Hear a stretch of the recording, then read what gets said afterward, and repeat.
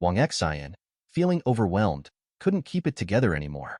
He coughed up a mouthful of old blood and then collapsed, his eyes rolling back as he fainted. This sight prompted Lu Sheng to ponder. He questioned whether the force behind his punch had been too much, but quickly dismissed the idea. It was clear to him that he hadn't exerted much strength at all. He hadn't tapped into the full extent of his power, not even using the potent abilities like the power of the stars or the might of the divine whale. This realization left Lu Sheng speechless. As he observed Wang Xian lying unconscious, he couldn't help but shake his head. Despite this, he reasoned that Wang Xian had sought the fight willingly and therefore couldn't blame Lu Sheng for his defeat. Lu Sheng couldn't fathom why his opponents seemed so weak in comparison. Little did he remember that he was employing fighting techniques from millennia in the future. The sudden movement of the leader from the Hailong Martial Arts Academy caught everyone's attention in the stands. His face displayed a mix of shock and disbelief. The academy had pinned high hopes on their team, particularly on Wang Xian, who was expected to rival strong opponents like the Jade Twins and Chaoyue Saintis Miao. However, his unexpected loss wasn't the most troubling aspect. What baffled the leader was Wang Xian's failure to even attempt to defend against Lu Sheng's punch, despite unleashing his full strength. The leader found this unacceptable. He pondered over the immense strength possessed by Lu Sheng from the Seven Saints and speculated whether Lu Sheng's final words were intended as mockery. Turning his attention back to the arena, Lu Sheng calmly instructed the referee to declare the outcome. The spectators, including fellow warriors, were stunned by the swift and decisive victory. While they anticipated Lu Sheng's triumph, they hadn't anticipated it to be so effortless. It was as if Lu Sheng had effortlessly disposed of Wang Xian, akin to swatting away an insignificant insect. The referee, finally roused from his daze, hastily proclaimed, "Lu Sheng wins at 0-1-3-5, marking the conclusion of the match. The announcement of Lu Sheng's victory jolted the onlookers back to reality, leaving them amazed and astounded. Suddenly, the atmosphere around the arena grew noisy with chatter and excitement. Many people found it hard to contain their emotions and expressed their astonishment through animated discussions. The old students from the Seven Saints University were particularly ecstatic and surprised by the outcome. Their excitement was palpable, almost causing them to leap for joy. "Devil King Lu Sheng!" exclaimed one enthusiastic individual, shouting out Lu Sheng's renowned nickname from his time at the university. This declaration ignited a flurry of responses from the other former students, who eagerly joined in, chanting, "Demon King."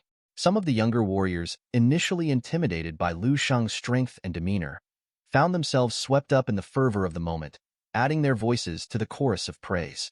In a world where strength is revered, it was only natural to honor a young, handsome, and immensely powerful warrior like Lu Sheng.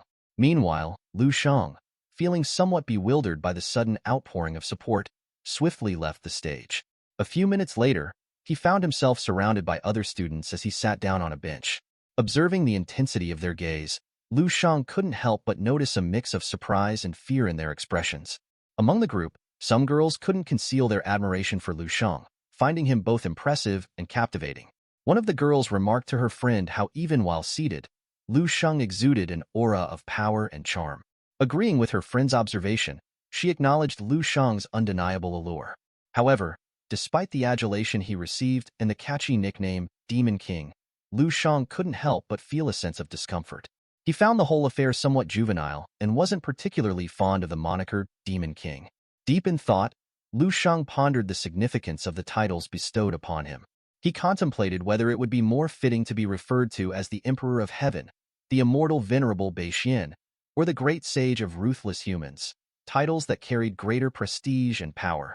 Yet, he couldn't shake the feeling that it might be premature for him to adopt such grandiose names at this stage of his journey.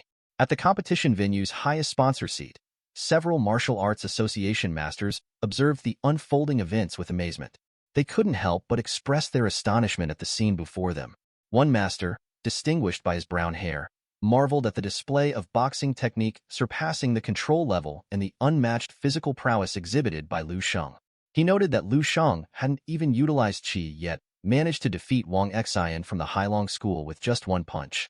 The master couldn't help but acknowledge Lu Sheng's remarkably solid foundation.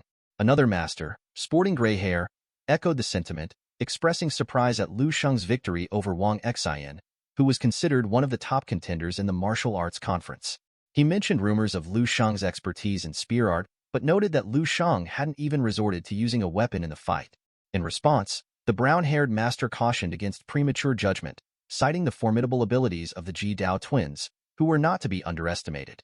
He speculated on how much the twins might have progressed in the 2 years since they were last seen. Interrupting their discussion, Jiang He, the chairman of the organizer, urged them to focus on watching the ongoing match instead of debating irrelevant matters. The other grandmasters respectfully heeded his words and ceased their conversation. However, Jiang He couldn't hide his admiration for Lu Shang. He remarked on Lu Shang's exceptional talent and solid foundation, acknowledging him as a true martial arts prodigy. He praised Lu Shang's abilities, which had even caught the attention of Saint Tan Zhongyu, considering him a remarkable anomaly that defied conventional wisdom. In the spectator seats of the Ji Dao Martial Arts Hall, the Ji Dao twins, who had recently concluded their own battle, sat side by side. Chao Qing turned to his brother and expressed his thoughts, remarking on Lu Shang's swift victory over Wang Xian with just one punch. He criticized Wang Xian for not giving his all in the fight, which led to his defeat. The twins were momentarily surprised by the outcome but quickly regained their composure. Meanwhile, Chao Qian casually grabbed a bottle of mineral water, opened it, and took a sip while reflecting on Lu Shang's strength. He suggested that the stronger Lu Shang becomes, the more impressive their own achievements will appear. He emphasized the potential benefits they could reap from their association with such a formidable opponent in the martial arts world. In another part of the venue, Zhang Ju, a girl renowned for her martial arts skills, cast a worried glance in Lu Shang's direction before quickly looking away. Her expression betrayed her anxiety as she observed the growing influence of a mysterious figure, symbolized by a spreading shadow. As the day wore on and the 7th round of the competition came to an end, the sun began to set, signaling the conclusion of the day's events. The organizer of the Martial Arts Association announced the end of the day's competition, informing the participants that it would resume at 8 o'clock the following morning. With the announcement, the crowd dispersed, and Lu Shang was escorted to a separate room. Despite the long day, he found himself in comfortable accommodations, equipped with various amenities to ensure his rest and relaxation. As Lu Shang sat on the bed, he reflected on how quickly the day's tournament had ended. He hadn't even had a chance to warm up before it was over, and now he realized that tomorrow would already be the final round. Moments later, he found himself staring at the wall, feeling a surge of excitement as a murderous aura emanated from his body. The prospect of facing formidable opponents in the final match thrilled him, igniting a sense of anticipation for the battles to come. Lost in his thoughts, Lu Shang's phone suddenly buzzed, signaling a new message. Curious, he turned his head to glance at the screen, wondering who the message was from. Opening the message list, he saw that the first message was from his sister, Lu Qinghe. She encouraged him to aim for first place in the National Martial Arts Conference and mentioned that he was being televised again. Lu Shang explained to her that the National College Student Martial Arts Conference was broadcast live on TV. He smiled at her message and was about to respond when something dawned on him. Quickly, he typed out a message, instructing his sister not to let their parents watch the game tomorrow.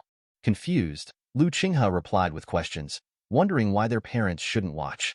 Annoyed, Lu Shang responded honestly, expressing his concern about them witnessing violence on TV. However, when his sister didn't reply for a while, Lu Shang began to reconsider. He quickly sent another message, this time joking that he was just kidding. However, he reiterated his point about the potential violence in the final match and the psychological impact it could have on their parents. He urged his sister not to watch to prevent them from getting worried or scared. Lu Shang wasn't known for typing lengthy messages, explaining his words and actions, or making jokes. So when he sent his message, it was out of character for him. After a while, his sister, Lu Qinghe, finally replied. She expressed her concern, admitting that his joke had scared her, and urged him not to make such jests about becoming a murderer. However, she agreed to try her best to prevent their parents from watching the live broadcast the next day. Yet, she warned Lu Shang that their parents might still end up watching the replay later, despite her efforts. Upon receiving her response, Lu Shang decided not to reply. He felt his input was unnecessary at this point. Instead, he pondered a better solution to the problem. I can't stop others from watching, but can I prevent the live broadcast? He contemplated the location of the live broadcast camera, situated on the platform atop the mountain. With his powerful spiritual abilities at level 7, destroying the small live broadcast setup wouldn't be difficult for him. Lu Shang scrolled through his chat records once more, noticing a surge in unread messages, most of which were received today. Among them were 5 new messages. The first was from Lu Qiming, addressing him as brother and expressing admiration for him. The second came from Zhang Dandan, who acknowledged that Lu Sheng might not see or respond to her message but found solace in the thought of sharing the same starry sky. The third message was from Qin Xiaojun, assuring Lu Sheng of his capabilities and reminding him not to forget to visit them, as someone was missing him. As Lu Sheng read through these messages, another notification popped up, catching his attention more than the rest. It was from Dong Qingxue, wishing him good luck and offering words of encouragement. Seeing her name brought a pang to Lu Sheng's heart, prompting him to turn his gaze towards the window. Bathed in the moonlight, the night appeared beautiful to him, prompting him to decide to go for a walk. Lu Sheng grabbed a coat and left the room, stepping out into the quiet night. At the summit of the cumulus clouds, the night air was icy cold, with a thin layer of snow covering the martial arts square. The temperature plummeted to a bone-chilling -10 degrees. A petite and adorable figure, clad in a delicate creamy white gown, stood at the edge of the cliff, gazing up at the night sky while taking slow, steady breaths. Zhang Ju rubbed her frozen hands together and turned away from the cliff's edge. As a surpassing martial arts saint, her martial arts training regimen had been meticulously planned. Each night, Zhang Ju dedicated half an hour to practicing a secret breathing technique. She dared not skip a single session, knowing that the closer she aligned with nature, the greater the benefits. This dedication was the reason why she braved the freezing winds atop the mountain, even in the dead of night. "It's so cold," she muttered to herself. Despite enduring over half an hour of exposure to the biting cold, even Zhang Ju's youthful face couldn't escape the reddening effects of the frost. Glancing upwards, Zhang Ju marveled at the clear night sky, adorned with countless twinkling stars. She lingered for a moment, reluctant to tear herself away from the enchanting sight above. Suddenly, there came the sound of light footsteps, crunching softly on the snow. Zhang Ju, startled, noticed that the clear night sky above her head was now obscured.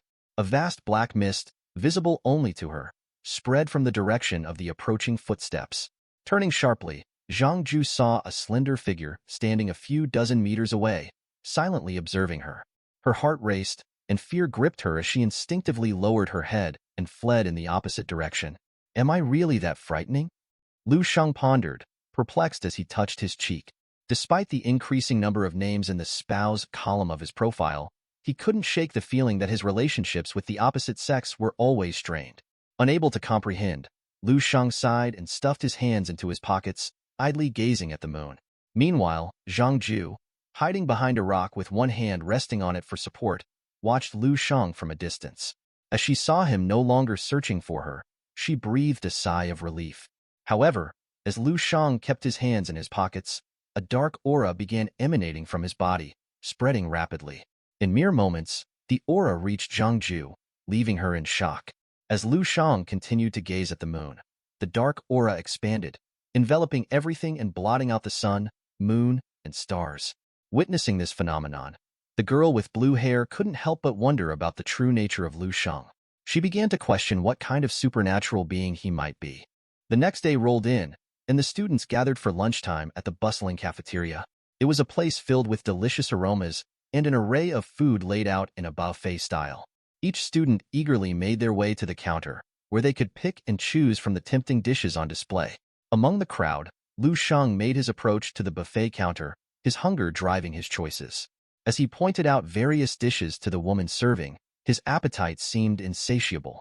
The woman, balancing a ladle in one hand, couldn't help but be surprised by the sheer amount of food Lu Sheng requested. As the woman piled food onto his plate, Lu Sheng's attention was diverted by something behind him. Turning slightly, he caught sight of a girl with striking blue hair peeking from behind a nearby pillar. Curiosity sparked within him, wondering what she was up to.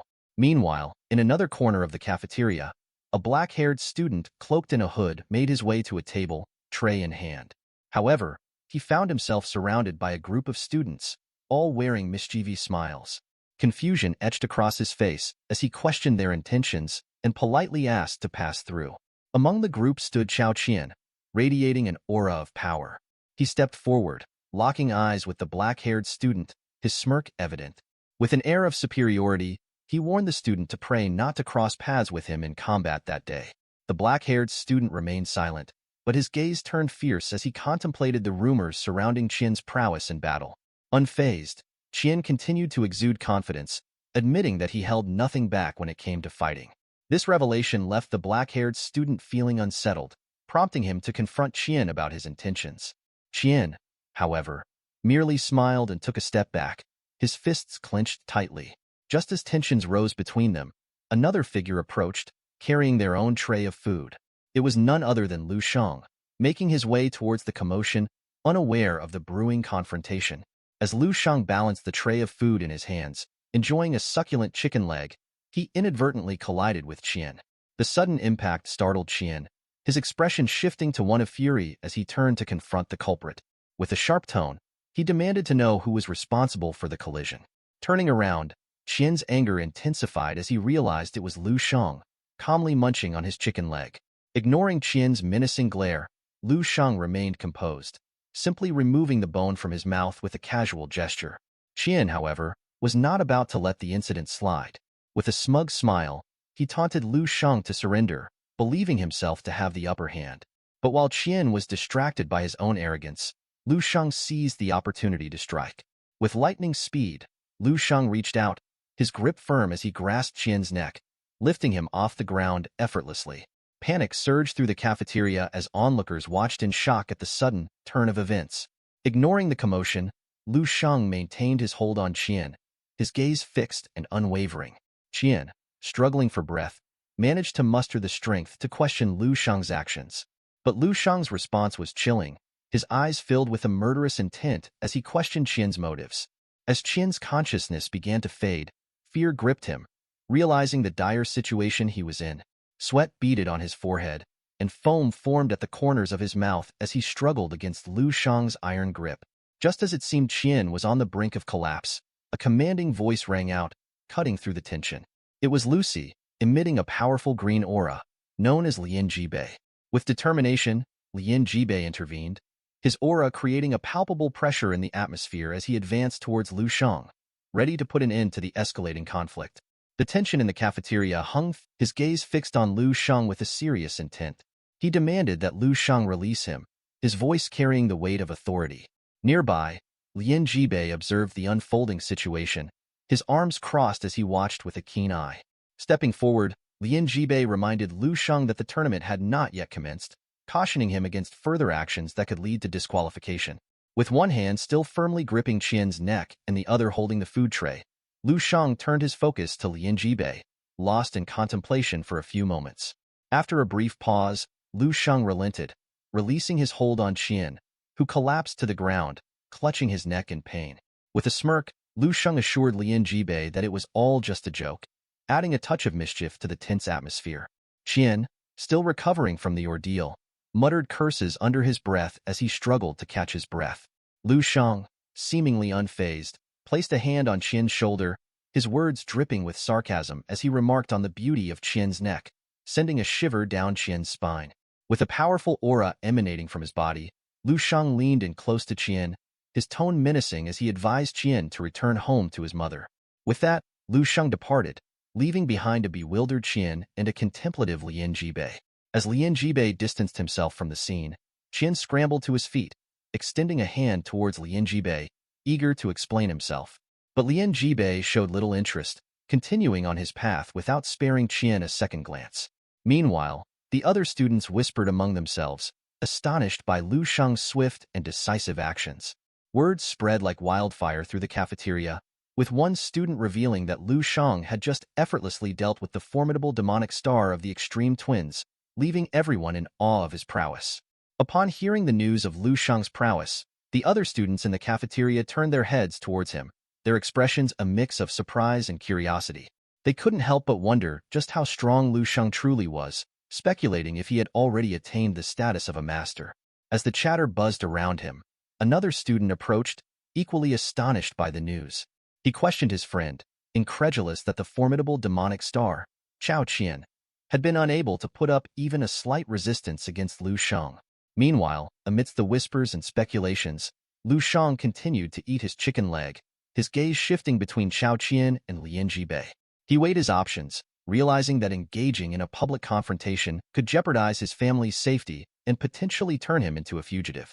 With a steely resolve, he decided to bide his time, knowing that his moment would soon come. Later, Chao Qian and Lian Jibei retreated to the restroom, which also served as a martial arts gymnasium. Lien Jibei sought an explanation from Qian in the presence of all the students from Jidao Academy.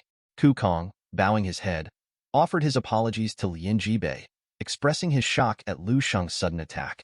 Lien Jibei remained silent, his gaze fixed on the ground. In an attempt to salvage the situation, Qian explained that had he been given a moment to react, the outcome of the altercation would have been different.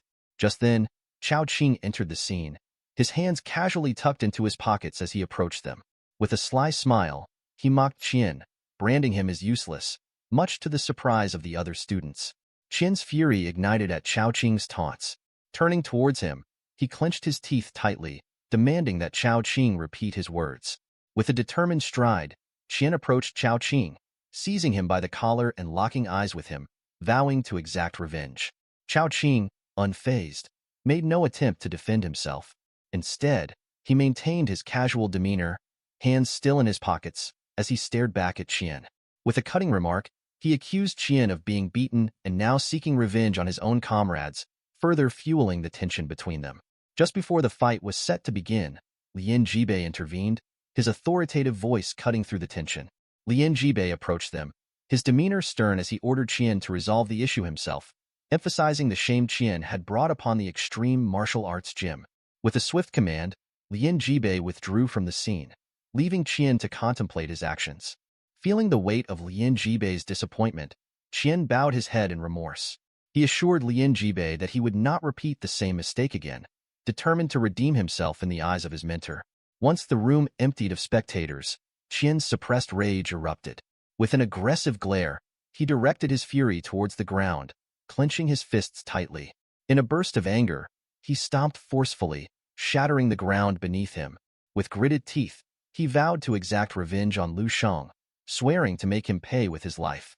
An hour later, the stadium filled with eager spectators, anticipation palpable in the air. Lu Sheng met with Zhao and other teachers, receiving words of caution and advice. Zhao, hands behind his back, emphasized the formidable reputation of the Extreme Path twins in the National Martial Arts Championship. He warned Lu Sheng not to underestimate their skills, despite any previous advantages he may have had. Lu Sheng, unfazed, acknowledged Zhao's words with a confident smile, assuring him that he understood the gravity of the situation. With a casual demeanor, Lu Sheng bid farewell and made his way towards the ring, his hands tucked into his pockets. The spectators watched in silence as he departed, his calm demeanor unnerving some. Meanwhile, a man wearing a hood reassured the others that Lu Sheng's composure indicated no cause for concern. A man in glasses turned to Zhao, expressing confidence that the trophy would be theirs this time. Across the room, a girl closed her eyes, a serene smile gracing her lips, seemingly at peace with the unfolding events. As Vice Dean Zhao observed Lu Sheng's departure, he remained silent, his thoughts drifting towards the impending confrontation between Lu Sheng and Saint Tanzhongyu. With a slight tilt of his head and closed eyes, Zhao pondered the strategies Lu Sheng might employ in such a situation. Meanwhile, the draw for the 8th round of fights commenced, with Jiang He bringing forth the drawing box. Lu Sheng stepped forward, inserting his hand into the box to retrieve his opponent's ticket. Upon examining the ticket, a smile graced Lu Sheng's lips, hinting at his confidence in the upcoming bout. Jiang He, holding the microphone with one hand, raised the other to announce the final match of the 8th round. The tension in the arena heightened as he revealed that the contenders were the Saint from the continent of 7 Saints and Chao Qian from the Extreme Path Academy. Holding his ticket in hand, Lu Sheng remained composed, his silence adding an air of mystery to the situation. The announcement left the audience somewhat perplexed, with murmurs rippling through the crowd. A man with long hair expressed disbelief to his friend, questioning if the organizers had intentionally orchestrated the matchup. Another, with blue hair, recognized the significance of the confrontation, labeling it as a true rivalry. A student recalled Lu Sheng's swift victory over Qian earlier that morning, assuming the outcome of the upcoming fight was already decided. However, his friend offered a counterargument, suggesting that Lu Sheng's surprise attack on Qian might not accurately predict the outcome of a fair fight. As Lu Sheng awaited the commencement of the fights, his attention was drawn to an approaching figure. Turning to face the newcomer, he was met with the intense gaze of none other than Chao Qian. With clenched teeth and fists, Qian issued a menacing warning to Lu Sheng, declaring his intent to vanquish him in combat. Lu Shang's demeanor remained composed as he responded to Chao Qian's threats by mockingly placing his hand under his chin. He continued to taunt Qian, staring him down and even making a throat-cutting gesture. Qian, already seething with rage, clenched his fists tightly, vowing to end Lu Shang's life then and there. However, their confrontation was interrupted by Zhang He, who commanded the attention of everyone present.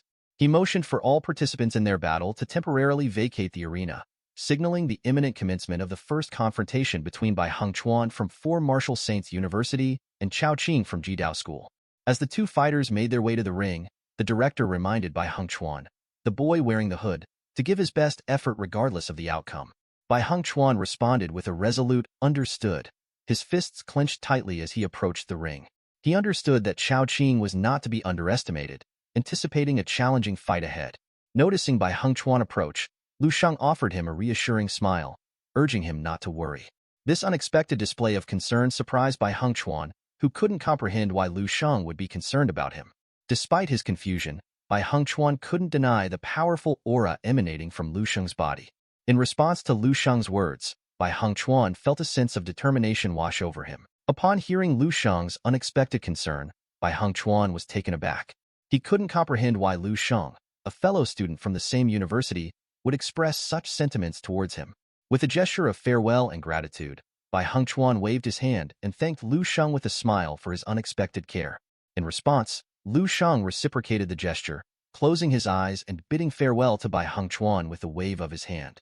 He reassured Bai Hengchuan that there was no need for formalities or gratitude, emphasizing their shared university affiliation. With that, Bai Hengchuan confidently stepped into the ring, ready to face his opponent. Inside the ring awaited Chao Qing, arms crossed in anticipation of the impending battle. As Bai Hengchuan ascended the ring, the crowd erupted into cheers, showing their support for their respective contenders. With determination burning in his eyes, Bai Hengchuan locked his gaze onto Chao Qing, his body emanating a powerful energy as he prepared for the showdown. Despite the charged atmosphere, Bai Hengchuan let out a sigh, a hint of resignation in his demeanor. The two opponents stood motionless, their eyes locked in an intense stare-down as they awaited the commencement of the fight. Zhang He, the announcer, signaled that the battle was about to begin, further fueling the excitement of the audience. As the cheers grew louder, Chao Qing's aura became suffocating, exuding an intimidating presence. With a confident smile, he declared his determination not to give Bai Hengchuan any chance to surrender. With a deliberate motion, Bai Hengchuan unsheathed his sword, signaling his readiness to engage in combat. Gaining momentum, Bai Hengchuan swiftly advanced towards Chao Qing, wielding his sword with both hands. As he closed in, he issued a challenge, urging Chao Qing to prove himself. However, Chao Qing remained silent and composed, arms still crossed as he calmly assessed the situation. With a sudden movement, Bai Hengchuan launched an attack with his sword, but Chao Qing effortlessly dodged the strike, showcasing his agility and skill. Undeterred by the initial miss, Bai Hengchuan tightened his grip on the sword and lunged forward once again, his gaze fixed fiercely on Chao Qing as he closed the distance between them, ready to engage in combat. As Bai Hengchuan steadily closed the distance between them, Chao Qing remained unperturbed, standing his ground with an air of calm confidence. With a series of swift attacks, Bai Hengchuan unleashed a barrage of strikes against Chao Qing.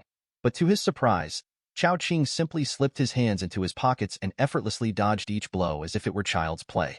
Witnessing Chao Qing's incredible agility and evasion, the spectators were awestruck. A boy with blue hair turned to his friend in disbelief, questioning if Chao Qing had truly attained such a level of skill.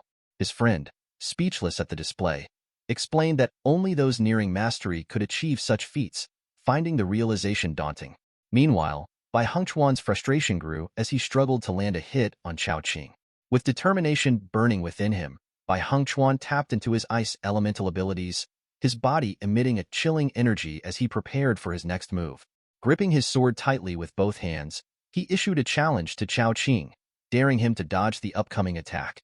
With a deep breath, Bai Hengchuan focused his gaze on Chao Qing, positioning himself to drive his sword forcefully into the ground.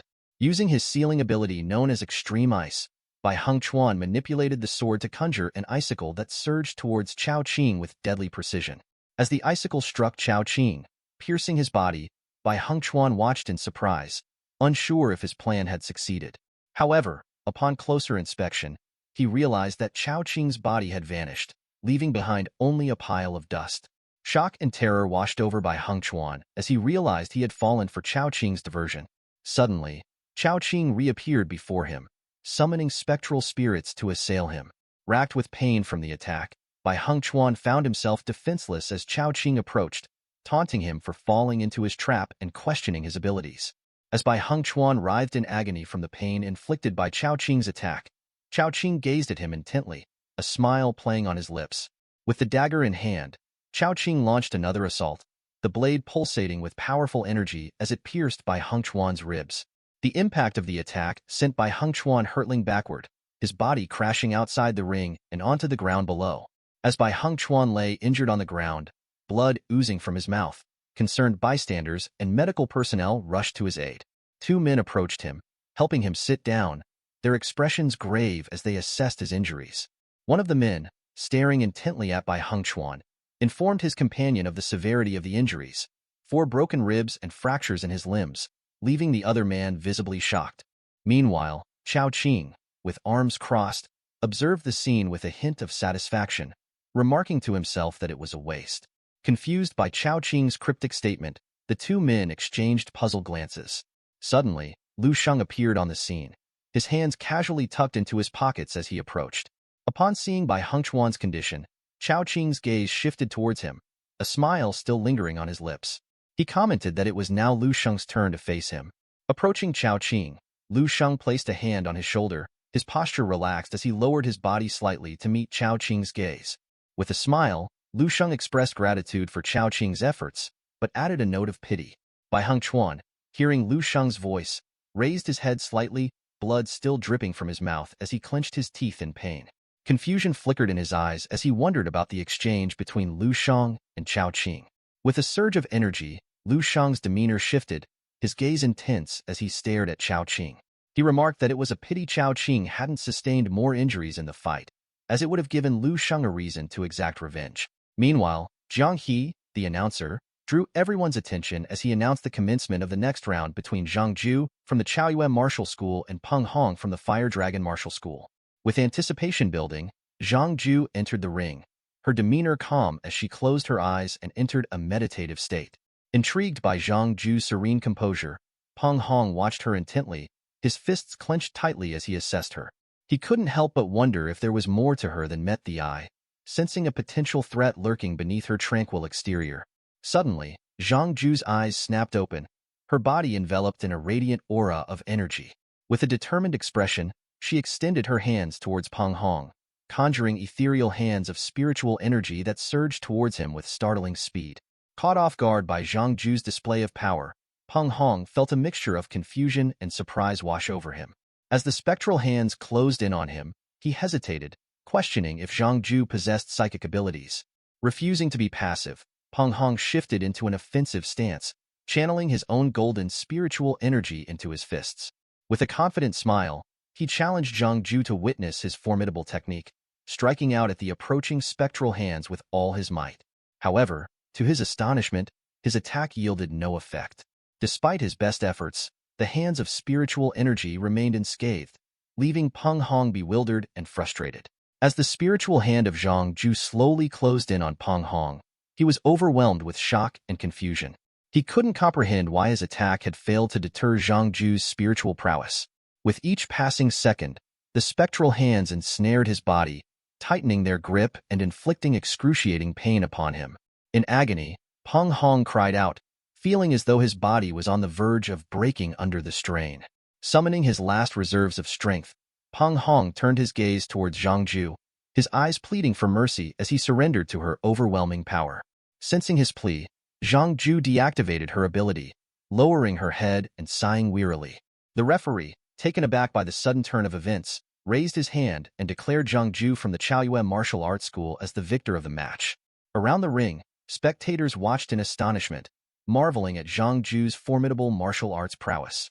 One observer speculated that Zhang Ju's psychic energy indicated she was at least a level 4 psychic mentalist, a testament to her incredible skill.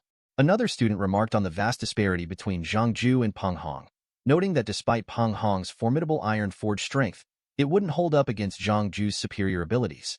Meanwhile, as Lu Sheng observed Zhang Ju from the sidelines, a smile played on his lips as he assessed her psychic power. He couldn't help but compare her abilities to his own, realizing that she held a 2-point advantage over him in terms of psychic prowess. Caught off guard by Zhang Ju's sudden departure, Lu Sheng watched as she turned her back and fled from the scene.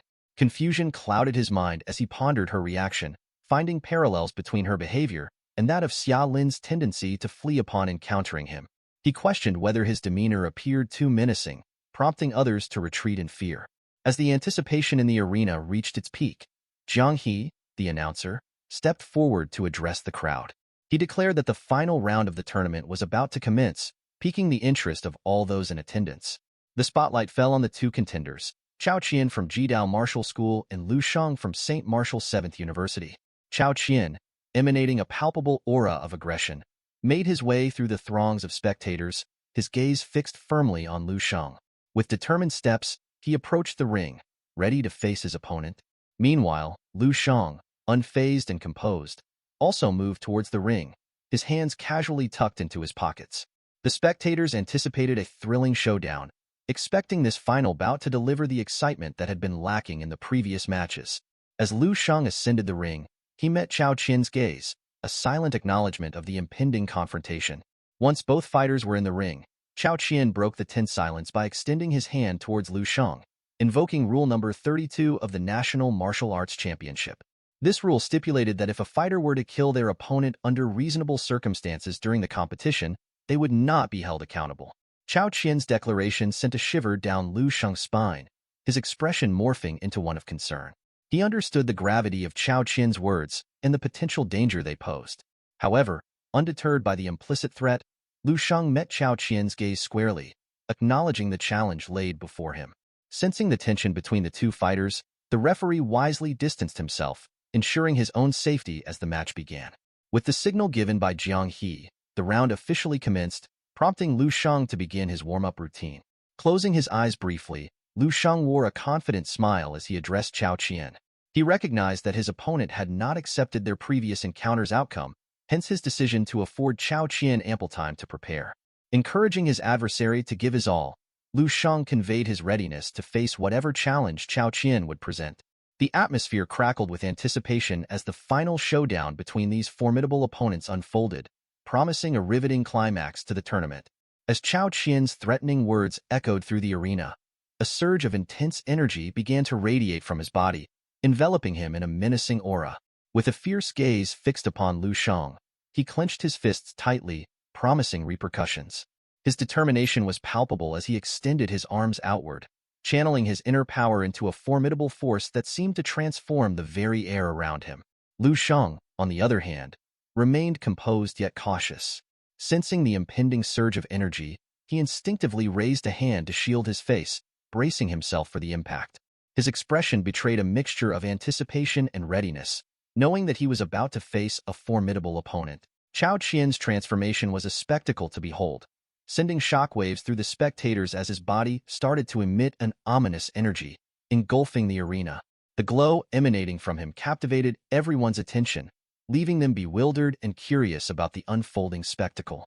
As the energy surged around him, Chao Qian turned his gaze towards Lu Sheng, his eyes gleaming with a mix of malice and anticipation. With a chilling smirk, he assured Lu Sheng that there was more to come, hinting at the depths of his power. With a profound mastery over his abilities, Chao Qian tapped into the transformation ability, triggering a remarkable metamorphosis. His once normal physique began to morph, muscles bulging, skin pulsating with dark energy. It was as if an otherworldly force was taking hold of him. The ground trembled beneath his feet as his body underwent a startling change, tearing apart his clothing in the process. His hair turned a stark white, adding to the eerie aura surrounding him. In mere moments, Chao Qian's transformation reached its zenith, unveiling a monstrous form that sent shivers down the spines of those present. With long white hair flowing around him, demonic horns protruding from his forehead, and sharp claws adorning his fingers, he appeared like a creature from the darkest recesses of nightmares. The center of his chest pulsed with an intense, malevolent energy, marking the culmination of his sinister evolution. The sheer terror and awe that gripped the audience were palpable. Whispers spread like wildfire among the spectators, each one grappling with the magnitude of Chao Qian's newfound power. Some could hardly believe their eyes, questioning the nature of the technique he had unleashed. Others recognized it for what it was, the culmination of Chao Qian's journey into the depths of extreme martial arts. Among the spectators, Zhang Yu found herself transfixed by the sight before her, a mixture of astonishment and fear coursing through her veins. There was something unnerving about the power emanating from Chao Qian, something primal and unsettling. It was a force that seemed to defy explanation, stirring a sense of dread deep within her. As Zhao and the other teachers observed the fight, they were left utterly speechless by the sight of Chao Qian's body emitting such a formidable aura. It was a sight that struck fear into the hearts of those witnessing it. Zhao, who stood with both hands resting on the balcony, was particularly terrified. He couldn't comprehend how Chao Qian could emanate an aura akin to that of a master. The realization dawned on him that Lu Sheng was in grave danger. As the potent aura of Chao Qian washed over Lu Sheng's body, he too was rendered speechless. He gazed at Chao Qian, his mind racing with thoughts. It was a fascinating yet perilous situation. Lu Sheng realized that Chao Qian's power now surpassed that of an ordinary semi-master by at least fourfold. The realization sent a chill down his spine. He couldn't help but wonder if something had fundamentally changed within him, if he had somehow mutated. With a drastic change in expression, Lu Sheng's body began to emit its own powerful energy. He locked eyes with Chao Qian, silently assessing the situation. Meanwhile, Lin Jibei sat calmly on a chair, crossing his arms and wearing a knowing smile. He explained to the onlookers that what they were witnessing was the true power of the extreme school. He emphasized that now, they would witness firsthand the essence of extremity. As Chao Qing stood with his arms behind his back, his gaze fixed on Lu Sheng, it was evident that even he was intrigued by the unfolding events. Chao Qing's confident smile indicated his anticipation of the unfolding events as he observed Zhang Ju's apprehension. His demeanor suggested a sense of assurance, believing that it was now his turn to shine in the spotlight. Meanwhile, Chao Qian exuded an overwhelming aura, his eyes fixed on Lu Sheng with an intensity that promised a fierce confrontation. With a smile, he urged Lu Sheng not to entertain thoughts of surrender. As Chao Qian advanced towards him, the ground shattered beneath his forceful step, signaling his readiness to engage. Despite the impending attack, Lu Sheng remained composed, casually placing his hands in his pockets, seemingly unfazed by the impending threat. Chao Qian's approach was marked by a menacing smile, a clear warning against any notion of capitulation, as he unleashed a barrage of strikes infused with martial prowess. The technique he employed, known as the martial artist's path extreme magic, manifested as bursts of energy emanating from his fists, hurtling towards Lu Sheng with formidable force. In the face of Chao Qian's staggering display of power, Lu Sheng maintained his composure, his gaze fixed on the ground, unmoving and seemingly unaffected by the impending onslaught. The spectators, stunned into silence by the sheer intensity of Chao Qian's abilities, watched in awe as the confrontation unfolded. Meanwhile, Zhang He, ever vigilant, called upon the other masters to remain prepared for any unexpected turn of events. His authoritative command echoed through the arena, urging everyone to stay alert. In response, a man clad in a black suit and glasses nodded in understanding, acknowledging the seriousness of the situation. While the tension mounted, Chao Qian, with a sinister smile on his face, taunted Lu Sheng, urging him not to meet his demise too easily. With swift and brutal force, Chao Qian lunged at Lu Sheng, striking him squarely in the chest. The impact of Chao Qian's blow was staggering, sending shockwaves rippling through the arena. Lu Sheng, caught off guard by the ferocity of the attack, involuntarily withdrew his hands from his pockets. The sheer power behind Chao Qian's strike created a violent explosion, painting the sky a fiery red and engulfing the surroundings in a curtain of smoke. As the smoke began to clear, the onlookers were met with a stunning sight. Lu Sheng, bathed in a radiant golden aura, stood firm amidst the chaos. His body emanated an otherworldly energy, a stark contrast to the devastation around him. The spectators, including Lin Jibei and Chao Qing, could hardly believe their eyes, astonished by the unexpected turn of events. Despite Chao Qian's relentless assault, Lu Sheng remained unperturbed, his gaze fixed upon the ground beneath him. His calm demeanor and enigmatic smile hinted at a deeper understanding of the situation.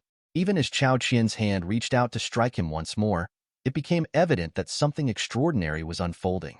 The clash of energies between Chao Qian and Lu Sheng created a mesmerizing spectacle, as their opposing forces collided and intermingled. Yet, despite Chao Qian's best efforts, his hand never made contact with Lu Sheng's body. The potent golden aura surrounding Lu Sheng acted as an impenetrable barrier, thwarting Chao Qian's advances and leaving him frustrated and bewildered. As Lu Sheng raised his head, a subtle smirk played on his lips, indicating a sense of confidence despite the intense battle unfolding before him. His question to Chao Qian, whether this was the end and if there were more powerful techniques yet to be unleashed, hinted at his anticipation for greater challenges.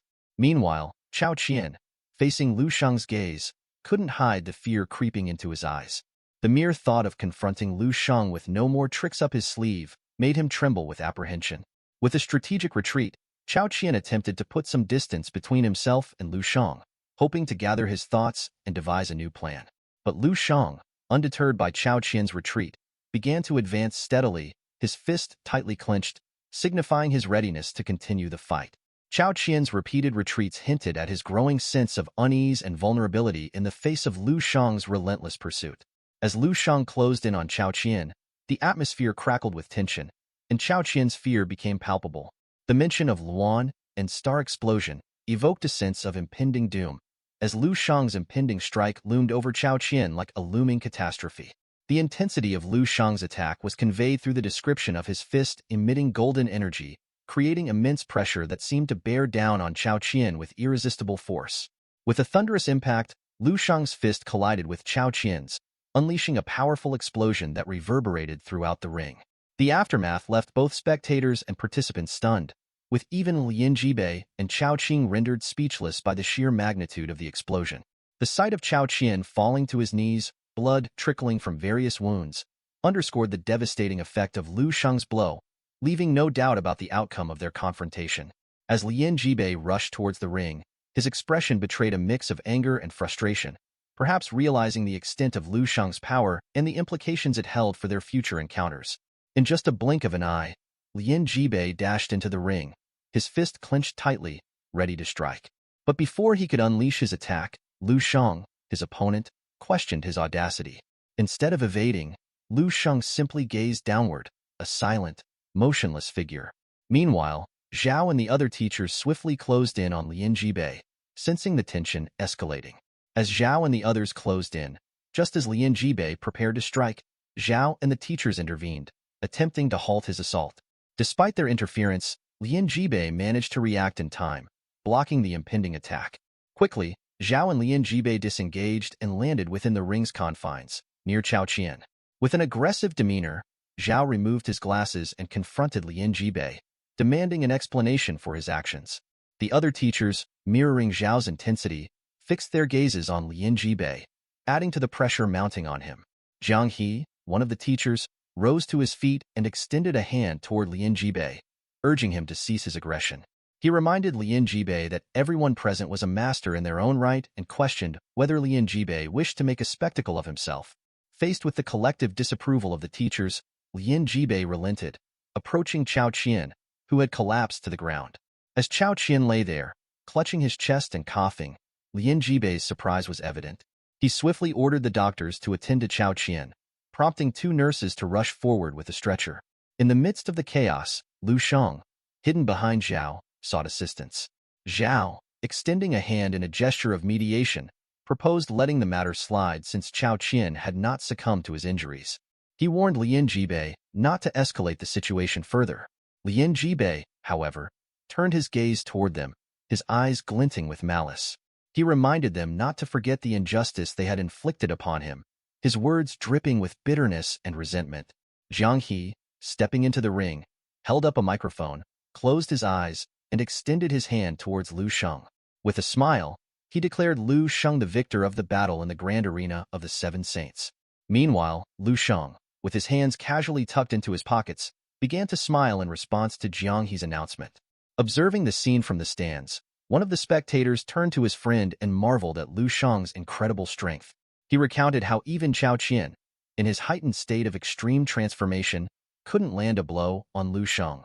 The spectator questioned his friend, asking if he too recognized Lu Sheng's mastery.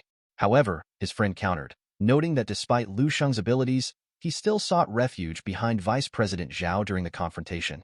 He He argued that Lu Shang's use of qi to deflect Chao Qian's attacks indicated that he hadn't yet ascended to the rank of master. As Lu Shang made his way towards the ring's exit, the spectator commented to his friend that Lu Shang's dominance in the competition was all but assured. He asserted that despite being merely 18 years old, Lu Shang was already a formidable force, almost like a monster in human form. His friend agreed, emphasizing that Lu Shang's strength surpassed that of an average master. He recalled how not even the renowned magic star could withstand a single blow from Lu Shang.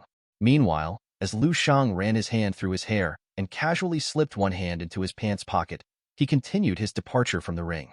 With his confident demeanor, it became evident that the era of the twin stars of Jidao had reached its conclusion.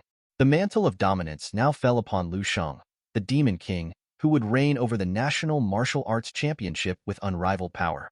As Lu Shang sauntered toward the ring's exit, his hands casually tucked into his pants pockets, his attention was suddenly seized by Zhao's voice. Turning back, he halted his steps, acknowledging Zhao's presence.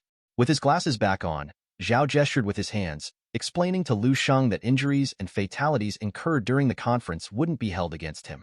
He assured Lu Shang that if any harm had been unintentional, he wouldn't face repercussions. Zhao emphasized that in the face of death, the blame lay solely on the individual's lack of strength. He reassured Lu Shang that the university would provide support to help him withstand the pressure of the day's events. Furthermore, Zhao reminded Lu Shang that the Jidao Martial Saint wasn't the only rank 9 martial saint in existence. As Zhao conveyed these words to Lu Shang, the other teachers remained silent, observing the exchange.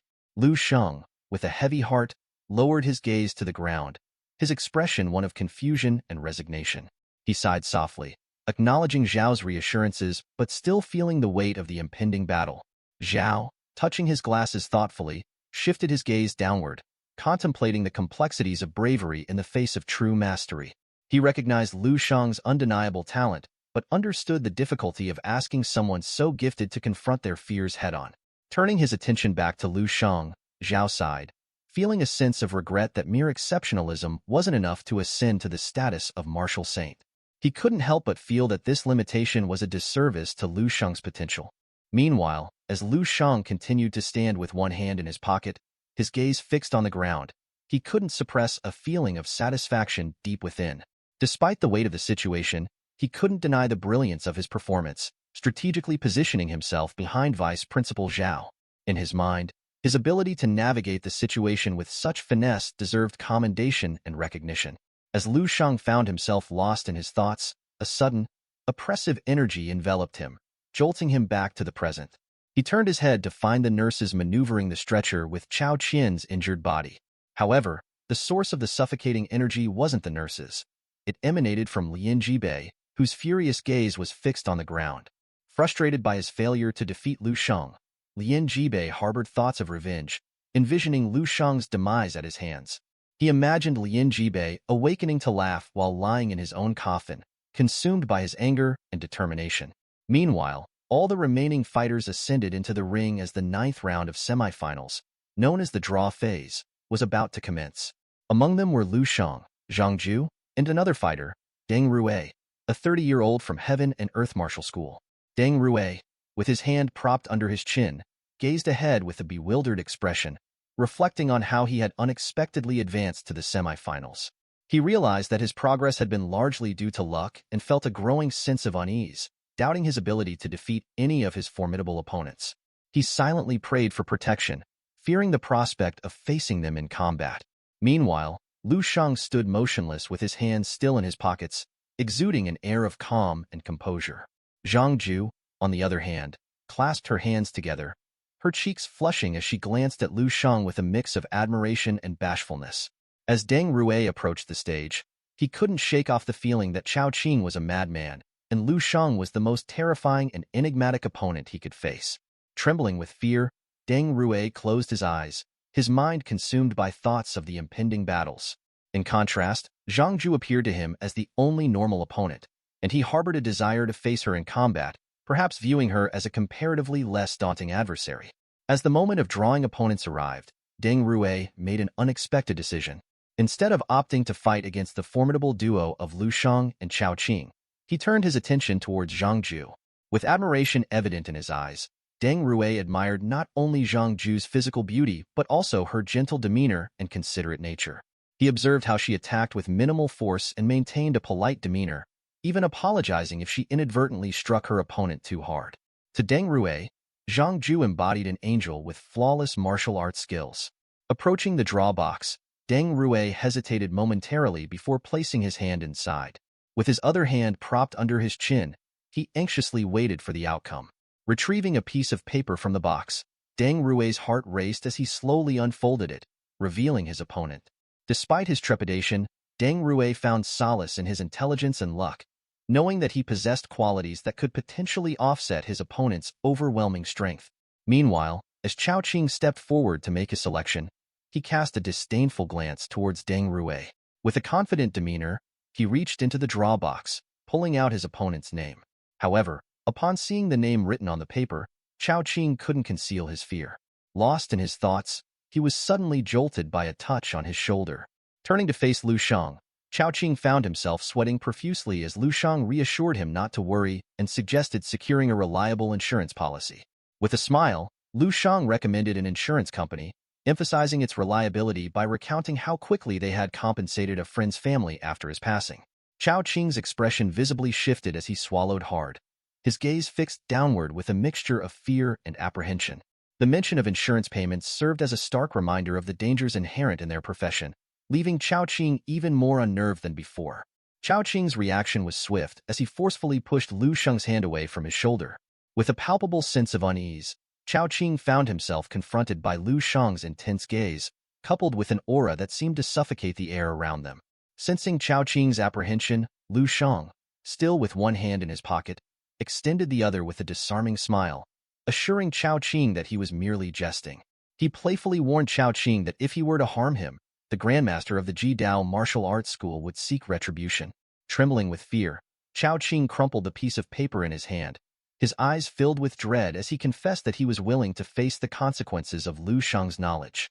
He even questioned whether Lu Shang deemed him as useless as Chao Qian.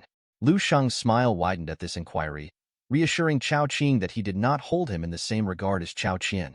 However, as Lu Shang began to approach Chao Qing, a change came over him. With his eyes fixed on the ground and an overwhelming aura emanating from his being, Lu Shang ominously revealed that Chao Qing was even worse than Chao Qian. With a wave of his hand, Lu Shang bid farewell, leaving Chao Qing stunned and speechless, his mind reeling from the encounter. Minutes later, amidst the cheers of the crowd, Chao Qing sought out Lian Jibei, who stood with his arms crossed, watching the events unfold in the ring. Whispering into Lian Jibei's ear, Chao Qing relayed the unsettling exchange with Lu Shang. Lian Jibei's expression darkened as fury flashed in his eyes. With clenched teeth, he vowed to make Lu Shang pay for his audacity, his determination unwavering as he plotted his revenge. As Lian Jibei stood with his arms folded and Chao Qing whispered in his ear, Lu Shang calmly turned his back on them, striding away with his hands in his pockets. With a slight glance back and a knowing smile, Lu Shang reflected on the effectiveness of their exchange. Despite the seemingly innocuous banter, it had successfully baited Lian Jibei into attempting to kill him. This, to Lu Shang, indicated that Lian Jibei had taken the bait, falling into his trap. Meanwhile, Lian Jibei's imposing presence exuded a powerful and suffocating energy as he fixated his gaze on Lu Shang's retreating figure. Sensing Lian Jibei's intense scrutiny, Lu Shang halted his steps, turning to face him. Despite maintaining a casual posture with his hands still in his pockets, Lu Shang's body began to emanate a potent and oppressive golden energy. In that intense moment of confrontation, Lu Shang contemplated his next move. He understood that if he wanted to eliminate Lian Jibei, he needed to do so in a manner that would garner support and legitimacy.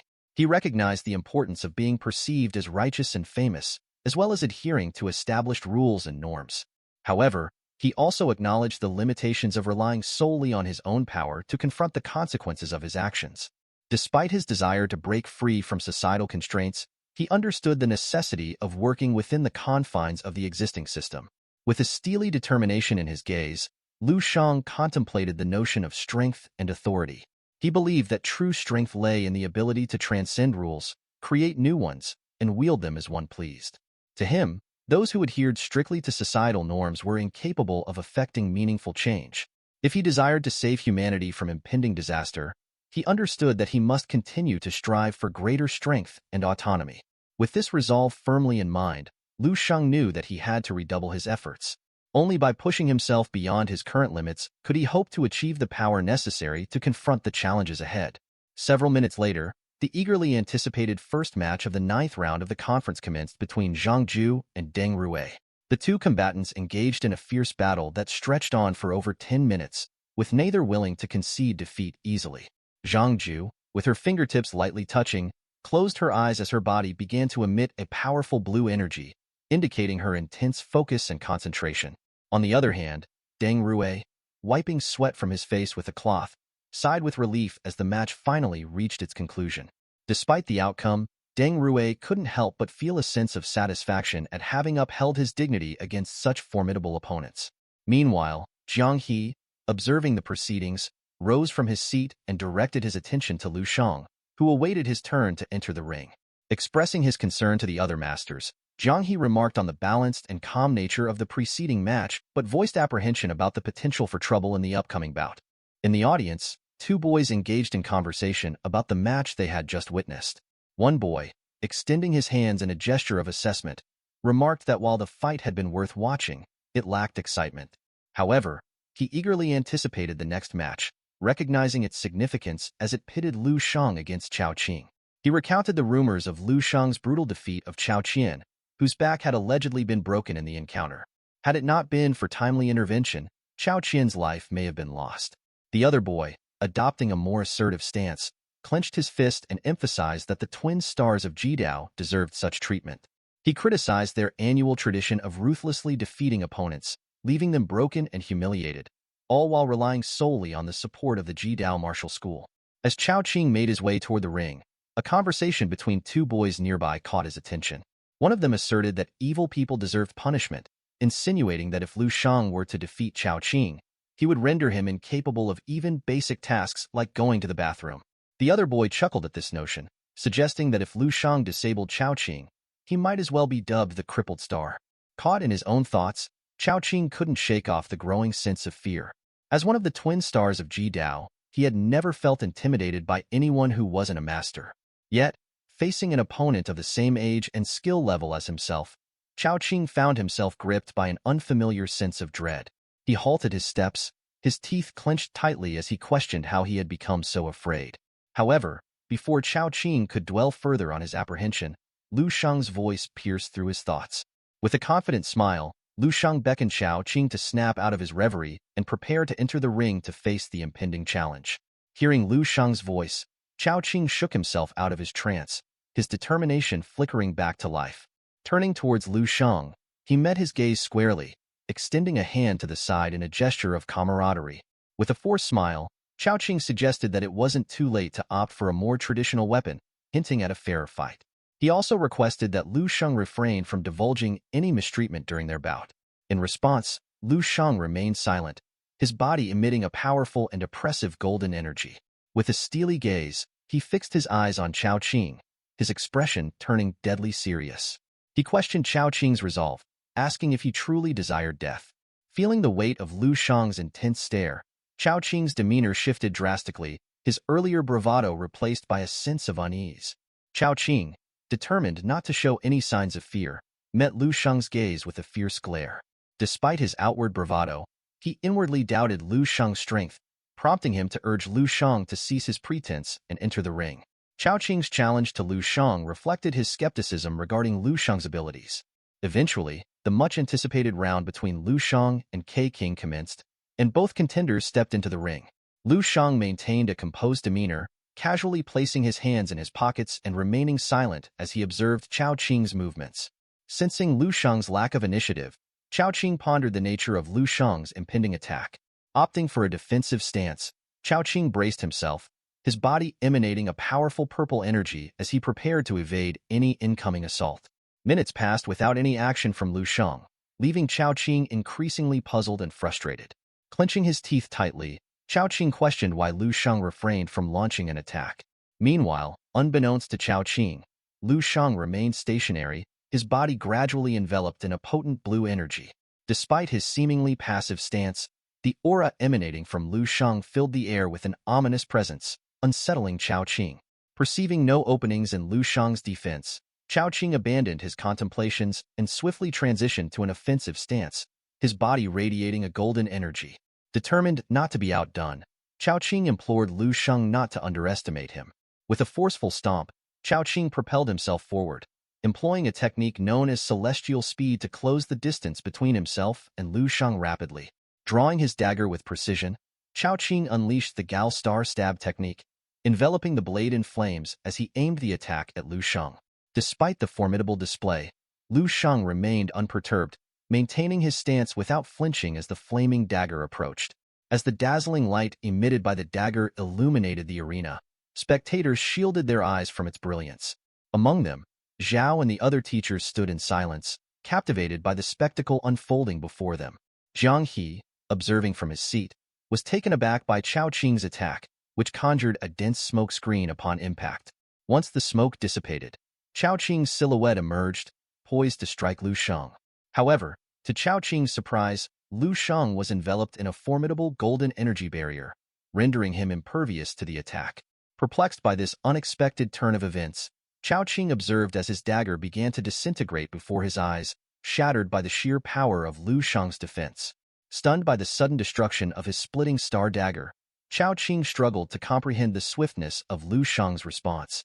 Lu Shang, appearing beside him with nonchalance, apologized mockingly for the dagger's demise, taunting Chao Qing for his sluggishness. Startled by Lu Shang's voice, Chao Qing turned towards him, only to find that Lu Shang had vanished once more.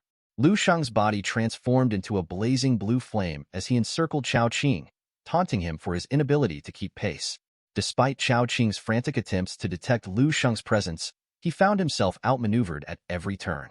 Overwhelmed by Lu Shang's relentless teasing, Chao Qing's composure began to unravel, his mind consumed by panic as he struggled to comprehend the situation. Desperate and disoriented, Chao Qing's sanity wavered, and he succumbed to the overwhelming pressure. Clutching his ears in a futile attempt to block out the taunts, he collapsed to his knees, defeated by the psychological warfare waged by Lu Shang. Chao Qing's abrupt descent to his knees signaled a stark shift in his demeanor, his expression contorted with desperation as he grappled with the overwhelming situation. With his mind racing and his options dwindling, Chao Qing found himself at a loss for what to do next.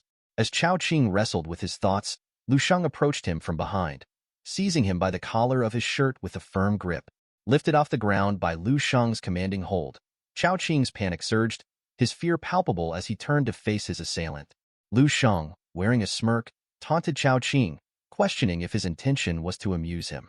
Chao Qing's terror intensified upon hearing Lu Shang's voice, his dread mounting with each passing moment.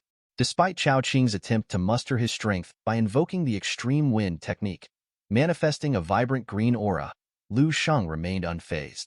With one hand still clutching Chao Qing's collar and the other casually tucked into his pocket, Lu Shang stood motionless, unaffected by Chao Qing's display of power.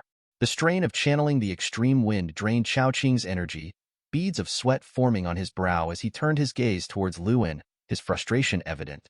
Through gritted teeth, Chao Qing unleashed the full force of the extreme wind, hoping to overwhelm Lu Shang with its power. However, to Chao Qing's dismay, his efforts proved futile as Lu Shang remained steadfast, his mocking gaze piercing through Chao Qing's facade. Dismissing Chao Qing's attack with disdain, Lu Shang sarcastically questioned the effectiveness of the extreme wind technique, revealing its ineffectiveness against his own resilience. With a final release of his grip on Chao Qing's collar, Lu Shang let him fall to the ground, the weight of defeat heavy upon him. As Chao Qing hit the ground, the effects of his extreme wind technique slowly dissipated. His frustration mounted as he realized that his formidable skill had failed to leave even a scratch on Lu Shang. Clenching his teeth in anger, Chao Qing felt a surge of fury coursing through him, fueled by the humiliation of his defeat. Meanwhile, Lu Shang stood unperturbed, his hands casually tucked into his pockets. With a calculated move, he vanished once more, his form engulfed in azure flames. Determined to showcase the true extent of his power, Lu Shang decided to demonstrate the might of the wind to Chao Qing. As Lu Shang disappeared from view, Chao Qing's panic intensified. He swiveled his head in search of his elusive opponent, his senses on high alert for any sign of movement. Suddenly, a noise caught his attention, and he whipped around to pinpoint its source, his mind racing with uncertainty. Unseen to Chao Qing, Lu Sheng darted around him with astonishing speed, leaving a trail of illusions in his wake. The spectators, bewildered by the spectacle unfolding before them, exchanged astonished glances. A girl among them questioned whether what they were witnessing was mere trickery, while a man in a purple hoodie marveled at the extraordinary display. Lu Shang's rapid movements created hundreds of illusions, disorienting Chao Qing and leaving him bewildered. Mocking his opponent, Lu Shang challenged him to try and locate the real him among the multitude of phantoms. Caught in a whirlwind of confusion, Chao Qing frantically scanned his surroundings, trying to discern the true whereabouts of his adversary. With each passing moment, his anxiety grew, and he struggled to make sense of the surreal spectacle unfolding before him. Suddenly, Lu Shang materialized behind Chao Qing, his presence a stark contrast to the illusory duplicates surrounding them. With a sly grin, Lu Shang taunted Chao Qing to attempt to touch him, knowing full well the futility of his opponent's efforts. Startled by Lu Shang's sudden appearance, Chao Qing whirled around, only to find himself face-to-face with his adversary once more. Surrounded by a pulsating blue aura, Lu Shang issued a simple challenge. If Chao Qing could lay a hand on him, victory would be his. When Chao Qing heard Lu Shang's voice beside him, a shiver ran down his spine. He felt the beads of sweat forming on his forehead, and panic began to grip him tightly. Meanwhile, Zhao, observing from the railing, was utterly astonished by Lu Shang's abilities. He realized that what Lu Shang was displaying was not merely residual illusion, but something far more terrifying. A visual retention technique where the memory of the visual signal hadn't faded yet. This meant that Lu Shang could create multiple illusions simultaneously, which was unprecedented. As Chao Qing's body emanated a blue aura, he drew his dagger with determination, his teeth clenched tightly together. Swinging the blade in all directions, he attempted to discern the real Lu Shang from the illusions. Despite his confidence in finding the true one, he soon realized that all the illusions were false, challenging his perception of reality. With each swing of his dagger, he hoped to strike the real Lu Shang, but the task proved daunting. In the midst of Chao Qing's frantic search, Lu Shang's voice diverted his attention. Turning his head, Chao Qing found himself questioning which of the illusions was genuine, his mind clouded with uncertainty. And in that moment of distraction, Lu Shang exploited the opening. With lightning speed, he materialized behind Chao Qing, his hands reaching out towards him. Then came the revelation of Lu Shang's true power, the sacred wind of the new moon. Before Chao Qing could react, he found himself caught in a whirlwind of devastation. In an instant, Lu Shang's attack shattered Chao Qing's body, breaking his neck, arms, legs, and rendering him helpless. As Chao Qing's body crumpled to the ground, Lu Shang remained poised, his hands still in his pocket, a cold and calculated demeanor etched on his face. Within seconds, Chao Qing lay motionless on the ground, his limbs contorted, his jaw broken. It was a stark reminder of Lu Shang's formidable strength and his ruthless efficiency in combat. Lu Shang's departure from the ring marked the end of a brutal confrontation with Chao Qing, leaving the latter battered and broken. As Lu Shang walked away, he couldn't resist a taunt, suggesting that Chao Qing's injuries now put him on par with Bai Hengchuan, a testament to the severity of the beating he had received. Chao Qing, in agony and with little strength left, could only scream in pain as the referee approached his fallen body. Meanwhile, Lu Shang, seemingly unfazed by the violence he had just inflicted, calmly made his way towards the exit of the ring, hands casually tucked into his pants pockets. His demeanor exuded a sense of confidence and control, leaving no doubt in the spectators' minds about his dominance in the martial arts arena. In the stands, two boys observed the aftermath of the match, one with blue hair and the other with brown. The blue-haired boy expressed awe at Lu Shang's overwhelming power, while his brown-haired companion pondered who among his peers could possibly challenge such strength. Their attention then shifted to Zhang Ju, who sat nervously nearby, her fists clenched in anxiety. When Jiang He, the announcer, stepped into the ring to declare the next match between Lu Shang and Zhang Ju, the tension in the air was palpable. However, before Jiang He could even finish speaking, Zhang Ju surprised everyone by raising her hand and announcing her withdrawal from the fight. Her unexpected decision left the crowd in shock, prompting speculation and confusion among spectators. Zhang Ju's abrupt departure from the ring raised questions about her motives and intentions. With her hand raised towards the sky and a nervous expression on her face, she offered no further explanation for her sudden decision to forfeit the match. The spectators, bewildered by her actions, could only speculate about the reasons behind her withdrawal. The scene was a stark contrast to the fierce battles that had unfolded earlier in the ring, as Zhang Ju's unexpected withdrawal introduced a new layer of mystery and intrigue to the ongoing martial arts competition. Zhang He's confusion was palpable as he held the microphone, trying to process Zhang Ju's unexpected decision. He scratched his head, a visible sign of his perplexity, while the audience waited in anticipation. Meanwhile, Lu Sheng, with his hands on his hips, observed Zhang Ju's retreat without saying a word. His silence added to the intrigue of the moment, leaving Zhang He and the spectators curious about his thoughts. As Zhang Ju fled from Lu Sheng's gaze, her panic was evident. She didn't hesitate, her instinct urging her to escape from what she perceived as a malevolent presence. To her, Lu Sheng's aura felt suffocating, akin to darkness personified. In her mind, he resembled a predatory beast lurking in the shadows, a force she couldn't confront without risking her sanity. In contrast, Bai Hengchuan watched Lu Sheng with amusement, his smile widening as he remarked on the chaotic turn of events. He acknowledged the director's assessment of the situation with a nod, his expression reflecting a certain satisfaction at the unexpected turn of events. Meanwhile, Lu Sheng's demeanor remained calm, his hands still in his pockets as he emitted a powerful golden aura. His gaze, though intense, carried a sense of assurance and victory. He seemed to accept the unfolding events with a sense of inevitability, confident in his superiority on the martial arts stage. The director, observing the scene, couldn't help but smile in agreement. Despite the unforeseen conclusion to the tournament, he recognized the undeniable dominance of Lu Sheng. He felt a swell of pride for their martial arts university, knowing that even amidst chaos, they could hold their heads high. Half an hour later, Zhang He, regaining control of the situation, closed his eyes and coughed softly to capture the attention of the audience once more. Meanwhile, Lu Sheng, unperturbed by the commotion, continued his departure from the ring, his hands still tucked casually in his pockets. Stepping down from the ring, Zhang He raised the microphone once more, his eyes closed in solemnity. With a gesture toward the sky, he announced the conclusion of the National Martial Arts Competition for university students. Zhang He stood at the center of the arena, his voice echoing through the space as he declared the end of the National Martial Arts Competition for university students.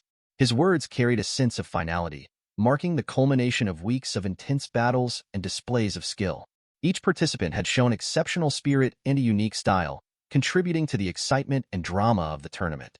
Meanwhile, in a room elsewhere, a girl with pink hair reached out towards the television, her eyes fixed on the screen where the competition was being broadcast live. Turning to her friend, she couldn't help but express her admiration for Lu Sheng, noting how handsome he looked as he claimed victory in the tournament. Her friend, Yang Yuan, blushed at the mention of Lu Sheng, quickly clarifying that he wasn't her boyfriend but just a friend. Back at Lu Sheng's house, his sister erupted into celebration as she watched her brother's triumph on the TV screen. Jumping for joy, she proclaimed her brother as the best, basking in the pride of his accomplishment. His parents joined in the celebration, already planning to book a restaurant for a victory celebration with family and friends. Amidst the jubilation, King reminded them to wait for the awards ceremony. In another room, two girls watched the tournament with keen interest. The girl with green hair turned to her friend, Dandan, remarking on Lu Sheng's impressive performance and high level of skill. Dandan blushed at the mention of Lu Sheng, feeling a flutter of excitement at the thought of him. Despite knowing that Lu Sheng might never read or respond to her messages, she found solace in being able to support him from afar. Throughout the city, fans of martial arts and admirers of Lu Sheng alike were captivated by his victory, each celebrating in their own way. In the Eastern Military District, Qin Shaojuan's reaction to Lu Sheng's performance in the tournament was a mix of awe and anticipation. As he watched Lu Sheng's display of martial prowess, he couldn't help but feel impressed. Rising from his seat, he clenched his fists in excitement, acknowledging Lu Sheng's incredible skills. Qin Shaojuan's mind raced with thoughts about the significance of this moment. He reflected on the impact Lu Sheng's success would have on the second master, likely bringing him immense joy and pride. Sinking back into his chair, Qin Shaojun closed his eyes, a smile playing on his lips. He couldn't shake off the feeling that Lu Sheng's triumph validated the sacrifices made, perhaps even the drop of essence he had contributed. This gesture, once symbolic, now seemed profoundly meaningful in light of Lu Sheng's achievements. However, Dong Qingshue's response tempered Qin Shaojuan's enthusiasm. Sitting nearby, she offered a more grounded perspective. Contrary to Qin Shaojuan's optimism, Dong Qingxue suggested that Lu Sheng's journey might not unfold as expected. She reminded him of Lu Shang's past commitments and the uncertain nature of his future plans. With a furrowed brow, Qin Xiaojun turned to Dong Qingxue, seeking clarification. He pressed her on what she meant by her cryptic remarks, prompting her to elaborate on Lu Shang's sense of obligation and the possibility of unforeseen circumstances altering his course. Dong Qingxue's words struck a chord with Qin Xiaojun, prompting him to consider the broader implications of Lu Shang's success. She drew attention to the looming influence of the Seven Saints and the martial Saint Tan Zhongyu's interest in Lu Shang. Dong Qingxue hinted at the likelihood of an official announcement regarding Lu Shang's future affiliation with the saints under Tan Zhongyu's guidance. As Qin Xiaojun grappled with this revelation, Dong Qingxue challenged his assumptions about surpassing the martial arts saint. Her pointed question forced Qin Xiaojun to confront his own aspirations and the limitations of his ambition in comparison to the formidable figure of Tan Zhongyu. Qin Xiaojun's anxiety intensified as he contemplated the implications of Dong Qingxue's insights. Placing his hands on his head in a gesture of frustration, he realized the gravity of the situation. The prospect of embarking on future battles with Lu Shang seemed uncertain, overshadowed by the uncertainty surrounding Lu Shang's allegiance and the looming presence of the martial arts saint. Meanwhile, Dong Qingxue maintained her composed demeanor, offering Qin Xiaojun a reassuring nod. Dong Qingxue leaned in close to Qin Xiaojun, her expression serious. She told him about the urgent mission ahead. Battle Zone 85 had discovered a new dimensional rift on the moon. They would have to prepare for a mission soon. Qin Xiaojun's reaction was immediate. He turned towards her, his eyes widening in shock. They had barely rested for a few days, and now another mission loomed ahead. It was annoying, to say the least. As Dong Qingxue pondered the situation, lost in her thoughts, Qin Xiaojun interrupted her reverie. He caught her attention, mentioning that Lu Shang was on TV. The news jolted Dong Qingxue out of her trance, and she turned her head towards the television screen. On the screen, Lu Shang's figure dominated the broadcast. He pointed directly at the camera, his expression determined. Everyone watched intently as he made his announcement. He wanted to challenge Master Lian Jibei, the great master from Jidao Martial School. Qin Xiaojun and Dong Qingxue exchanged glances, both wondering what was happening with Lu Shang. They approached the television, drawn into the unfolding drama. Just moments ago, Jiang He, standing tall in the ring, held the microphone with authority. He cast his gaze upon the crowd, his eyes settling on Lu Shang. With a voice that echoed throughout the arena, he declared Lu Shang as the champion of the National Martial Arts Competition for university students. The audience erupted into cheers, acknowledging Lu Shang's remarkable achievement.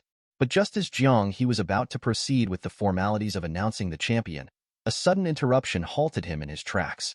A voice from the crowd called out, requesting a moment of pause. Jiang He, taken aback by the unexpected interruption, furrowed his brow in confusion, wondering what could be amiss. The source of the interruption soon revealed himself, none other than Lu Shang. With a confident stride, Lu Shang approached Jiang He, his demeanor respectful yet determined.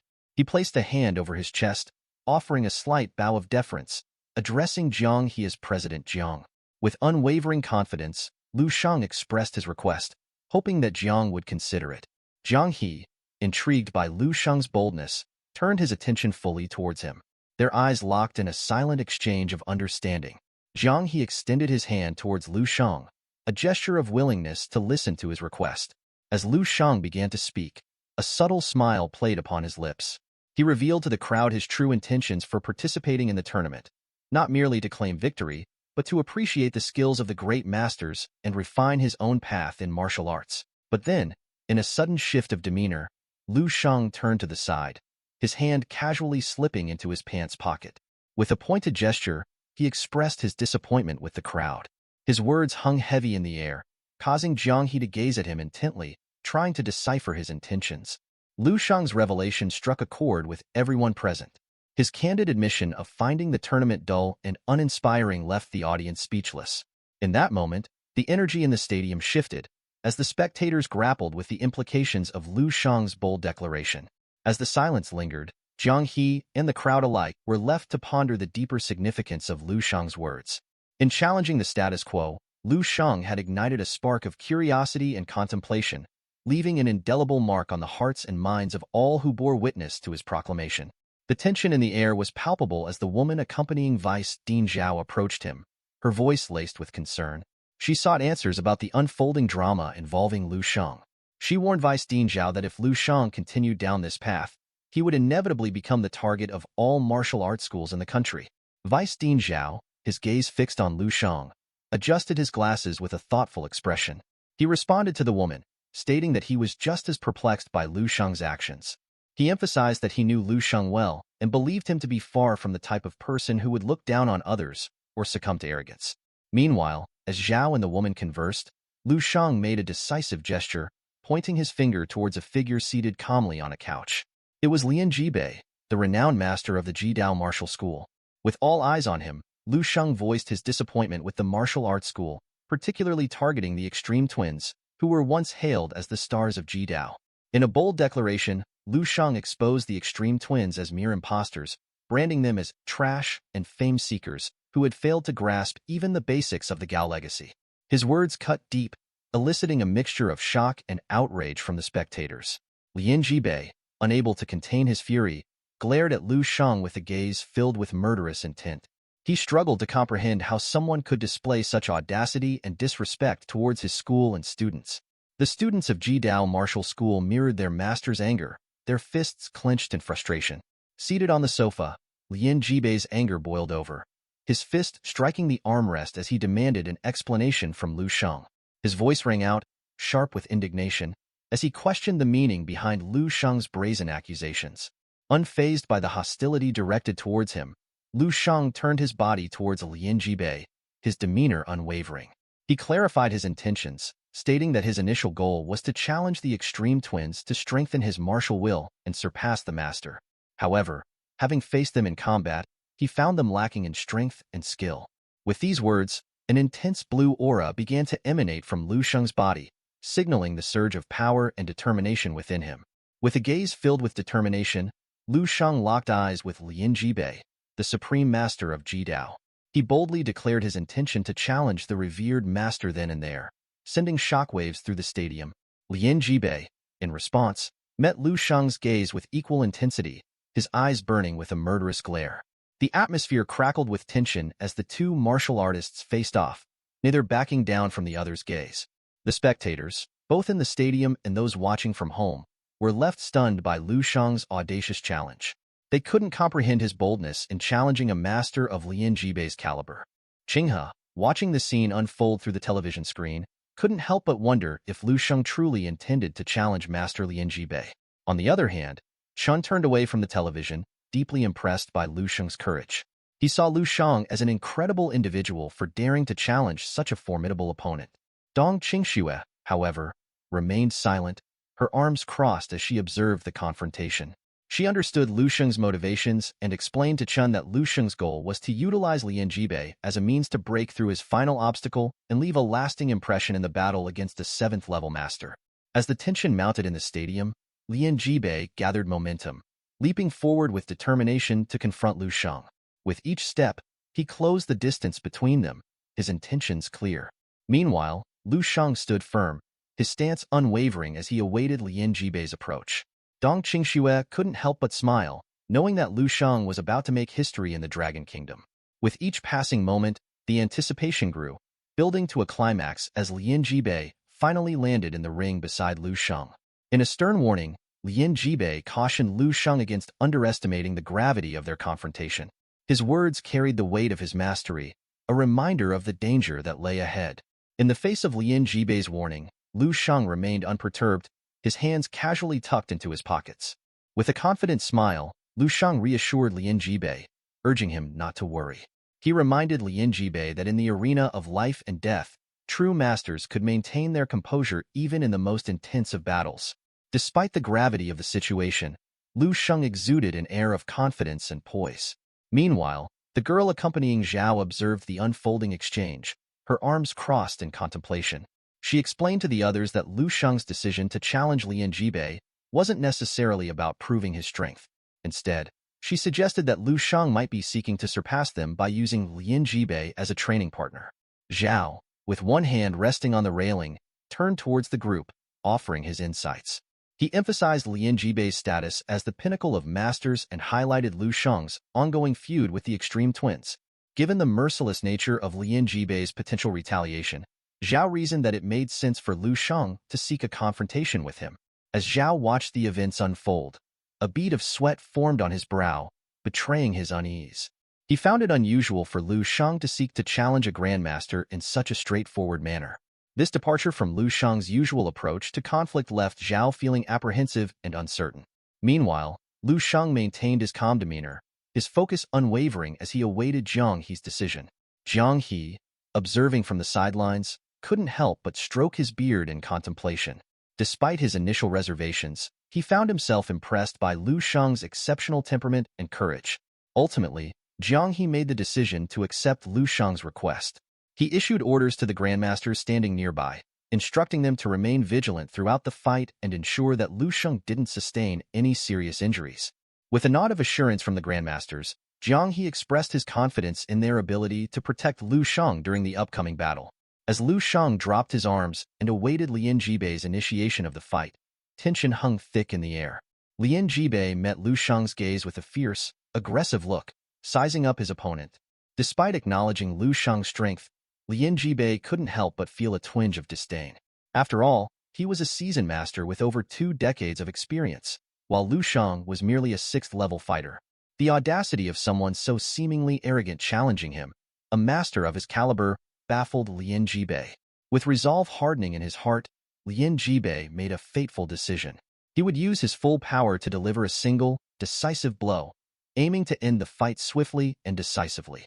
Meanwhile, Jiang He, flanked by 2 grandmasters, stepped into the ring, his demeanor calm and collected. With a gentle stroke of his beard, he extended his hand to signal the beginning of the battle, urging Lin Jibei to adhere to the agreed-upon limits and show restraint.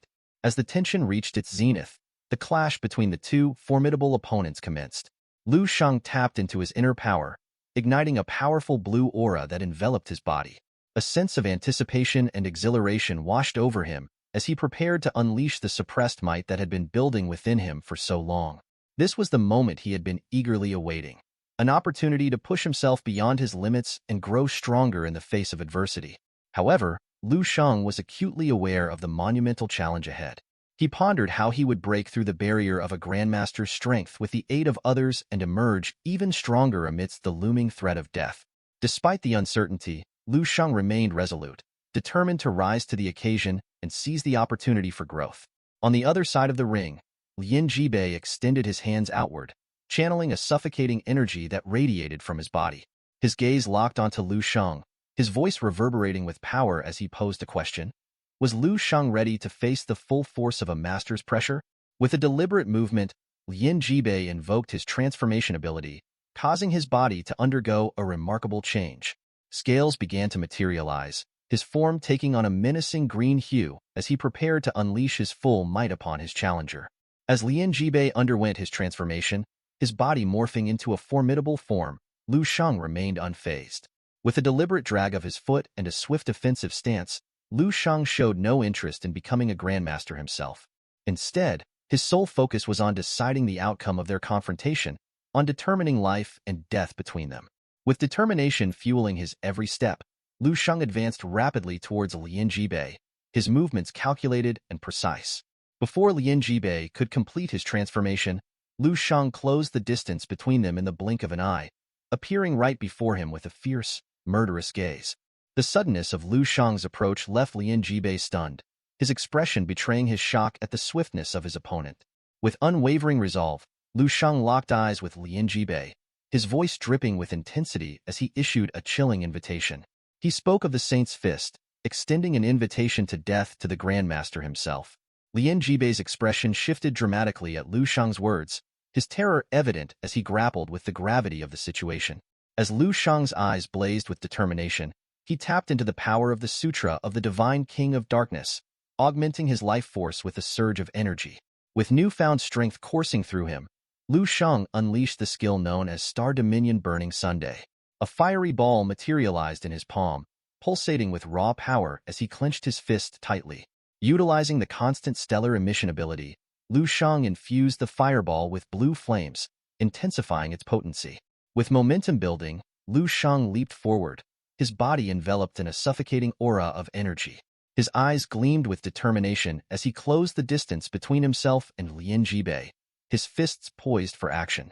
Employing the technique known as the power of the form of the divine whale law, Lu Sheng's fist transformed into a blazing sun, radiating energy in all directions. The sheer force emanating from Lu Sheng's attack left Lin Jibei reeling, his expression contorted in disbelief at the overwhelming power displayed by his opponent. Witnessing the intensity of the clash, Jiang He, recognizing the danger of the situation, acted swiftly. With a sense of urgency, he moved towards the ring, intent on intervening before the confrontation spiraled out of control. As the chaos unfolded in the ring, the masters by Jiang He's side moved quickly to intervene and stop Lu Sheng's relentless assault on Lin Jibei. However, their efforts were in vain as Lu Sheng's attack continued unabated. With a ferocious strike, Lu Sheng unleashed a devastating explosion, the force of which was so immense that it shattered part of the ring floor into pieces. Amidst the aftermath of the explosion, a thick curtain of smoke enveloped the area, obscuring the scene from view. Slowly, as the smoke began to dissipate, the horrifying reality became clear. All that remained of Master Lin Jibei were his feet, a testament to the sheer power of Lu Sheng's attack. With his fist extended towards the remnants of Lin Jibei, Lu Sheng stood amidst the destruction, his body enveloped in a potent aura of energy. Jiang He, landing in the ring near Lu Sheng, confronted him, demanding to know what he was doing. For a few moments, Lu Sheng remained silent, his gaze fixed on Jiang He. Then, with a smile playing on his lips, he posed a daring question to the Grandmaster. Did Jiang He also wish to challenge him? The audacity of Lu Sheng's challenge left Jiang He trembling with fear. He couldn't comprehend how Lu Sheng, having just defeated a 7th-level master, now sought to challenge an 8th-level Grandmaster. Meanwhile, Zhao, observing the scene unfold, experienced a moment of clarity. He realized that Lin Jibei had been defeated without leaving behind even a body, a realization that dawned upon him like a sudden revelation. In that moment, Zhao understood the true nature of Lu Sheng's intentions. He saw through the facade of power and prestige, recognizing that all Lu Sheng truly desired was to confront the King of Masters himself. With a sense of newfound understanding, Zhao looked upon Lu Sheng, his gaze unwavering, as he grasped the depth of Lu Sheng's idealism. With his body radiating with powerful energy, Lu Sheng turned his gaze towards Zhao, acknowledging the understanding that passed between them. In that moment of clarity, amidst the chaos and destruction, Lu Sheng's true intentions were laid bare for all to see. The aftermath of Lu Sheng's devastating attack left only Lin Jibei's feet remaining, a stark testament to the sheer power unleashed by Lu Sheng. With both fists still clenched, Lu Sheng stood amidst the wreckage, his gaze fixed on the remnants of his opponent. Jiang He descended into the ring, his shock palpable as he beheld the aftermath of the confrontation. His eyes bore a mixture of fear and awe as he contemplated the magnitude of Lu Sheng's feat. The realization that a 19-year-old had single-handedly defeated a 7th-level master with a single move left Jiang He astounded and bewildered. To Jiang He, Lu Sheng's prowess was nothing short of incredible, a testament to his exceptional talent and skill in martial arts.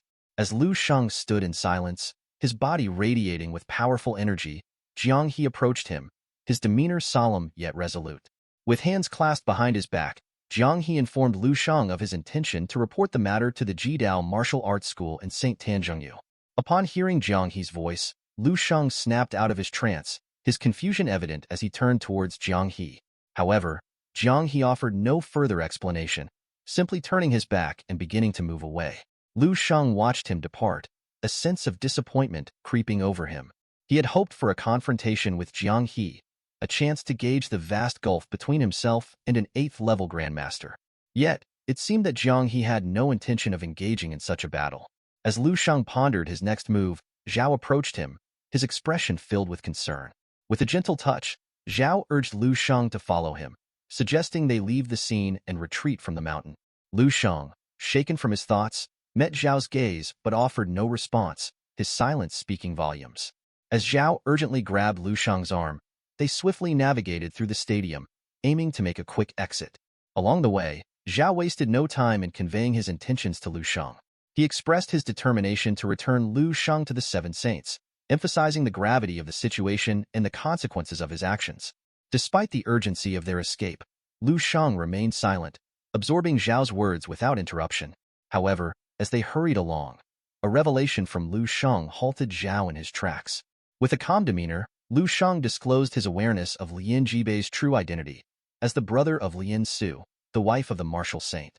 This revelation added another layer of complexity to their predicament, further complicating their escape.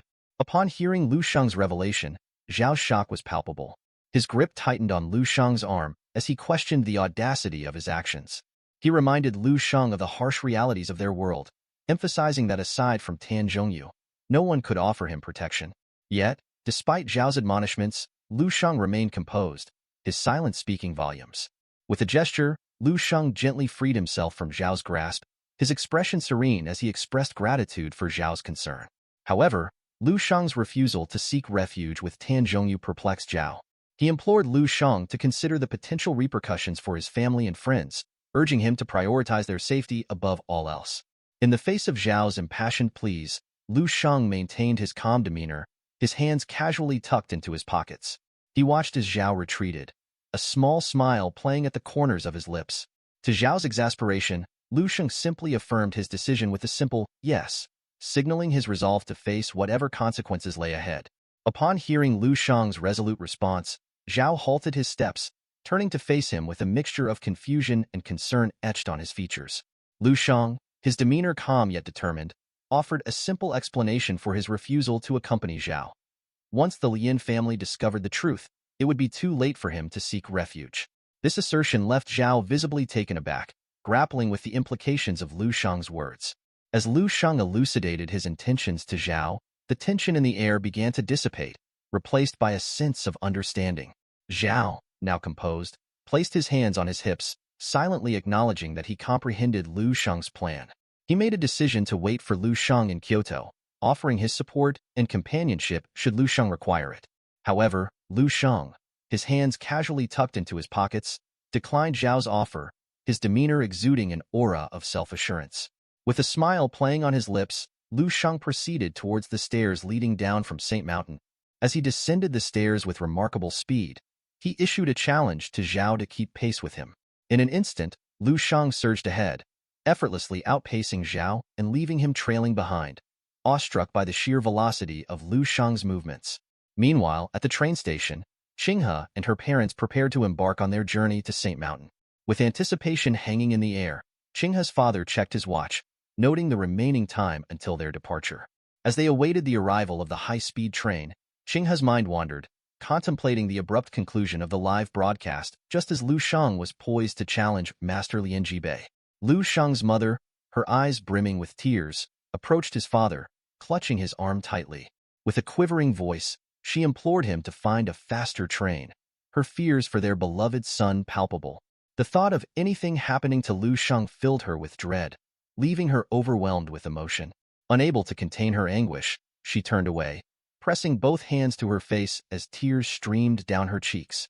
In response, Lu Sheng's father gently placed his hands on her shoulders, offering reassurance amidst her distress.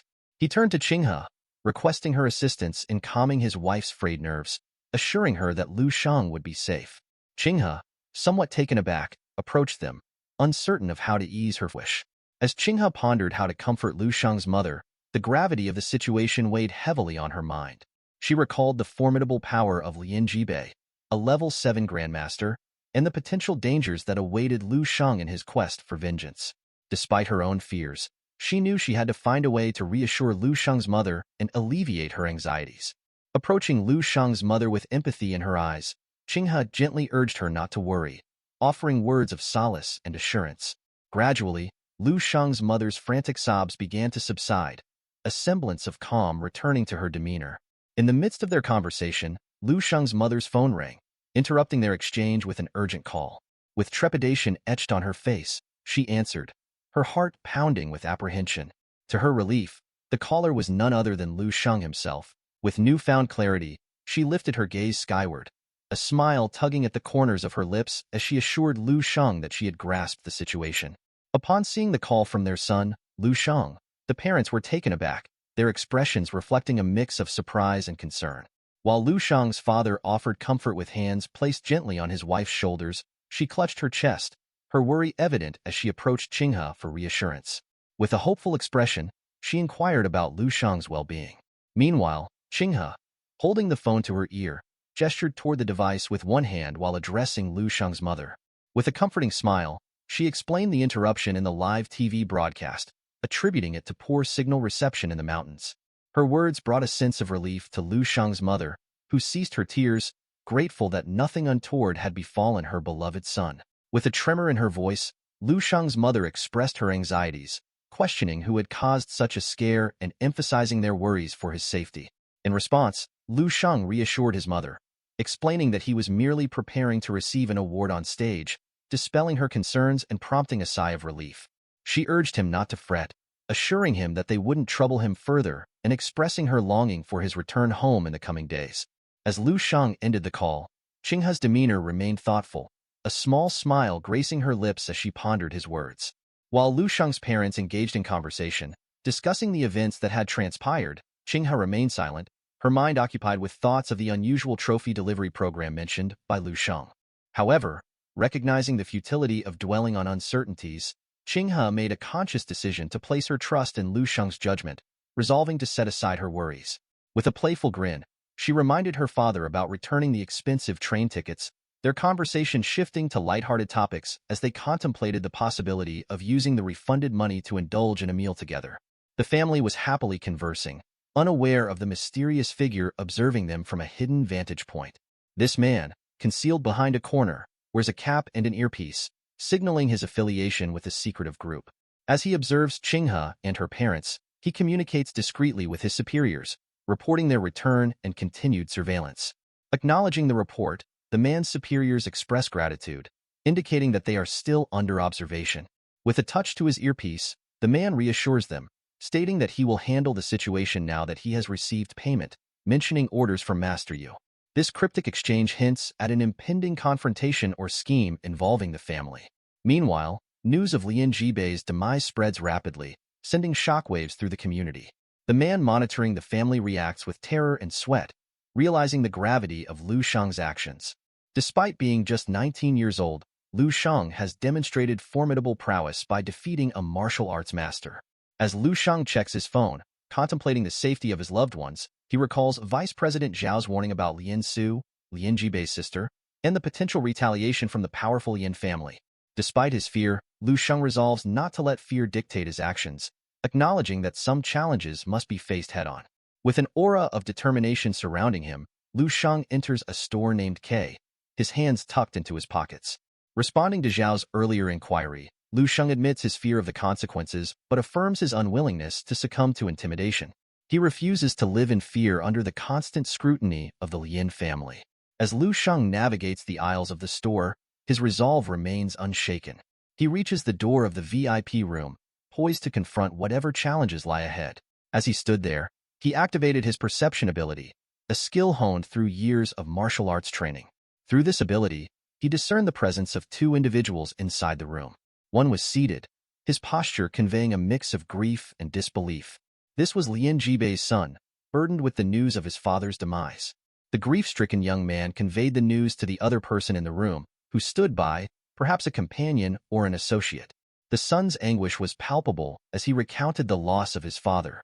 He expressed regret, having urged his father to avoid any reckless actions that might endanger him. His hands pressed against his head, a gesture of despair and frustration. With a mix of sorrow and anger, the son questioned why they hadn't already avenged his father's death.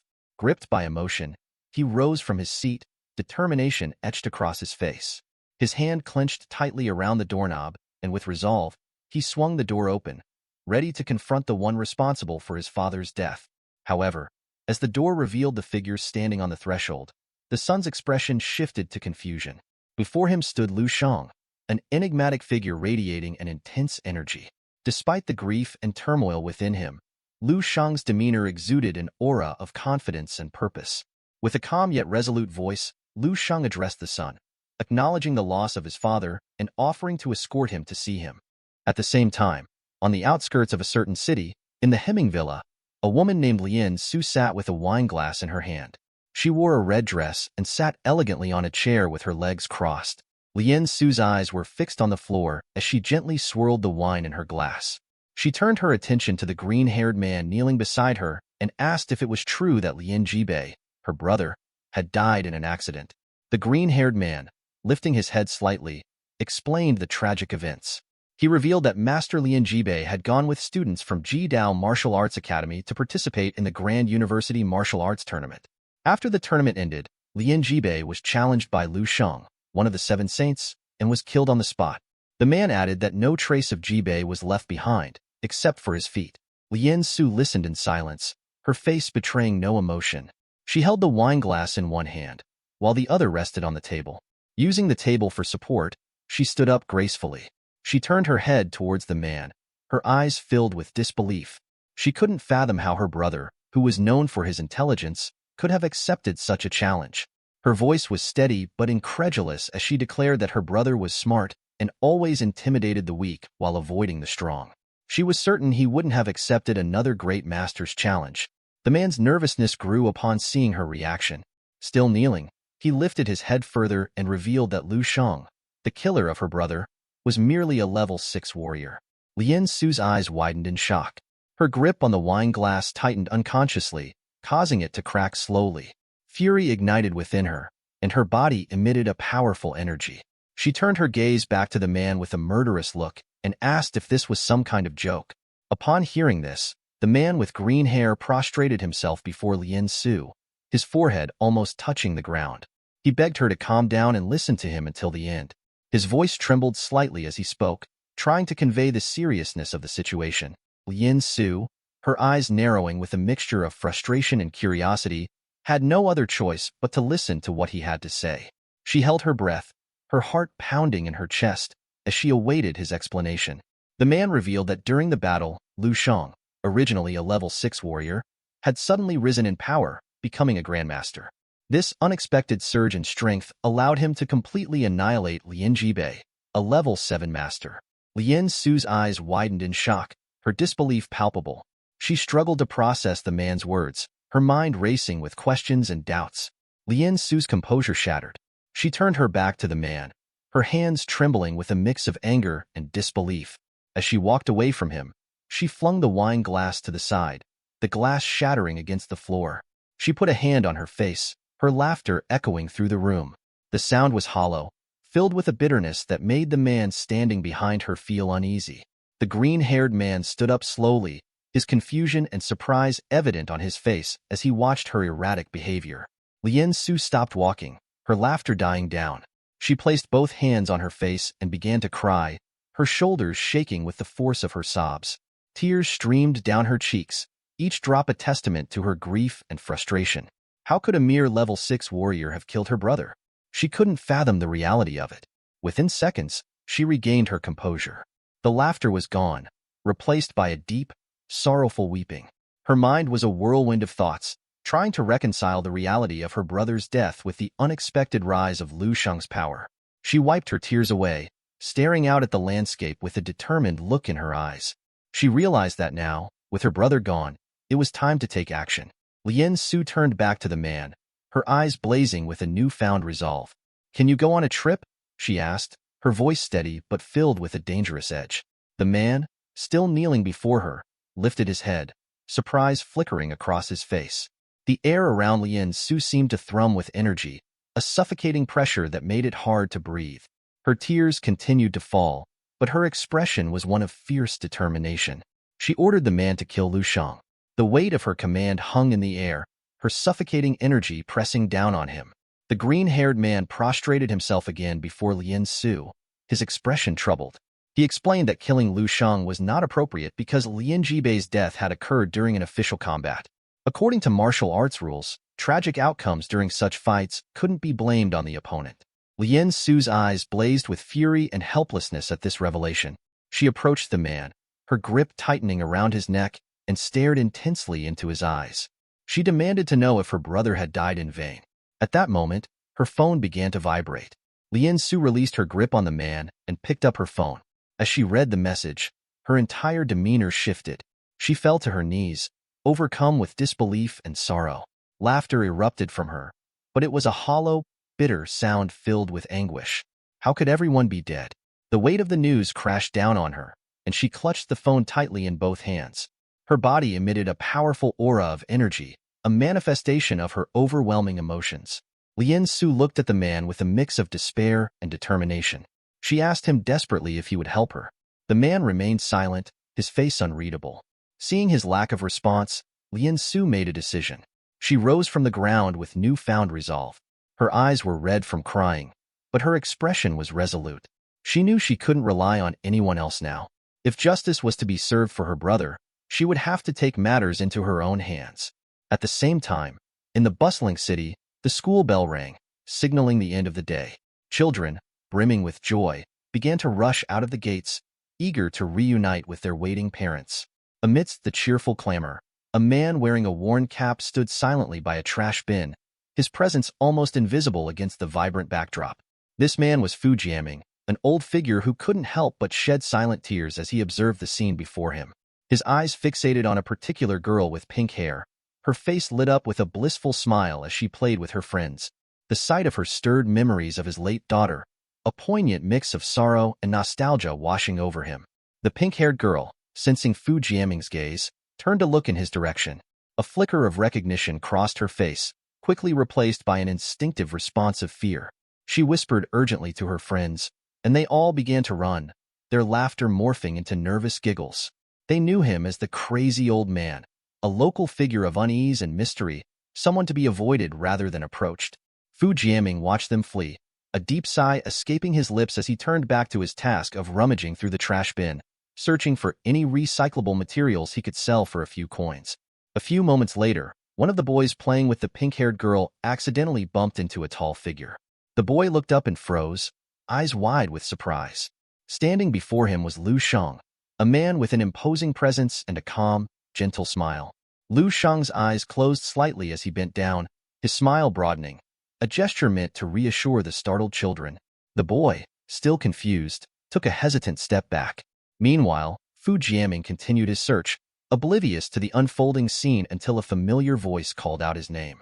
Fu Jiaming, the voice said, clear and commanding. Fu Jiaming's head jerked up, his heart skipping a beat. It was Lu Shang, and he was approaching with a purpose. Lu Shang's smile remained as he spoke, but there was an edge to his tone that made Fu Jiaming uneasy. "I'm here to ask for the money you owe me," Lu Shang said, his eyes locking onto Fu Jiaming's with an intensity that brooked no argument. The old man's expression shifted rapidly from confusion to shock. With a casual motion, Lu Shang dropped a heavy bag at Fu Jiaming's feet. Lu Shang asked Fu Jiaming to verify if everything was correct. Shocked, Fu Jiaming dropped the bag of bottles and cans onto the ground. He turned towards the bag, filled with disbelief, wondering if Lu Shang had truly accomplished what he had asked for.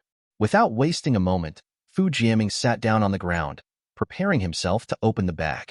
At that moment, Lu Shang approached him and mentioned rumors about a great master who couldn't be humiliated, even in death. Fu Jiaming, still processing everything, cautiously put his hand on the zipper of the bag and slowly began to open it.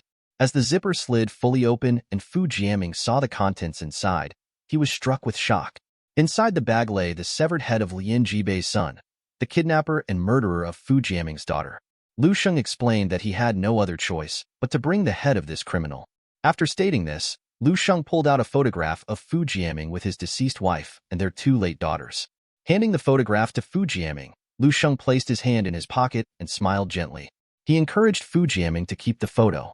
Fu Jiaming, still seated on the ground, knees bent, paused from looking at the bag's contents. He lifted his head slightly towards Lu Sheng, but when he saw the photograph, he was overcome with emotion. Paralyzed by the sight of his two daughters and his beloved wife in the photograph, Fu Jiaming couldn't hold back tears. He took the photo with both hands, pressing it against his chest. With tears streaming down his face, he lowered his head and clenched his teeth, overcome with grief and relief. With his task completed, Lu Sheng began to walk away. Seeing this, Fu Jiaming prostrated himself before Lu Sheng, tears flowing endlessly. He expressed his heartfelt gratitude. Lu Sheng turned his back to Fu Jiaming, walking away slowly. As he departed, he waved goodbye with one hand and placed the other in his pants pocket, calmly stating that there was no need for thanks. Fu Jiaming remained on the ground, clutching the precious photograph to his chest. The weight of his grief and the closure he had finally achieved settled upon him. Several hours passed, and dusk began to settle over the city, casting long shadows as the lights flickered to life. Lu Sheng ascended to the roof of a tall building, where he watched the sun setting. Pulling out his phone, he dialed Vice Director Zhao and calmly informed him that he had completed his task. "Zhao, on the other end of the line, instructed him to return promptly.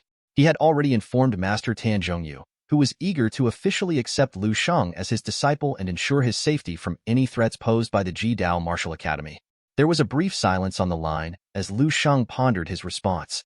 Finally, he stated firmly that he had no intention of returning. Zhao, taken aback, asked for clarification. Lu Sheng knew Zhao was in his office and asked him to look out of the huge floor-to-ceiling window. Zhao complied, turning to see the towering Saint Tower in the distance. Lu Sheng questioned Zhao if he knew what it took to become a martial saint. He revealed his ambition to become the martial saint himself one day and to dismantle the tall tower so that everyone would acclaim him. With that declaration, Lu Sheng abruptly ended the call, leaving Zhao stunned. Meanwhile, in front of Zhao stood Tan Zhongyu, who had been listening to the conversation.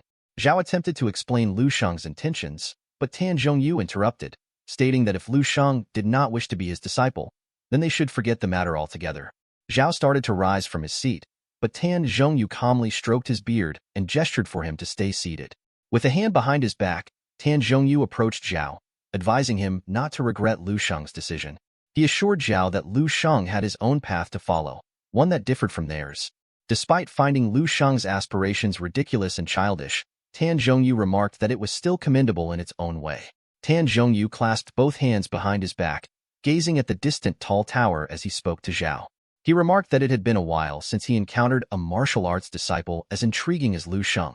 Zhao, feeling the weight of responsibility, bowed his head respectfully before Tan Zhongyu. Placing a hand over his chest and closing his eyes, Zhao admitted that their interference had led to Lu Sheng's conflict with the Ji Dao family. Zhao explained to Tan Zhongyu that Lan Su, known for her relentless nature, wouldn't cease her pursuit until she eliminated Lu Sheng. Tan Zhongyu turned towards Zhao upon hearing this, acknowledging that Lu Sheng had made his choice and must now face the consequences. With a nod, Tan Zhongyu turned his back, contemplating Zhao's words. Realizing Zhao's point, Tan Zhongyu instructed him to assign Peng Huayu to protect Lu Sheng's family. He emphasized that with Peng Huayu's presence, Lu Sheng's loved ones would remain safe. Zhao accepted Tan Zhongyu's directive silently, bowing his head in agreement as Tan Zhongyu walked away. As Tan Zhongyu departed, he closed his eyes briefly and stated that further discussion with others was unnecessary. Zhao, still with his hand on his chest, watched Tan Zhongyu leave, contemplating the weight of Lu Sheng's words spoken over the phone about destroying the tower. In the quiet office, Zhao reflected on Lu Sheng's determination and his singular ambition to bring down the towering structure. He understood that this was Lu Sheng's way of expressing gratitude and seeking closure. With a sigh, Zhao acknowledged that supporting Lu Sheng in this mission was the least he could do. As the sun began its descent, casting a warm glow over the city, Lu Sheng stood with both hands in his pants pockets, contemplating the monumental decision he had made. His gaze fixed on the towering structure of the tall tower. Thoughts raced through his mind about the consequences of rejecting Tan Zhongyu as his master. Lu Sheng reflected on his past choices. He had once accepted the kindness of Provincial Governor Xia Pingnan without hesitation.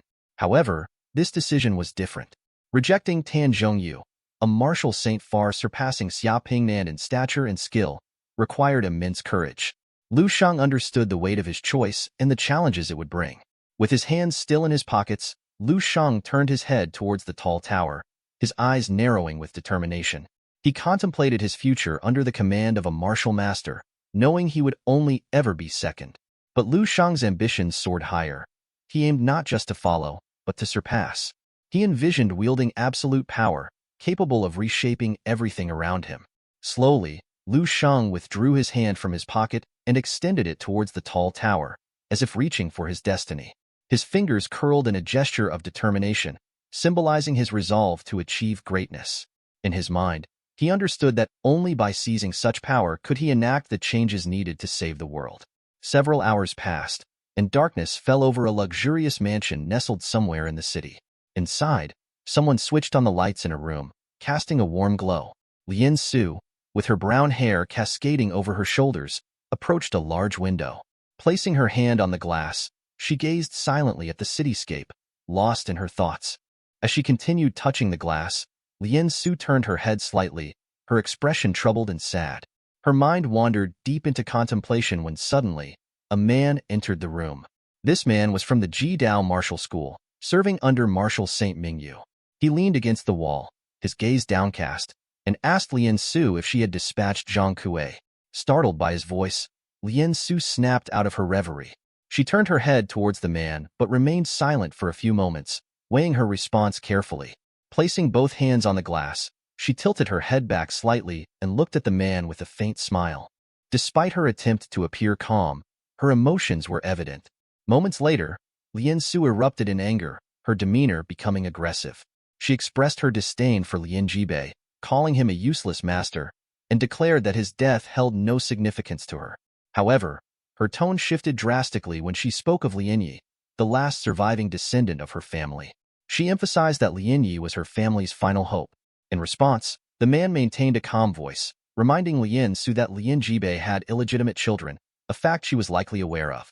Undeterred, Lien Su turned towards the man, placing her hand on his chest and locked eyes with him. She dismissed the existence of Lien Jibei's illegitimate children, asserting that it was inconsequential. Her focus remained on why she couldn't send Zhang Kuei to eliminate anyone threatening the Lien family's existence. Losing her composure, Lien Su approached the man, placing a hand over his neck. Tears streamed down her face as she confessed that Lien Jibei was her biological brother and the other victim, her nephew. Despite their lack of talent, they were her closest family. She portrayed herself as a woman seeking justice and revenge for the debts owed to her family. In a moment tinged with tension, Lien Su confronted the man, emphasizing that neither she nor he had emerged unscathed. They had suffered terrible losses. Her voice broke as tears welled up, showing her vulnerability. The man, maintaining his composure, reassured her that he didn't blame her for the situation. With a calm demeanor, he placed both hands in his pants pockets, lifted his head slightly, and met her gaze sincerely. He acknowledged Zhang Kuei's capabilities, but also pointed out that the young martial artist still lacked something crucial for guaranteed success. He expressed concern that if Zhang Kuei faced interference from someone like Lu Shang, whom Tan Zhongyu had high hopes for, the mission might end in failure. He assured Lien Su that the Bright Jade Hall would likely send reinforcements to protect Lu Shang, complicating Zhang Kuei's task and potentially leading to a fate similar to Lien Jibei and Lien Yi. Lien Su was visibly shocked by this revelation. She spread her hands wide in disbelief, questioning the man about Zhang Kuei's true strength. Moving closer, she placed one hand on his neck and the other on his chest, looking at him with affection. She wondered aloud if she should dispatch someone of higher rank instead. The man responded by placing a reassuring hand on her waist, explaining that he had already dispatched 12 shadows along with Zhang Kuei. He hoped their combined efforts would achieve the desired outcome. As Lien Su processed this information, her cheeks flushed slightly. She approached the man's face, contemplating their closeness. Feeling a surge of emotion, she reached out to touch his face, preparing to kiss him. Initially receptive, the man hesitated and then gently pushed her away, his hand on her shoulder. He explained that while he was committed to helping her, she had overstepped by revealing the Ji Dao martial school's secret technique to Zhang Kuei without permission. With a sense of finality, the man turned his back on Lien Su, slipping his hand into his pocket as he prepared to leave the room. Lien Su watched him silently, her expression a mix of regret and determination. She understood the consequences of her actions and the rift it had caused between them. As the man continued to move away, Lien Su's frustration boiled over, and she began to scream at him. She demanded to know how else she could persuade an expert from the Ji Dao martial school. Ignoring her outburst, the man kept walking with determined steps. Feeling dismissed and desperate, Lien Su shouted that he hadn't provided her with any alternatives. Her voice echoed through the hallway, filled with frustration and urgency. Finally, the man halted in his tracks, his expression stern and serious. He turned to face Lien Su, emphasizing that he didn't want a situation like this to occur again. Lien Su, caught off guard by the man's stern response, placed a hand over her chest in surprise. She was taken aback by his assertiveness, realizing perhaps for the first time the gravity of her actions and the consequences they could entail. Moments later, overwhelmed by the weight of the situation, Lien Su collapsed to her knees. She turned her head to the side, staring at the ground as a mixture of emotions washed over her. Suddenly, she began to laugh uncontrollably, the sound echoing through the mansion with an eerie intensity. Her laughter reverberated through the luxurious halls, mingling with the silence of the night outside. It carried traces of bitterness, frustration, and perhaps a hint of madness. The next day, at the third terminal of the bustling airport, a flight touched down. Among the stream of passengers heading towards the exit was a girl with brown hair, wearing glasses and headphones. Her name was Manhwa. With one hand in her pocket and the other gripping her luggage, she walked purposefully towards the exit, her mind racing with thoughts. As she moved, she wondered if her anxiety was justified, considering she had just completed a challenging mission. The events of recent days still felt surreal to her. At just 19 years old, she had managed to kill a master, an achievement that still seemed unbelievable. As these thoughts swirled in her mind, she pulled out her mobile phone and opened a photo of Lu Sheng. Manhwa stared at the photo, reflecting on how impressive he was. She couldn't help but compare him to the young prodigies she had known during her student days. Lu Sheng seemed to surpass them all. She knew that the Bright Jade Hall would need another Tiger General, and she thought Lu Sheng could be the perfect candidate for this role. As she walked, she blew a bubble with her gum, her gaze fixed on the screen of her phone. She read a message from Zhao, and what she saw made her pause. She couldn't believe that Lu Sheng had refused to become Tan Zhongyu's disciple. Even more shocking was the news that he had killed the entire Lin family and intended to confront their enemies all on his own. She thought his actions were reckless and decided to call Zhao for clarification. With a calm voice, Zhao answered her call. He explained that Saint Tan Zhongyu was a compassionate man. Although he couldn't accept Lu Sheng as a disciple now, he didn't want to see such a remarkable talent go to waste. Zhao also informed her that her opponent was Zhang Kuei, who ranked 28th in the Jidao Martial School and possessed skills in the Peak Master realm. Hearing this, Manhwa felt a mix of concern and determination. She slightly turned her head to one side, processing the information. Knowing that Zhang Kuei had skills equivalent to her own, she understood the need for caution. She resolved to proceed carefully, aware of the formidable challenge ahead. Several hours later, as darkness settled over the city, the lights flickered on in the Lu Sheng family's house. Inside, the family was bustling around the kitchen, preparing dinner. The warm aroma of home-cooked food filled the air. Suddenly, the front door creaked open, catching everyone's attention. Lu Sheng stepped inside, and the room fell silent for a moment. "Lu Sheng!" his mother exclaimed, relief and a hint of irritation in her voice. Lu Qinghe, his younger sister, quickly approached him. With her hands clasped behind her back and a smile on her face, she looked up at him. "You've got Mom and Dad worried sick, you know?" Holding a backpack in one hand, Lu Sheng couldn't help but smile back at his sister. Her cheerful demeanor was infectious, and he felt a warmth spreading through him just being home again. He looked into her eyes, feeling a connection that only siblings could understand. His mother, however, crossed her arms and fixed him with a stern gaze. "Why are you so late?" she demanded. "You said you'd be home at 1 sharp. Lu Sheng's father stepped in, placing a calming hand on her shoulder. "Relax, dear," he said, closing his eyes and smiling softly. "The important thing is that Lu Sheng is home safe and sound." His mother's tension visibly eased, and she let out a small sigh of relief. All right, she muttered, her eyes softening as she looked at her son. With the immediate crisis averted, Lu Sheng's father turned to him. "Come with me for some drinks, son," he said with a broad grin. "Let's catch up." Lu Sheng, still holding the backpack in one hand, slipped the other hand into his pocket. He turned to his father and nodded, a smile playing on his lips. "I'm coming," he replied. Lu Sheng decided not to waste any more time. He knew he had to act quickly, so he took off his backpack and, with a confident smile, threw it towards Qinghe. "Take care of this for me, okay?" he asked her. Qinghe, caught off guard, quickly grabbed the backpack midair. As she held it, she felt its unexpected weight and couldn't help but look at it curiously. The backpack seemed to hold more than just the usual books and supplies. "Why are you giving this to me?" she asked, her voice laced with genuine surprise. She then added, "I'm just a girl, you know?" Lu Sheng turned to face her, his expression serious yet kind. "It doesn't matter," he said, looking straight into her eyes. "There's something inside for you." Qinghe's eyes widened at the mention of a gift. Her initial surprise shifted to excitement, and she clutched the backpack tighter. "Really?" she asked, her voice filled with a mixture of disbelief and curiosity. Lu Sheng nodded. "Yes, really. Just take it," he reassured her. Without any further hesitation, Qinghe accepted the backpack. As she did, Lu Sheng reached out and gently caressed her shoulder, a gesture that was both comforting and encouraging.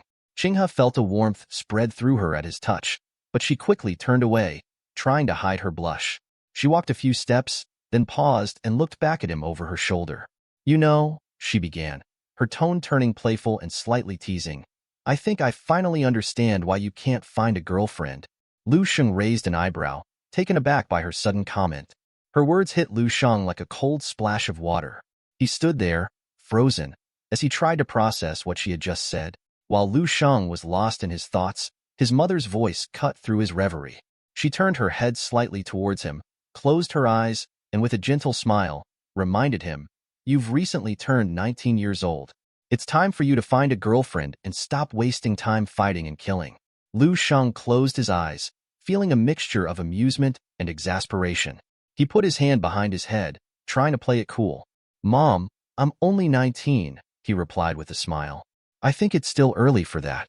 He wanted to divert the conversation to something less serious, so he asked, "What are we having for dinner tonight?" Before his mother could respond, Lu Shang felt a subtle shift in the atmosphere. He slightly turned his head, sensing someone's presence just beyond the door. His instincts, honed from years of fighting and heightened awareness, kicked in. He quickly turned his body towards the door, then glanced back at his mother. "I'm going out to see a friend," he said, pointing towards the door with a sense of urgency. "Start dinner without me. I'll be back soon." His mother looked at him with a mix of concern and understanding. "Tonight, I'm making stewed chicken wings. They'll be ready in 15 minutes, she informed him, her voice carrying the warmth of home. "Come back quickly, or else the food will get cold." Lu Sheng nodded, already moving towards the door. 15 minutes is more than enough, he thought, his determination setting in. Several minutes after leaving his house, Lu Shang strolled through the familiar streets, his hands casually tucked into his pockets.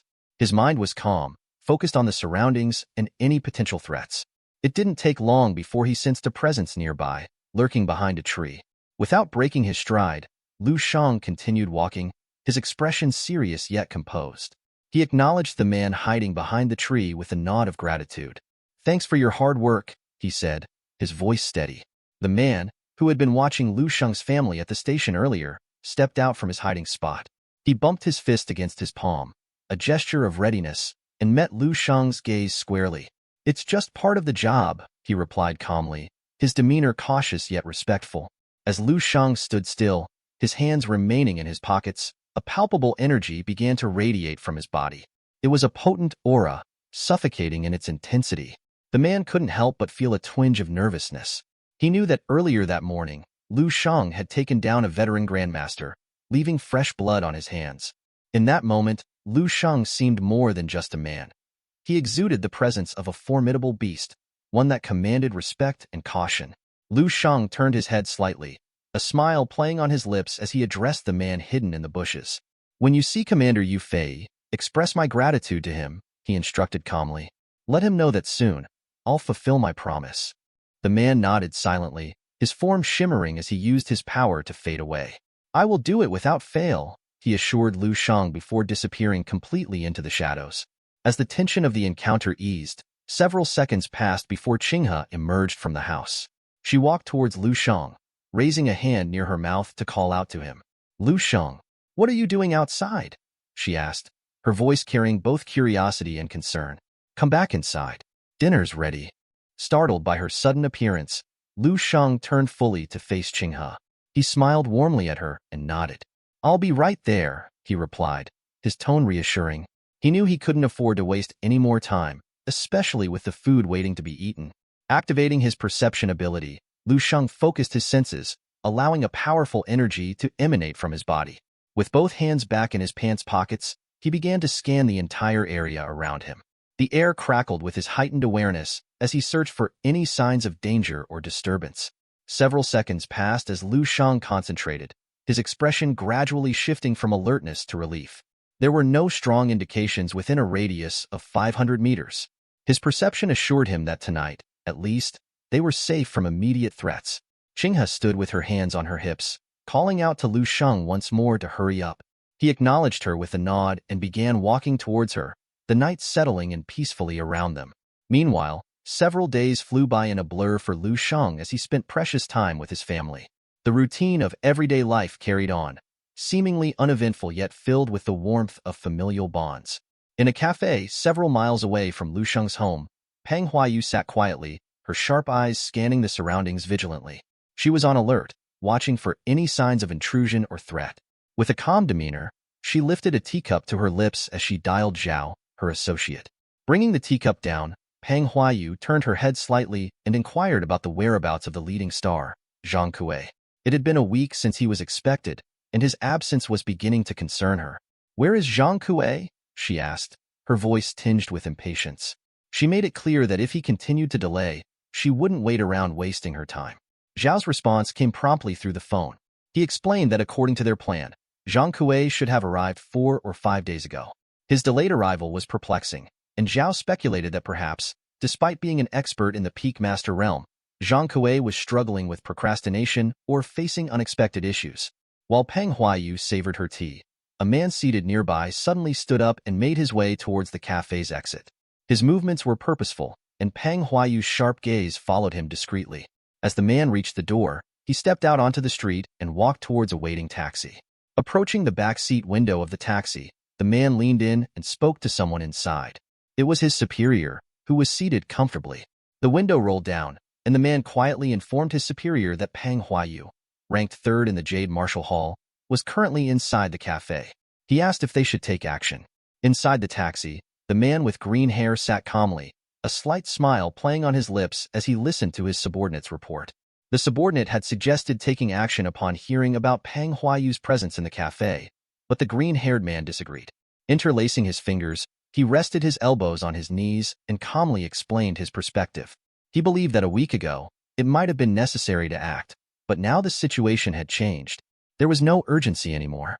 Upon hearing this, the subordinate accepted the green-haired man's reasoning. He turned towards his superior with a smile, acknowledging his wisdom and mastery.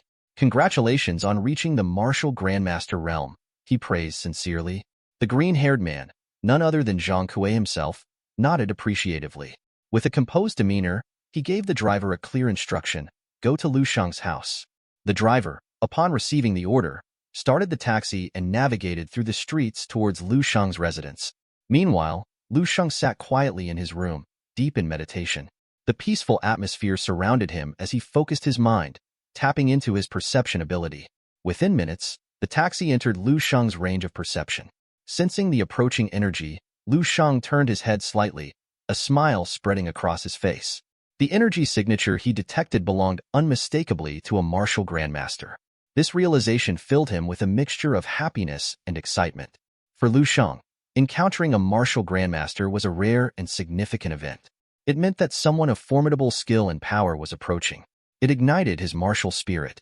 While Peng Huayu was sitting in the cafeteria, enjoying her cup of tea and waiting for Zhang Kuei to appear, she casually turned her head to the side to look at the street through the window. Her eyes widened slightly as she spotted a taxi heading towards Lu Shang's house. There was something about the taxi that caught her attention, making her realize it was not an ordinary one. She stood up abruptly, leaving the teacup on the table. Placing her other hand on the table for support, she turned her head back towards the window, her mind racing with possibilities. "Is Zhang Kuei in that taxi?" she wondered aloud. The statement drew the attention of the cafeteria workers and other patrons, who turned their heads towards her with puzzled expressions, clearly unaware of what she was talking about. Without wasting any time, Peng Huayu quickly approached the glass window. Her sharp eyes scanned the street and caught sight of several shadows moving rapidly in the direction of Lu Shang's house. These were the shadows of the Lin family, a group she recognized instantly. For a moment, confusion clouded her mind as she tried to piece together what was happening. Then, it hit her. Something was very wrong. Fixing her gaze intently on the shadows, she touched her earpiece and made a call to Zhao. "There are followers of the Ji Dao martial arts school heading towards Lu Shang's house," she informed him urgently. "Things are about to get complicated." With determination, she grabbed the handle of her sword, unsheathing it slowly. As the blade gleamed in the dim light of the cafeteria, she recalled the rumors about the shadows of the Lin family. It was said they had achieved level 7 strength through the secret method of the Holy Warrior. Despite their formidable power, they were still not considered true masters. Peng Huayu dragged her foot back, assuming an offensive stance. The time for contemplation was over. It was time to take action. She was fully aware of the stakes. The Ji Dao Martial Arts School had trained 24 shadows using combat tactics personally created by the Ji Dao Martial Saint, tactics that were highly effective and deadly. If left unchecked, these shadows were capable of killing Lu Shang. Peng Huayu unsheathed her sword with swift precision. In the blink of an eye, she left the cafeteria, her movements a blur of deadly grace. She attacked one of the shadows with lethal accuracy, her blade cutting his head in two. The swiftness and brutality of the strike left the remaining shadows stunned. One of them turned his head back, his eyes widening in shock as he saw his companion fall lifelessly to the ground, killed in a single, flawless attack. Zhao, unaware of the immediate danger Peng Huayu was facing, continued to try and communicate with her through the earpiece. However, she quickly asked him to wait, explaining that she needed to eliminate the shadows first. Just as Zhao tried to speak again, the signal was interrupted. Peng Huayu frowned, touching her earpiece repeatedly with her finger. "Zhao, repeat that," she demanded, frustration evident in her voice. The call crackled with static, but just before it disconnected entirely, Zhao managed to reveal that the Lin family had sent 12 shadows to kill Lu Sheng. Her mind raced as she processed this information. With one hand gripping her sword and the other desperately trying to regain the signal, Peng Huayu found herself surrounded. 2 shadows appeared in front of her, while 6 more approached from behind. They moved swiftly, their intent clear. They aimed to take her by surprise and overwhelm her with numbers. Simultaneously, Zhang Kuei's taxi arrived in Lu Sheng's neighborhood. The vehicle rolled to a stop, and Zhang Kuei, with his signature green hair, stepped out. He opened the door, placing one foot on the ground, and then emerged fully, his hand resting on the car door. He turned his body towards Lu Sheng's house, his gaze fixed intently on it. The anticipation of the impending fight with Lu Sheng filled him with a mixture of excitement and exhilaration. The thought of testing his skills against such a renowned opponent caused his body to emit a powerful, suffocating energy. At the same time, Peng Huayu was fiercely battling the shadows. Although she was exceptionally strong, facing so many at once proved overwhelming. One of the shadows landed a powerful punch, sending her body flying backward. Desperately, she drove her sword into the ground, managing to halt her backward momentum. As she steadied herself, she glanced to the side and saw Zhang Kuei standing in front of Lu Sheng's house. Her expression changed drastically as she stared at Zhang Kuei in shock, realizing the gravity of the situation. The call signal suddenly stabilized, and Zhao's voice came through. "What's happening?" he asked, concern evident in his tone.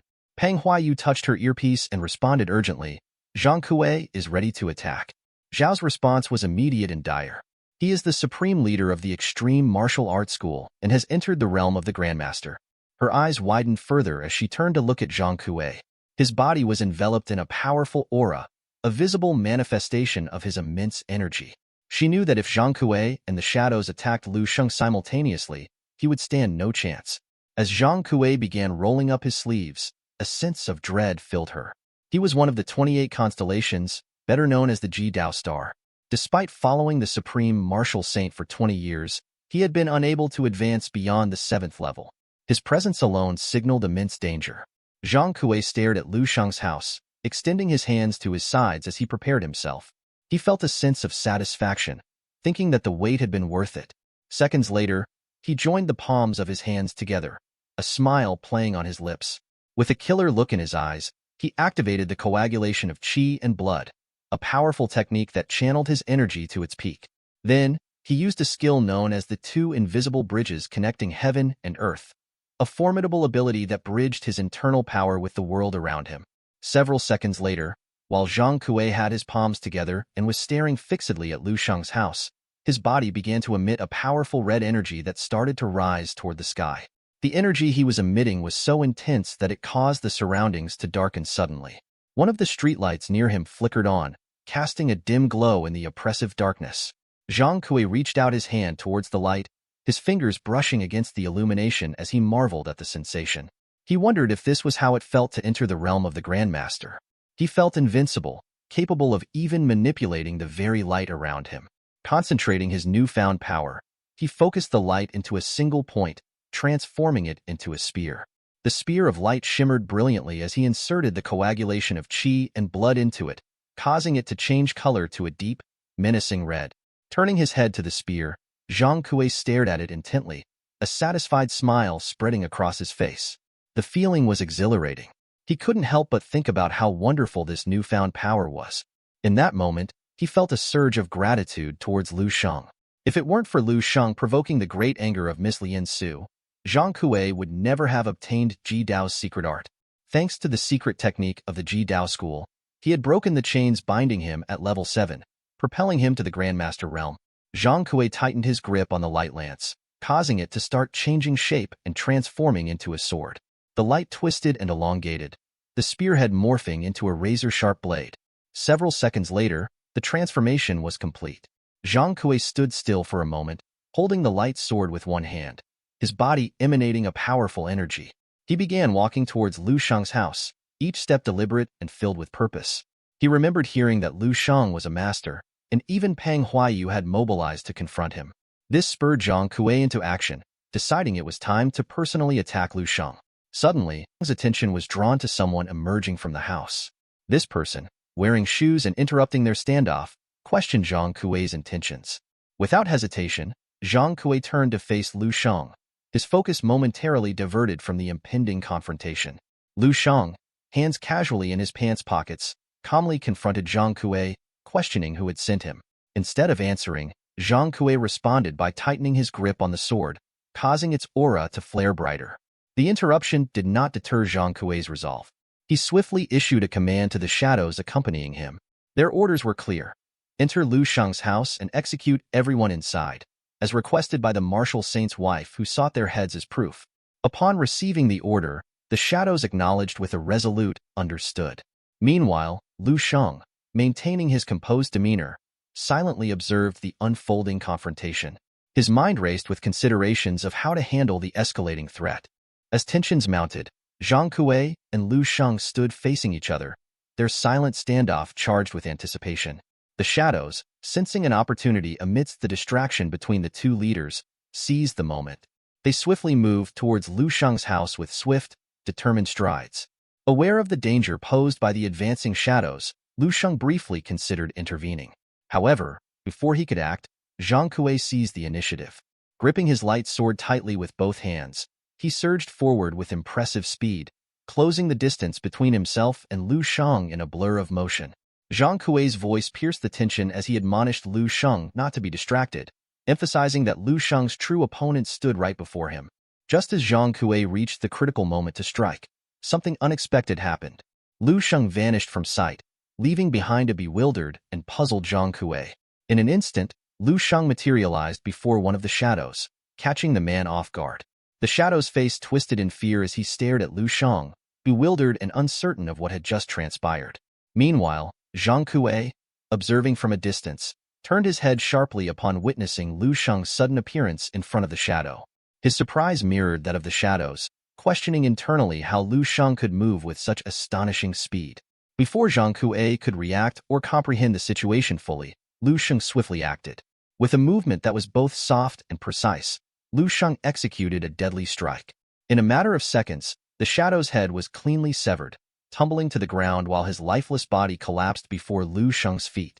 The brutal efficiency of Lu Shang's attack left the remaining shadow visibly shaken and horrified, struggling to grasp the reality of his comrade's instantaneous demise. Turning his gaze towards the remaining shadow, Lu Shang's demeanor remained composed yet imposing. He questioned the shadows' understanding of their role as masters of shadows, pointing out their vulnerability despite their presumed strength. Lu Shang's words cut through the air like a blade, challenging the remaining shadow to reflect on his own beliefs and abilities. Meanwhile, Zhang Kui, surrounded by a potent and suffocating aura of energy, snapped his fingers in acknowledgement. Despite the tension and impending conflict, Zhang Kui couldn't help but express admiration for Lu Shang's formidable skills. As he approached Lu Shang with measured steps, his aura pulsated with an intensity that demanded attention. Zhang Kui's gaze bore into Lu Shang with a mixture of respect and intrigue, suggesting a deeper recognition of Lu Shang's prowess. With a faint smile playing on his lips, Zhang Kui offered a contemplative remark. He acknowledged that under different circumstances, perhaps he would have chosen a different path, a path that could have led to friendship rather than confrontation. Lu Shang stood firm as Zhang Kui approached, his demeanor calm yet filled with an intense blue energy that radiated from his body. He touched his head thoughtfully, silently observing Zhang Kui's steady advance. As Zhang Kui drew nearer, his own aura of power began to manifest, but it was soon overshadowed by the burgeoning strength emanating from Lu Shang. In a moment that shifted the balance of power, Lu Shang's energy surged even further, surpassing Zhang Kui's in intensity. With one hand still on his head and the other casually tucked into his pocket, Lu Shang fixed his gaze on Zhang Kui, his expression unreadable yet filled with determination. He calmly remarked to Zhang Kuei that friendship with the dead was an impossibility, drawing a clear line between them. Zhang Kuei's demeanor shifted subtly. Despite attempting to maintain a composed facade, Lu Sheng's words seemed to rattle him, revealing cracks in his calm exterior. Nevertheless, Zhang Kuei pressed forward, his resolve unyielding as he continued to approach Lu Sheng. The ground beneath him began to tremble and crack under the weight of his burgeoning energy, demonstrating the immense power he wielded as a master of the 8th level. Suddenly halting his advance, Zhang Kuei gripped his sword with both hands and drove it forcefully into the ground. The impact caused magical circles to materialize around him, pulsating with raw energy. Zhang Kuei's aura intensified, forming into a swirling wave that expanded outward, tearing through everything in its path. Trees uprooted, grasses were swept away, and the very earth trembled at the display of his mastery. In a dramatic display of his newfound power, a nearby post was wrenched from the ground and began to orbit him alongside the uprooted tree and debris. Zhang Kuei's focused gaze locked onto Lu Sheng, a confident smile playing on his lips. He declared with unwavering assurance that as a great 8th-level master, he possessed the capability to move mountains, part rivers, and command even the celestial bodies. Surrounded by an aura of overwhelming energy, Zhang Kuei's intent was clear: to demonstrate to Lu Sheng the vast disparity in their martial prowess. Lu Sheng calmly withdrew his hands from his pockets and gazed silently at the ground for a few moments. With a determined expression, he lifted his head to confront Zhang Kuei directly. "Let me show you the true power of a great 8th-level master," Lu Sheng stated with a piercing stare. Activating the martial god's form, a massive magic circle materialized near Lu Sheng, pulsating with intense energy. The magic circle exuded such power that it immobilized the surrounding shadows, rendering them helpless. Lu Sheng seized this opportunity without hesitation. Moving at incredible speed, he swiftly sliced through the shadows with unparalleled precision. In a blink of an eye, their bodies were cleaved into pieces. As the dismembered remains of the shadows began to rain down from the sky, Zhang Kuei looked up in disbelief. He was left speechless, grappling to understand the sudden turn of events. It dawned on him quickly that Lu Sheng had effortlessly eradicated the remaining shadows. Suddenly, a surge of demonic energy emanated from Lu Sheng's body, and behind him manifested the ominous figure of the Demon King itself. Zhang Kuei, unnerved by this display, felt a pang of fear creeping in. Despite his anxiety, he attempted to maintain composure, tightly gripping his light sword as he retrieved it from the ground. Turning his gaze towards Lu Sheng, Zhang Kuei spoke with a trembling voice, trying to mask his unease. "Do you think these tricks will scare me?" he challenged defiantly. Asserting his status, he declared, "I am not like those shadows. I am a great 8th-level master." With resolve, Zhang Kuei prepared himself to launch a counterattack, determined to prove his strength against Lu Sheng's formidable abilities. When Zhang Kuei was on the verge of acting, Lu Sheng suddenly appeared right in front of him, placing his hand firmly on Zhang Kuei's chest. Zhang Kuei looked down in shock at Lu Sheng's hand touching him. In that instant, Lu Sheng activated technique number 4, causing a radiant golden energy to emanate from his body.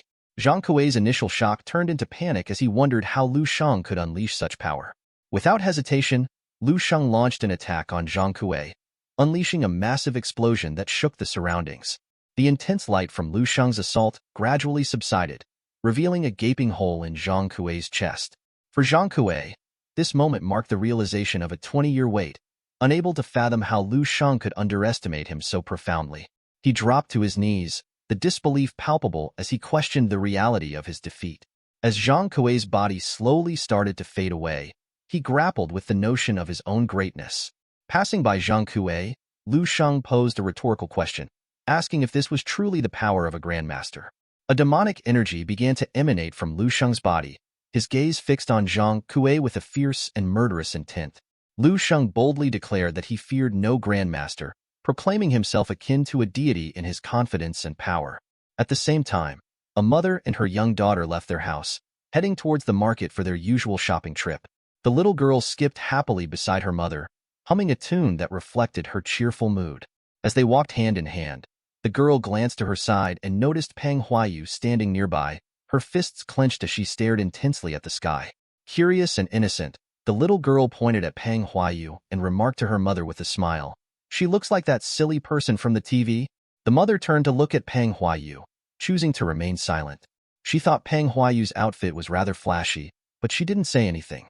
Moments later, Peng Huayu sensed a sudden surge of immense power emanating from the direction of Lu Shang's house. Her expression shifted dramatically to one of surprise and disbelief. She wondered if what she felt was real or merely a dream. Focusing her thoughts, Peng Huayu realized the overwhelming energy belonged to Lu Shang. She visualized him, his fists clenched tightly, surrounded by a glowing golden aura, clearly filled with anger. Meanwhile, near Lu Shang's residence, the fierce battle between him and Zhang Kuei was reaching its climax. Zhang Kuei's body began to disintegrate, leaving behind only his hand. Approaching Zhang Kuei's remains, Lu Shang scrutinized them with intense concentration. He pondered deeply, wondering aloud if this level of power truly belonged to an 8th-level master. It seemed improbable to him, considering Zhang Kuei had projected an aura of strength far surpassing his actual capability. Lu Shang compared him unfavorably to Jiang He, finding Zhang Kuei lacking. After careful examination, Lu Shang concluded that Zhang Kuei had achieved his strength through unconventional means, perhaps through unorthodox paths. With a serious expression, Lu Shang mused over Zhang Kuei's methods of enhancing his physical and mental energies. Eventually, he decided to put the matter aside, turning away from Zhang Kuei's remains.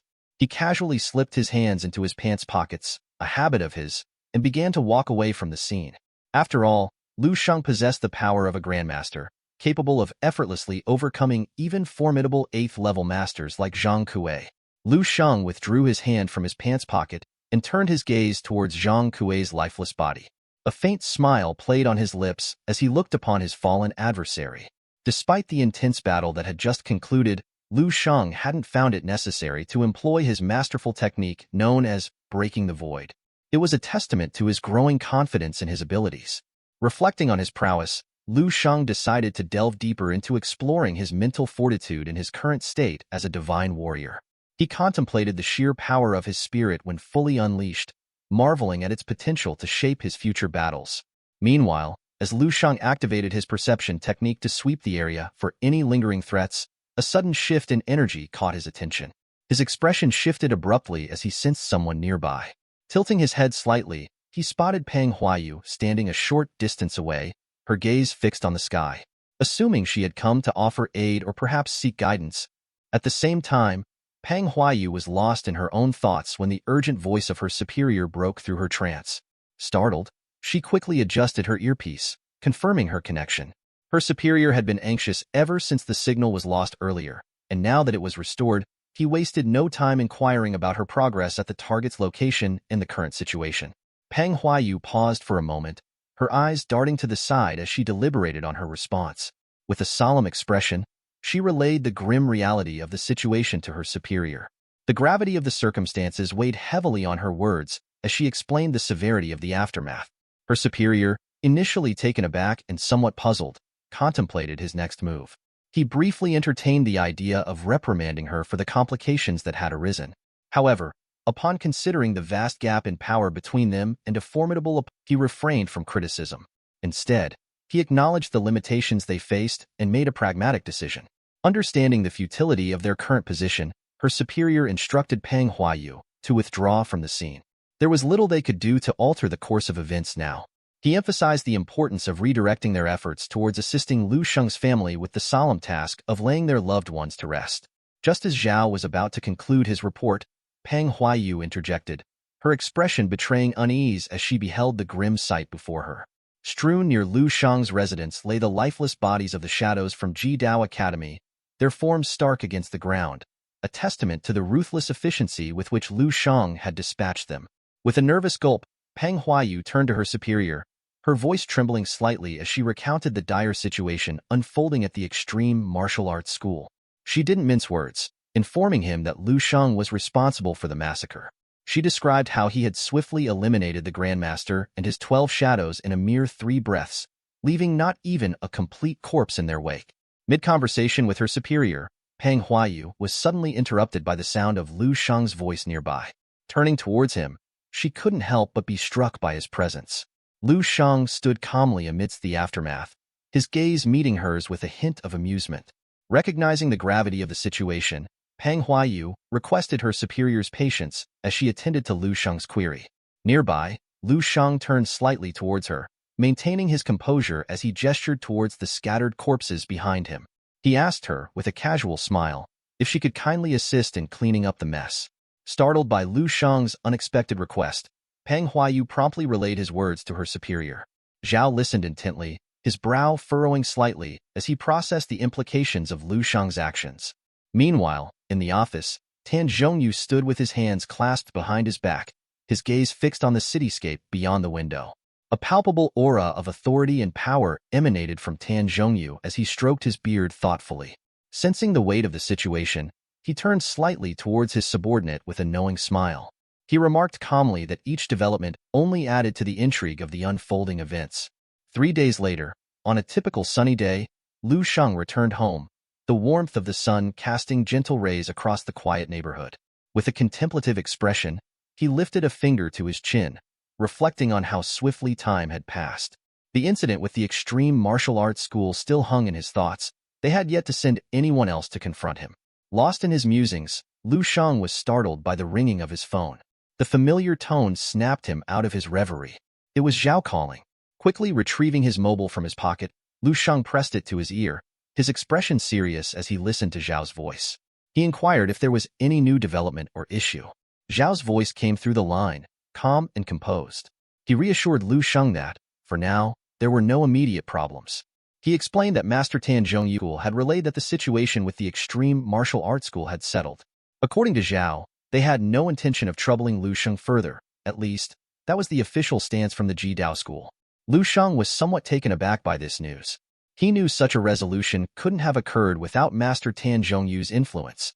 Curious, Lu Shang questioned Zhao if Tan Zhongyu had intervened directly in the matter. With one hand holding the phone to his ear, Zhao paused briefly, his gaze shifting downward as he considered his response. He admitted uncertainty, acknowledging that he didn't have a clear insight into Master Tan Zhongyu's actions. However, he expressed confidence in Tan Zhongyu's authority, suggesting that if anyone could sway the Jidao school, it would be him. Zhao also mentioned that this was likely the extent of the Jidao school's response to the situation.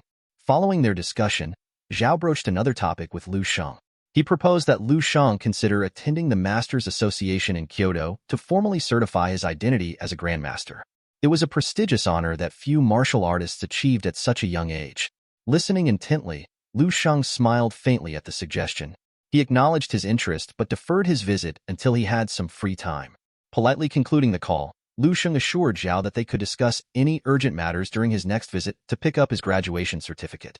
While Lu Shang held the phone to his ear with one hand, his mind drifted to Peng Huayu. A faint smile crossed his face as he considered her recent visit. He mused that perhaps she hadn't come just to fulfill a mundane task like mopping the floor. It struck him as odd since, in such situations, weaker opponents typically acted first, followed by stronger adversaries. According to Lu Shang's understanding, the retaliation from the Jidao martial arts school should have been more aggressive. Lost in thought, his phone rang again. Intrigued, Lu Shang glanced at the screen and noticed it was Commander Yu Fei calling. Answering the call, he brought the phone to his ear and turned his gaze slightly to the side. He recognized the commander's voice and acknowledged that it was Yu Fei who had mediated with the Jidao martial arts school. Upon hearing Lu Shang's acknowledgement, Commander Yu Fei couldn't help but express admiration. At just 20 years old, Lu Shang had already eliminated enough grandmasters to field a baseball team. Yu Fei was speaking from his office, one hand holding the phone while the other rested casually on his desk. He tilted his head slightly towards the phone, impressed by Lu Shang's achievements.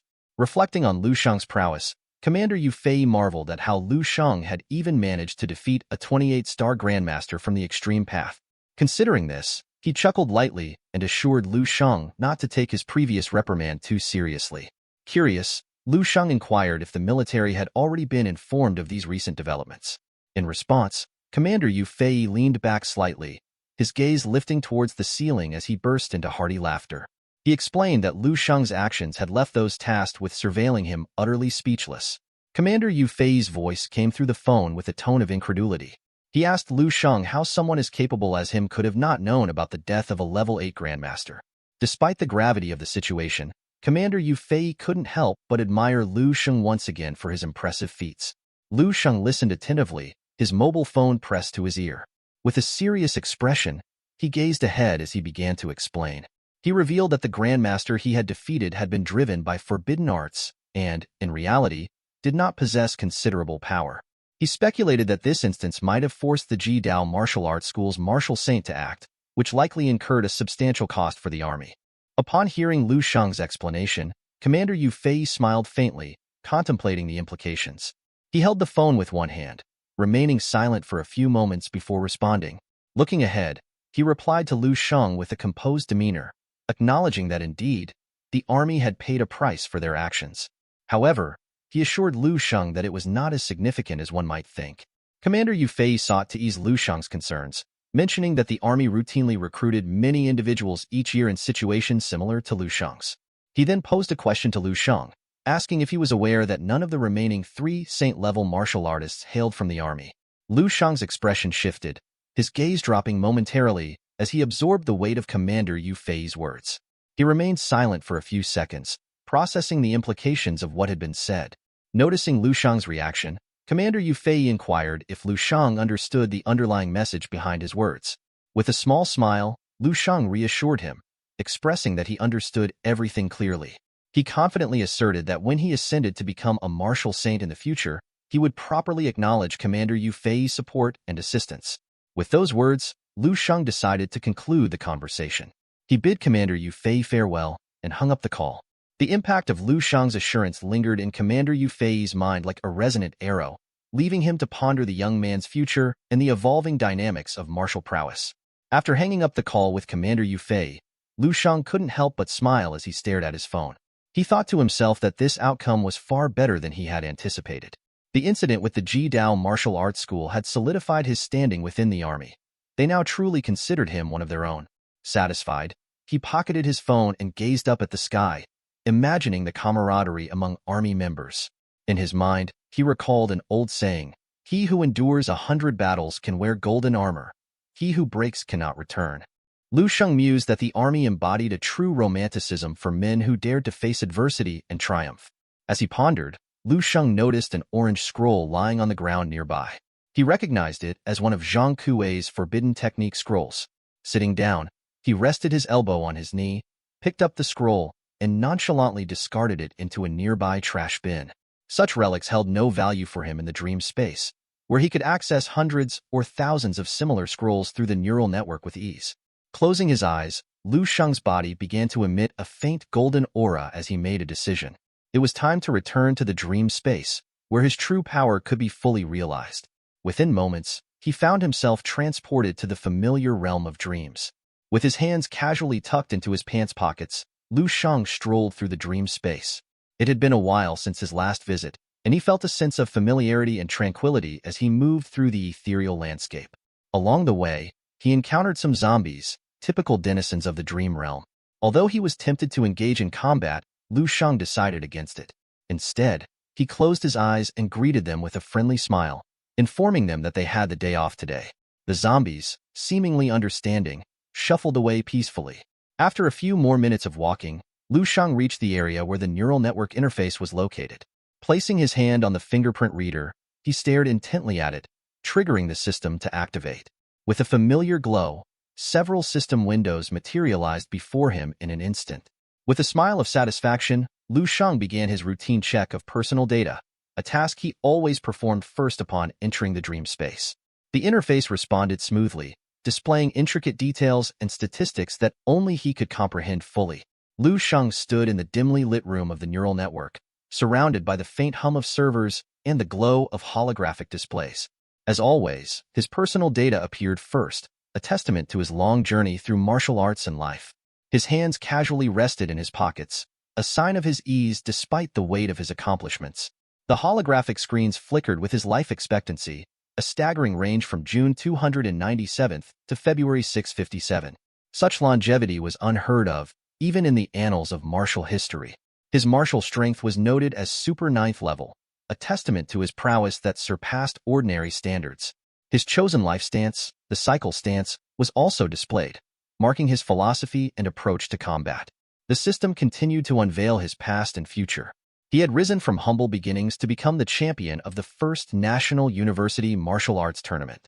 His feats included the decisive defeats of grandmasters like Lin Jibei from the Extreme Martial Arts School and the swift elimination of a level 8 grandmaster in mere seconds. Joining the Eastern Military District early in his career had catapulted him into a trajectory of success. By 28, he had ascended to the esteemed rank of a Level 8 Grandmaster. His journey to becoming a 9th-level martial saint at the age of 40 had solidified his status among the martial elite.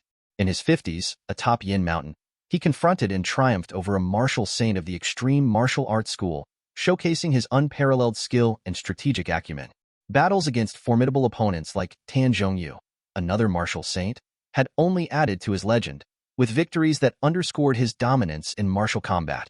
By 70, he had traversed the globe, challenging and defeating renowned martial arts masters from various countries.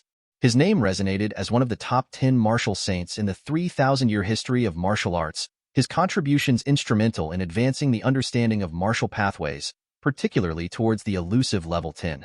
As Lu Shang absorbed the breadth of his achievements displayed before him, a smile crept across his face. Despite having lived for over 300 years, he felt a deep sense of fulfillment and joy. The record of his long life was a testament to his dedication and unwavering pursuit of martial excellence. Yet, he knew his journey was not yet complete. Contemplating the future, he harbored the belief that he would transcend even the boundaries of a 9th-level martial saint. Someday, he would pioneer the path to level 10, a realm few had dared to tread. Lu Shang stood in the quiet confines of the neural network, his hands nonchalantly tucked into his pants pockets. His gaze fixed on the luminescent system windows that floated before him, casting a soft glow across his face. Thoughts swirled in his mind as he pondered the significance of his current path, the opening of the road to level 10, an honor not achieved for millennia. A faint smile touched his lips as he recalled that the last time this path was opened was 3,000 years ago. In this life, he knew it would be he who would inaugurate it once more. The prospect excited him, for beyond that threshold, the future of martial techniques awaited. An arena where prodigious martial artists collided ideas, forging even more formidable techniques. Lost in his reverie, Lu Shang's thoughts turned to the martial saint of the extreme martial arts school. To him, defeating martial saints was a personal style, a means to reclaim any losses suffered. Determination gleamed in his eyes as he envisioned the battles to come. Reaching out toward the system window, Lu Shang's fingers danced over the interface. With a swift command, he accessed the permissions. A moment later, a new system window materialized, confirming his 7 stars evaluation history and granting him access to the Level S Sacred Resource Library, a privilege that filled him with satisfaction and anticipation. His smile widened as he contemplated the array of techniques awaiting him. The stellar refinement technique, the natural breathing method, and the crystal visualization method. Each held the promise of enhancing his skills, pushing him closer to mastering the Grandmaster level at the 8th stage. With purposeful intent, Lu Shang issued a directive to the system, instructing it to initiate a query for these advanced techniques. As the system hummed with activity, he stood poised, ready to absorb the knowledge that would further elevate his martial prowess. After a moment, Lu Shang carefully read through the 3 techniques.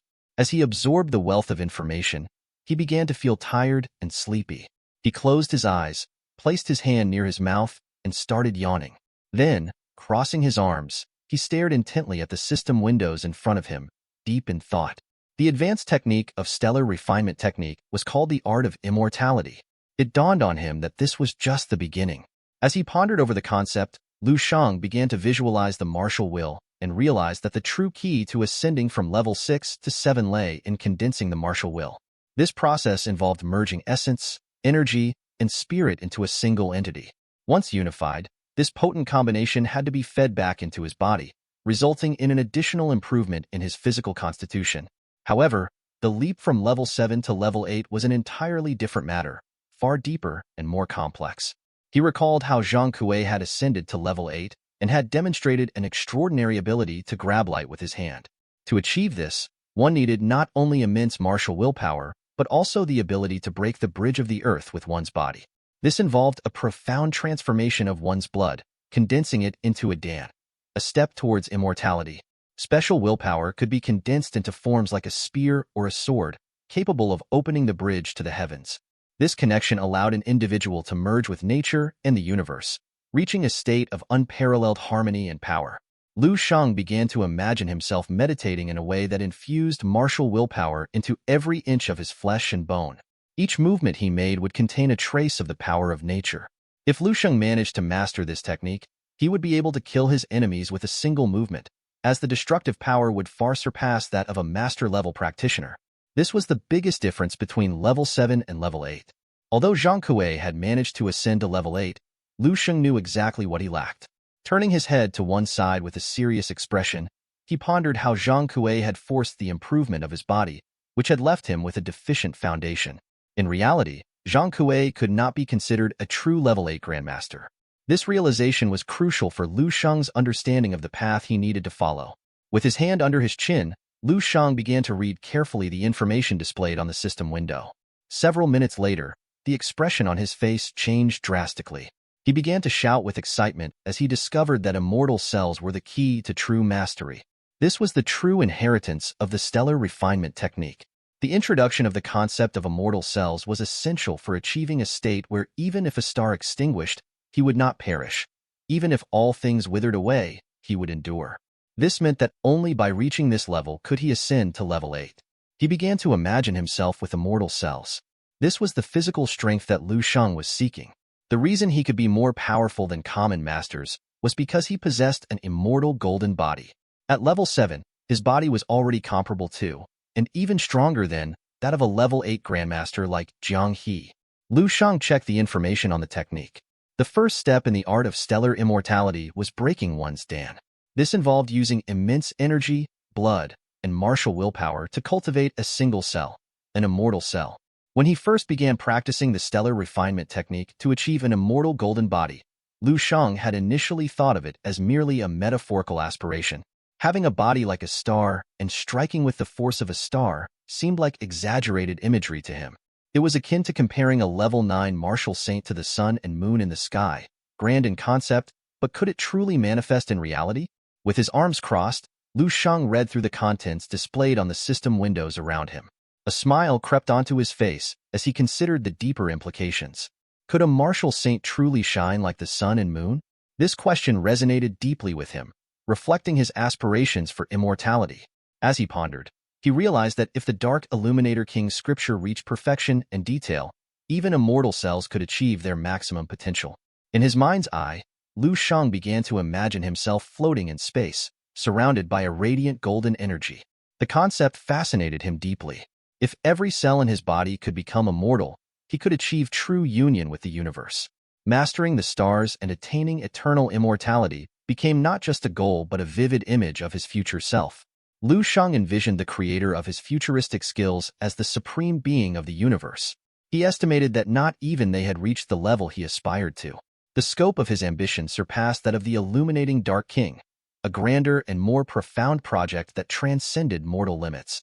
Lu Sheng dropped his arms and fixed his gaze on the system windows before him. As he immersed himself in thoughts of achieving immortality, a pressing question surfaced in his mind. What resources were necessary to attain such a lofty goal? Closing his eyes with a faint smile, he contemplated deeply. He calculated that even an entire star would not provide enough resources for what he sought to achieve. In that moment, Lu Sheng's body began to emit immense energy and his blood stirred with anticipation. He reminded himself that this technique was invincible. If he could just achieve an immortal cell, his martial body would surpass that of common great masters. With 2 immortal cells, he believed he would be unstoppable. And with 3, he envisioned himself as invincible. Closing his eyes once more, an intense aura surrounded his body as he brought his hands together. Within the realm of his dreams, he began to manifest his inner Dan. Lu Sheng knew that any mistake made in practice would have minimal impact on reality. This assurance bolstered his confidence, and within seconds, his Dan began to materialize. The process demanded all of his energy and blood. Extending his hand to the side, a blue aura emanated from it. Opening his eyes, he fixed his stare upon his Dan, contemplating its significance. Was it truly necessary to break it? Without dwelling too long on the question, he resolved to find out for himself. With a resolute expression, Lu Sheng decided to take the plunge. With determination etched on his face, he placed his hand on his chest and commanded his Dan to break. The air crackled with energy as, slowly but surely, his inner Dan began to shatter into fragments. A surge of intense power erupted from his body, causing excruciating pain that racked every fiber of his being. The agony was unbearable. Lu Sheng extended his hands to the sides, bent his body, and screamed in torment. The raw energy pouring out of him threatened to overwhelm his senses. Yet, amidst the anguish, he found a moment of clarity. With a deep breath, he regained control, placing his hand back on his chest. He made a decisive choice to condense his Dan once more. As he opened his mouth, blood trickled down his chin, adding to his suffering. The pain intensified, but he gritted his teeth and closed his eyes, screaming through the ordeal. Meanwhile, his consciousness, manifested as a blue fire, sensed his distress. It reached out, placing a comforting hand on his head. Gradually, with its guidance, the chaotic energy began to stabilize. With renewed focus, Lu Shang concentrated his efforts, gathering energy in his forehead. In a matter of seconds, he succeeded in cultivating an immortal cell, a pivotal achievement in his quest. The immortal cell glowed on his forehead, radiating with potent energy. Dropping his arms, Lu Shang clenched his fists tightly. The energy from the immortal cell synchronized with his body, amplifying his strength. His forehead emitted a radiant aura, blending the energy of the immortal cell with his own golden aura. With a deep breath, Lu Shang channeled this combined power into a mighty punch aimed at the ground. The impact was cataclysmic. The earth shattered beneath his strike, sending debris flying in all directions. The force of his punch created shockwaves that reverberated through the dream space. Above him, the sky erupted with golden thunders, crackling with unleashed power. The force of his strike obliterated buildings and structures in the vicinity. Several seconds passed after Lu Shang sighed and deactivated the technique, causing the golden aura surrounding his body to gradually dissipate. His powerful strike had laid waste to the entire dream space city, leaving behind a trail of destruction with a large crack in the ground. Witnessing the sheer devastation wrought by his power, Lu Shang couldn't help but question if this was truly the strength of an immortal cell. Slowly, he began to rise to his feet. Despite having utilized only a fraction of the immortal cell's power, the punch he had unleashed was significantly stronger than any he had previously delivered. Lu Shang stood, shaking his fist in awe and staring at it intently. A smile spread across his face as he marveled at the amalgamation of star-like strength, blood, energy, and the profound grip of the celestial realm, all fused into a single devastating blow, thanks to the immortal cell. With determination shining in his eyes, Lu Shang extended his hand towards the sky. In that moment, he recognized this strike as the culmination of extreme strength and unparalleled skill. Resolute in his decision, he decided to christen this formidable technique, the Fist of Heaven. Surrounded by a lingering golden aura, Lu Shang tightly clenched his fists and fixed his gaze straight ahead.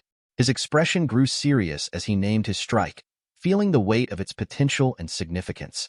However, as he stood there, the exertion of unleashing such power took its toll. Lu Shang began to feel an overwhelming fatigue creeping over him.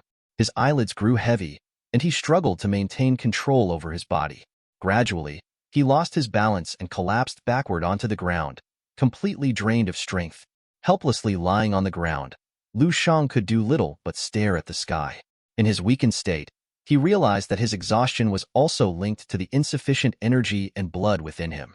He understood that to achieve greater feats and master the power of the immortal cell, he needed to gather more resources. As he lay there contemplating his next move, 3 colossal monsters materialized in the dream space sky. Their eyes burned with a fierce, murderous intent as they fixed their gaze upon Lu Shang. Fortunately, Lu Shang didn't need to worry about gathering more resources, as he was soon heading to the military district in the east. The battlefield on the front line teemed with exotic beasts and dangers, promising both peril and wealth, exactly what he needed to satisfy the insatiable hunger of the immortal cell. With his last reserves of strength, he stretched his hand towards the sky, contemplating the immense power an immortal cell possessed. As he pondered, a question gnawed at him.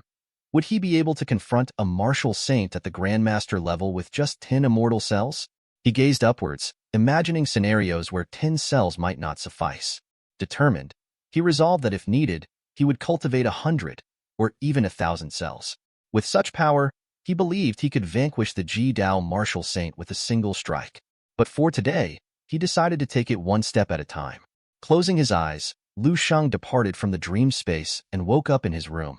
Sitting on his bed, he turned a glance at the clock.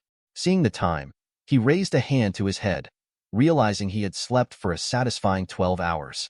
With a serious expression, he activated his senses, causing a blue aura to emanate from his body. This allowed him to observe his surroundings clearly. In the room, he saw his father deeply engrossed in a game of chess with someone, his sister Lu Qinghe wearing headphones, her eyes closed as she danced in the yard, and his mother busy cooking in the kitchen. Assessing the situation, Lu Shang concluded that the henchmen of Ji Dao were unlikely to come after him.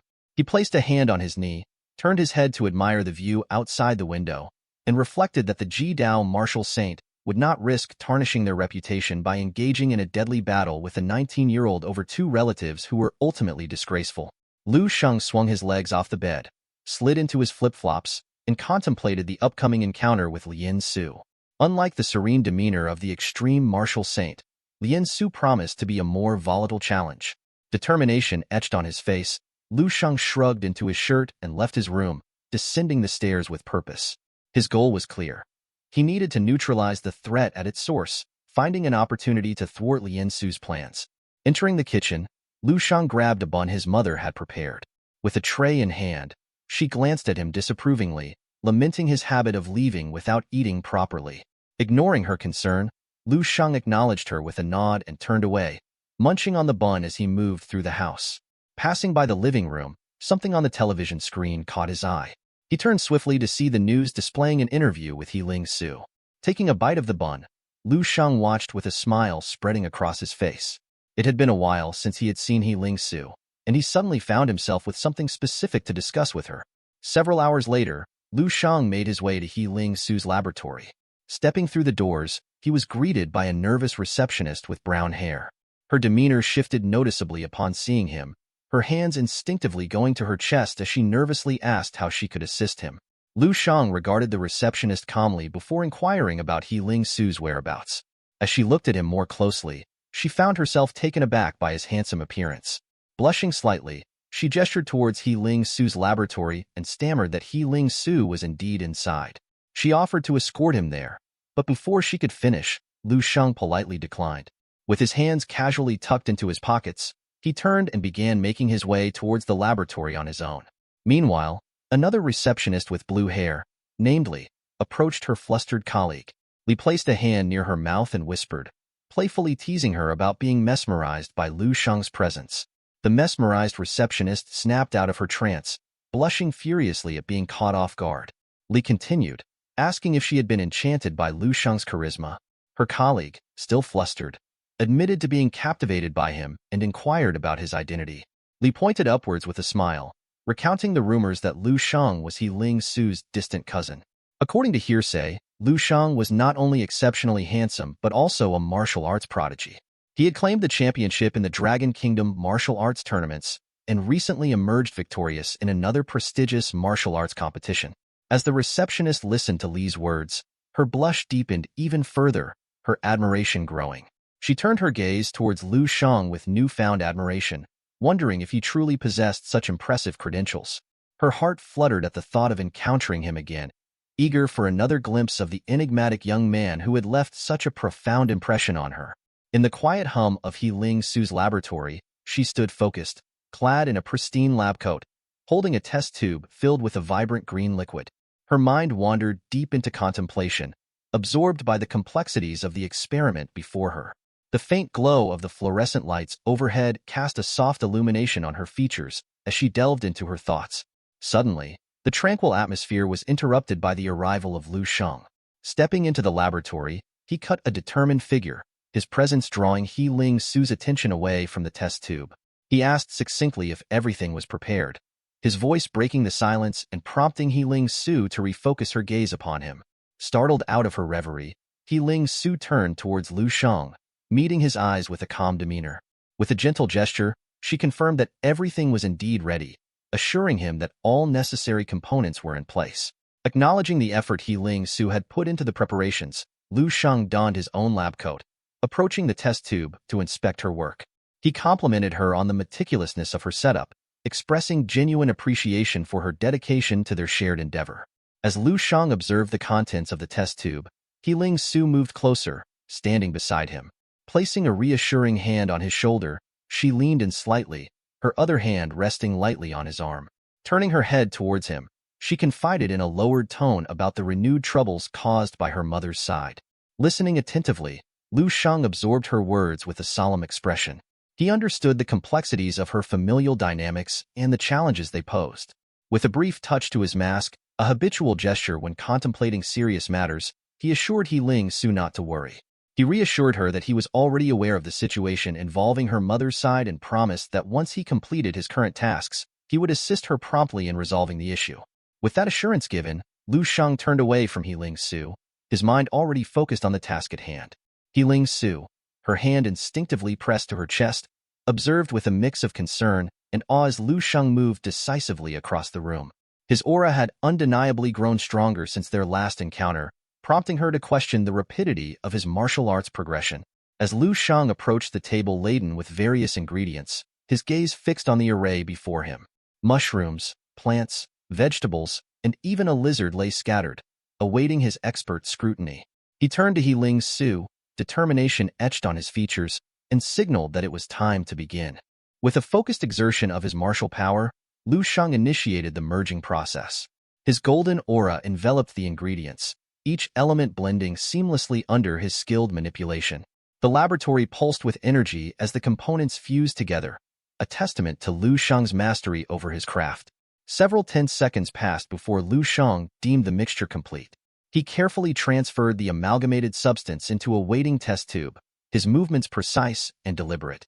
With a subtle gesture, he levitated the test tube, golden energy radiating from its contents like a beacon of his prowess. Examining the test tube intently, Lu Sheng's expression shifted abruptly. In a swift motion, Lu Sheng removed his mask, his finger lightly touching his nose, an unconscious habit when confronted with unexpected revelations. He raised the test tube to his lips and drank deeply of the golden liquid within. As the elixir coursed through him, Lu Sheng's entire demeanor transformed. His eyes widened with newfound clarity, a revelation dawning within him. The sensation was unlike any he had experienced before, a testament to the potency of He Ling Su's concoction. With one arm dropped to his side and the other pressed against his chest, Lu Sheng contemplated the implications. He realized that he alone possessed the capability to achieve a second condensation of the blood pill, an extraordinary feat in the martial world. Glancing towards the corner where the remnants of the costly ingredients lay piled, Lu Sheng couldn't suppress a sigh. The materials had come at a staggering cost, worth several millions. Yet, if his goal was to replace every cell in his body with immortal cells, he needed far more resources. Resources that would demand an exorbitant and perhaps unattainable sum of money. Lu Sheng stood in He Ling Su's laboratory, contemplating his next move. He gently tapped his chin with his finger, deep in thought. He recalled the modest earnings from He Ling Su's business, realizing it amounted to only a few billion units per year. This realization left him somewhat disappointed, considering the vast resources he needed to further his goals. Suddenly, a spark of inspiration hit him. He closed his eyes briefly, remembering something he had read online. There were rumors that skilled individuals could earn substantial wealth on the battlefield. The idea intrigued him. With a determined expression, he opened his eyes and clenched his fist against his palm. He knew there was no time to waste. Without hesitation, Lu Sheng slipped his hands into his pants pockets and turned away from He Ling Su. He made his way towards the laboratory exit, his mind set on exploring this new opportunity. He hoped that the information he had read wasn't misleading. Several hours later, Lu Sheng found himself at Baihe Airport. Sitting in the bustling waiting room, he observed people engaged in conversations or moving about hurriedly. He crossed his legs, settled comfortably, and pulled out his phone. Determined to gather more information, he began searching online. Minutes passed as Lu Sheng scrolled through his phone, absorbed in his search. He decided to contact Commander Yu Fei, hoping to discuss the potential for joining the battlefield. However, his call went unanswered. Perplexed, he stared at his phone screen. It dawned on him that Commander Yu Fei must be incredibly busy, possibly due to urgent matters on the battlefield. With a hint of concern, Lu Sheng contemplated the situation. It seemed the original plan for Dong Qingxue and Qin Xiaojun to pick him up had likely changed amidst the unfolding events. He wondered if a critical situation had arisen, prompting their immediate deployment. Standing amidst the airport's bustling environment, Lu Sheng paused. He withdrew into his thoughts, one hand still in his pocket while the other held his phone. He glanced around, observing people going about their daily lives, seemingly unaffected by the uncertainties of martial challenges and battlefield dynamics. Lu Sheng stood amidst the tranquil surroundings, contemplating the peace and happiness that enveloped the land. He understood that this serene moment was not merely happenstance, but the hard-earned result of countless soldiers sacrificing their blood and lives on the battlefield. Their dedication had paved the way for this tranquility, a privilege he now cherished deeply. As he turned his head slightly, a smile played on Lu Sheng's lips as he recalled information he had come across in the system. Deep within the front lines of the Eastern Military District lay untapped reservoirs of rare metals and hidden silver, currently occupied by exotic beasts. This unexplored zone intrigued him greatly. In his mind's eye, Lu Sheng envisioned himself as a miner, delving into the uncharted territories. He reasoned that if he desired to amass substantial wealth swiftly, this area held immense promise. After all, it remained untouched and ripe with potential. At that moment, the atmosphere at the airport was electrified as a military fighter jet touched down on the runway with a thunderous roar. Travelers and airport staff alike paused to watch the unexpected arrival. Among them, a girl with long, flowing hair approached a window near Gate 12. Resting her arms on the sill, she peered out with wide eyes, a mixture of awe and confusion on her face. Turning to her friend, who stood nearby with a bag slung over her shoulder, the girl exclaimed in a hushed tone, "Why is there a fighter jet here?" Her friend, facing away from her as she began to walk towards their departure gate, half turned her head over her shoulder and replied, "Our plane has landed. Maybe there's some special mission." Her words hung in the air as she gestured for her friend to follow. "Let's go. Boarding has been announced," she added, her voice carrying a note of urgency. Meanwhile, across the bustling airport lounge, Lu Sheng sat quietly in a corner. Tall and casually dressed, he watched the commotion with mild interest. As the girl turned her body to the side, her eyes caught sight of Lu Sheng. She was taken aback by his striking appearance. His dark hair tousled just enough to give him a rugged charm, and his thoughtful expression hinting at a deeper introspection. Intrigued, the girl nudged her friend and nodded towards Lu Sheng. "Look at him, he's handsome," she whispered. Together, they approached Lu Sheng with a confident stride. "Hey there, handsome boy," the girl greeted cheerfully, a playful smile on her lips. "Want to join us?" she added, her tone light and inviting. "Where are you headed?" Lu Sheng, momentarily lost in thought, snapped out of his reverie at the sound of her voice. He turned towards them, his gaze shifting from one to the other as he tried to place their familiarity. With a warm smile, he responded politely, "I'm not on the same flight as you." The girl, undeterred, glanced towards the window with a mischievous glint in her eye. "There's only one flight just announced," she teased, winking at Lu Sheng. Noticing his hesitation, she playfully jabbed, "So, which one are you taking then?" Her friend stifled a laugh, covering her mouth with her hand and closing her eyes briefly. She couldn't help but find Lu Sheng intriguing. At that moment, the sound of jet engines reverberated through the airport as the fighter jet approached the designated area and gracefully came to a stop just outside the terminal window. Moments later, the pilot opened the cockpit and turned towards the group of people standing beside Lu Sheng. With a warm smile, he raised his hand towards the sky, waving in their direction. Upon seeing the pilot's friendly gesture, the two girls standing beside Lu Sheng hurriedly approached the glass window, their hands pressed against it in astonishment and confusion. The girl with the bag slung over her shoulder couldn't help but voice her wonder aloud, questioning why the pilot was greeting them. Her companion, equally perplexed, pondered silently about the pilot's identity and intentions. In a swift turn of events, Lu Sheng exited the airport waiting room and appeared on the runway, drawn by the commotion outside. As he approached, the pilot disembarked from the fighter jet and started walking towards him. Lu Sheng, his hands casually tucked into his pockets, maintained a serious demeanor as he advanced to meet the pilot. The sight of the pilot approaching him left the two girls utterly shocked. They exchanged bewildered glances, struggling to comprehend the surreal scene unfolding before them. Closing the distance between them, the pilot extended his hand towards Lu Sheng, initiating a handshake. With one hand casually resting behind his back, he studied Lu Sheng with a keen gaze and introduced himself as Senior Colonel Qin Huaihu from the 1182 Regiment of the Eastern Military District, under the command of Commander Yu Fei. As they shook hands, Qin Huaihu's warm smile widened when Lu Sheng, with a curious grin, asked if he was related to Qin Shaojun. Qin Huaihu affirmed with a chuckle, explaining that they were indeed uncle and nephew. Taking a closer look, Lu Sheng noticed the insignia on Qin Huaihu's shoulder, a badge adorned with 3 arrows and a dot, indicating his rank was 1 level higher than Dong Qingxue and others they knew. Qin Huaihu turned away from Lu Sheng, his steps purposeful as he headed towards the waiting fighter jet parked on the tarmac. Observing Qin Huaihu's departure, Lu Shang turned his body slightly, calling out to him. He inquired with a hint of curiosity if their destination was now the Eastern Military District and why they hadn't sought him out earlier. Turning his head back towards Lu Shang, Qin Huaihu explained calmly that they weren't bound for the Eastern Military District after all. His gaze shifted upward towards the sky, his expression growing serious. He proceeded to enlighten Lu Shang about the critical situation unfolding on the front lines due to new rifts appearing in the cave. Commander Yu Fei had been engaged in fierce battles there for several days. Their team's mission was to reinforce the front lines, and Qin Huaihu emphasized that he would personally escort Lu Shang there. Lu Shang, maintaining his casual demeanor, slipped his hands into his pants pockets as he began walking towards Qin Huaihu. With a relaxed tone, he queried how long it would take them to reach their destination.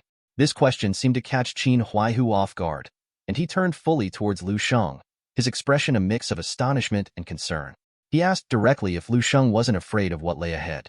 Pausing momentarily, Lu Shang distanced himself slightly from Qin Huaihu, his gaze shifting to the ground briefly before he responded calmly. He admitted he wasn't afraid at all. In fact, he expressed a genuine desire to join the front lines. Qin Huaihu, perplexed by Lu Shang's unwavering confidence, let his arms fall to his sides. Turning towards Lu Shang once more, he couldn't help but marvel at the young man's demeanor. Bringing his hand closer to his face, he scrutinized it thoughtfully. Memories flooded back of his own battles on the battlefield over the years. Despite his experience, he had only reached the peak of level 6, far from the threshold of becoming a master. He couldn't suppress a mix of sweat and a wistful smile, uncertain if he still harbored any hope of achieving mastery at the age of 57. As Lu Shang made his way towards the waiting fighter jet, he glanced back slightly towards Qin Huaihu, his expression serious and thoughtful. He knew the journey ahead was fraught with danger, and he needed to understand the situation on the front lines. With a measured tone, he asked Qin Huaihu to brief him on the current state of affairs. Qin Huaihu met Lu Shang's gaze with equal seriousness. He began to explain that the situation on the Eastern Front had been tense for years, though it had seen some relief in the past 2 years.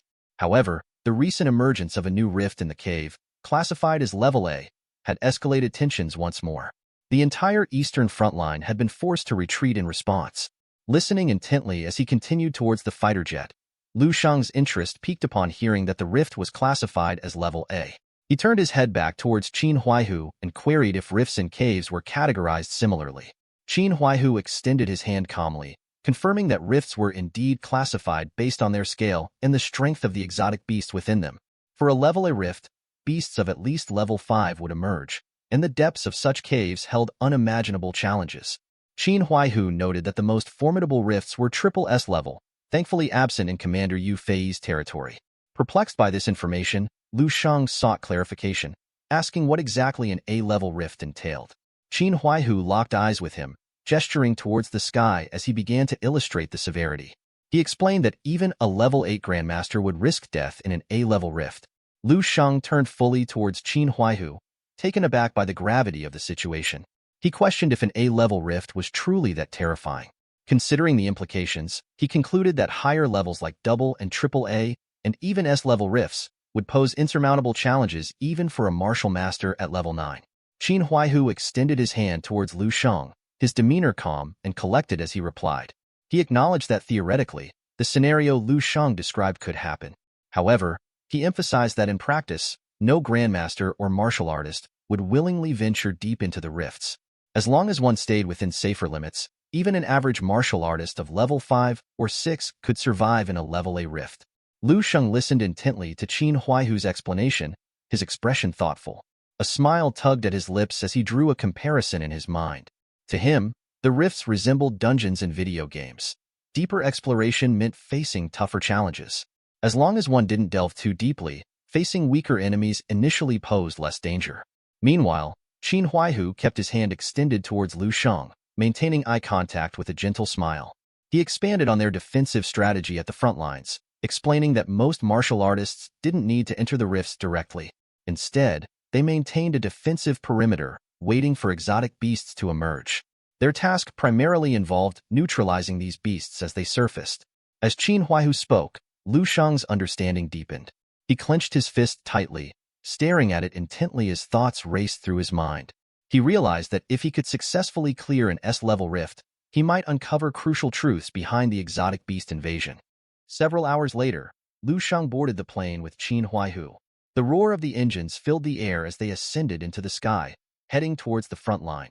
The vast expanse of clouds stretched beneath them, creating a serene contrast to the tension and anticipation that filled the cabin. As the plane cruised through the skies, Qin Huaihu leaned back in his seat, his demeanor relaxed but his eyes sharp and observant.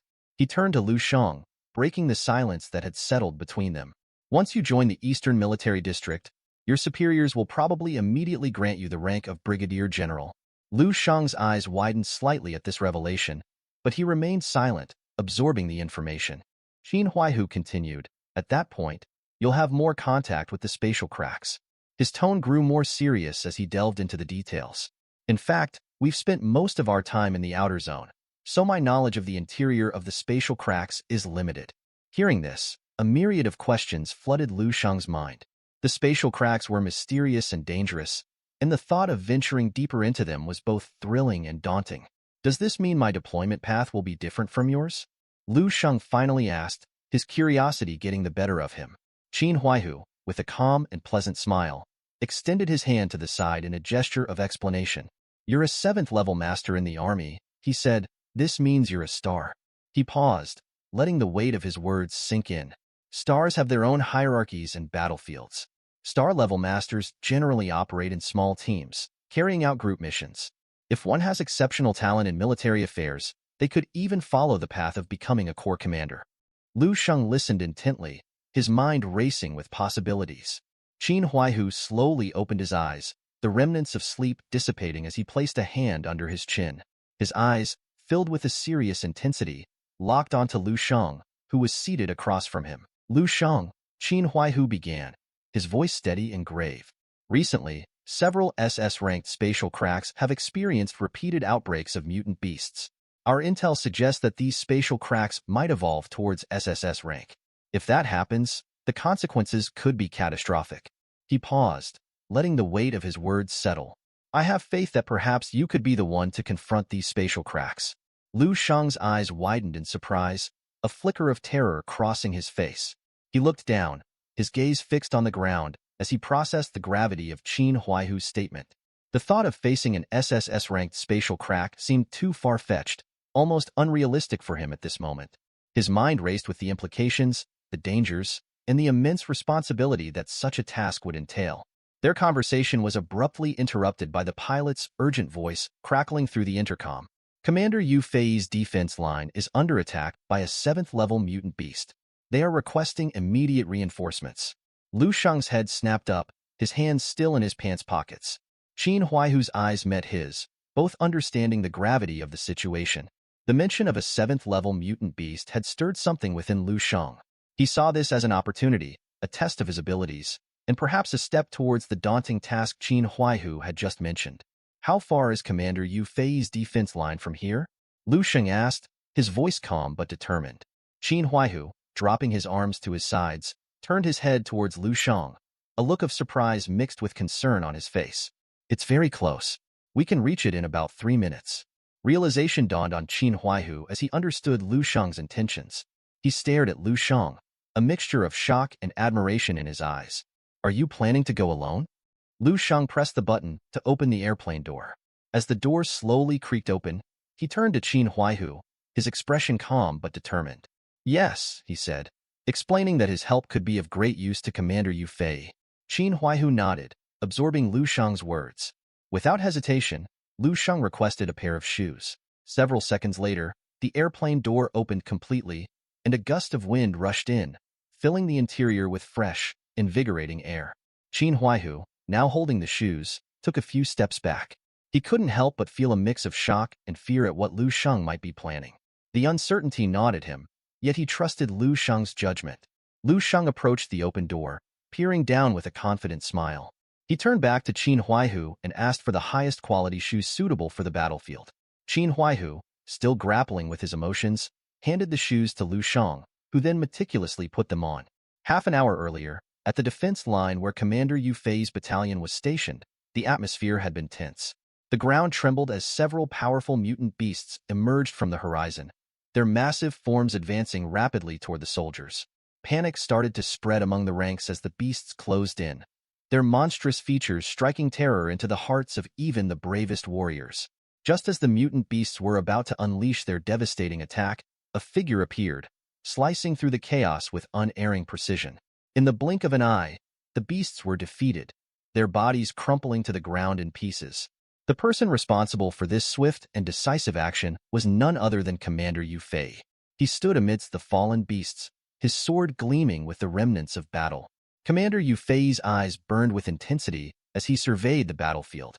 The soldiers, who had been moments away from succumbing to despair, now looked at him with awe and relief.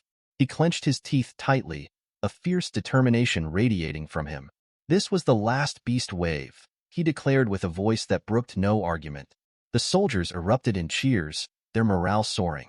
Commander Yu Fei's presence and prowess had turned the tide of battle, giving them a much-needed victory.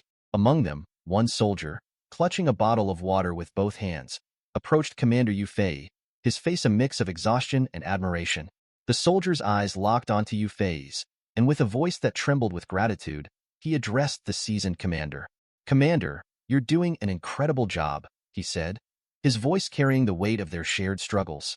As a token of his appreciation, he offered the bottle of water to Yu Fei. Yu Fei, ever vigilant and on high alert for any signs of more mutant beasts, turned his head towards the soldier, his eyes narrowing slightly in surprise. Without a moment's hesitation, he accepted the bottle, his demeanor a blend of exhaustion and determination. He lifted the bottle to his lips, closed his eyes, and took a long, refreshing sip, the cool water a brief respite from the chaos around him. Lowering the bottle, Yu Fei's voice cut through the noise, tinged with urgency. "Have our reinforcements arrived?" he asked, his eyes scanning the battlefield, searching for any sign of the much-needed support. He knew the gravity of their situation, the desperate need for additional high-tier combat skills to turn the tide of the battle. The soldier, visibly shaken and terrified, explained that the army had requested them to hold on for a little longer, a maximum of 2 days, before the Star Combat Team would arrive to provide the necessary support. Yu Fei's face darkened with anger at the news. He threw the bottle to the ground with a force that mirrored his frustration, his eyes burning with a fierce intensity. 2 days, Yu Fei muttered, his voice low and dangerous. His gaze bore into the ground as he struggled to contain his fury. How could the army expect them to hold out for 2 whole days against such overwhelming odds? He turned back to the soldier, his expression a mix of anger and resolve. "We're only facing 5th and 6th level mutant beasts right now," he explained, his voice rising with each word. "Our defense is barely holding, and it's made up of middle and lower level martial artists. If 7th or even 8th level beasts show up, we won't stand a chance." The soldier, feeling the weight of Yu Fei's words, grew more nervous. He understood the gravity of their situation and the impossibility of their task. Qin Shaojun, known for his incredible speed and agility, descended upon the battlefield like a tempest. His arrival was marked by a powerful kick that landed squarely on the face of a monstrous beast, sending it reeling. The impact was so intense that the ground beneath them seemed to tremble. Qin Shaojun's momentum was unstoppable as he took a mighty leap into the air, his eyes blazing with resolve. He clenched his fist tightly with one hand and extended the other to the side, his entire body enveloped in a potent aura of energy. With precision and strength, he delivered another devastating kick to a different beast, each movement calculated and lethal. As Qin Shaojun fought with unwavering focus, a new threat emerged from above. A flying beast, its wings casting a shadow over the battlefield, swooped down with its talons extended, aiming for the warrior who momentarily had his guard down. But before it could strike, a sudden and mysterious force halted its advance. In the blink of an eye, a blue aura enveloped the beast, freezing it midair. The source of this incredible power was Dong Qingxue, a master of spiritual energy.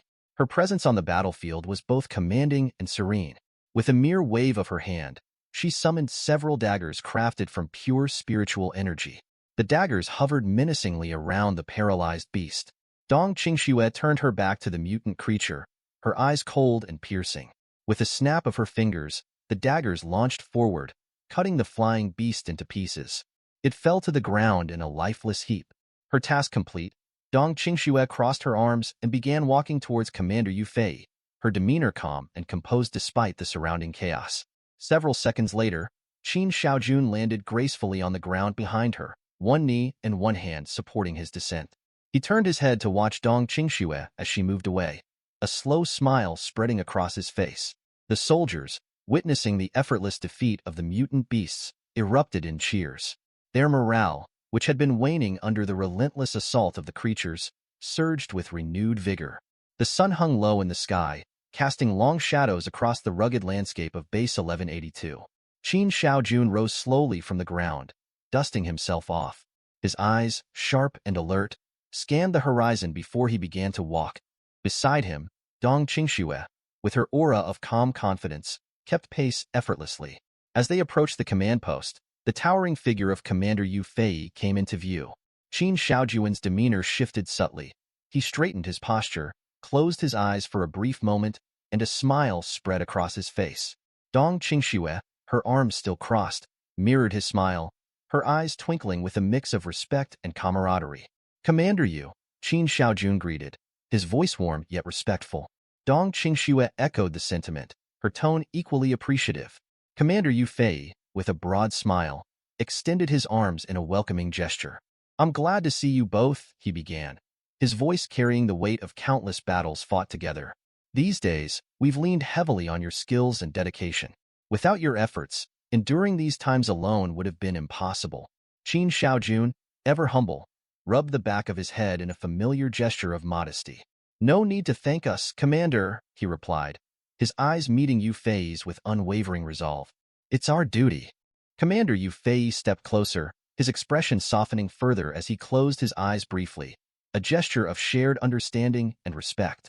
The three of them fell into an easy conversation. Nearby, two soldiers stood watch, their ears perked up at the sight of their superiors. One soldier, with a knowing smile, nudged his comrade and whispered, "Can you believe it? Qin Xiaojun and Dong Qingxue are only 40 years old, and they've already reached such heights. With their prowess, our division stands a good chance of producing 2 more top-tier masters. That would really boost our security." His comrade, eyes wide with admiration, nodded vigorously. "Yeah, and let's not forget Commander Yu. He's been handling all those high-level mutant beasts like it's nothing. We, on the other hand, can barely manage the smaller ones. It's incredible." Their conversation, though hushed, carried a note of awe and inspiration. In the heat of the moment, Dong Qingxue, with her arms crossed, turned her gaze to Commander Yu Fei. Her expression was calm but serious as she began to speak, explaining that she had just received word that they needed to hold out for 2 more days. She added that given the current circumstances, they should be able to endure since the latest wave of mutant beasts had already subsided. Commander Yu Fei mirrored her stance, crossing his own arms as he nodded in agreement. "That's true," he acknowledged. "We should prepare for the next wave, which I expect to come tomorrow." Just then, a subtle tremor rippled through the ground beneath them. Qin Xiaojun and Dong Qingxue exchanged uneasy glances, their senses heightened. The tremor intensified, growing stronger by the second, and soon the ground was shaking so violently that they all had to extend their arms to maintain their balance. Commander Yu Fei's eyes were wide with shock as he stared down at the trembling earth. Beads of sweat began to form on his brow, and a sense of dread washed over him. The ground beneath them began to crack, the fissure widening rapidly into a gaping hole. "This isn't good," Yu Fei muttered, his voice tinged with fear. He knew all too well that the epicenter of this tremor was a spatial crack. The small fissure transformed into a gigantic chasm, the ground falling away into an abyss. From the depths of the darkness, a mutant beast in the shape of a centipede emerged, its massive form writhing out of the hole. The sight was horrifying, but it was only the beginning. Moments later, another beast clawed its way to the surface, a creature with fearsome, razor-sharp claws. The ground continued to shake violently as more beasts emerged. In the blink of an eye, 3 gigantic monsters stood before them. One shaped like a gorilla, another resembling a centipede, and the third, a praying mantis. Each beast was colossal, their monstrous forms casting long shadows over the stunned onlookers. The 3 gigantic beasts, each a hulking mass of muscle and rage, gained momentum. Their murderous glares fixed on the soldiers, they advanced with a terrifying swiftness. These were no ordinary creatures. They were 7th-level mutant beasts, formidable opponents that seemed almost unstoppable. Qin Xiaojun, sensing the impending doom, turned his head and caught sight of the advancing beasts. Panic surged through him, and he clenched his teeth so tightly he thought they might crack. Fear wrapped its cold fingers around his heart, and his mind raced with a single, desperate question. Was this real? How could they possibly survive this onslaught? Dong Qingshua's reaction was starkly different. As her sharp gaze fixed on the beasts, a fiery rage ignited within her. Far from feeling fear, she was enraged. Just when they had started to lift their spirits, these mutant beasts had appeared to shatter their fragile morale. She couldn't help but think how unfair it was, and how this would crush the soldiers' hope just when they needed it most. Commander Yu Fei stood at the forefront, his eyes locked on the approaching beasts. His teeth were clenched in determination. He knew that if it were just one beast, he could coordinate with the other martial artists on the battlefield to bring it down. But three? That was an entirely different scenario. He remembered all too well the dreadful fact that 7th-level mutant beasts had a gruesome tendency to explode their bodies upon death, causing catastrophic damage to everything around them. This was a fight that could turn into a massacre if not handled with utmost precision. As the beasts loomed closer, their massive forms casting long shadows over the soldiers, Commander Yu Fei unsheathed his sword. The weight of the weapon in his hands was a familiar comfort, yet he couldn't shake the feeling of impending doom. He had no idea how he would face 3 of these monstrosities at once, nor did he know if he might meet his end here on this battlefield. But surrender was not an option. Gripping the sword's handle with both hands, he channeled his inner strength, causing his body to emit a powerful red energy. This aura crackled around him, a visible manifestation of his resolve. He would not give up without a fight. Commander Yu Fei stood tall, his eyes fixed on the monstrous beasts that loomed in the distance. His grip tightened around the hilt of his sword as he brought it close to his face, scrutinizing the creatures with a cold, calculating gaze. Listen up. Commander Yu Fei's voice cut through the air like a blade. Don't overthink it. Focus on covering me from behind with your cold weapons. If you want to survive, you have to fight with everything you have. Attack at any cost. Keep pushing forward. His words, charged with determination, sparked a surge of energy among the soldiers. At his command, the martial artists of level 6 or higher stepped forward, their faces set in grim determination. Among them were Dong Qingxue and Qin Shaojun, who positioned themselves beside the commander. Each movement was precise, each breath measured. The tension was palpable as they unsheathed their swords, the metallic sound echoing ominously. Yu Fei assumed an offensive stance, his eyes never leaving the mutant beasts. Our goal is to defeat these 3 7th-level mutant beasts, he declared. The beasts, a grotesque amalgamation of nature's fury, responded to the threat. The gorilla-shaped beast raised its massive hand to shield its head from the onslaught of tank fire, while the centipede-shaped beast, its many legs writhing in anger, locked eyes with Yu Fei, a chilling challenge.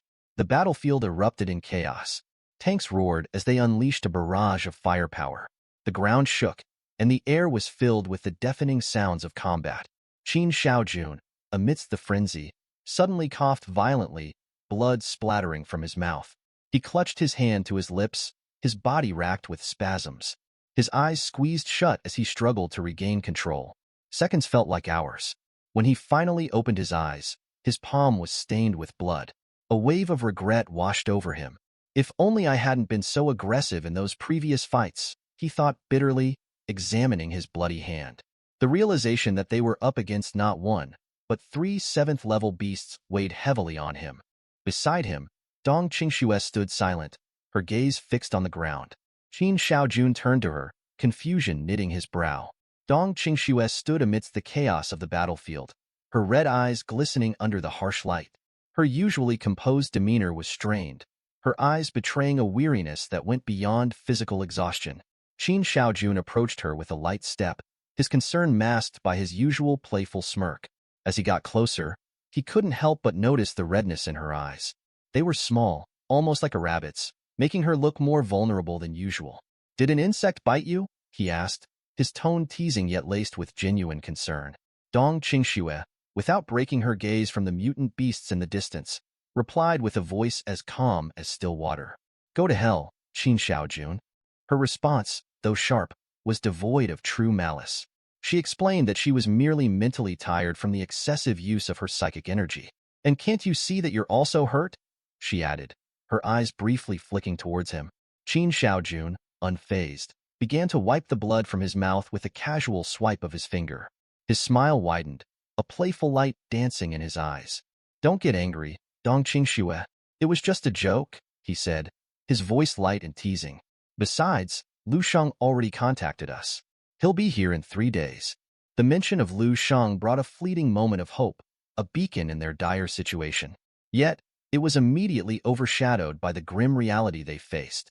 Qin Shaojuan's smile faded as he looked down at the ground, his usual bravado giving way to a rare moment of vulnerability.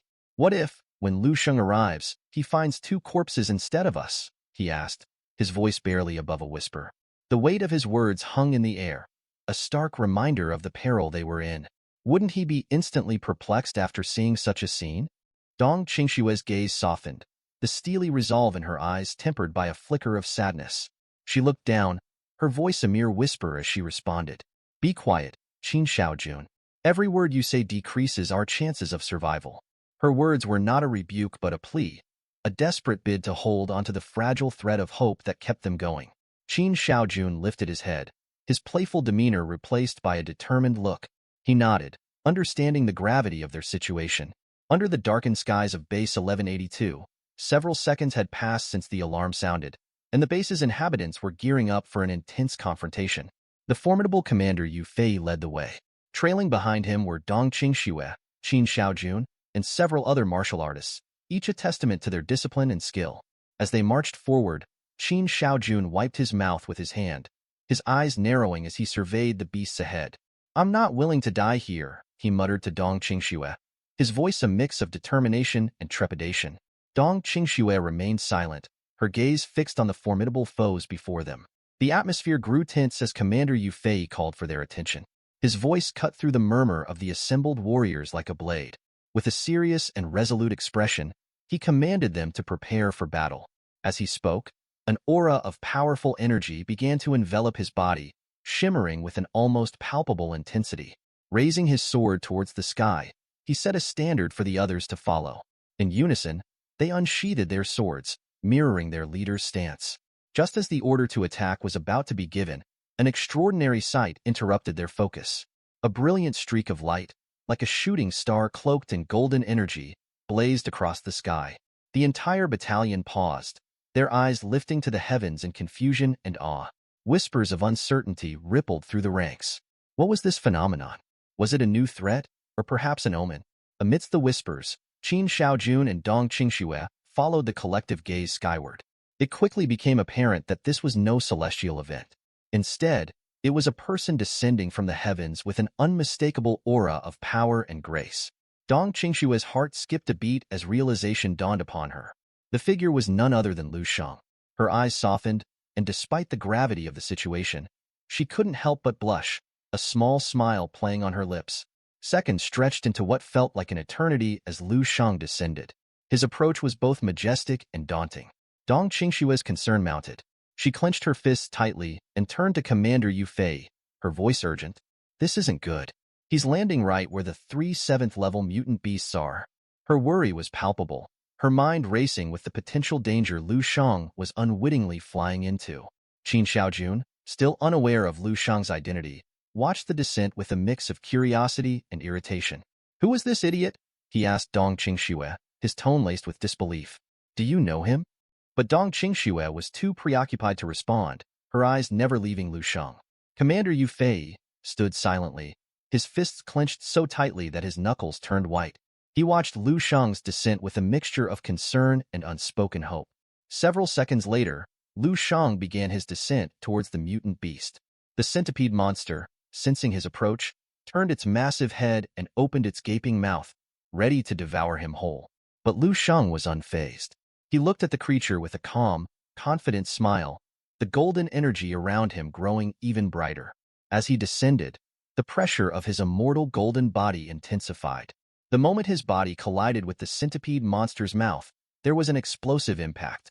The ground beneath the beast shuddered violently and began to crumble. Several deep cracks spread outward, snaking through the earth for several meters in all directions. The monstrous creature, unable to withstand the immense force, collapsed instantly. Its body lay lifeless on the shattered ground, the once fearsome threat reduced to a mere corpse. Commander Yu Fei and the others stood in stunned silence, their eyes wide with disbelief. They had witnessed countless battles and seen many incredible feats, but this was beyond anything they had ever imagined. They watched as the smoke and dust from the impact began to settle, revealing the lifeless form of the centipede mutant beast. Its mouth, once filled with rows of sharp, venomous teeth, was now split in two. A thick curtain of smoke hung in the air where Lu Shang had struck. As the last wisps of smoke dissipated, Lu Shang stepped forward, his body still enveloped in the powerful and suffocating golden energy. He clenched his fists tightly, the energy around him pulsing with raw power.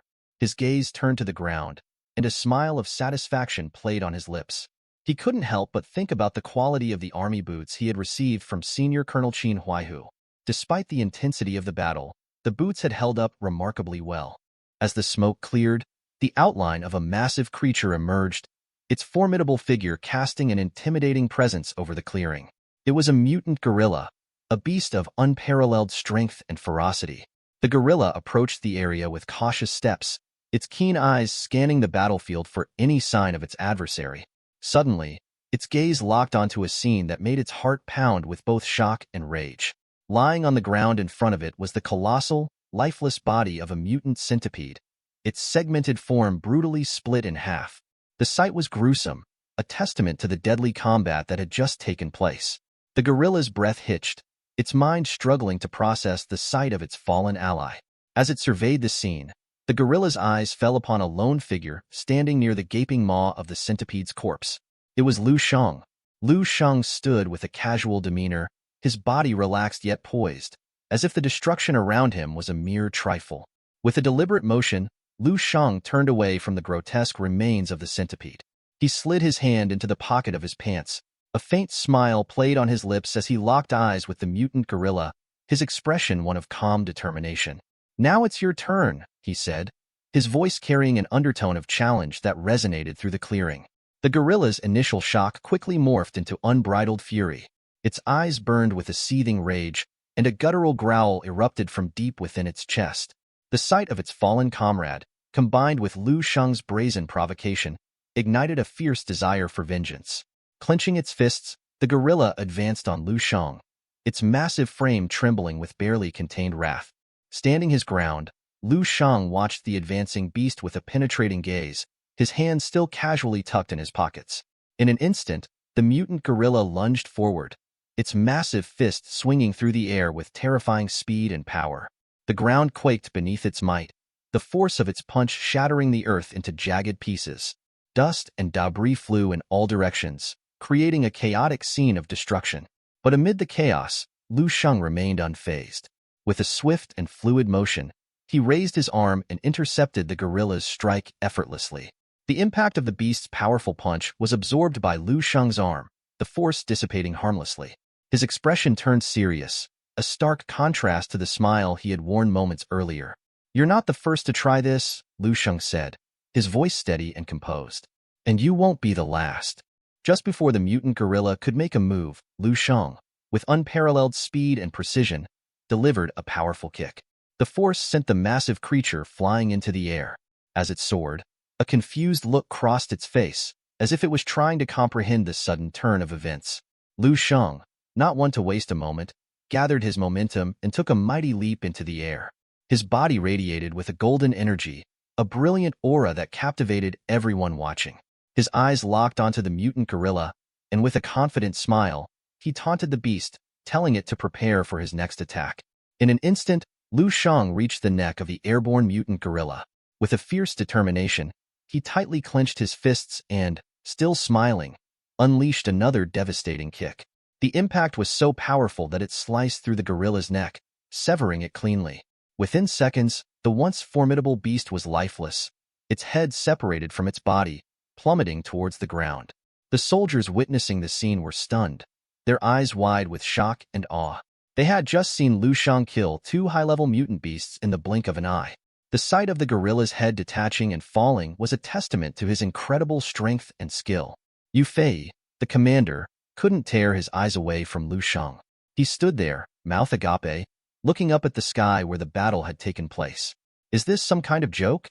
he asked, disbelief coloring his voice. Dong Qingxue, her arms crossed, tilted her head slightly as she watched Lu Sheng with a contemplative expression.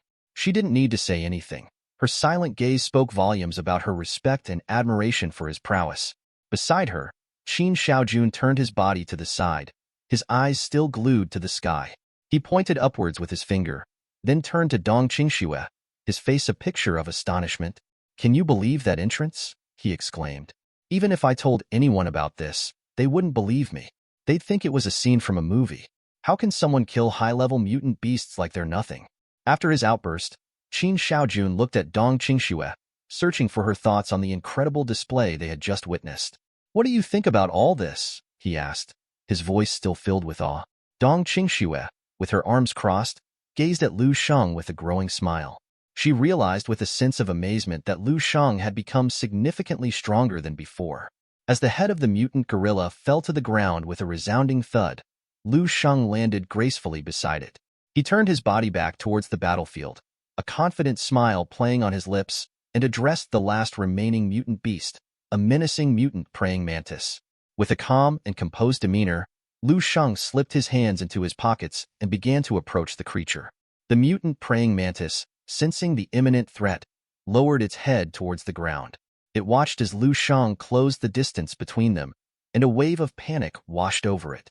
Despite its formidable appearance, the mantis was intelligent enough to recognize that it had no chance of winning against Lu Sheng.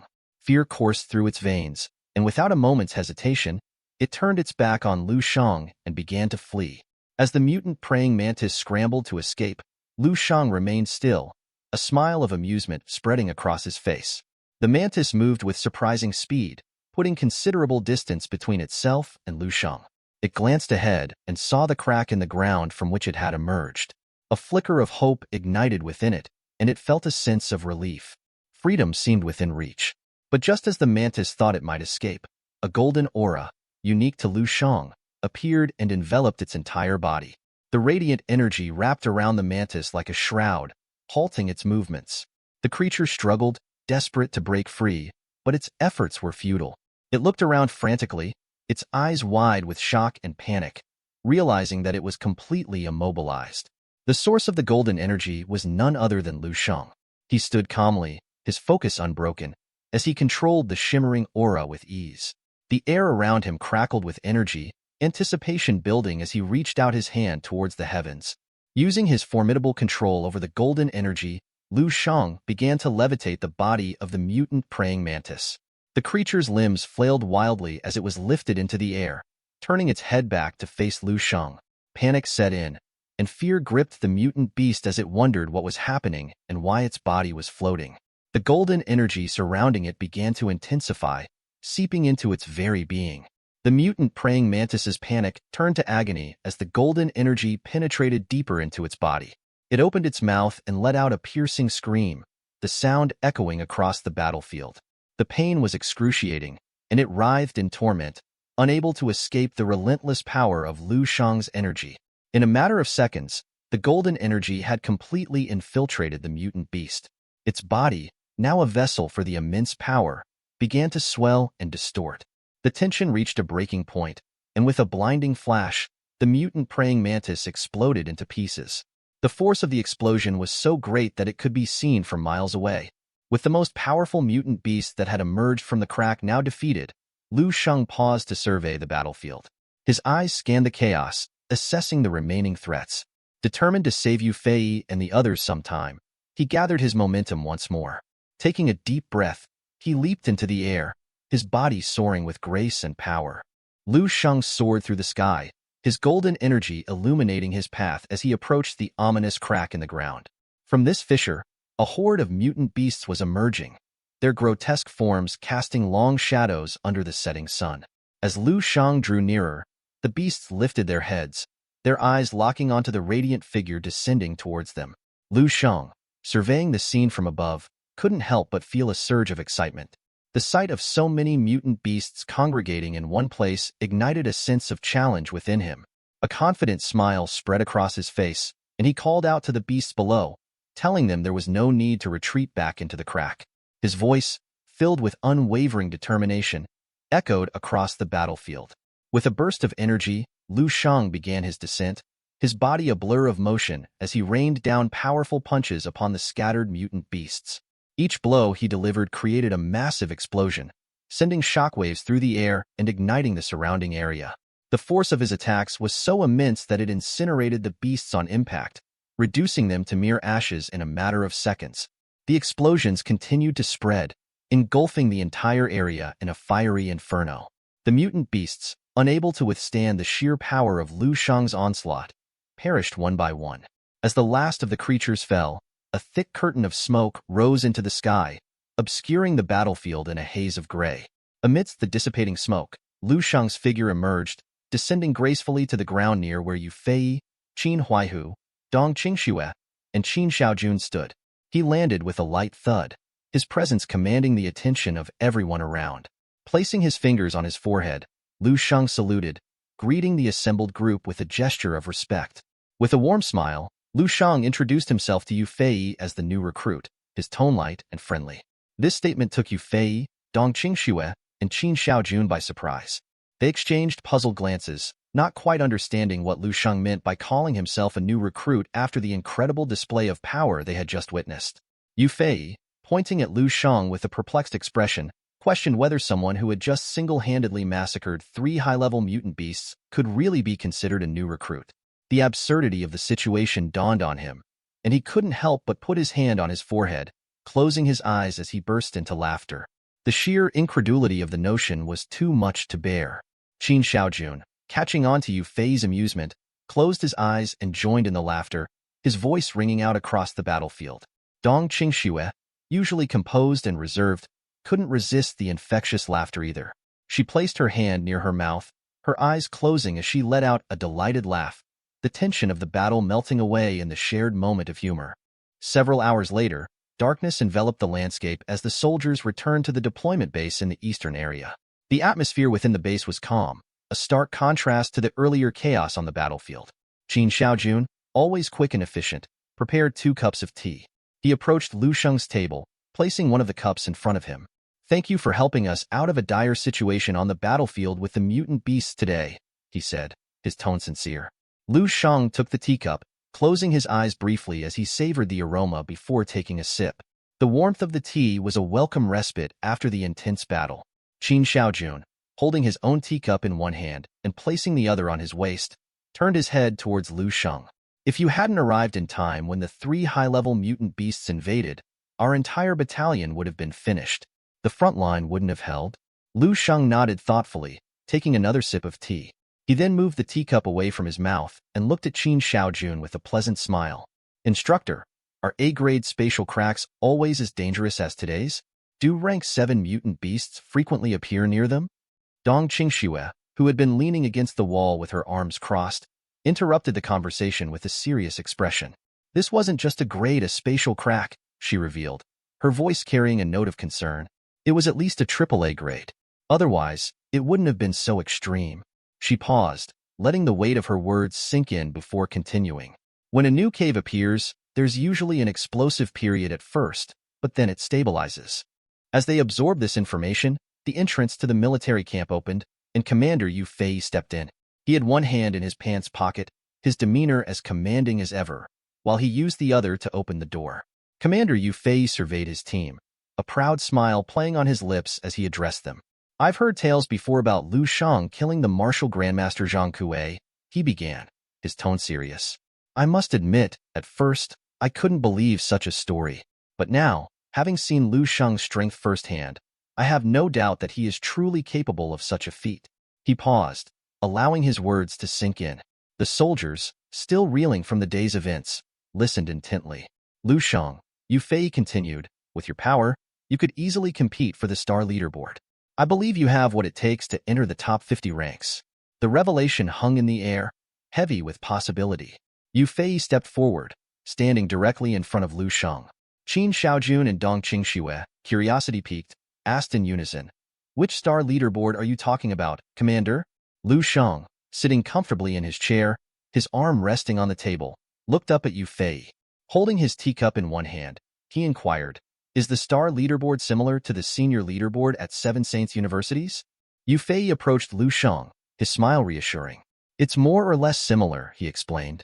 However, the star leaderboard not only measures one's strength, but also considers merits, contributions, and several other factors.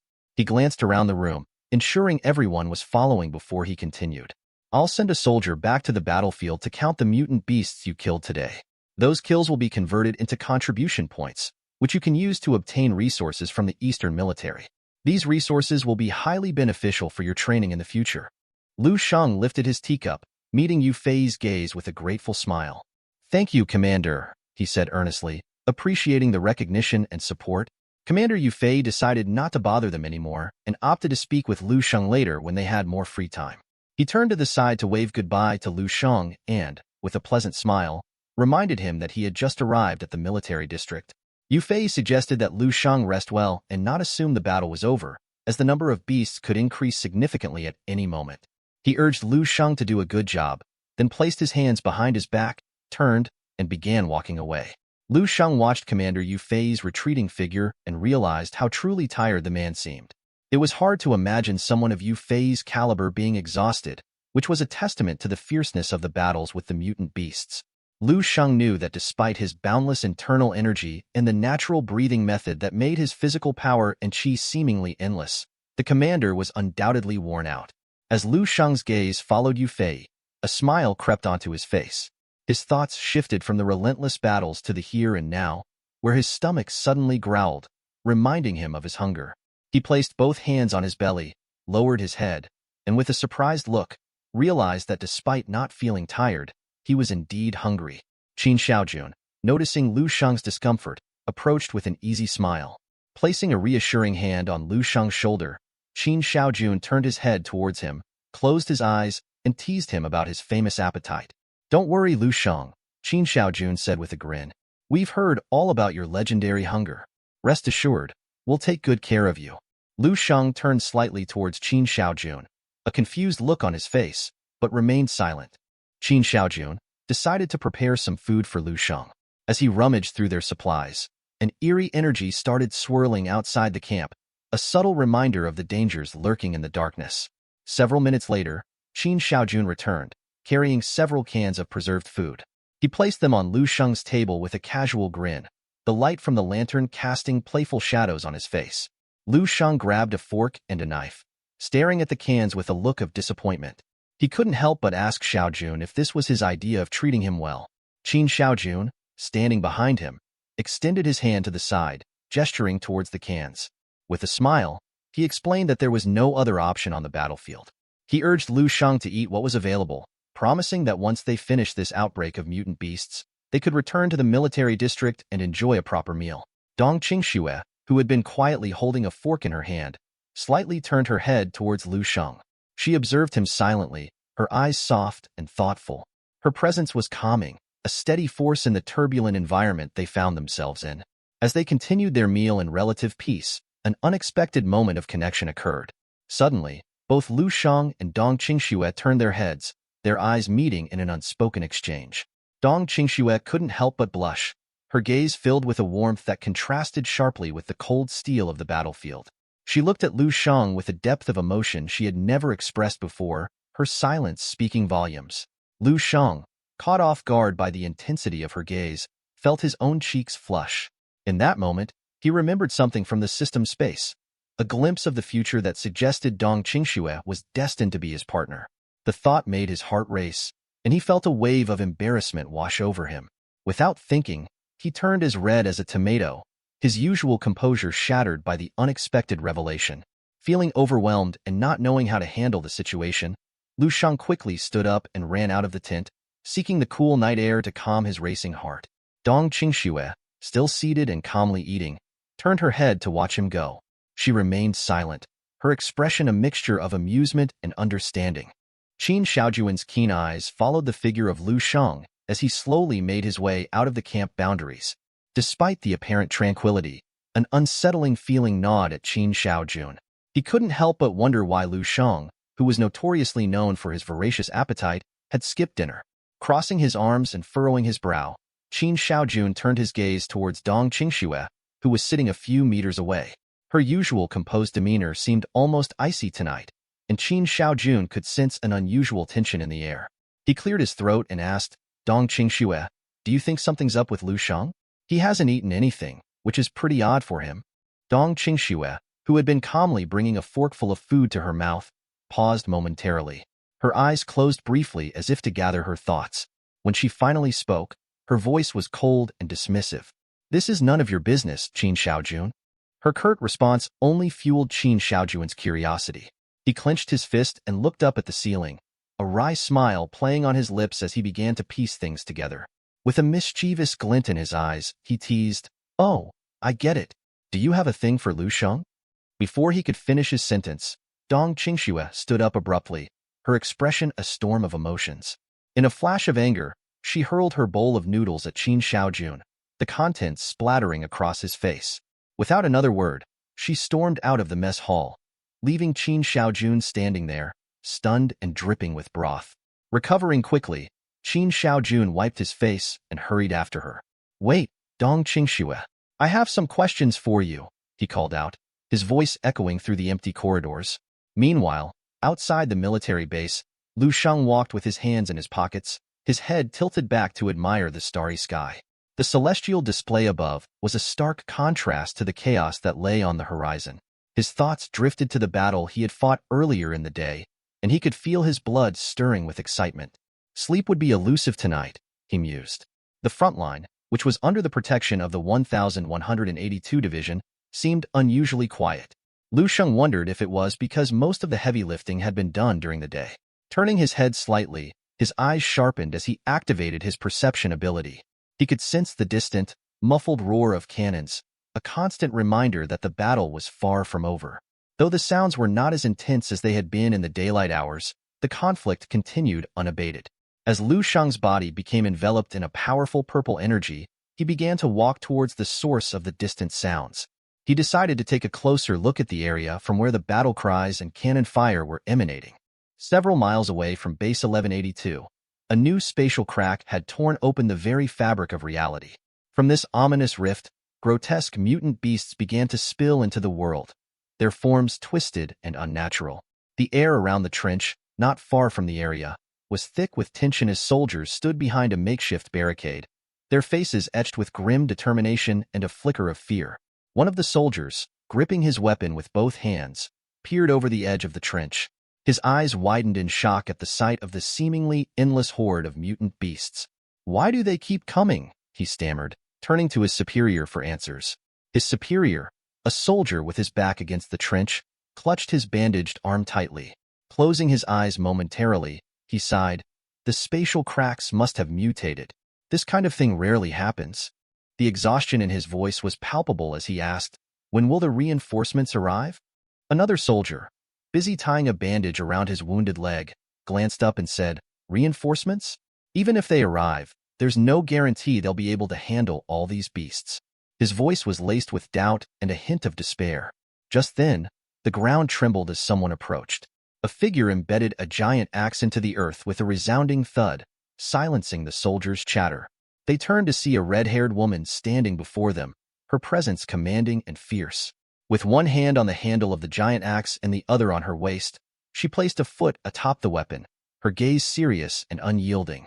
"Stop talking nonsense," she ordered, her voice cutting through the air like a blade. "We all knew we'd be facing life-and-death situations before we came here." Her eyes bore into each of them, unwavering. "What's the point in crying about it? At worst, we'll endure these hardships for 18 more years." The soldier with the helmet, who had been bandaging his comrade's wound, snapped to attention. With a look of surprise and respect, he raised his hand in a military salute to the red-haired woman. The wounded soldier, though struggling with pain, stood up straighter, placing his hand over his injured arm. He met her gaze with newfound resolve, thinking to himself that surrender was not an option. With a leader like her among them, they had to stand their ground. At that moment, not far from the trench where the soldiers were hiding, the ground erupted with a violent explosion. A powerful surge of purple energy shot out from the earth, sending several soldiers flying through the air. The force of the blast was so intense that it felt as though the very ground beneath them was being torn apart. The sound of the explosion echoed across the battlefield, and the general, along with the soldiers, instinctively turned their heads towards the source of the disturbance. Confusion and concern etched onto their faces, they couldn't help but wonder what had just happened. The red-haired woman, gripping her giant axe, looked towards the explosion with a furrowed brow. "What was that?" she asked, her voice filled with confusion and urgency. Her eyes scanned the area, trying to make sense of the chaos. Amidst the smoke and debris, a figure began to emerge. The source of the explosion became clear. A mutant beast had clawed its way out from the crack in the ground. This creature was unlike any they had faced before.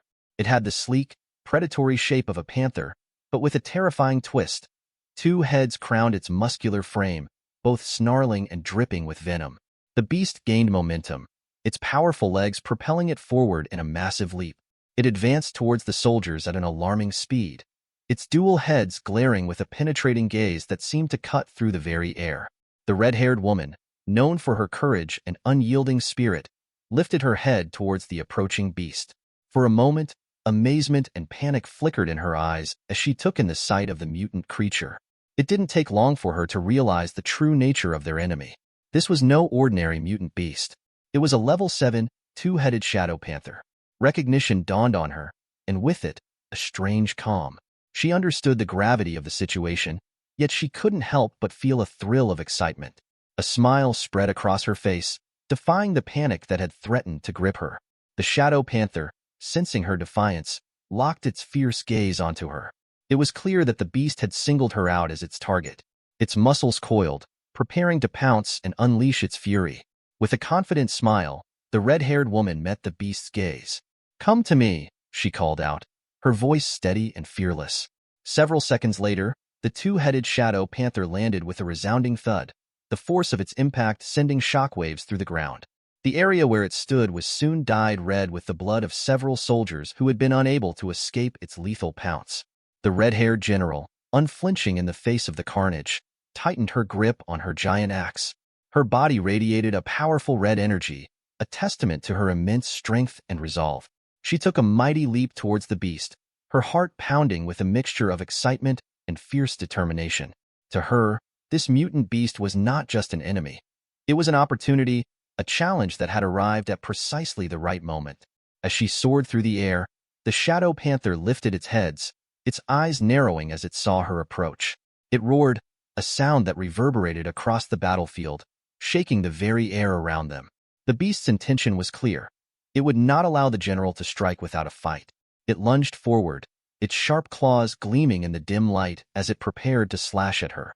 The general landed lightly on the ground, her movements agile and precise. She dodged the beast's initial flurry of attacks, her body twisting and turning with grace and speed. Each dodge brought her closer to her target, her focus unyielding. Her hands gripped the axe tighter, her muscles tensing as she prepared to deliver a decisive blow. With a furious gaze locked onto the mutant beast, she surged forward. Her speed was astounding, a blur of motion that the shadow panther could barely react to. Summoning all her strength, she swung the giant axe with a force that cut through the air like a razor. The blade connected with one of the beast's heads, severing it cleanly. For a brief, triumphant moment, the general wondered if she had truly defeated the monstrous creature. The severed head fell to the ground, lifeless and heavy. However, her victory came at a cost. In the chaos of the final strike, the beast's claws had raked across her body, leaving deep cuts that burned with pain. She fell to her knees, the adrenaline coursing through her veins now mingled with the searing agony of her wounds. Placing the giant axe on the ground, she clutched her chest, coughing as blood trickled from her lips.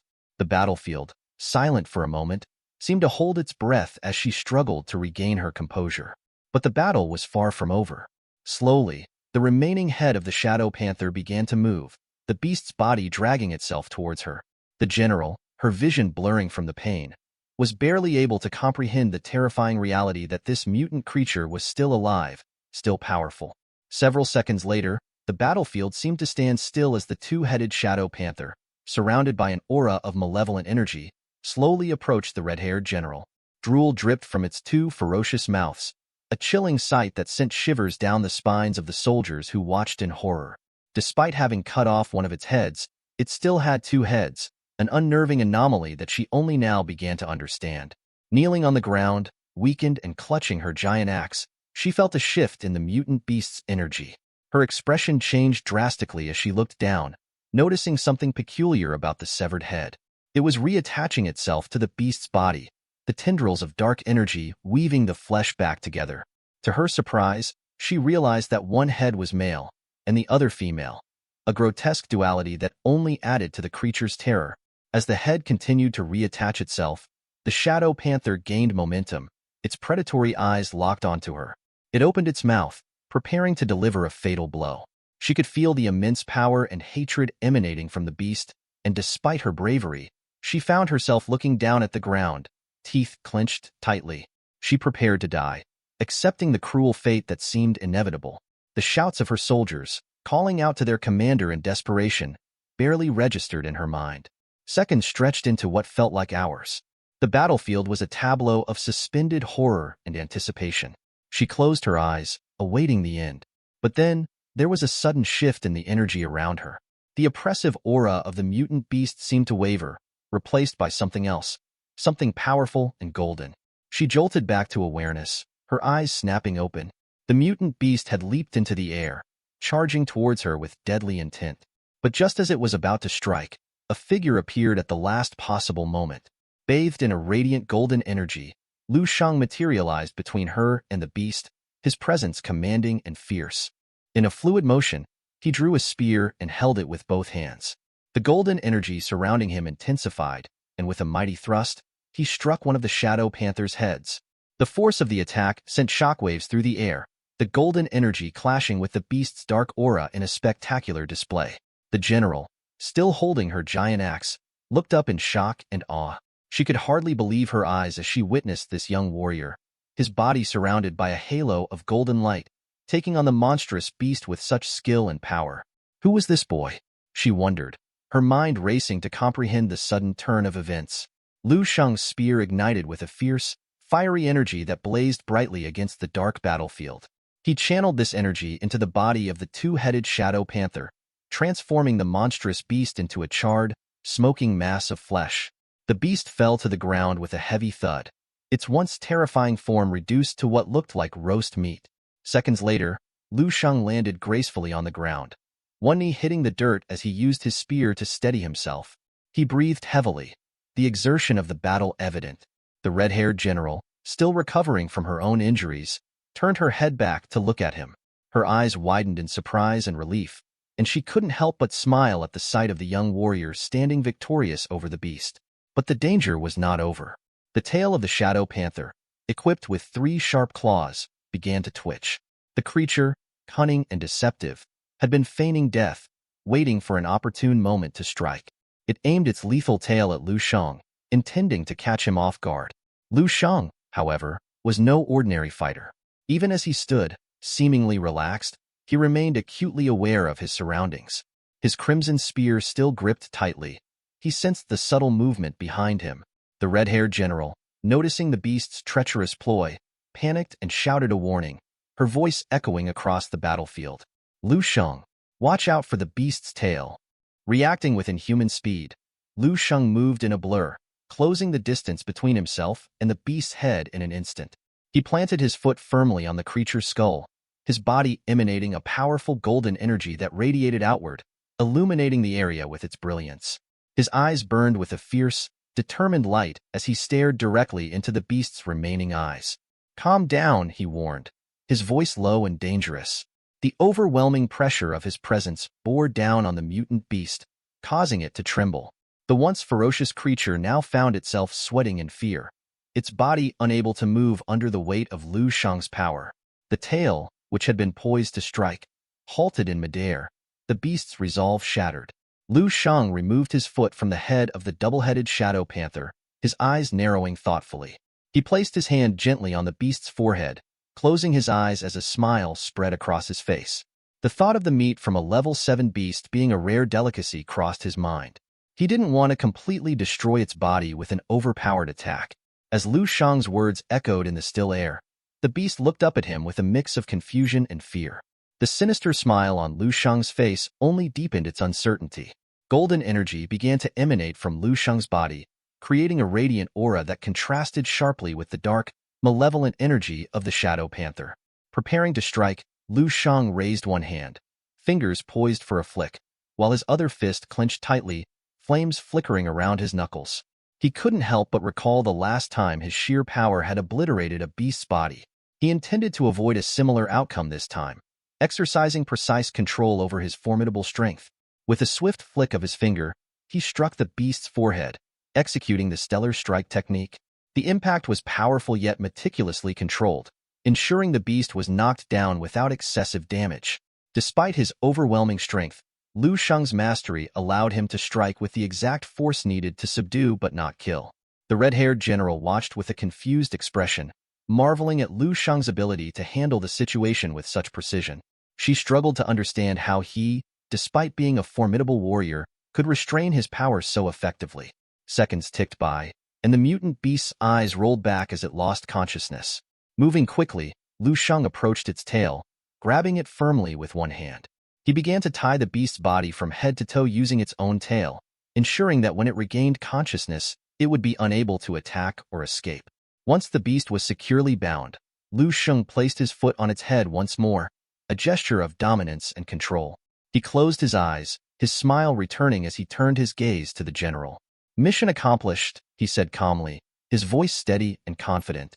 With the double-headed shadow panther securely captured and bound, Lu Sheng turned his attention to the smaller mutant beasts that still roamed the battlefield. Grabbing his spear with a firm grip, he approached the remaining creatures with an unwavering determination. The air around Lu Sheng crackled with energy as he unleashed his power. His body began to glow with a radiant golden light, the intensity of which caused the other beasts to hesitate. His spear, already a formidable weapon, ignited with flames that danced and flickered in the wind. His eyes flashed with a golden aura, a clear indication of his unyielding resolve. In an instant, Lu Sheng moved with incredible speed. He became a blur, darting through the battlefield with such swiftness that the soldiers could hardly track his movements. The beasts barely had time to react before he was upon them. With precise and lethal strikes, he cut their bodies in half, his spear moving like a blazing comet through the air.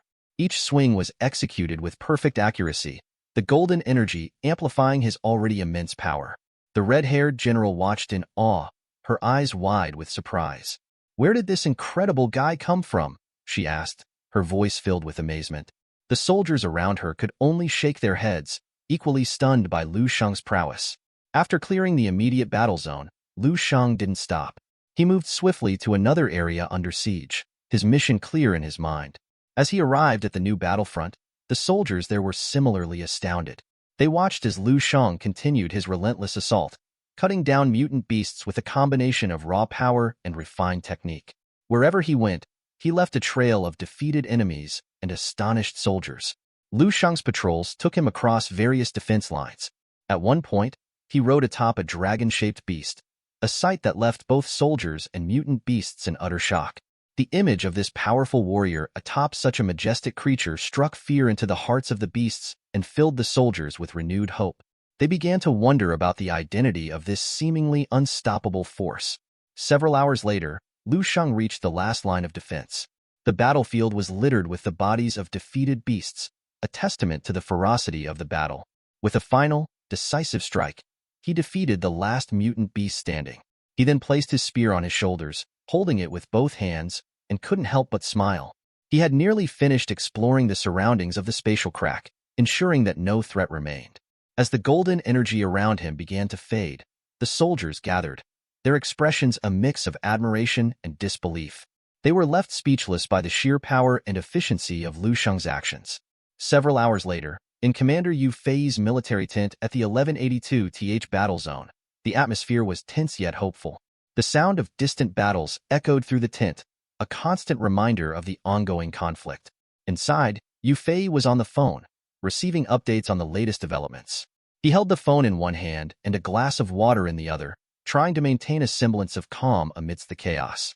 As he listened, the voice on the other end began recounting the incredible feats of a young warrior named Lu Sheng.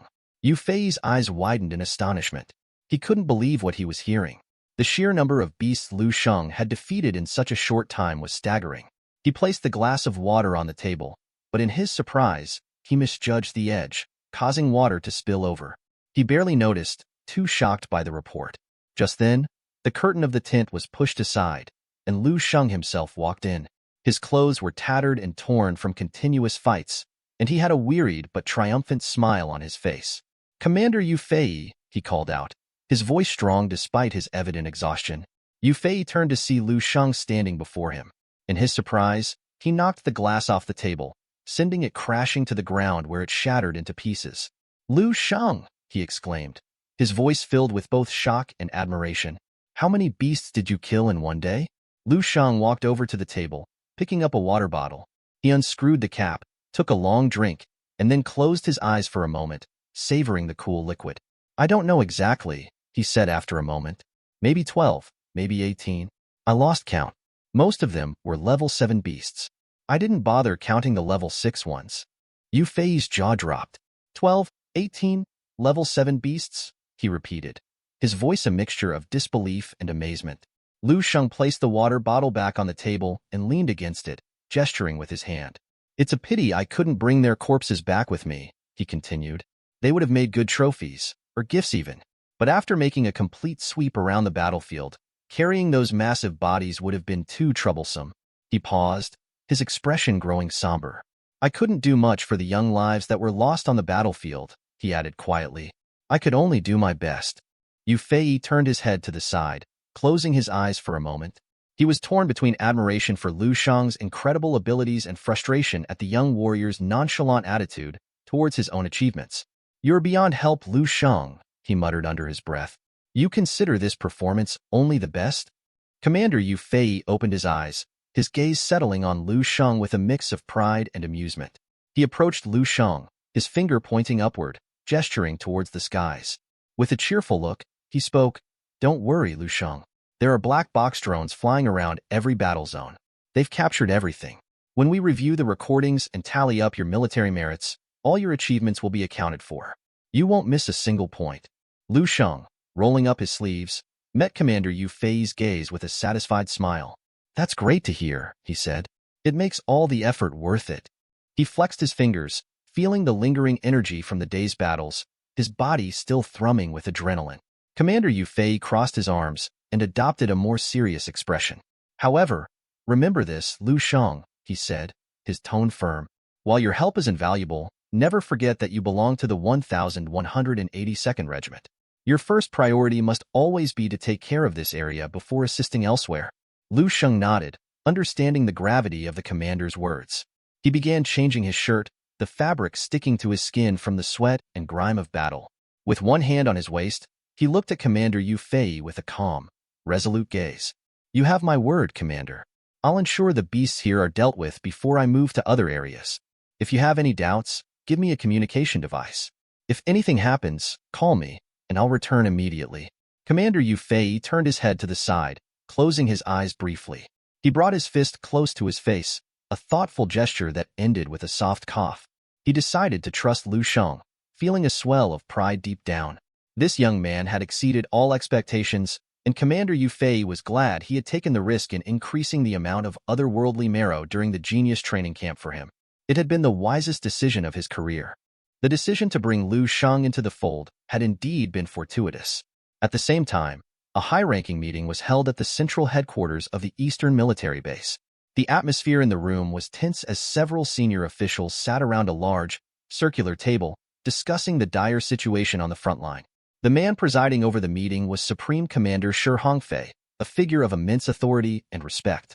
He sat at the head of the table, his stern expression highlighted by the large display screen behind him, which detailed the ongoing battles. As the meeting progressed, a soldier stood up from his seat, his face pale and his hands trembling slightly. "Supreme Commander Shi," he began, his voice strained, "the revolt in Spatial Crack Number 2 has been far more severe than anticipated." The room fell silent as all eyes turned to the soldier. He swallowed hard, placing his hand on the table for support. Beads of sweat trickled down his forehead. "Up until today, the total casualties among our ordinary soldiers have reached 15,200. A murmur of shock rippled through the room. The soldier continued, his voice heavy with sorrow. "In addition, the casualties among our ranked officers have reached 328. Shi Hongfei remained silent, his face a mask of calm authority. He sat with his legs crossed, one hand resting on his knee, and the other hand supporting his chin. His piercing eyes stayed fixed on the soldier, absorbing every word. The soldier hesitated before delivering the final blow. A level 8 general has also lost his life. This revelation sent a wave of shock through the room. Shi Hongfei's eyes widened slightly, a rare display of emotion. "Which general?" he asked, his voice low but commanding. The soldier took a deep breath. The level 8 general was General Zhang Wei, ranked 28th on the star leaderboard. For a moment, Shi Hongfei simply rested his head on his hand, staring at the ground. The loss of such a high-ranking and esteemed general was a significant blow. The room remained silent, the weight of the news settling heavily on everyone's shoulders. After a long pause, Shi Hongfei lifted his gaze, his eyes steely with resolve. "We will hold General Zhang Wei's funeral with the honors befitting a high-ranking general," he declared. "Make the necessary arrangements and notify me of the specific time. I will personally attend the funeral." The room fell into a solemn silence. The gravity of the situation and the loss of General Zhang Wei hung in the air. The weight of the situation pressed heavily on the shoulders of Supreme Commander Shi Hongfei. As he stared at the ground, the sorrow of losing one of the army's 30 grandmasters weighed on him like an immovable boulder. With a heavy sigh, he raised his eyes and steeled his resolve. Shi Hongfei stood up, his presence commanding the attention of everyone in the room. He extended his hands to the sides, his serious expression leaving no room for doubt about the gravity of the situation. "We must focus on the immediate threats," he declared, his voice firm. "What is the status of the newly formed spatial cracks?" In response to his command, the officers sprang into action. The room buzzed with a flurry of activity as they turned on the hologram of the Eastern Military Frontline. In the center of the table, a three-dimensional map materialized, showing the positions of the spatial cracks and the ongoing battles. A man wearing glasses, who had been monitoring the situation closely, stood up. He placed both hands on the table, leaning forward as he addressed the Supreme Commander. "According to our current intelligence, the situation is dire," he began, his voice tinged with worry. "The otherworldly creatures continue to appear at an alarming rate. If we don't send reinforcements soon, we will be in serious trouble." Shi Hongfei's eyes narrowed as he listened. The man in glasses continued, "The newly formed spatial cracks are particularly concerning. Our defenses are stretched thin, and we are struggling to hold the line. If we fail to take care of these new threats, the entire army could be wiped out." The gravity of the statement hung in the air, a silent acknowledgement of the stakes they faced.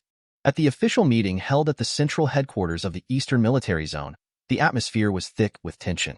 Marshal Shi Hongfei, a formidable figure with a deep scar running across his eye, approached the large oak table at the center of the room. The marshal's remaining hand rested heavily on the table as he unrolled a detailed map, spreading it wide for all to see. His other hand, marked with the signs of many battles, began to trace the lines and contours of the terrain depicted. "How many forces can we deploy at this moment?" A soldier standing beside him, distinguished by his glasses and a slight frame, shifted uneasily. He clasped his hands behind his back in a disciplined stance, but the anxiety was evident in the bead of sweat trickling down his cheek. Clearing his throat, he responded, "Marshal, we can deploy very few forces immediately. Even if we gave the order right now, the fastest they could arrive would be by tomorrow." Marshal Shi Hongfei's expression hardened. He moved his finger to a mountainous region on the map and tapped it decisively. "We must block the most vital region first," he declared, his tone brooking no argument. "We need to prioritize reinforcing Point A." The soldier with glasses, normally composed, lost his cool. His eyes widened in surprise, and he blurted out, "But, Marshal, position B on the front line is equally as important as position A." Shi Hongfei's gaze bore into the map, his teeth clenched tightly as he wrestled with the difficult decision. He exhaled slowly, then looked up, meeting the soldier's eyes with a stern, unyielding stare. "I know that," he acknowledged, his voice strained yet controlled, "but Point B is far from residential areas. It's an open expanse where, even if the defense line collapses, we can gradually recover the rear area." He paused, allowing the gravity of his next words to sink in. "Point A is different. If it falls, the monsters could invade the nearest city in less than half a month." He pointed emphatically at Point A, his body radiating a powerful, fiery energy that seemed to ignite the very air around him. "Protecting our people and defending our homeland is our top priority." The room fell silent as his words echoed through the chamber. All the soldiers stood before Marshal Shi Hongfei, their hands clasped behind their backs in disciplined unison. The room was filled with an almost palpable tension, the air thick with the gravity of their situation. The soldiers hesitated, exchanging glances laden with unspoken fears and doubts. Sweat trickled down their faces, a testament to the high stakes of the decision before them. Despite their trepidation, a murmur of agreement rippled through the ranks, growing stronger as each soldier found their resolve. The marshal observed them closely, his gaze piercing and unyielding. He placed both hands firmly on the table, the wood creaking under the pressure of his steely grip.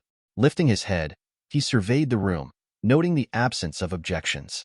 With a serious, unwavering expression, he made his decision. "We will execute this plan," he declared, his voice a beacon of authority.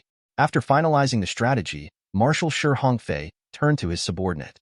"Which division is defending Point A?" he inquired, his tone demanding precision. The soldier wearing glasses, ever the diligent aide, brought his hand to his forehead in a crisp salute. He then looked directly at the marshal and reported, "The division defending Point A is the 1058th Division, under the command of Major General Sun Jie." Marshal Shi Hongfei's eyes bore into his subordinate. "Inform Sun Jie that they must hold the defensive line at all costs, even if it means reaching the last man and the last bullet," he ordered, his voice carrying the weight of absolute necessity. "For those in other positions, they are to selectively defend. If necessary, they will withdraw and reinforce Point A." The room was silent, the gravity of the orders sinking in. Each soldier knew what was being asked of them and the immense responsibility they carried. After discussing all the major points, the marshal dismissed the meeting, his mind already shifting to the next steps. At the same time, on the defensive line of the 1182nd Regiment, a military base nestled near the mountains was fully occupied.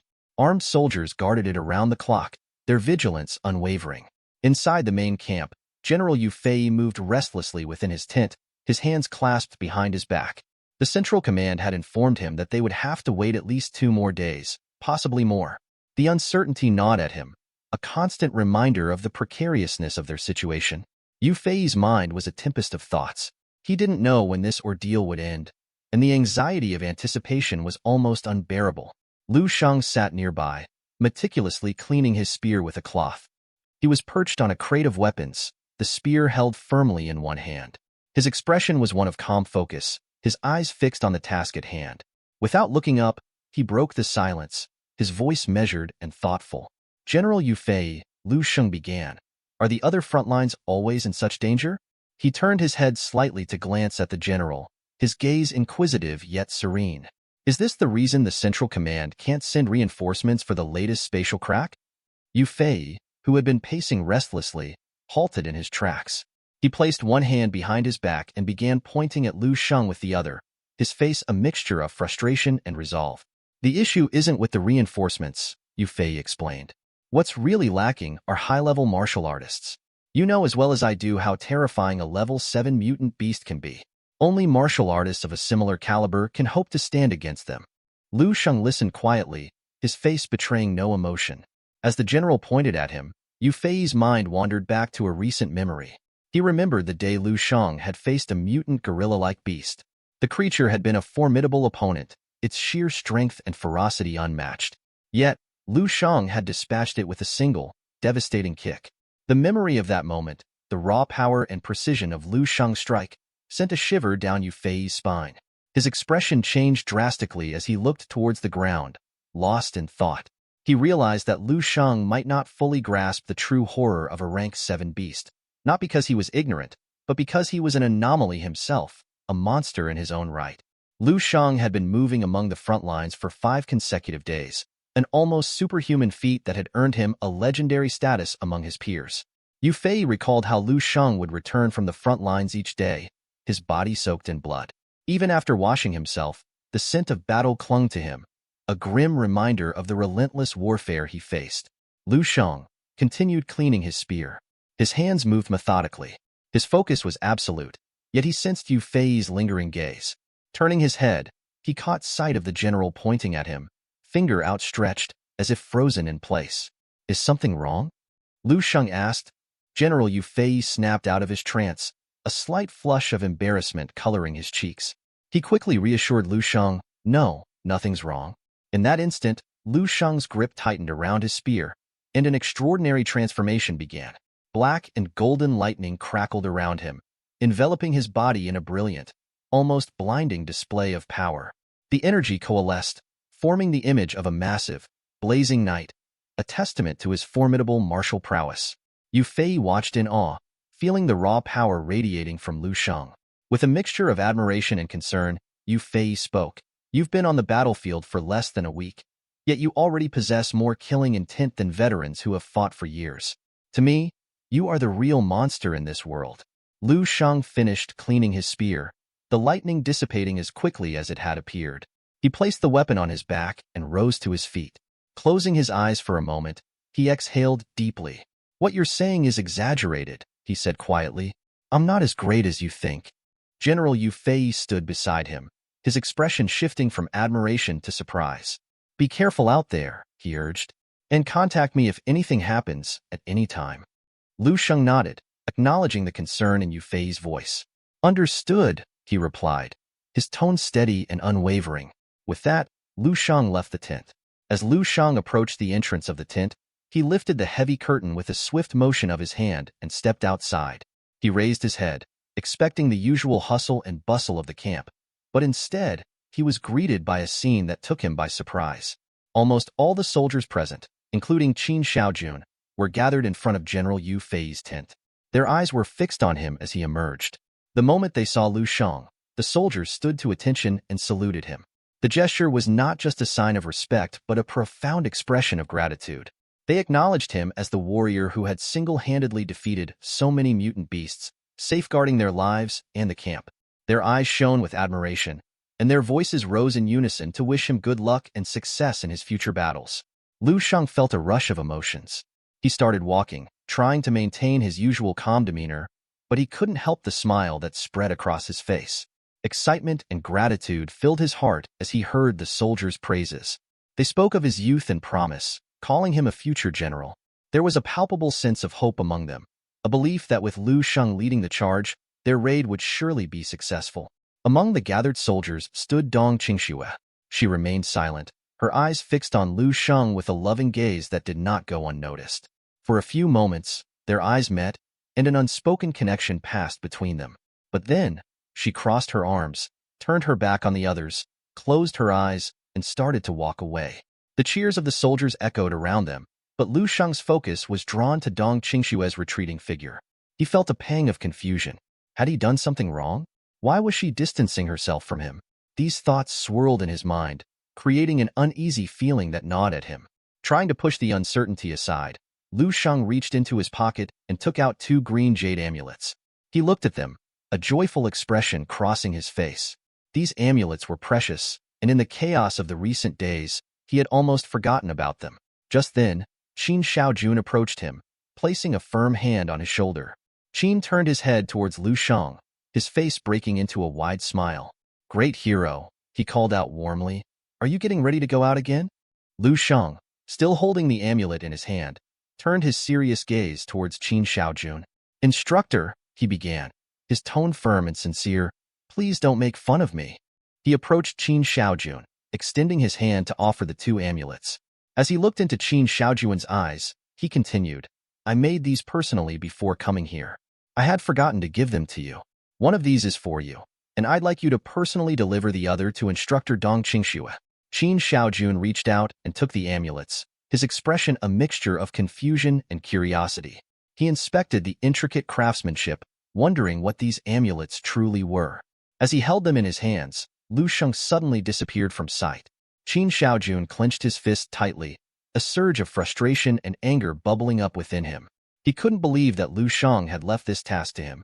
Holding the strings of the amulets in one hand, Qin Shaojun inspected them closely with the other.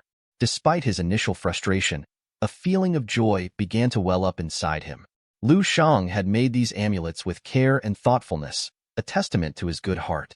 Just as he was lost in these thoughts, someone approached and snatched one of the amulets from his hand. Surprised and confused, Qin Shaojun turned to see Dong Qingxue standing before him. She held the amulet tightly in one hand. Her back turned to him as she began to walk away. Qin Shaojun's anger flared up again. I know you're nervous and in love with Lu Shang, he shouted after her. Dong Qingxue ignored his outburst, her steps steady and resolute. She clenched the amulet in her fist, her eyes fixed on the ground. As she walked, a blush spread across her cheeks at the thought that Lu Shang had made it especially for her. The amulet felt warm in her hand, a small but powerful token of his regard. The camp buzzed with activity around them, but for a moment, the world seemed to narrow down to just the two of them. Lu Shang stepped out of the 1182 base and moved through the abandoned city, his senses heightened. His keen perception allowed him to detect the faint presence of life and danger in the area. It wasn't long before Lu Shang's attention was drawn to a soldier engaged in a desperate fight against the advancing mutant beasts. The soldier was valiantly holding his ground, firing his machine gun at the two monstrous creatures closing in on him.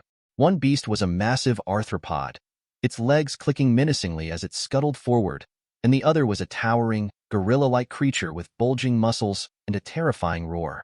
The soldier, drenched in sweat and fueled by sheer determination, continued to shoot even as the beasts drew nearer. The ground beneath him trembled with each step of the advancing gorilla-like beast.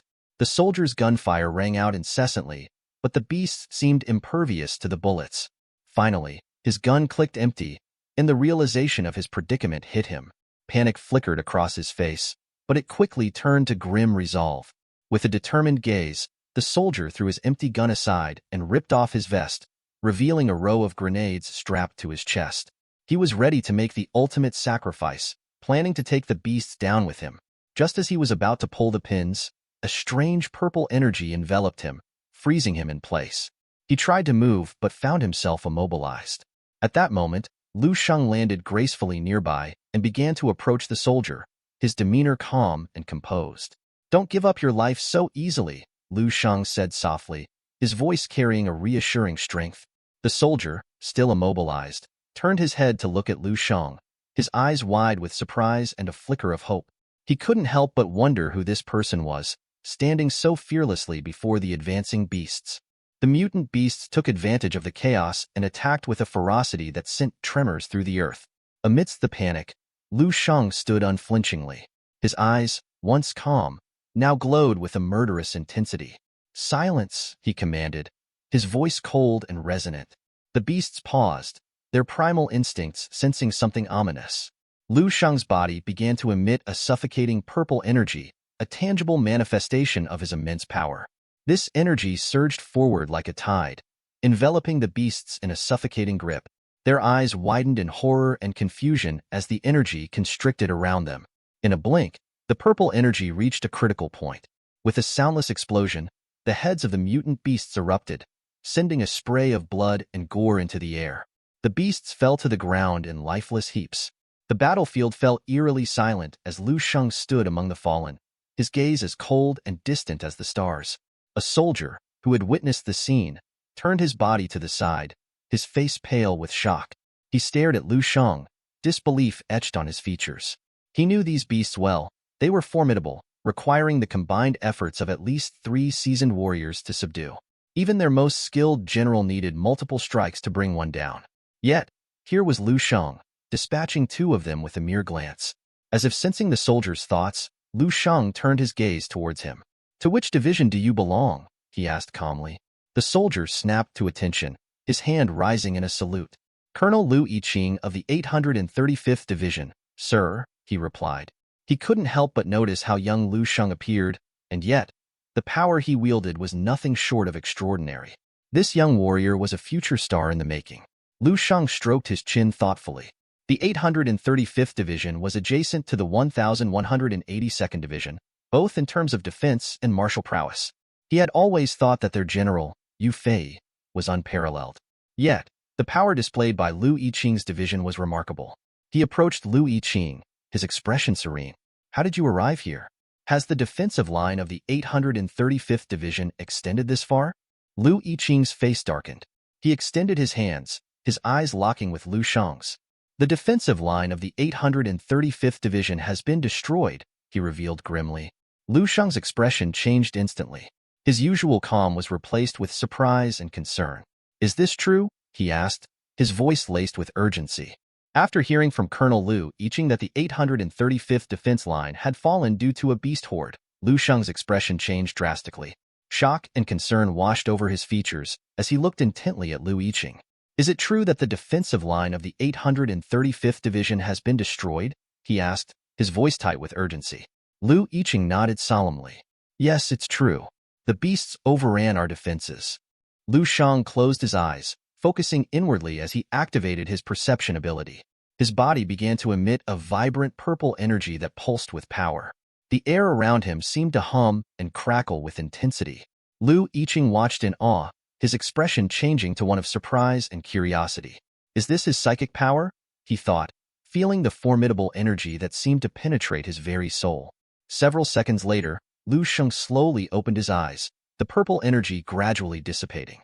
He fixed Lu Yiqing with a serious gaze and asked, Does military headquarters know that the defensive line has collapsed? And will there be reinforcements on the way to tackle the beast horde? Lu Yiqing met Lu Shang's eyes and calmly explained, Our superiors have told us that they have already sent reinforcements, but for now, we have received orders to evacuate the defense line. Lu Shang's brow furrowed. Then why didn't you evacuate? Lu Yiqing's demeanor grew somber. He looked down at the ground, his voice tinged with sadness. Our commander did not retreat. He died fighting the beast horde. We couldn't bring ourselves to leave either. We thought it would be better to kill one more mutant beast before dying. We didn't care whether we lived or died. We just wanted to honor our commander's sacrifice. Lu Shang remained silent for a moment, absorbing the weight of Lu Yiqing's words. The gravity of the situation settled heavily on him. His face turned grim as he contemplated the consequences of the breached defense line. What are the consequences now that the defense line has been breached by the beast horde? He asked, his voice serious and steady. Lu Yiqing stood frozen, his mind racing with horrific visions of what would come if the beast horde wasn't stopped in time. He could almost see it. The defense line walls crumbling under the relentless assault, blood splattered everywhere, and the anguished cries of soldiers fighting a losing battle. A bead of sweat trickled down his forehead as he stared blankly at the ground, immersed in his grim imaginings. His voice trembled slightly as he spoke to Lu Shang, explaining the dire consequences if the defensive line wasn't recovered soon. If we can't recover the defensive line in time, Lu Yiqing said, his tone heavy with dread, the beast horde will advance further, affecting both sides of the defense line. More mutant beasts will emerge, pushing towards several other lines of defense. He gestured around them, to the ruined city where they stood. Look at this place, Lu Shang. If the beast horde advances, our defense lines will end up like this city. Ruined buildings and ominous energy everywhere. It will lead to a massacre. Lu Shang stayed silent, listening intently. His eyes scanned the ruins of the city, imagining the catastrophic future Lu Yiqing described. The thought of such destruction was sobering. He put both hands in his pants pockets, walking past Lu Yiqing as he processed the information. I understand the situation, he said, his voice calm and resolute. Lu Yiqing was shocked by Lu Shang's nonchalant response. Panic surged through him as he turned and called after Lu Shang, his voice rising in urgency. Wait, where are you going? That direction leads to the war zone, where the beast horde erupted from spatial cracks. Lu Shang didn't break his stride. Blue energy began to emanate from his body, swirling around him with a determined intensity. He glanced back at Lu Yiqing, his eyes fierce with resolve. Don't worry about me, he said. I need to take a look for myself. Before Lu Yiqing could utter another word, Lu Shang's body became enveloped in a radiant blue energy, a phenomenon that lit up the surroundings with a mesmerizing glow.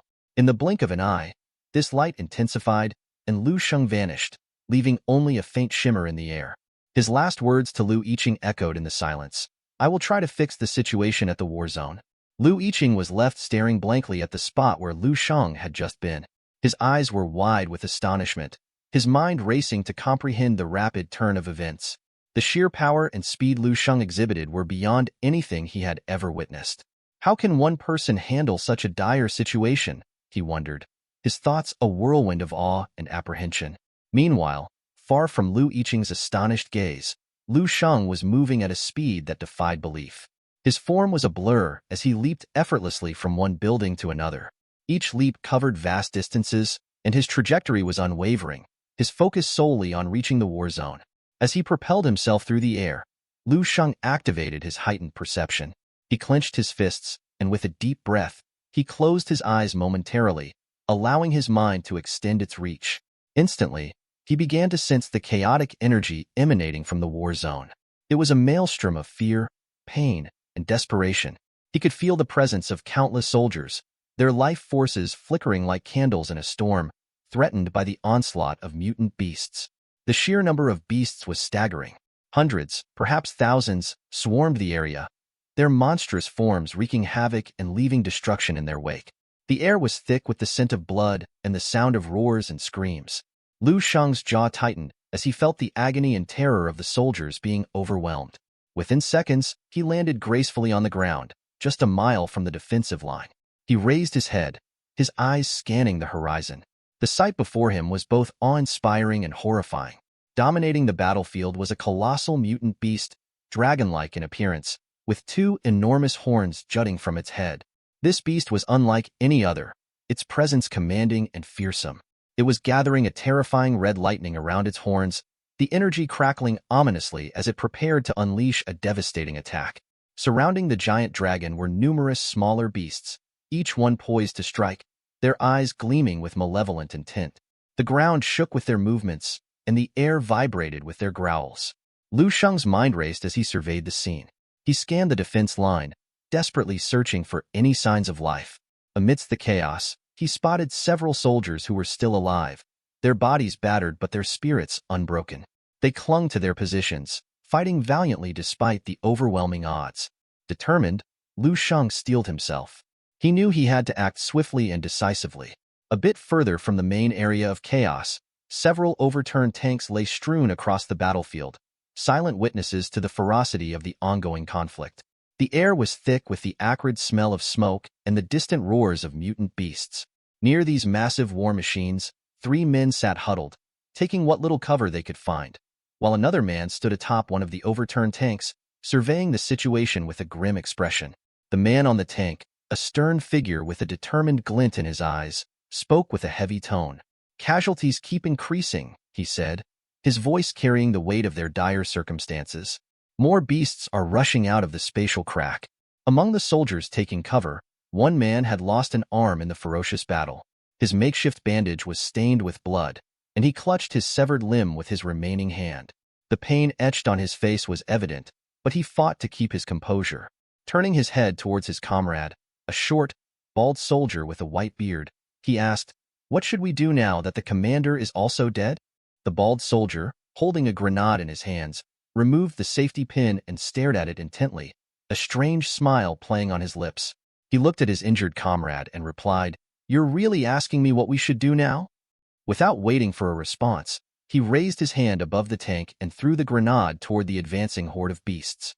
Seconds later, the grenade exploded, shattering the bodies of several beasts into grotesque pieces.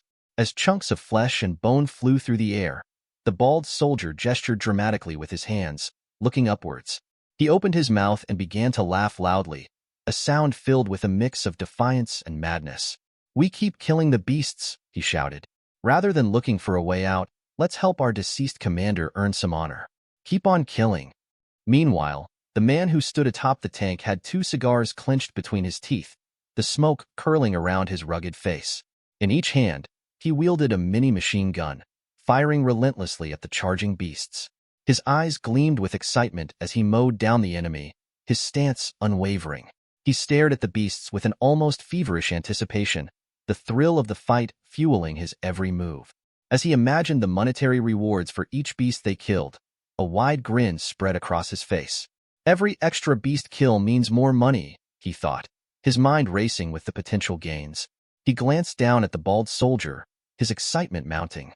"As soon as I run out of ammo, I'm joining you," he decided, his resolve hardening. Amidst the turmoil, the bald soldier with a white beard peered over the edge of the tank, a remote control clenched tightly in his hand. The remote was the key to a devastating bomb, and as he surveyed the advancing beasts, a smile crept across his weathered face. Turning his gaze to the burly man who stood atop the tank, he spoke with a chilling calmness. "Long ago, I prepared enough explosives to reduce this area to ashes. Once I press this button, the explosives will activate, and all the beasts will die without leaving a trace." Behind the tank, another grim scene unfolded. A man with black hair lay unconscious on the ground, his head and abdomen heavily bandaged. He was a tragic figure, a casualty of the fierce battle. The soldier with the severed arm, sitting beside him, placed his hand on his knee and turned to the bald soldier. Old Tao might not be able to survive if the fight continues like this, he said, his voice tinged with concern. The bald soldier, still gripping the remote, approached them and stared silently at Old Tao. The weight of their predicament hung heavily in the air. They were caught between the desire to save their fallen comrade and the harsh reality of the battle they were fighting. Suddenly, a deafening explosion rocked the other side of the tank. The burly man, who had been valiantly holding the line against the mutant beasts with his machine guns, was thrown backward by the force of the blast. As he hit the ground, a beast pounced on him, severing his right hand with a swift and brutal strike. He opened his mouth and screamed in agony, the sound piercing through the chaos. The bald soldier and the one beside him looked up, their faces etched with shock and disbelief. The sight of their comrade, now maimed and in excruciating pain, was a harsh blow to their morale. The bald soldier's expression changed drastically, his eyes wide with terror. Now that another one of us has lost an arm, he thought, we are doomed. The bald soldier, driven by an unyielding resolve, decided that standing idle was not an option. He approached a nearby rock, clutching a heavy bag filled with bombs in one hand. With the other hand, he began hurling the bombs at the encroaching beasts, his movements swift and precise. Each explosion sent shockwaves through the air, momentarily halting the beast's advance. His teeth clenched tightly as he fought, the determination to annihilate the mutant beasts burning in his eyes. Minutes slipped by in this furious defense. He reached into the bag, his fingers searching for more bombs, only to find it empty. A sinking feeling of dread washed over him. He had used all the grenades. He looked down at the ground, the weight of their dire situation pressing heavily on his shoulders. Clenching his teeth even tighter, he realized they were in deep trouble. As a last resort, he pulled out the remote control for the hidden explosives scattered across the war zone. The cold metal of the remote felt like a lifeline and a death sentence simultaneously. While he held the remote control, the burly soldier, who had just lost his hand, sat in a trench, leaning against the wall. Blood poured from his severed limb, but he pressed his other hand against the wound, trying to stem the flow. Sweat streamed down his forehead, mixing with the dirt and blood that covered his face. The other soldier, who had also lost an arm, saw his comrade's desperate state and approached him. He sat down beside him, working quickly to bandage the wound. Their camaraderie was a small light in the overwhelming darkness, a testament to their unbreakable spirit. Suddenly, several mutant beasts began to close in on their position. The bald soldier turned his back on the advancing horrors, his gaze falling on his injured comrades. He gripped the remote control tightly and looked at the others, a sense of grim determination in his eyes. He knew what needed to be done. It's time, he thought, to accompany our commander in death. At that moment, a powerful gust of wind, infused with blue energy, swept across the battlefield. The three soldiers, weary and battle-scarred, instinctively raised their hands to shield their faces from the sudden, overwhelming force. The wind was unlike anything they had felt before, and they could only wonder at its origin. The sky above them darkened momentarily as a powerful tornado formed in the area, its swirling vortex crackling with thunderbolts that struck the ground with electrifying intensity. The beasts, relentless in their assault, were driven back by the sheer force of the storm. It was as if nature itself had intervened in their desperate struggle for survival. As the tornado began to dissipate, the soldiers squinted through the fading whirlwind, straining to see what new force had entered the fray. From the heart of the storm, a figure descended, landing gracefully on the ground with a resounding thud. This figure, clad in sturdy military boots and emanating a formidable blue aura, was none other than Lu Sheng. His presence was commanding, his body surrounded by a pulsating blue energy that hinted at his immense power. In one hand, he held a spear, its blade glinting ominously in the dim light. Lu Sheng's eyes scanned the battlefield, quickly assessing the situation. His gaze fell upon the three soldiers, and he called out to them, his voice strong and reassuring, "Are you okay? If you can stand, retreat now." The soldiers turned their heads towards Lu Sheng, their expressions a mix of awe and confusion. They could hardly believe what they were seeing. Who was this man, and where had he come from? The bald soldier, the first to react, stared at Lu Sheng, tears welling up in his eyes. Overwhelmed with emotion, he began to cry, his voice choked with relief and excitement. "Reinforcements," he whispered, the word feeling almost foreign on his lips. "They've finally arrived." Meanwhile, the soldier who had lost his arm grabbed his comrade, who had lost his hand. They both looked at the bald soldier, their faces etched with confusion and a glimmer of hope. The bald soldier, his fists clenched, started jumping with joy. His voice, filled with newfound energy, rang out, "We don't want to die here. Everyone, retreat quickly." Meanwhile, Lu Shang gathered momentum, his movements fluid and precise. With a penetrating gaze, he advanced towards the mutant beasts, his spear slicing through the air with deadly accuracy. Each swing of his weapon cut through the beasts in his path, their roars of defiance quickly silenced by his relentless assault. His every step was purposeful, each strike a testament to his unparalleled skill. In the trench, the soldier with the severed arm looked at Old Tao, unconscious but alive. With a determined grunt, he lifted Old Tao over his shoulder, the weight of his comrade nothing compared to the burden of survival. They all began to emerge from their hiding place, the urgency of escape driving them forward. The bald soldier was the last to come out, his eyes darting around to assess the situation. The soldier with the severed hand reached out, grabbing the bald soldier's hand to steady him. Together, they turned their attention to Lu Shang. The soldier with the severed arm called out, his voice a mix of awe and disbelief, "Look at the reinforcement." Upon hearing this, all of them turned towards Lu Shang's direction, their eyes widening in shock. A few miles away, they could see several explosions erupting continuously. The mutant beasts, once fearsome and unrelenting, were now being decimated, their bodies torn apart by Lu Shang's onslaught. The air was thick with the scent of scorched earth and the cries of dying beasts. As they watched more closely, they realized something that seemed impossible. The reinforcement was just one person. One man was single-handedly turning the tide of the battle. They couldn't believe their eyes. The bald soldier's mouth fell open, and he began to cry again, not out of despair this time, but out of sheer amazement and hope. The old man, sweat pouring down his forehead, stared at Lu Shang, his eyes wide with shock. He had thought their situation hopeless, that they were all doomed to die. But watching Lu Shang fight, he felt a spark of hope ignite within him. This one man was more than a match for the mutant beasts. Meanwhile, Lu Shang was immersed in the thrill of the fight. He landed on the ground with an earth-shattering explosion, his powerful presence sending shockwaves through the battlefield. With a spear in hand, he slashed the beasts around him into pieces, his movements a blur of deadly precision. His descent had been swift and destructive, but he didn't stop there. Each swing of his spear was a calculated move to kill any beasts that dared to block his path. One of the beasts, a massive creature with razor-sharp claws, attempted to attack him from behind. Lu Shang, attuned to the dangers around him, reacted instantly. With a swift turn and a powerful thrust, he cut its body in half, the beast's roar silenced as it fell to the ground.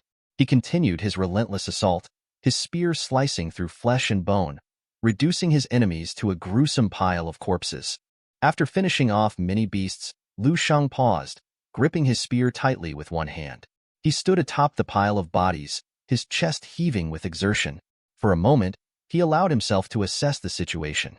More beasts emerged from the shadows, their eyes glowing with malevolent intent as they advanced rapidly towards him. Lu Shang's sharp eyes scanned the battlefield, realizing the sheer number of beasts. He finally understood why the defensive line of the 835th Division had been breached. The beast horde seemed endless, their numbers overwhelming even after he had killed hundreds of them. There was no end in sight, and the realization settled heavily on his shoulders. Determined, Lu Shang leaned his spear on his shoulder, his gaze unwavering as he stared at the approaching beasts. He knew he had to change his strategy.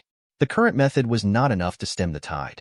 With a deep breath, he grabbed his spear with one hand and stood atop the pile of corpses, a towering figure of resolve and strength. At that moment, the Valkyrie Grandmaster's spirit appeared behind him. She wore gleaming metal armor, her presence radiating an aura of icy power. She had been a formidable warrior in life, and now, her spirit lent Lu Shang her strength. The connection between them was palpable, a fusion of their energies and skills. Lu Shang focused his mind, activating the Frost Sparrow technique he had obtained after defeating the Valkyrie Grandmaster and inheriting her mantle. His expression shifted, determination hardening into resolve. He channeled the icy energy, feeling it surge through his veins, amplifying his power. With a forceful motion, Lu Shang threw his spear towards the mutant beasts. The spear shot through the air with incredible speed, the imprisoning spear skill from the Frost Sparrow technique enhancing its destructive power. Wherever it passed, the ground froze, a trail of icy death leading towards the beasts. The spear struck with unerring accuracy, hitting the heart of the mutant horde. An explosion of ice and frost erupted, obliterating the beasts in a split second. Their bodies shattered into fragments, the freezing energy reducing them to nothingness. The sheer power of the attack left a swath of destruction in its wake. Seeing the massacre, the otherworldly mutant beasts that still stood nearby were struck with terror. Their confidence shattered, they began to flee, their instincts driving them away from the deadly force that was Lu Sheng. Lu Sheng stood amidst the battlefield, his eyes sharp and unwavering as he surveyed the approaching mutant beasts. Smoke billowed from his mouth, a testament to the intense power simmering within him. A confident smile spread across his face as he contemplated the possibilities of his newfound abilities. Mastery over ice was formidable, but the thought of combining it with fire intrigued him. The elements, so contrasting yet complementary, promised a display of unparalleled might. As the beasts closed in, Lu Sheng clenched his fist, and a radiant golden energy began to emanate from his being. The air around him crackled with anticipation. He could now manipulate not just one, but multiple elements simultaneously. His control had reached a new pinnacle, hinting at the profound potential of the natural breathing method he had honed. With a fierce grin, Lu Sheng prepared for the onslaught. He could feel the power surging through him, a blend of raw, untamed elements. In a fluid motion, he summoned the forces of thunder and flame. The ground beneath him trembled as he struck it with his fist, unleashing a cataclysmic wave of energy. Thunder roared and fire blazed, merging into a destructive force that shattered the earth and surged towards the beasts. The impact was immediate and devastating. The ground split open, sending shockwaves rippling through the battlefield. Fire and thunder engulfed the mutant beasts, their monstrous forms incinerated in an instant. The acrid smell of burnt flesh filled the air, mingling with the smoke and dust. Lu Sheng stood at the epicenter of the destruction, his presence commanding and unyielding. Seconds later, Lu Sheng's eyes narrowed as he surveyed the aftermath. The beasts lay in ruins, but the battle was far from over. He reached for his spear, the familiar weight grounding him. With a determined sigh, he launched himself into the air, soaring high above the battlefield. The wind whipped around him, carrying with it the promise of victory. Holding the spear aloft with one hand, Lu Sheng focused his energy. He channeled the breath of earth and wind, feeling the elemental forces converge around him. Earth energy surged through his veins, solid and unyielding, while wind energy swirled around him, swift and relentless. The energies coalesced around his spear, imbuing it with a power that shimmered and pulsated. As he descended, Lu Sheng's eyes blazed with determination. The beasts below were mere obstacles, and he would obliterate them. He fixed them with a disdainful gaze, his voice carrying a cold command. "Go back to where you came from," he spat, his words laced with contempt. Using all his strength, Lu Sheng hurled the spear towards the ground. The spear struck with a resounding impact, and the energy it carried exploded outward. The earth groaned and cracked, fissures spreading like wildfire. The wind howled, amplifying the destructive force. The combined might of earth and wind obliterated the ground, reducing it to fragments. The mutant beasts, caught in the maelstrom, were torn apart, their bodies disintegrating in the face of Lu Sheng's power. In the heart of the battlefield, Lu Sheng was an unstoppable force. Suddenly, a mutant beast, larger and more fearsome than the rest, lunged at Lu Sheng, its body wreathed in flames. The beast's fiery form cast a menacing glow across the battlefield, illuminating the determined expression on Lu Sheng's face. Without missing a beat, he clenched his fist tightly and, gripping his spear with the other hand, executed a swift and powerful slash under the beast's jaw. The beast's mouth opened wide as it let out a screech of agony, its cries reverberating through the air. As the beast writhed in pain, another predator, a wolf-like creature with glowing eyes, attempted a surprise attack. It leapt at Lu Sheng, jaws wide open, ready to tear into him. But Lu Sheng was ready. His eyes, burning with a fiery aura, locked onto the beast. He gripped his spear with both hands, the muscles in his arms tensing as he prepared to strike. With a powerful blow to the beast's abdomen, he ended its life in a single, decisive move. The victory was short-lived as several more mutant beasts emerged from the shadows, their eyes gleaming with malevolent intent. Seeing their numbers, Lu Sheng decided to change his strategy. He gathered his energy, feeling the power surge through his body. With a mighty leap, he soared into the air, a golden flash illuminating his form. Flames erupted around him, casting a radiant glow that made the beasts below tremble in fear. Hovering above them, Lu Shang's gaze bore into the beasts. With a confident smile, he taunted them, calling them little bugs and mocking their futile attempts. Then, with a powerful strike, he descended upon them like a wrathful deity. The ground shook with the impact, and the beasts were obliterated in a single, sweeping blow. 3 days passed in this relentless cycle of battle. At this moment, the soldiers who had been saved by Lu Shang stood in awe, their expressions a mix of shock and admiration. For 3 days and 3 nights, they had witnessed Lu Shang's unrelenting battle against the otherworldly beasts. His endurance and prowess were beyond anything they had ever seen, and it left them speechless. An old man, a seasoned warrior with a deeply furrowed brow, placed a trembling hand on a sack that had been fashioned into a makeshift barricade. Sweat trickled down his forehead as he peered over the barricade, his eyes scanning the battlefield. He wondered if the number of mutant beasts had finally begun to decrease, a faint hope flickering in his heart. Beside the old soldier stood a burly comrade, his hand severed in a previous skirmish, but his spirit unbroken. With a cigar clamped between his teeth and a large machine gun slung over his shoulder, he exhaled a plume of smoke and gazed at Lu Shang with a look of sheer amazement. "Lu Shang is on another level," he remarked to the old soldier, his voice filled with admiration. "He's like the sun, and those beasts are nothing but insects drawn to the light." As if to underscore his point, a giant mutant beast suddenly lunged at Lu Shang. Without missing a beat, Lu Shang leaped into the air, his body crackling with lightning.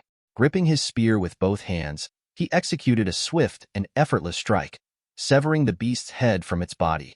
The creature's lifeless form crumpled to the ground with a resounding thud.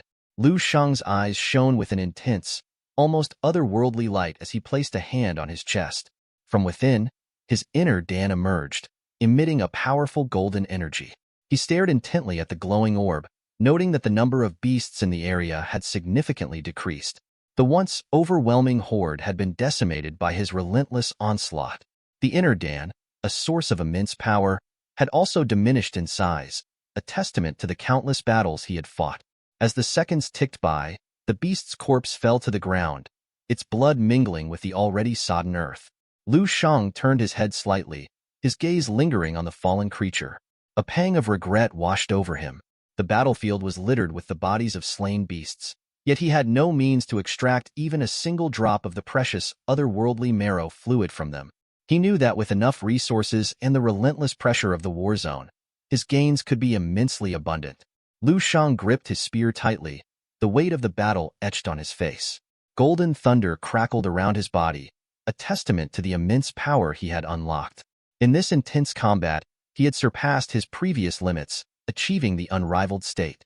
This new state allowed him to harness both the will of a master and various elemental abilities simultaneously. His combat strength had skyrocketed, reaching heights he had only dreamed of. This was the perfection he had been seeking in martial arts. Lost in his thoughts, Lu Shang was abruptly brought back to reality by the ringing of his wireless headphones. General Yu Fei's voice crackled through the device, inquiring about his location. Snapping out of his trance, Lu Shang glanced at the headphones, momentarily surprised at the wide signal range. Before he could respond, another mutant beast lunged at him. Instinctively, he unsheathed his spear and gripped it with both hands. His body was now enveloped by powerful red thunderbolts. With a fixed stare, he swung his spear with tremendous force, cutting the beast's body clean in half. The creature's lifeless form collapsed to the ground, adding to the pile of defeated foes. Breathing heavily, Lu Shang looked at the fallen beast, and then addressed General Yu Fei through the headphones. "I'm on the battlefield," he explained, his voice steady despite the chaos around him. "The situation is a bit tense, but it's a good place for training. I don't want to leave just yet." His eyes shone with determination as he looked ahead.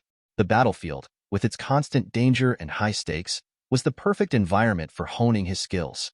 It was here that he could push his limits, evolve his techniques, and truly test the bounds of his strength. With a confident smile, he continued, "I might stay here for a few more days before returning." The battlefield was not just a place of peril. It was a crucible, a forge where his abilities could be refined to perfection. At the same time, back at the base, General Yu Fei held his phone in one hand, his face etched with confusion. Sweat dripped from his forehead as he processed Lu Sheng's words. He turned his head toward the phone, his surprise evident, and assured Lu Sheng that it was okay for him to stay a few more days on the battlefield. Our front line isn't under much pressure, he said, his voice steady despite the tension. We can handle it without you for a bit longer. However, his tone shifted as he revealed a new development. But there's trouble on the western front line. A war zone of rampaging beasts has emerged. The words hung in the air, heavy with unspoken danger. On the western front line, Lu Sheng landed gracefully, his spear held firmly in one hand. He placed his other hand on his wireless headphones, his expression calm and unbothered. Is this true? He asked General Yu Fei, his voice betraying no hint of concern. General Yu Fei's face paled as he held the phone tighter, panic creeping into his voice. The beast stampede is out of control, he admitted, his tone urgent. You must not go near that area under any circumstances. It's extremely dangerous. Please, Lu Sheng, promise me you won't go. Hearing the worry in General Yu Fei's voice, Lu Sheng touched his wireless headphones with his finger, a small smile playing on his lips. He closed his eyes and tilted his head back, a laugh escaping his lips.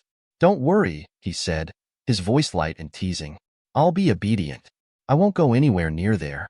Behind Lu Sheng, a mountain of beast corpses lay smoldering in the flames, the result of his relentless combat.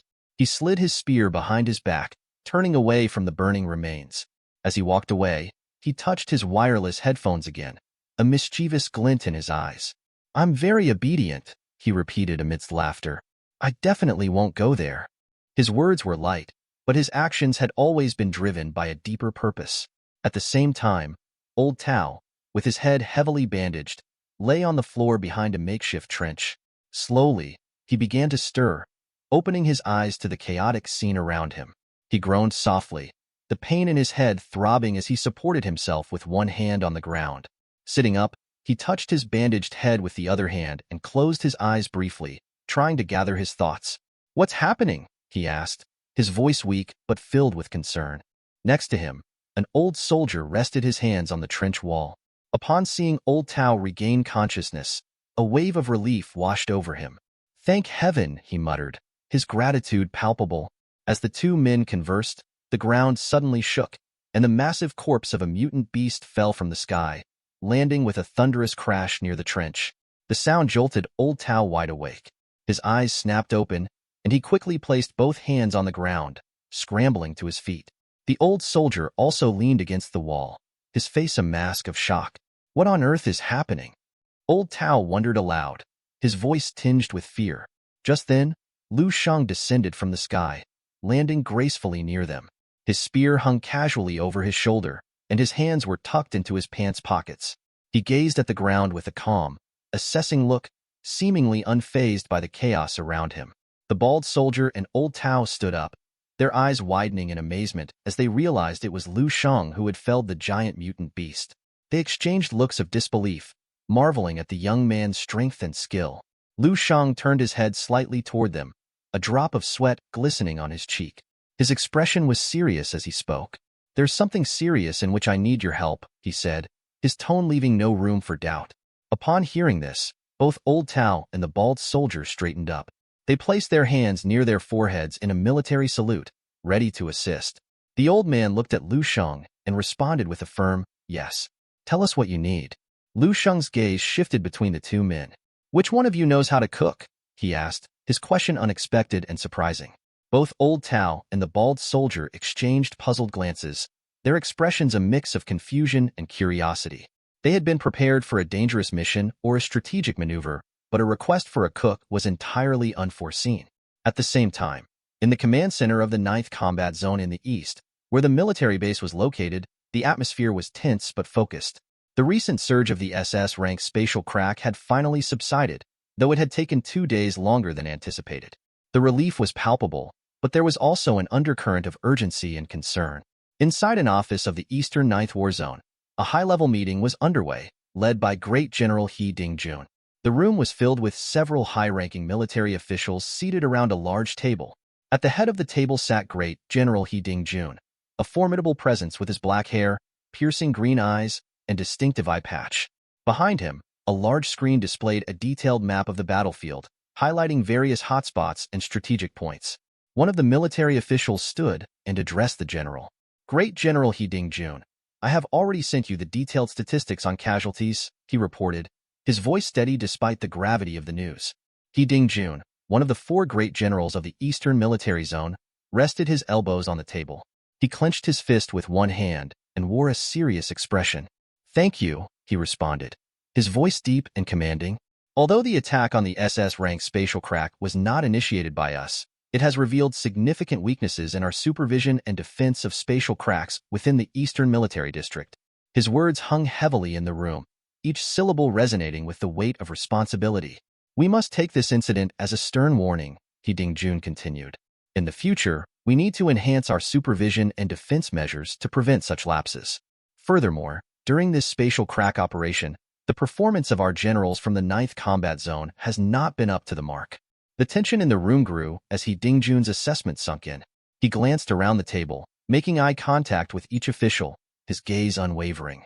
I will organize a meeting with these generals face to face to address these issues and ensure that we learn from our mistakes. At that moment, a soldier with striking purple hair and glasses stood up, saluting sharply.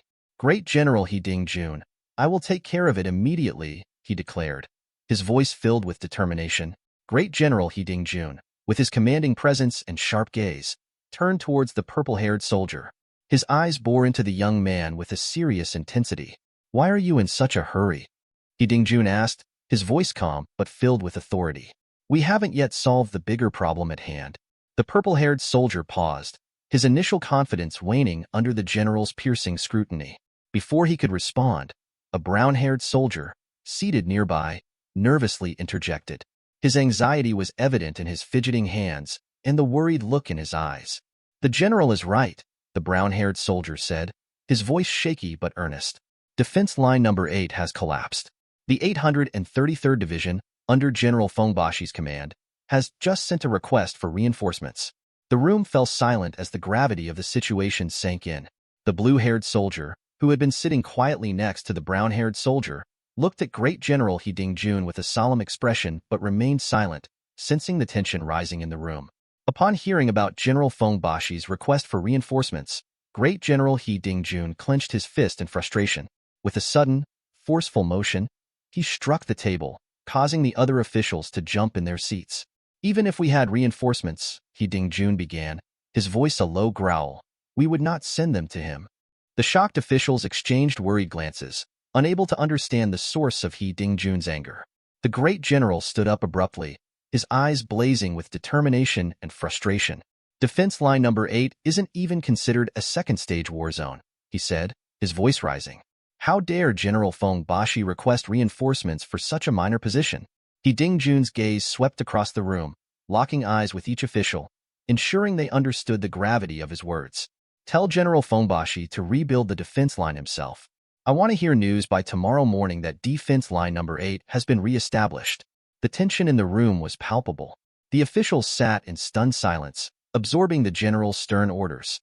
He Ding-jun's aggressive gaze made it clear there was no room for negotiation or failure. And if it cannot be done, He Ding-jun continued, his voice steely, then I expect to hear of General Fengbashi's sacrifice in defending the 8th war zone. The military officials, galvanized by the great general's resolve, responded in unison, understood. Great General He Ding-jun, with both hands clasped behind his back, stared intently at the large display screen that showcased the frontline map, the contours and markings delineating the zones of intense conflict against the mutant beasts. He spoke, his voice a steady, authoritative baritone that commanded the room's attention. In this battle against the mutant beasts, out of our 20 military generals, 12 have sacrificed their lives along with their units. His words hung heavily in the air, a somber reminder of the high stakes they were all facing. Commanders at 7th rank martial level skills and certain military knowledge are crucial human resources. These losses are not just numbers, they are significant blows to our operational capabilities. As he approached the map, his gaze sharpened, taking in the red marks that indicated emergency areas due to the spatial crack uprising. He Ding-jun's eyes narrowed as he analyzed the distribution of forces and the status of each defense line. The high casualties weighed heavily on his mind, a grim testament to the ferocity of the battles and the relentless assault of the mutant beasts.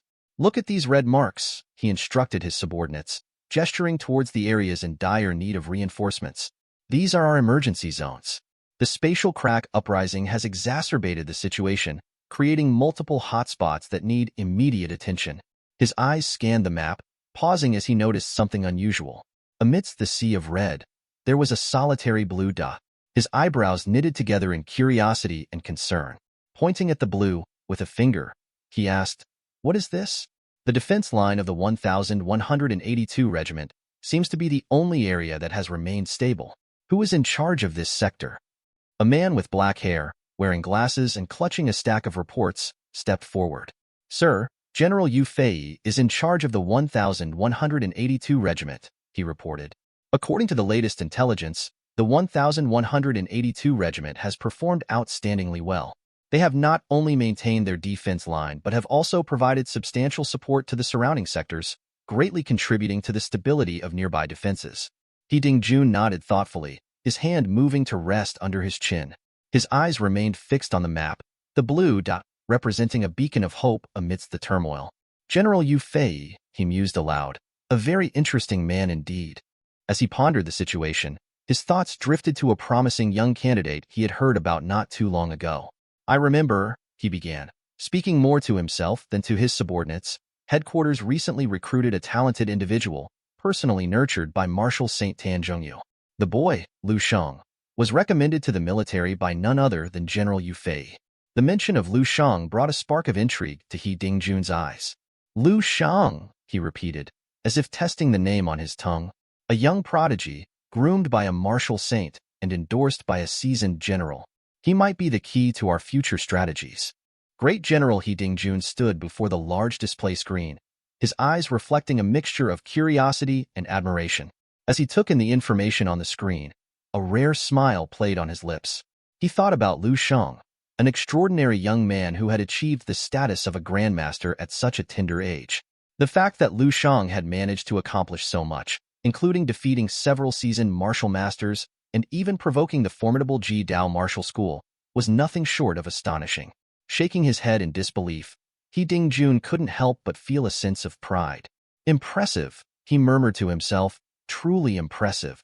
With his hands now clasped behind his back, he approached the map, his laughter echoing through the room. The subordinates around him straightened up, sensing that the great general was about to give an important command. "Inform General Yu Fei that once this warzone matter is resolved, he should come to see me," He Dingjun ordered, his voice carrying a tone of both authority and expectation. The black-haired man wearing glasses, who had been diligently recording the details, nodded in acknowledgement. "Yes, sir," he replied promptly. With that settled, He Dingjun turned his attention back to the map, his demeanor shifting from lighthearted to serious. He studied the map intently, his gaze eventually fixing on a particularly large red dot. This dot, more prominent than the others, represented a critical point in their defense strategy. Placing a hand on the map, He Dingjun's expression grew more intense. "This defense line worries me the most," he explained to his subordinates. "It acts as a funnel surrounding the spatial rift. Now that this funnel has broken, it was only a matter of time before we saw significant breaches." He Dingjun's voice grew grave as he issued another command. "We need immediate intel on the current situation at this location. Check it now." The map on the display screen began to fade, replaced by a live feed and data streams from the eastern defense line. He Dingjun put his hands behind his back once more, his eyes glued to the screen in silent anticipation. The room was tense, the only sounds being the soft hum of the equipment and the distant murmurs of the officers. Several seconds later, the system finished processing the data, and the feed from the eastern defense line came into full view. What He Dingjun saw made his expression change drastically. The defense line appeared calm, eerily so. There were no signs of the mutant beasts that had previously breached the line. The tranquility was unsettling. "Where are the beasts?" He Dingjun asked, his voice tinged with disbelief. "I remember the defense line being breached. How is it possible that there are no mutant beasts ravaging the area?" His subordinates exchanged puzzled glances, equally baffled by the scene before them. Great General He Dingjun's eyes were fixed on the display screen, the tension in the room palpable. Behind him, a man with blue hair held a tablet, his fingers trembling as he controlled the live feed. The screen flickered, showing different segments of the battlefield. The general's face was set in a grim mask of determination, but there was an undercurrent of worry that he couldn't shake. Suddenly, He Dingjun turned sharply towards the blue-haired man, his expression intense. "Change the camera," he ordered, his voice a low growl. "I need to see the situation on the battlefield." The blue-haired man swallowed hard, feeling a wave of fear wash over him. The general's serious demeanor and commanding presence were enough to make anyone nervous, but in the midst of such a critical situation, the pressure was almost unbearable. "Understood," he replied, his voice shaky as he began to adjust the camera feeds. As the screen shifted to show a new angle, the general's expression changed drastically. His eyes widened in shock, and he was left momentarily speechless. The live footage from a drone in the area revealed a startling sight. The defense line near the spatial rift was littered with a mountain of beast corpses. At the center of this grim tableau stood a lone figure, radiating a powerful golden energy. It was Lu Shang. He was surrounded by the remnants of his brutal battle, his body emanating an aura of immense power. He stood silently, his gaze fixed on the corpses of the mutant beasts that lay at his feet. The drone hovered closer, providing a clearer view of the scene. Lu Shang held a spear in one hand, the weapon gleaming ominously in the dim light. His eyes, sharp and penetrating, scanned the area with a calm intensity. The room fell silent as everyone watched the feed, captivated by the sight of this young warrior who had single-handedly turned the tide of battle. Dingjun's heart raced as he tried to process what he was seeing. This can't be happening, he thought, his mind struggling to comprehend the enormity of Lu Shang's feat. As the drone continued to film, Lu Shang suddenly turned his gaze towards it, his eyes locking onto the camera with an unflinching stare. The power of his presence was palpable, even through the screen. Dingjun felt a surge of panic. This young man, who had managed to stop the beast's attack on his own, was unlike anything he had ever seen. In a moment of desperation, Dingjun grabbed the blue-haired man by the shoulders, his eyes wide with urgency. "Who is this person?" he shouted, his voice echoing through the room. "Find out everything you can about him now." The blue-haired man, already shaken, felt his fear intensify. "Yes, sir," he stammered, his hands fumbling as he began to access the database. "Please, don't worry. I'll get the information immediately." At the same time, in the wilderness of the Western Military Zone, the aftermath of a fierce battle was evident. Several corpses of mutant beasts lay sprawled on the ground, their grotesque forms a testament to the ferocity of the fight. Amidst the carnage, a girl with striking red hair moved with lethal grace. Her twin swords gleamed ominously as she climbed onto the back of a still-writhing beast, plunging one of her swords deep into its flesh. The beast let out a blood-curdling scream, its mouth wide open in agony. Several seconds later, its body went limp, lifeless. With one sword still embedded in the beast's carcass, the red-haired girl used her free hand to yank out the other sword. She wiped the sweat from her forehead with the back of her hand, her eyes scanning the surroundings with a mix of vigilance and determination. Bringing her purple earpiece closer to her lips, she spoke in a calm, measured tone. "For down 3 rank 5 beasts and 1 rank 6 beast." A crackle of static was followed by a response from the other end. "Copy that. I've taken care of 2 on my end." She nodded, her expression serious. "We're nearing the breaking point of the defense line. Meet me at the coordinates I just sent." "Understood, Captain," came the reply, the voice tinged with respect. She turned back to survey the scene, the bodies of the mutant beasts lying motionless at her feet. With both swords held firmly, she emitted a powerful golden energy that radiated from her form, casting an ethereal glow around her. She looked around, her brow furrowing in confusion. "This doesn't add up," she muttered to herself. The headquarters reported that the defense line was breached by a massive horde of mutant beasts. Why are there so few here? Her mind raced as she tried to piece together the situation. It was strange, almost too quiet. The wilderness, usually teeming with the sounds of battle and the roars of mutant beasts, was eerily silent. Several hours later, the red-haired woman, Hong Wu, made her way to the designated meeting point, a makeshift camp nestled amidst the remnants of what had once been a bustling village. The camp was sparse, with only a few tattered tents and makeshift seating arrangements made from whatever debris could be scavenged. Hong Wu's team, the Tiger Scorpion team, was already there.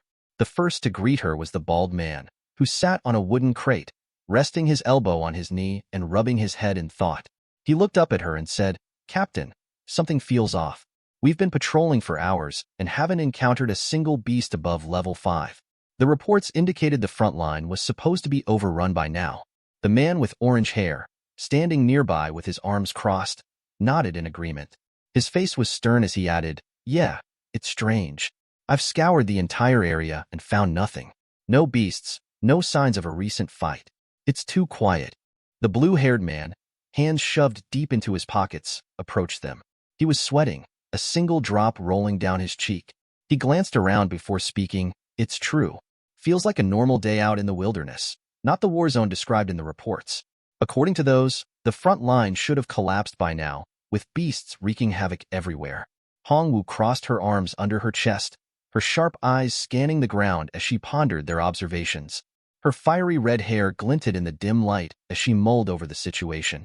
"This doesn't add up," she said, her voice tinged with confusion. "A double-a-level mission shouldn't be this quiet. If the beasts aren't in the wild zone, then where are they?" The man with blue hair put a finger to his chin, staring thoughtfully at the mountain and the city beyond. "Maybe they've retreated there," he suggested, breaking the silence that had settled over the group. "If they're not here in the wild, they could be hiding in the ruins, regrouping or setting up an ambush." Hongwu nodded, her mind racing through the possibilities. "It's plausible," she agreed, "but we need to be certain. We can't risk an unexpected attack if the beasts have truly moved into the city." Hongwu, the red-haired captain of the Tiger Scorpion team, crossed her arms and fixed her team with a serious gaze. "Stay alert," she ordered, her voice firm. "If the beasts have concentrated here, their numbers could be far greater than we anticipated." Her team members nodded, understanding the gravity of the situation.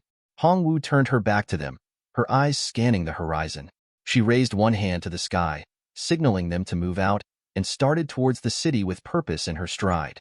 The man with orange hair, carrying a backpack, and the bald man with a tattoo on his head fell in step behind her.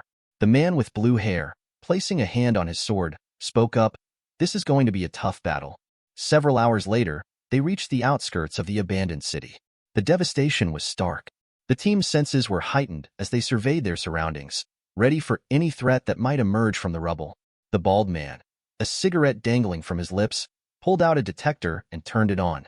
The soft hum of the device was the only sound in the eerie silence. "There's nothing within 100 meters to the south," he reported, his voice calm but cautious. The blue-haired man, his hand on the hilt of his sword, began to unsheath it slowly. He glanced around, his jaw clenched. "No anomalies to the north either," he said, the tension evident in his tone. Hongwu stood nearby, her fists clenched as she looked around. "This is very strange," she muttered. "The old city is more deserted than usual. We haven't encountered a single beast, and that doesn't make sense." The blue-haired man paused in his actions, his unease growing. He turned towards Hongwu, concern etched on his face. "Could the beasts have moved to other defense lines?" he asked. Hongwu's eyes narrowed as she gazed forward, her expression fierce. "I don't think so," she replied, her voice filled with determination. "If the beasts had shifted to another area, our superiors would have redirected us to provide support there." At that moment, Hongwu's smartwatch began to ring. She brought her hand close to her face, her eyes narrowing as she answered the call. The voice on the other end explained that her team had done an excellent job clearing the beasts so quickly. However, he added that despite their efforts, they had been in the wild area for half a day and hadn't found a single beast. This was perplexing and troubling. Hongwu's mind raced as she approached her team. She touched her watch, revealing to them that the Blue Star team had also arrived. "They just entered the wild area and are facing the same situation. We can't see a single beast," she reported. The three men, each with distinct features and a determined look, gathered around her. The man with blue hair, his hand still on his sword, suggested, "Maybe we should head straight to the spatial crack. We might be able to see if there's a problem at a glance." Hongwu pondered his suggestion, her eyes focused on her watch. The idea had merit, but she knew they had to be cautious. She turned her head towards him, her expression determined. "Agreed. But first, we'll send a drone to take a look. It's too dangerous to go in directly." They quickly took out a military drone equipped with high-precision cameras and a small machine gun. The man with blue hair took control, gripping the controller with both hands. He looked up, his concentration evident as he started to maneuver the drone. The rest of the team, including Hongwu, watched in silence, their eyes following the drone as it took off. The drone flew smoothly over the devastated city, its cameras capturing every detail of the desolation. Hongwu's mind raced with possibilities. Where were the beasts? Why had they vanished so suddenly? The drone approached a bridge that led towards the entrance of the war zone. Hongwu instructed, "Get closer to the entrance and lower the altitude." Zoom in on the image. The man with blue hair, his eyes glued to the screen, felt a shiver run down his spine as the drone approached the cave's entrance. His expression changed drastically, and sweat began to bead on his forehead. Something was very wrong. Captain Hongwu, her red hair catching the dim light, noticed his unease. She approached him, her gaze serious and intense. "Is there still no sign of beasts near the front?" she asked, her voice steady despite the mounting tension.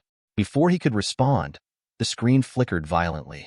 A shot rang out, and the drone exploded into pieces, the signal lost instantly. Panic spread through the team as they realized their reconnaissance was compromised. "Everyone move.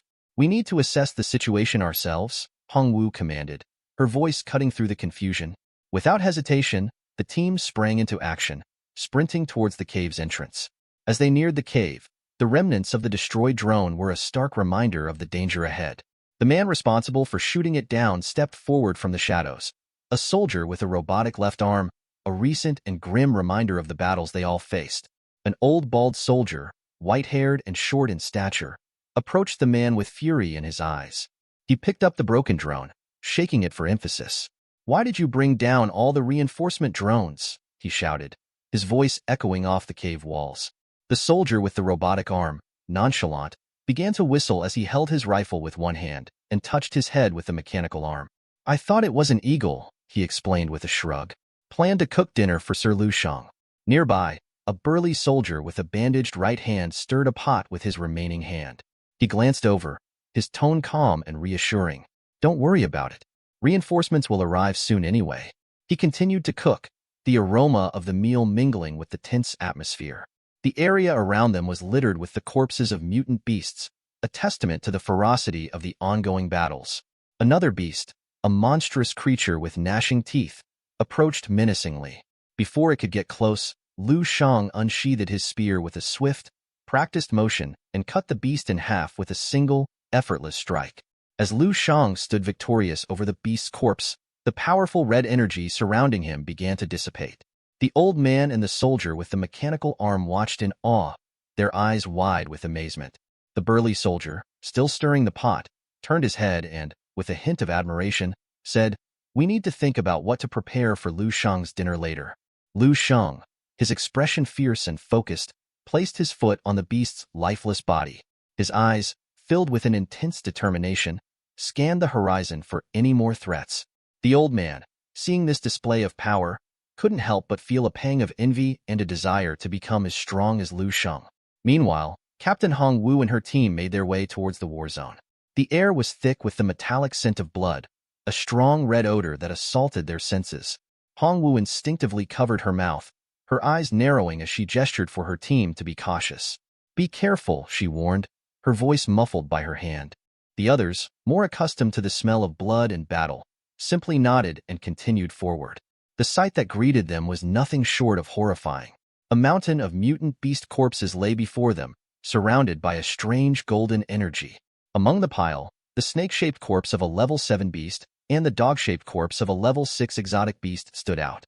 Hong Wu's eyes widened in shock, her breath catching in her throat. What happened here?" she whispered, more to herself than to anyone else. The sheer number of high-level beast corpses was staggering. Who could have possibly done this? She dropped her arms to her sides and slowly approached the mountain of corpses. Her gaze moved upwards, her fear growing with each step. The other members of her team followed closely, their expressions a mix of awe and disbelief. The silence was abruptly broken by a noise in the distance. Hong Wu, the red-haired captain of the Tiger Scorpion team, swiftly turned her head towards the source, her eyes narrowing with determination. She began to wonder what was happening, her mind racing through various possibilities. Not far from her, Lu Shang, holding his spear in one hand, grabbed the tail of a mutant beast with the other. With a powerful swing, he slammed the beast's body to the ground, then began to approach the Tiger Scorpion team. His gaze shifted to the red-haired captain and her subordinates, curiosity and caution evident in his eyes. "What are you doing here?" Lu Shang asked, his voice firm but calm. The captain straightened up, still trying to process the situation. After a few moments, she and her team followed Lu Shang as he led them to a safer location. The team couldn't help but watch in awe as Lu Sheng decapitated a giant mutant beast with a single, swift motion, then lit a fire and placed the beast's head on top.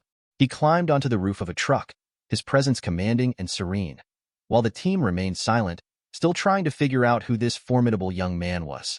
Lu Sheng, with one hand resting on the truck's roof, grabbed a piece of meat and started eating. Between bites, he glanced at the red-haired captain and her team, noticing the symbol of a tiger on their uniforms. "Tiger Scorpion?" he mumbled, recognizing the insignia. He then asked, "Are you part of an A-rank general team? Have you come as reinforcements?" The captain, realizing the significance of Lu Sheng's presence, placed her hand on her forehead and assumed a military stance. "Salute!" she commanded her subordinates, who promptly followed suit. With a bewildered expression, she explained, "We received orders from High Military Command to come and eliminate the beasts running rampant in the war zone. At least a dozen teams are on their way. We were the first to arrive." As she spoke, a drop of sweat fell from her cheek. She looked away, her gaze shifting to the side. Near them was the entrance to a spatial crack, filled with the corpses of mutant beasts. The sight was both awe-inspiring and terrifying. Hongwu looked towards the cave and the carnage that surrounded it. She couldn't help but think that Lu Sheng was surely someone of immense power.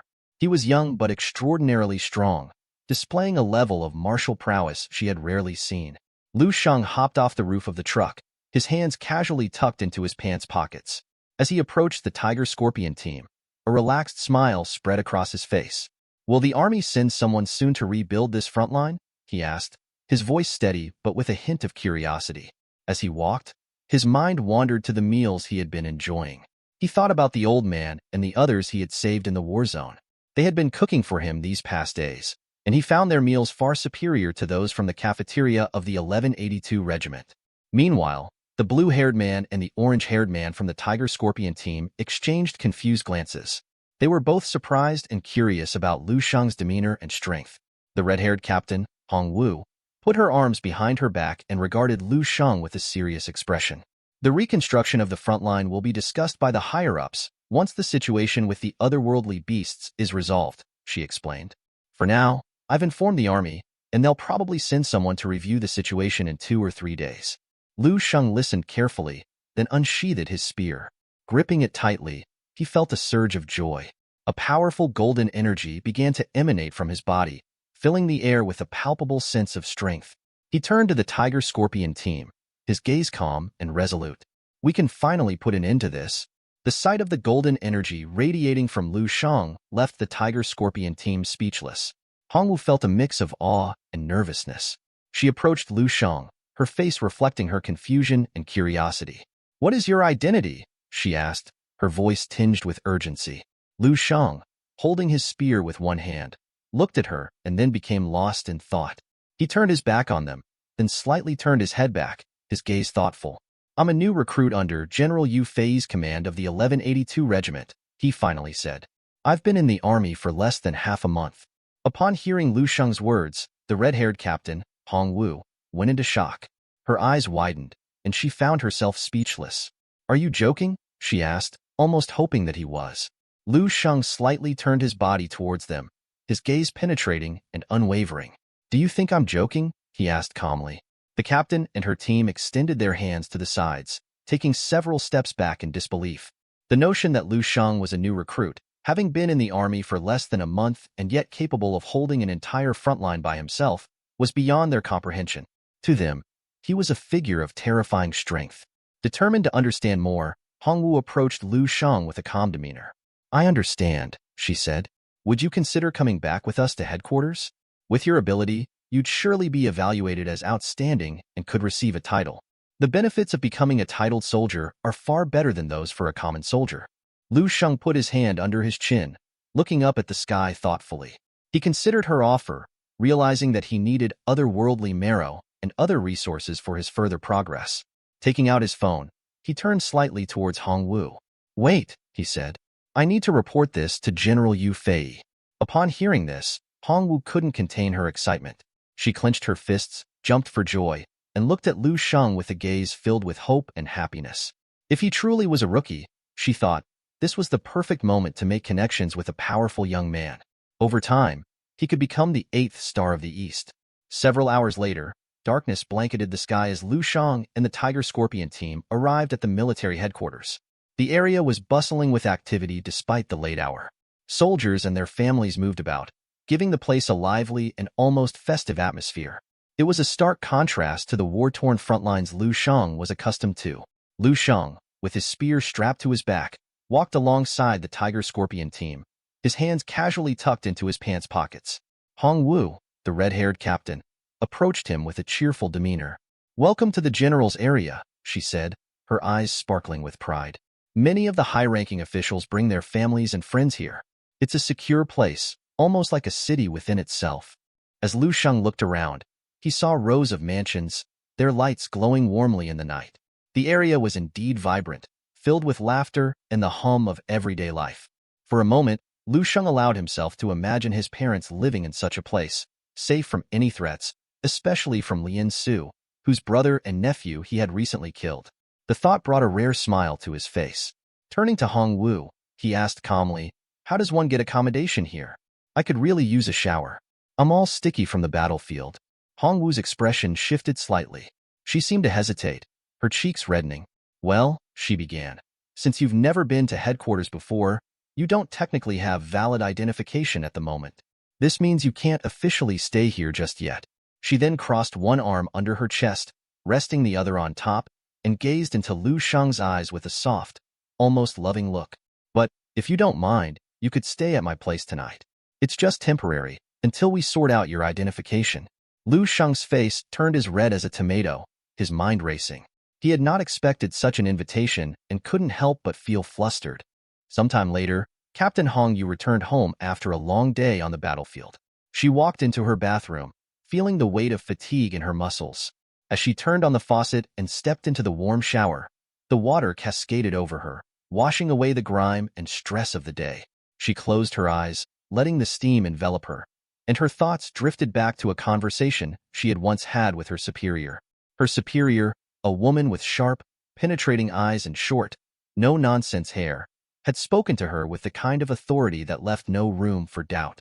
"Hong Yu," she had said, "as martial artists, we have an important task in this era. We must always follow the strong." Hong Yu had listened intently, absorbing every word. She had crouched down, placing her hand on her fist in a gesture of respect and submission. "Yes, master," she had replied, her voice filled with determination.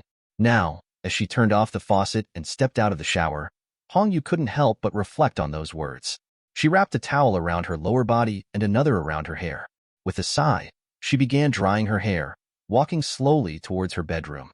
The day's events replayed in her mind, particularly her interactions with Lu Shang. Several minutes later, Hong Yu arrived at her room. She glanced at the wardrobe, where several of her dresses hung neatly. While drying her hair with her hand, she allowed herself a moment of vulnerability. Her thoughts turned to Lu Shang, and she couldn't help but blush at the memory of his strength and composure. She thought about the possibility of having a deeper relationship with him, and a mix of excitement and anxiety filled her. She brought her finger close to her nose, smelling the faint scent of the battlefield still clinging to her. Images of the war zone, filled with mutant beasts and the relentless battles they had fought together, flashed through her mind. This week had been particularly grueling, and she felt as if the scent of the beasts had become a part of her. In the living room, Lu Shang sat on the sofa, fresh from his own shower. He wore a towel around his waist, one arm resting on his knee and the other hand under his chin. He was lost in thought, contemplating the strange and unexpected turns his life had taken. His thoughts were interrupted by the sound of the door opening. Hong Yu stepped into the room, her presence immediately drawing his attention. "Sir," she called softly, "have you finished bathing?" Her voice pulled him back to the present. He turned his head towards her, his eyes meeting hers. With a pleasant smile, he replied, "Yes, I have finished bathing." He paused, then added, "Please, stop calling me sir. My name is Lu Shang." Hong Yu, dressed in a stunning red dress that accentuated her graceful yet powerful presence, began to approach Lu Shang. The fabric clung to her form, highlighting her elegance and strength. Lu Shang, who had been lost in thought, opened his eyes and was taken aback by her appearance. His shock was evident as he stared at her, unable to hide his surprise. Hong Yu crossed her arms, her expression a mix of confidence and slight embarrassment. She noticed his reaction and blushed slightly, asking, "Is something wrong?" Lu Shang quickly turned his head to the side, trying to mask his reaction. He closed his eyes, bringing his fist close to his mouth as he started coughing. "No, nothing is wrong," he said, his voice slightly strained. "Are we going to go now for the General Star certification?" Hongyu placed a hand on her waist and began walking towards him, her movements fluid and assured. "Yes," she replied, her voice firm yet kind. She approached him, placing her hand on his shoulder, and looked at him with a pleasant gaze.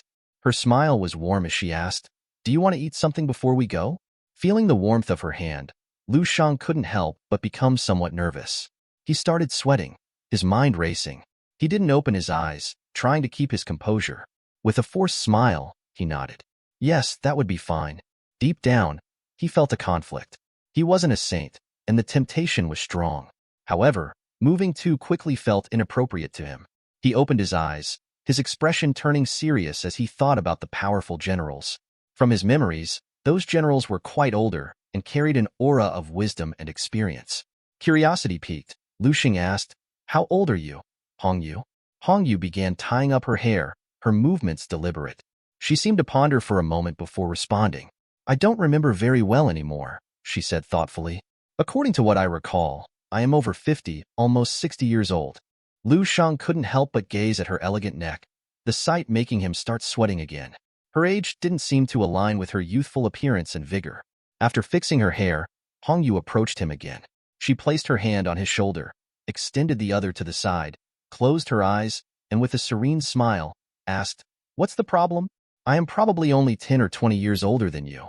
Lu Shang put both hands on the sofa, feeling the soft fabric beneath his fingers as he tried to steady his racing thoughts. He closed his eyes and, with a forced smile, replied to Hongyu, more or less. He reached for a soda can, the cold metal against his skin a welcome distraction. He opened it with a crisp snap, bringing it close to his mouth. As he began to blush, he couldn't help but think about her age. She was the same age as his mother. The thought of Hongyu reminded him a bit of Dong Qingxue, a comparison that puzzled him deeply. Why was his subconscious drawing parallels between the two women? He opened his eyes, a surprised look crossing his face as he pondered the strange connection. The next day arrived. The sun was shining brightly, casting a warm glow over the bustling city. Lu Shang and Hongyu made their way to the evaluation center, a place that was full of life and activity. The building was large and imposing, its modern architecture a stark contrast to the more traditional structures in the area. As they approached, the man with blue hair from Tiger Scorpion team caught the attention of the others with a confident smile, announcing, "The captain has arrived." His voice carried a tone of respect and admiration. The bald man with a tattoo on his head and the man with orange hair turned their heads back, grinning widely at the sight of their captain. Lu Shang, with one hand casually tucked in his pants pocket, and Hongyu, arms crossed and exuding authority, began to approach the group. The bald man and his companions started whispering among themselves, their smiles broadening. Seeing the captain's confident demeanor, they couldn't help but think she must have been successful in their latest mission. The evaluation center's building was a marvel of modern engineering, its glass facade reflecting the sunlight in a dazzling display. Lu Sheng put his hand near his forehead, shielding his eyes as he gazed up at the towering structure. "Is this the Combat Power Evaluation Center?" he asked, his voice filled with awe. "It feels quite different from the evaluation center back in Baihe City." Hongyu also took in the sight, her eyes scanning the impressive architecture. She remained silent. Just then, a captain with yellow hair and a noticeable scar on his face approached them. He raised his hand, a broad smile spreading across his face as he caught their attention. "I can't believe your team has returned so quickly," he said, his voice filled with genuine surprise. "You barely left yesterday. Finishing the mission that fast is impressive." His eyes lit up as he approached them with a broad smile. "Captain Hongyu," he called out, catching her attention. Hongyu turned her head slightly towards him, her lips curving into a smile. Lu Shang, standing beside her, looked at the captain with a confused expression, wondering who this person was. The captain, noticing Lu Shang's unfamiliar face, raised an eyebrow and asked Hongyu, "Is he a new recruit? A rookie your team is planning to bring in?" Hongyu shook her head, her smile widening. "No, he's not new, and he's not joining my team either. If he wanted to, I'd give him my position as captain," she said with a hint of amusement in her voice. Lu Shang remained calm, his gaze steady as he watched the exchange. He was silently lost in thought, trying to piece together the dynamics between the two. The captain chuckled. putting one hand in his pocket and bidding them farewell with the other. Well, if he's that impressive, the Tiger Scorpion team will be even stronger. I won't interrupt anymore. Good luck with your evaluation, he said, smiling pleasantly before entering the building first. Hong Yu waved goodbye to the captain and turned to Lu Sheng. He's the captain of another A-rank team, a good person and very strong, she explained. The certification and evaluation for star levels are done here in the first floor lobby. All the power resides here, while floors 2 and 3 are for mission deliveries. The evaluation center was a bustling hive of activity. Martial artists of all levels filled the lobby, each one focused on their own goals and aspirations. Hong Yu led Lu Sheng through the crowd, pointing out various areas of interest. The procedures are carried out over there, she said, indicating a section of the lobby where several people were gathered. They made their way to a receptionist who was busily working. Lu Sheng caught her attention and spoke with a firm yet polite tone. I would like to certify my star level. The receptionist, momentarily distracted, looked up and saw Lu Sheng with one hand in his pants pocket and Hong Yu standing beside him. Please present the corresponding documents and the letter of recommendation from the military department, she requested, her professionalism returning. Just as the receptionist began to ask for the required documents, Lu Sheng interrupted her gently. I don't have any of those documents, he said calmly. Can I simply give you my name? The receptionist blinked, taken aback. She gave him a puzzled look, clearly unaccustomed to such a request.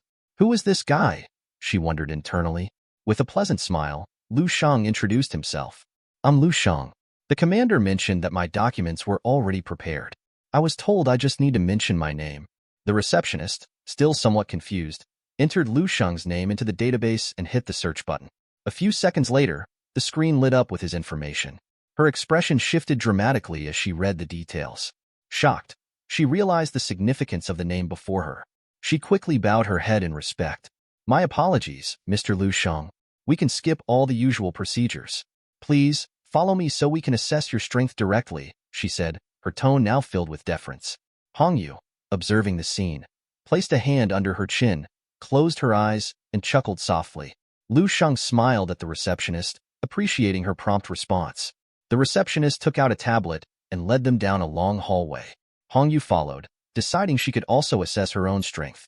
As they walked, Hong Yu asked the receptionist, Can I join in the assessment as well? The receptionist turned her head and smiled. Of course, Captain Hong Yu. We just need to complete your information too.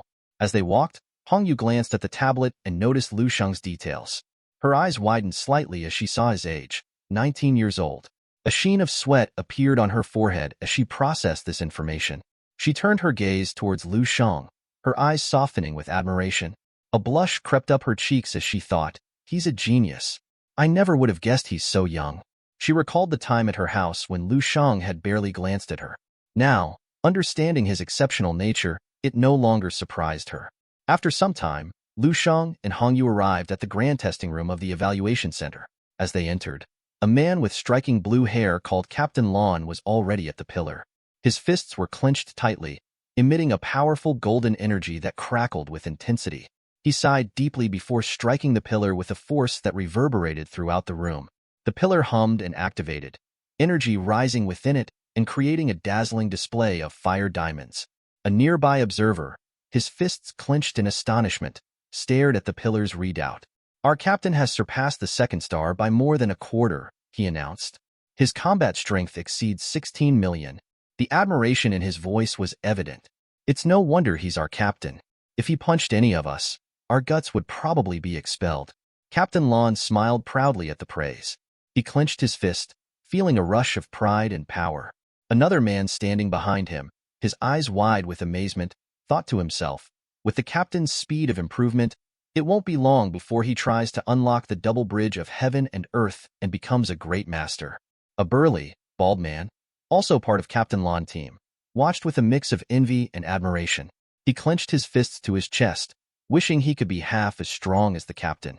The captain turned to his team, shaking his head with a smile. Unlocking the double bridge of heaven and earth is not easy, he said. Any bridge that is unlocked would increase my combat strength by about 30 million, but it's a formidable challenge. Just then, the doors to the testing room opened, and the attention shifted to the newcomers. A figure wearing military boots entered the room, striding confidently towards the pillar. It was Lu Sheng, with Hong Yu at his side. The blue-haired man, the captain, and the others turned to face them. Hong Yu extended her hand towards the pillar, addressing Lu Shang. Due to the immense strength of a grandmaster, even though the instruments are made with the best materials, a single strike can destroy the internal components. That's why we use this synthetic crystal for testing. Lu Shang, with one hand casually in his pants pocket, silently observed the surroundings. As he moved closer to the synthetic glass, he put his hand under his chin, contemplating the intricacies of qi and blood evaluation. How is qi and blood evaluated? Lu Shang asked, turning to Hong Yu for clarification. Hong Yu extended a hand toward the glass, her expression calm and informative. The value of qi and blood for a great master fluctuates. Because of this, the military removed it from evaluations long ago. Now, only combat strength is measured because it's the best indication of qi and blood power. Before Lu Shang could respond, Captain Lan, who had been testing his combat strength earlier, approached them. With a smile, he directed his attention to Hong Yu. "How did you come without warning?" he asked, his tone friendly and familiar. Lu Shang turned to see Captain Lan, his curiosity piqued. Who was this man who seemed so familiar with Hong Yu? Hong Yu closed her eyes briefly, shaking her hands in denial. "Did you get stronger?" she asked, diverting the conversation. Captain Lan clasped his hands together, closed his eyes, and responded with a humble smile. "No matter how much of a great master I become, I'll never be your rival. I wouldn't even dare lift a finger against you." Hong Yu forced a smile at Captain Lan's flattery. Lu Shang, on the other hand, closed his eyes and felt a wave of disgust wash over him. The captain's comment felt overly flattering and insincere. Captain Lan, now with his hands in his pants pockets, turned his attention to Lu Shang. He scrutinized the young martial artist with interest. "Is he a new member?" he asked Hong Yu. "He's very young, but wanting to join Tiger Scorpion at this age shows his limitless potential." Hong Yu quickly shook her head, clarifying the situation. "Lu Shang is not my teammate. He's just a friend." Lu Shang, uninterested in Captain Lan's scrutiny, looked to the side and remained silent. He didn't need anyone to make assumptions about his intentions or abilities. Captain Lan's gaze shifted to Lu Shang with an intense scrutiny, his eyes narrowing as he assessed the young martial artist. The captain's thoughts raced, a mixture of curiosity and unease swirling in his mind. This young man. He's Hong Yu's friend? And so young. His analytical mind noted that Lu Shang was not only taller but also more strikingly handsome than himself. The realization stung him, a pang of insecurity taking hold. As Captain Lan continued to inspect Lu Shang from head to toe, he mentally evaluated the young man's appearance and demeanor. Despite his youth, Lu Shang's confidence and composure suggested he possessed a strength that warranted respect. The captain couldn't help but think that if Lu Shang had made it this far, he must have significant abilities. Lu Shang, feeling the weight of the Captain Lan's gaze, closed his eyes briefly.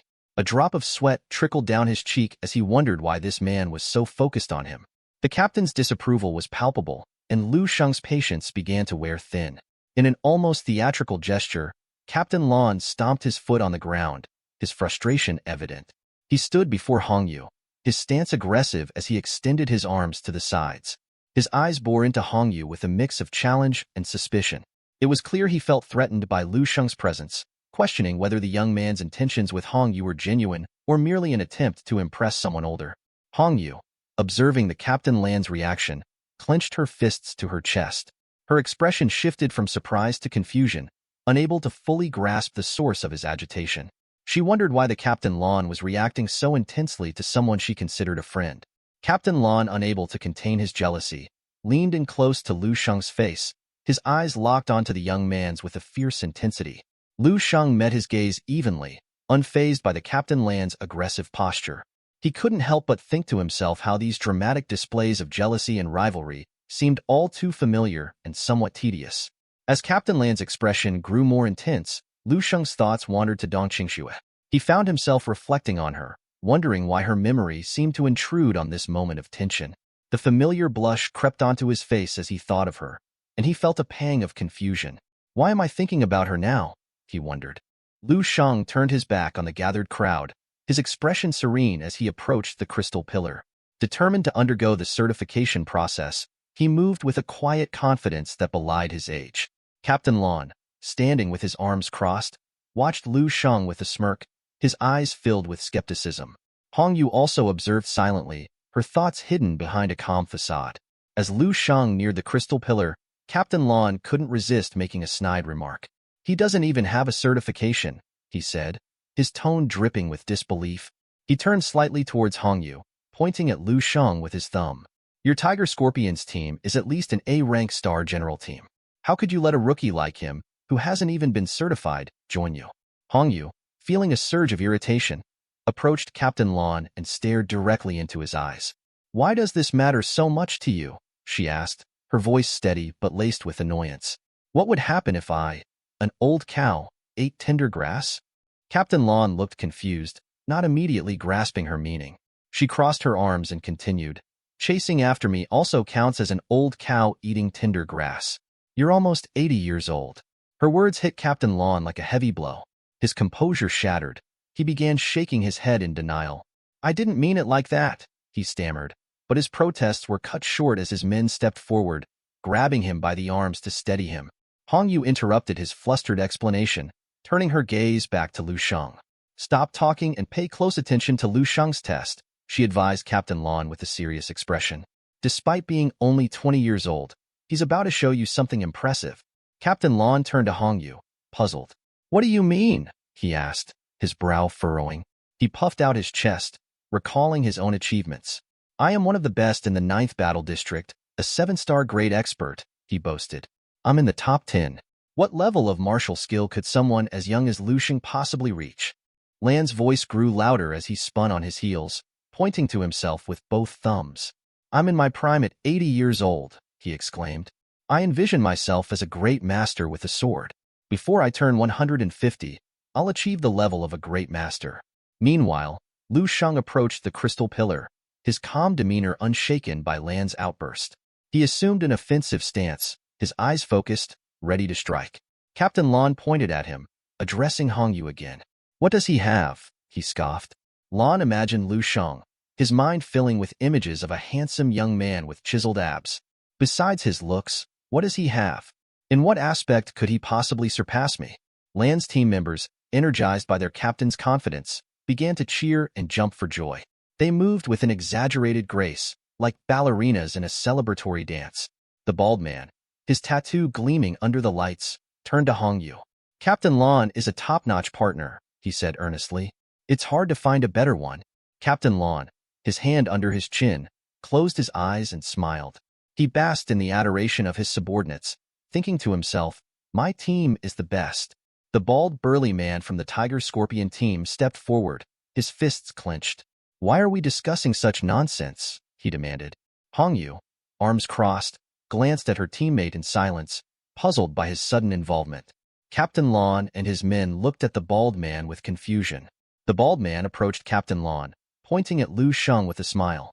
"What if Lu Shang is not only more handsome and younger, but also much stronger?" he challenged.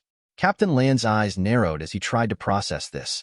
He turned his head to one side, clenched his teeth, and with sweat dripping from his forehead, retorted, "Are you saying Lu Shang is stronger than me?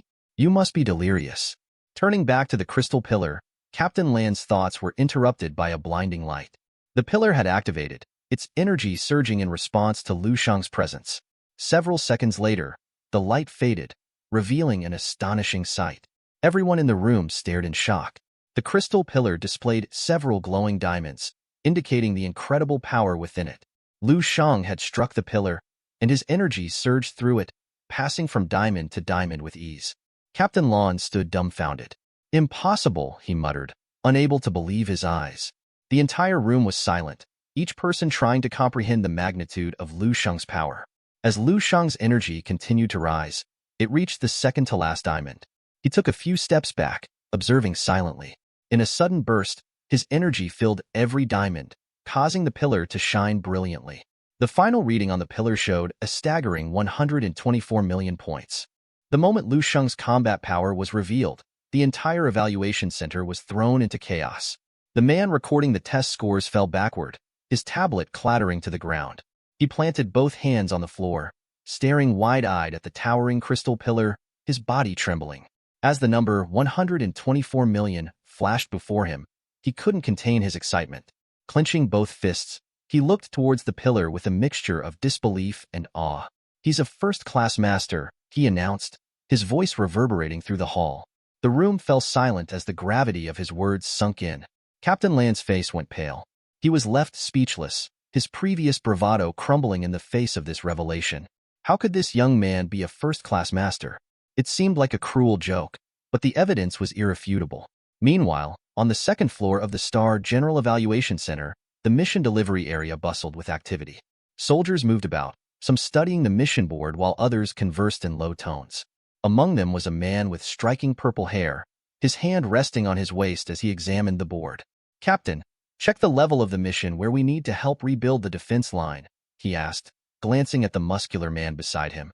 The captain, hands in his pockets, surveyed the board with a calm expression. "The mission regarding the beast wave has been cancelled," he explained.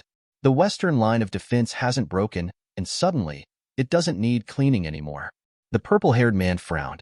They had come prepared for this mission, but the lack of clear explanation from the army was perplexing. "What should we do now?" he asked. The captain's gaze shifted to the newly posted missions. "There are plenty of derivative missions in the new cave. Let's pick one of those." Nodding, the purple-haired man scanned the board. The new cave mission seemed intriguing and challenging. He agreed with the captain's suggestion, ready to adapt to the changing circumstances. Just then the ground beneath the evaluation center began to tremble. Panic ensued among the soldiers. They fell to the floor, their initial thought being an earthquake. The burly captain, one hand pressed firmly on the ground and the other on his knee, struggled to rise. His eyes widened in confusion. How could there be an earthquake in the heart of the military district? It defied logic. The captain's mind raced. He recalled a similar incident from the past when Admiral Chan Ongxing had tested his combat ability, causing a similar tremor. A soldier beside him, equally perplexed, confirmed the memory, saying he had witnessed the event as well. The truth behind the tremor was tied to the crystal pillar. The burly captain stood, his gaze fixed on the ceiling above. "This isn't an earthquake," he declared, his voice steady but serious. "The crystal pillar below is connected to the entire building. The combat power appraisal room's synthetic crystal pillars are linked to the main axis. With enough force, it can shake the structure." His explanation drew everyone's attention. The soldiers exchanged worried glances, realizing the magnitude of what was happening. The ground's tremor was a testament to the immense power being measured below. As the ground continued to shake, the Star General list of the 9th War Zone began to update. Curious and anxious, the soldiers gathered around to see the new rankings. At the top of the list, in position number 1, was Lu Sheng. His combat power was an astonishing 12.5 stars, though his merit value was not yet calculated. Despite his lack of merits, his comprehension rank was first overall, placing him 8th in the overall rank. In position number 2 was Admiral Chan Ongxing, with a combat power of 9 stars. His merit value stood at 1,330,000, and his comprehension rank was second, giving him an overall rank of 12th. As the soldiers gathered around the updated Star General list, a wave of astonishment swept through the room. The burly captain wiped sweat from his brow, his eyes widening as he scrutinized the list. He had never encountered the name Lu Sheng before and was bewildered by how someone could make such an unprecedented leap to the top of the rankings. Conversations erupted around him as the soldiers tried to make sense of this mysterious new contender. "Who's this Lu Sheng?" one soldier murmured, his voice tinged with disbelief. "I've never heard of him." "Neither have I," another replied. "But look at his combat power, 12.5 stars. That's insane." Amidst the chatter, a chubby soldier with a joyful expression stepped forward. He clenched his fists in excitement, his eyes gleaming with hope. "The 9th District has produced another great first-class master," he said, his voice brimming with pride. "Even though his merit value hasn't been calculated yet, he's already 8th in the overall ranking. We might finally have an 8th Star General from the East." Just then, a captain with blonde hair and a prominent scar on his face approached, his arms crossed behind his back. He exuded an air of authority and confidence. "It's not just about obtaining the 8th star," he declared, his voice carrying a weight of experience. "Who among the 7-star generals from the East could boast 12.5 stars of combat power? The highest we've seen was 11 stars when Admiral Chen Ongxing was tested." The captain's words silenced the murmuring crowd. He continued, his gaze intense. "Lu Sheng is only in 8th place overall because of his lack of merit value. But with his combat power, it's only a matter of time before he rises. We might be witnessing the emergence of a 9th-rank martial saint." His statement sent a ripple of excitement through the crowd. The possibility of producing a ninth-rank martial saint was a monumental achievement, one that would elevate their entire district. Driven by curiosity and a desire to witness greatness firsthand, the soldiers began to rush toward the testing room. Meanwhile, in the evaluation room, Lu Shang stood silently, his body shimmering with a golden aura, stood silently, his gaze fixed on his clenched fist. The energy coursing through him was a testament to his immense power. He found it hard to believe that he had surpassed 100 million combat power points with a single technique, the Heaven's Grasp. This realization left him both awed and contemplative. As he reflected, memories of his previous battles flickered through his mind. Even without fully mastering the immortal body cultivation technique and achieving immortal cells, he could easily dominate a great martial master. The thought of Zhang Kuei, whom he had effortlessly defeated, brought a smile to his face. Though Zhang Kuei wasn't a true master, the ease with which Lu Shang had overpowered him was a clear indication of his strength. Lu Shang recalled the standards set by the Martial Arts Association. A great master required a minimum of 20 million combat power points. Now, standing at 124 million, he had not only met but far exceeded that benchmark. His smile widened as he looked down, realizing he was on the cusp of a new realm of power. The weakest grandmasters boasted combat power much higher than 20 million, often doubling their strength upon crossing certain thresholds. The thought of reaching the rank 8 martial grandmaster level filled him with both excitement and determination. Meanwhile, the supervisor, a man of middle age with thinning hair and a nervous disposition, was visibly trembling as he retrieved the fallen tablet from the floor. His hands shook as he looked up at Lu Shang, his eyes wide with a mix of fear and awe. "Commander," the supervisor stammered, his voice barely above a whisper, "would you like to perform another test?" Lu Shang, emanating a calm yet formidable aura, shook his head slowly. "No need," he replied, his voice steady and composed. He began to walk away, his movements graceful and controlled. As he did, his body was enveloped in a powerful blue energy that seemed to pulse with his heartbeat. The supervisor's eyes widened further as he processed Lu Shang's words. "This is my current limit," Lu Shang added, his voice carrying a hint of casual indifference. "I haven't been resting well lately." The supervisor's mind raced. If this wasn't Lu Shang's true limit, then just how powerful was he capable of becoming? The thought sent a shiver down his spine. He could barely comprehend the magnitude of Lu Shang's potential. With trembling hands, he clutched the tablet tightly and lowered his head in respect. "Understood, Commander," he said, his voice shaking. "I'll enter the information immediately." As Lu Shang continued to walk away, a small, knowing smile played on his lips. Several seconds passed as Lu Shang approached Hongyu, who stood gazing at him with an expression that combined admiration and a deep, burgeoning affection. Her eyes sparkled with a mixture of pride and awe, unable to fully grasp the magnitude of his newfound power. Lu Shang, noticing her gaze, smiled cheerfully and asked, "So, what's next?" Hongyu's heart skipped a beat. She brought her hand near her mouth, her cheeks flushing a deep red as she tried to compose herself. She had always respected Lu Shang, but seeing him now, having achieved such an extraordinary feat, she couldn't help but feel her admiration turning into something more profound. Seconds ticked by, and she remained silent, lost in her thoughts. Lu Shang, puzzled by her lack of response, waved his hand in front of her face. "Are you okay, Hongyu?" Her reverie shattered by his voice, Hongyu snapped back to reality. She covered her mouth with her fist, trying to hide her embarrassment, and coughed lightly. Turning as red as a ripe tomato, she looked away, adopting a pose that was both seductive and composed. With a loving gaze, she explained, "Your military merits haven't been added yet, so for now, there's nothing else to do. You can choose your preferred residence." Meanwhile, Captain Lon, who had been watching this exchange, fell to his knees, a wave of despair washing over him. His heart ached as he witnessed the bond between Lu Shang and Hongyu, a bond he had hoped to share with her. He knelt on the ground, hands braced against his knees, feeling utterly defeated. Lu Shang noticed Captain Lan's distress and couldn't help but feel a pang of confusion. As Lan prostrated himself, striking his head against the ground, he apologized fervently. "Please forgive my words, Lu Shang. I meant no disrespect." Lan's subordinates, witnessing their captain's abasement, quickly followed suit. The bald man among them began to sweat profusely, explaining in a trembling voice, "Our captain often speaks nonsense. He doesn't mean any harm." Another subordinate, shaking with fear, added, Captain Lan is powerful but has his issues. We apologize on his behalf. Lu Shang, observing their sincere remorse, approached Captain Lan with a calm and pleasant expression. Apology accepted. Just be mindful next time. Hong Yu, who had been watching silently with her arms crossed, gave a nod of approval. Her respect for Lu Shang deepened, seeing how he handled the situation with grace and humility. Captain Lan, overwhelmed with gratitude and relief, rose slowly, his knees still trembling.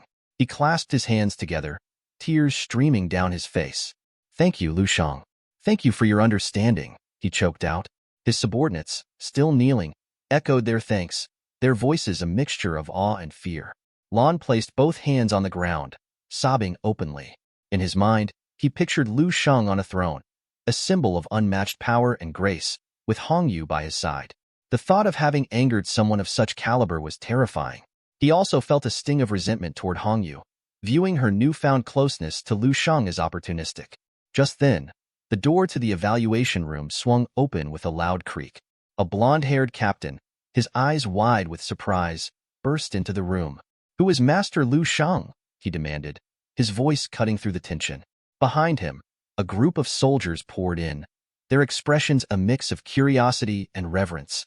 Lu Shang and Hong Yu turned their attention toward the newcomers, remaining silent. The room fell into an uneasy hush, the air thick with anticipation. The tension in the room was palpable. Captain Lan and his men remained on their knees, humbled before Lu Shang. The blonde-haired general, flanked by a squad of soldiers, burst into the room, his presence demanding attention. His eyes darted around, searching for the legendary figure he had heard about. Where is Lu Shang? He demanded, his voice echoing off the walls. His gaze landed on Hong Yu, who stood with her arms crossed, her expression inscrutable. Hong Yu's silence spoke volumes, but it did nothing to ease the general's growing impatience. His eyes fell on Captain Lan, still kneeling, and a flicker of confusion crossed his face. Why was Lan kneeling? He scanned the room again, his gaze landing on Lu Shang. This young man, with his calm demeanor and piercing eyes, seemed out of place among the seasoned soldiers. The general's curiosity was piqued. One of the soldiers leaned in, whispering to the general, "This one is unknown to us. Could he be Lu Shang?" The general stroked his chin, his eyes narrowing as he assessed Lu Shang. He seemed too young to possess such power. The man who had approached the general smirked, suggesting that perhaps the legendary master had already left. The general's surprise was evident. Could it be true? With a deep breath, the general turned to Hong Yu. Did you see a supreme grandmaster here moments ago? The air was thick with anticipation as Hong Yu, arms firmly crossed, studied the blonde-haired general. Her eyes then moved to Lu Shang, who stood calmly beside her, his hands still in his pockets. She gestured towards him, her voice steady and clear. "This is Lu Shang, the great master you're looking for." Gasps rippled through the room. The captain's eyes widened in disbelief. "You're joking," he sputtered, his gaze darting between Hong Yu and Lu Shang. "He can't possibly be a martial grandmaster. He's too young." Hong Yu hesitated, touching her face nervously. "It's a long story," she began, but before she could continue, a commanding voice cut through the murmur of the crowd. "Permission to enter," the voice called out, drawing everyone's attention. The soldiers parted, revealing Admiral He Dingjun. His presence immediately commanded respect, and the room fell silent. With his hands casually tucked into his pockets, he strode towards Lu Shang, his black hair contrasting sharply with the stern expression on his face. Admiral He Dingjun was one of the most respected figures in the Eastern Military Zone, known for his immense strength and strategic prowess. He halted before Lu Shang and extended his hand in a gesture of respect. "Heroes emerge while still young," he declared, a warm smile breaking his usual stern demeanor. Lu Shang, maintaining his composure, accepted the handshake. The admiral's words echoed through the room, cementing Lu Shang's status in the eyes of all present. The blonde-haired captain, still struggling to process the revelation, watched as Admiral He Dingjun introduced himself. "Admiral He Dingjun," he said, his voice filled with genuine admiration. "It is an honor to meet you, Great Master Lu Shang." The room buzzed with disbelief. Soldiers exchanged incredulous glances as the blonde-haired general's eyes widened. "This young man is Lu Shang," he stammered. It was a statement wrapped in a question, his mind struggling to reconcile the image of this youthful figure with the tales of a supreme great master. One soldier, unable to contain his curiosity, whispered to his neighbor, "I heard he's not even 20 years old." This revelation rippled through the room, amplifying the shock. Lu Sheng, maintaining an indifferent demeanor, shook Admiral He Dingjun's hand. "It's an honor to meet you, Admiral," he said, his voice steady. Internally, however, he felt a familiar detachment. The accolades and recognition were like floating clouds, fleeting and insubstantial. He had grown desensitized to the constant praise and wanted nothing more than to avoid it. Admiral He Dingjun, still gripping Lu Sheng's hand, began to speak warmly. "I've already arranged for your paperwork to be processed," he explained. "Your merit points accumulation is underway. Perhaps you would join me for tea in my office? We could discuss your future prospects." Lu Sheng looked directly into the Admiral's eyes and politely declined. "Thank you for the offer, Admiral, but I need some time to rest.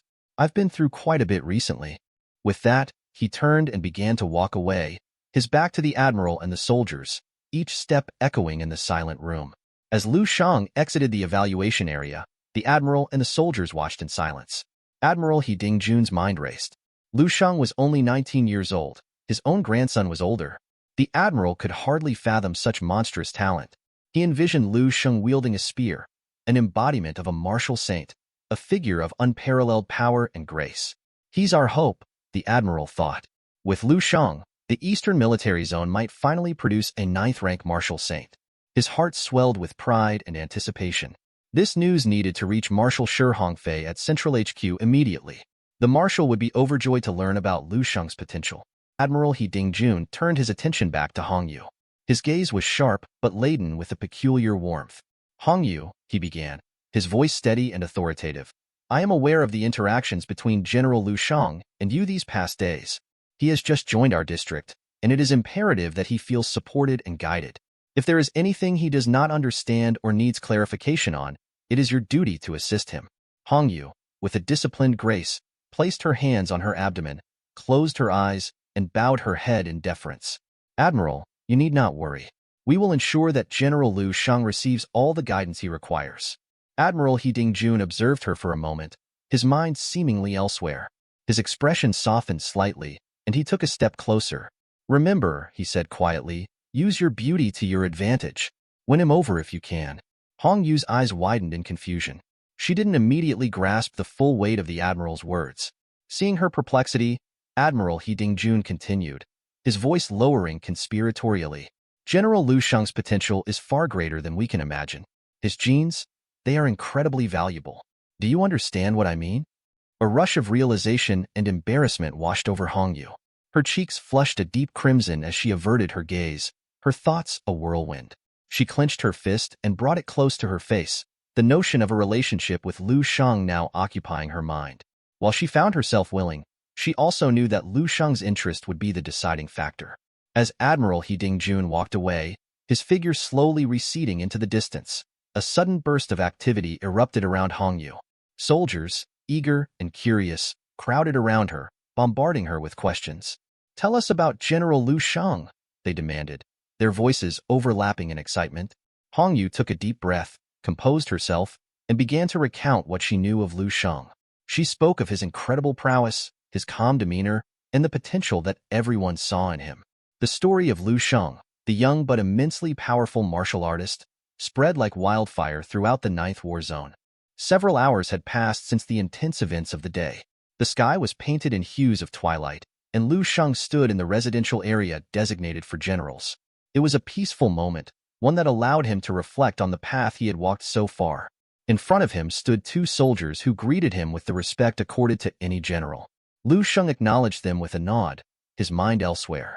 The residential zone had a distinct military aesthetic, reminiscent of scenes from countless war movies. Though smaller in scale, it still exuded an air of importance and discipline. As he walked around, Lu Sheng couldn't help but notice the meticulous organization and the sense of order that permeated the area. This was a place of high regard, a sanctuary for those who had earned their stripes. As Lu Sheng continued his stroll, a man with vibrant purple hair approached him, his demeanor cheerful and welcoming. Placing a hand on his chest in a respectful salute, the man introduced himself as Wang Yin. Lu Sheng returned the greeting with a slight bow of his head, intrigued by the newcomer. Wang Yin gestured towards a mansion in the vicinity. This mansion has been specially prepared for you by Admiral He Ding-jun, he explained. The mansion, though not the largest, was among the top 5 in the 9th Military District, signifying its importance. The soldiers nearby bowed their heads in deference, adding to the atmosphere of respect. Wang Yin continued, Admiral He Ding-jun has also arranged for several special vehicles for your use. When you have time, you can choose one. With a flourish, he produced a sleek, state-of-the-art mobile phone and handed it to Lu Sheng. If you have any doubts or need assistance, you can contact me immediately. Lu Sheng took the mobile phone, its shiny surface reflecting the fading light. He felt a surge of happiness. He had been considering upgrading his phone, and this new device was perfect. The gesture, though simple, was a reminder of the esteem in which he was held. Wang Yin placed his hand on his chest once more, bowed his head, and said, Your merit points will be fully calculated before dinner. He then asked for permission to withdraw. Lu Sheng, appreciating the man's respectful demeanor and efficient service, granted him permission with a nod. As Lu Sheng stepped into the mansion, he was greeted by a young maid with bright orange hair tied into 2 neat ponytails. She bowed her head respectfully, her demeanor both professional and welcoming, offering a glimpse of normalcy and domestic comfort. Lu Sheng approached her, his expression calm and composed. Could you please inform the chef to prepare something for me to eat? He requested. The maid closed her eyes briefly in acknowledgement. Understood, she responded, her voice polite and efficient. She quickly disappeared into the mansion's interior, leaving Lu Sheng to explore his new surroundings. 10 minutes later, Lu Sheng found himself seated at a grand dining table, a lavish banquet spread out before him. The chefs had outdone themselves, presenting a variety of dishes that tantalized the senses. It was a far cry from the canned food and mutant beast meat he had grown accustomed to. He picked up a bowl of steaming noodles and took his first bite. The explosion of flavors was a revelation, a stark reminder of what he had been missing. This is heaven, he thought, savoring each mouthful. The texture, the taste, everything was perfect. For a moment, he allowed himself to forget the weight of his responsibilities and simply enjoy the meal. As Lu Sheng was engrossed in his feast, his mobile phone buzzed insistently. He paused, reluctantly setting down his chopsticks, and glanced at the screen. A flood of unread messages awaited him, most of them from his sister. He opened the first message and began to read. His sister's excitement leaped off the screen. She was about to become a level 2 martial artist and had recently won first place in the Baihe City Student Martial Arts Tournament. Her joy was tempered with frustration, however, as she complained about the numerous challengers who pestered her daily. They were arrogant but weak, and she was itching to teach them a lesson. One message caught his attention. Why haven't you checked your messages in so many days? Mom is asking when you'll come back. There was a note of sadness in her words, a longing for his presence. Lu Sheng's heart ached with a mixture of pride and guilt. He had been so consumed by his duties that he had neglected his family. He quickly typed a reply, explaining that he had been on a mission and had forgotten to check his phone. He reassured her that he was fine and promised to visit them for New Year's. Lu Sheng's phone buzzed again, a new message lighting up the screen. It was from his sister, Lu Qinghe, who had responded to his earlier message. Damn, brother, so you still knew how to respond, she teased. Her playful banter was a welcome respite, bringing a smile to his face. She continued, expressing her relief and sending a cute emoji of a rabbit holding a heart, a light-hearted gesture that conveyed her affection and concern. As Lu Sheng scrolled through his message feed, another message popped up in the group chat. One of his friends playfully scolded the girls for their language and reminded Lu Sheng to be careful at the front lines. His mother's messages followed, filled with motherly concern.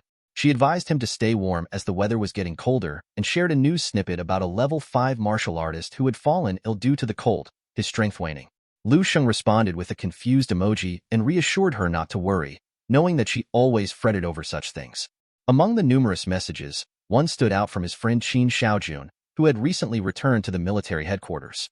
Lu Sheng opened the message to find a photo of Qin Xiaojun, Yu Fei, and Dong Qingxue, all smiles as they posed together. Seeing their familiar faces brought a sense of warmth and nostalgia. He zoomed in on the photo, particularly focusing on Dong Qingxue. Her presence in the picture made him happy, knowing that Yu Fei and the others were safe and back from the front line. Lu Sheng continued scrolling through his contact list until he reached Dong Qingxue's profile.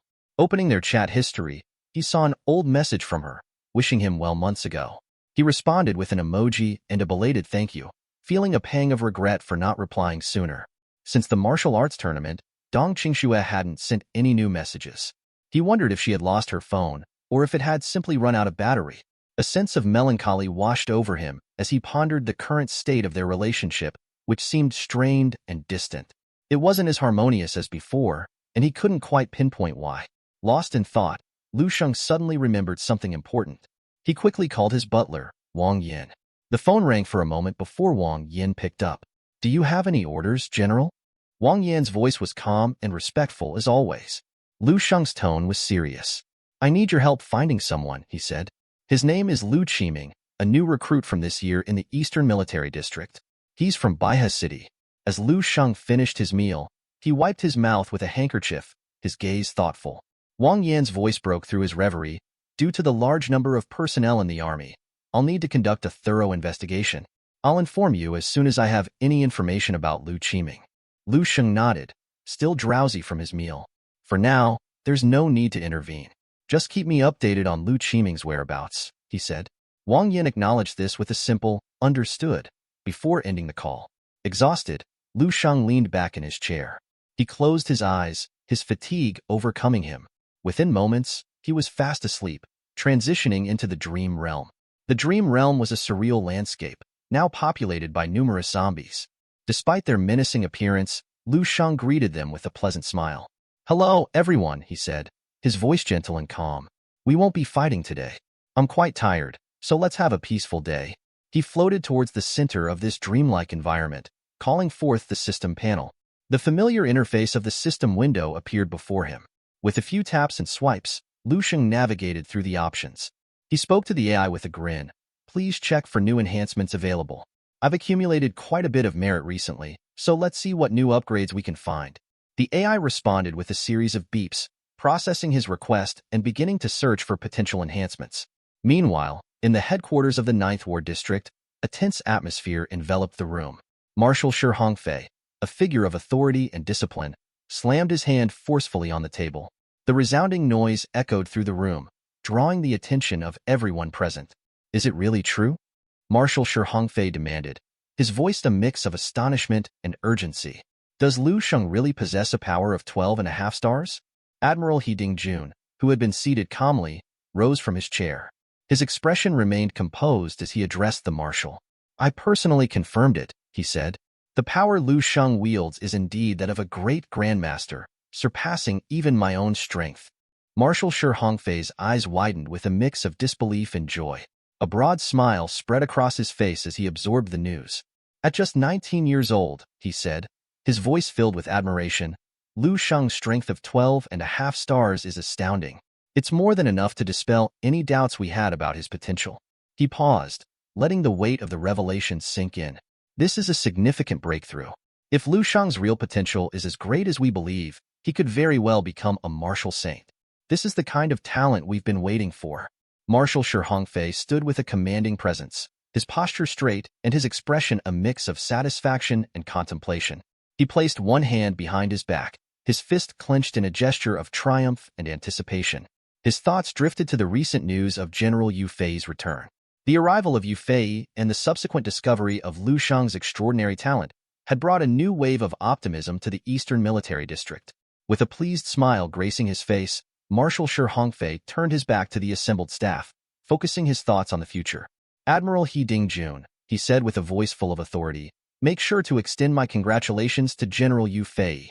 It is crucial to acknowledge the invaluable contribution of finding such a brilliant talent for our forces." Admiral He Dingjun, standing in respect, placed his hand over his chest and bowed his head. "Understood, Marshal," he responded, his voice calm and respectful. Meanwhile, at the entrance of the military district, excitement erupted as Qin Shaojun returned, his exuberance palpable. He jumped up and down, shouting with glee, "I'm finally back! I'm finally back!" His joy was infectious, and he had waited a long time for this moment. Behind him, Dong Qingxue trailed, her expression a mix of amusement and mild exasperation.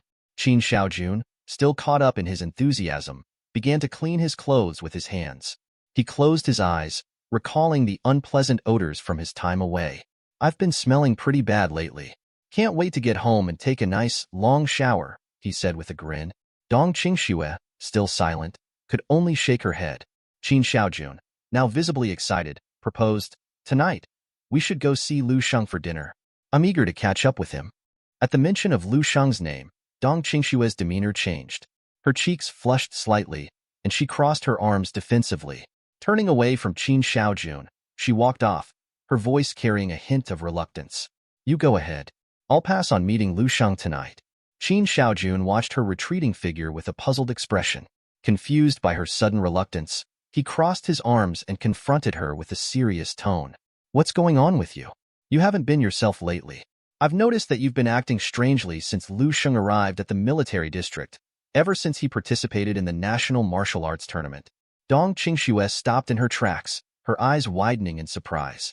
She hadn't expected Qin Xiaojun to notice her change in behavior. Her heart raced as she tried to hide her growing discomfort. Qin Xiaojun's observation struck a nerve, revealing a deeper tension she had been trying to suppress. Qin Xiaojun approached her, his tone growing more concerned. "You always seem to act odd whenever someone mentions Lu Sheng. Is there something going on that you haven't told me?" Qin Xiaojun, with a genuine look of concern on his face, approached Dong Qingxue. He placed a hand gently on her shoulder, his expression a mix of warmth and determination. "Dong Qingxue," he began with a friendly tone, "don't forget that we've been friends since we were kids. I need you to be honest with me. What's really going on?" Dong Qingxue's eyes widened with surprise and confusion. She hadn't expected such a direct approach. Qin Xiaojun's next question cut through the air like a sharp blade. "Do you have feelings for Lu Sheng?" The question struck Dong Qingxue like a lightning bolt. Her face flushed with a mix of anger and embarrassment. Her emotions, already on edge, erupted. Without warning, she clenched her fist tightly, and her psychic powers manifested in the form of a shimmering knife. She spun around, aiming the blade menacingly at Qin Xiaojun's neck. With a fierce and intimidating gaze, she hissed through gritted teeth, "If you keep talking nonsense, I'll sew your mouth shut." Qin Xiaojun's eyes widened in alarm. His usual calm demeanor faltered as he raised his hands defensively, his smile turning strained. His mind raced, recognizing the gravity of the situation and Dong Qingxue's volatile temper. Whoa, hold on," he stammered, trying to defuse the situation. "Let's talk this out calmly." Dong Qingxue, still fuming, turned her back to him and began walking away, her body language closed off and resolute. Qin Xiaojun, determined not to let this end in hostility, reached out and followed her. His voice was earnest as he spoke. "It's not healthy to keep your feelings bottled up. Hiding them won't solve anything. I've seen many girls with their own affairs, some even with younger guys. Your feelings are as clear as the sun and the moon." His words seemed to touch a nerve. Dong Qingxue's anger flared anew, and she involuntarily conjured more psychic knives. They hovered dangerously close to Qin Xiaojun, their sharp edges glinting menacingly. Qin Xiaojun's eyes widened with shock and terror. Beads of sweat formed on his forehead as he struggled to maintain his composure. "Please, don't get angry," he pleaded. "If you like Lu Sheng, it's not a bad thing." Dong Qingxue, her anger slowly subsiding, began to retract her psychic knives. The blades dissolved into the air as she looked up at the sky, lost in thought. Her voice, tinged with sadness, broke the silence. "What do you mean by liking and not liking?" she asked, her voice heavy with despair. Qin Xiaojun sighed, placing a hand over his chest. He closed his eyes, choosing his words carefully. "It's about being honest with yourself. If you truly have feelings for Lu Sheng, you should tell him.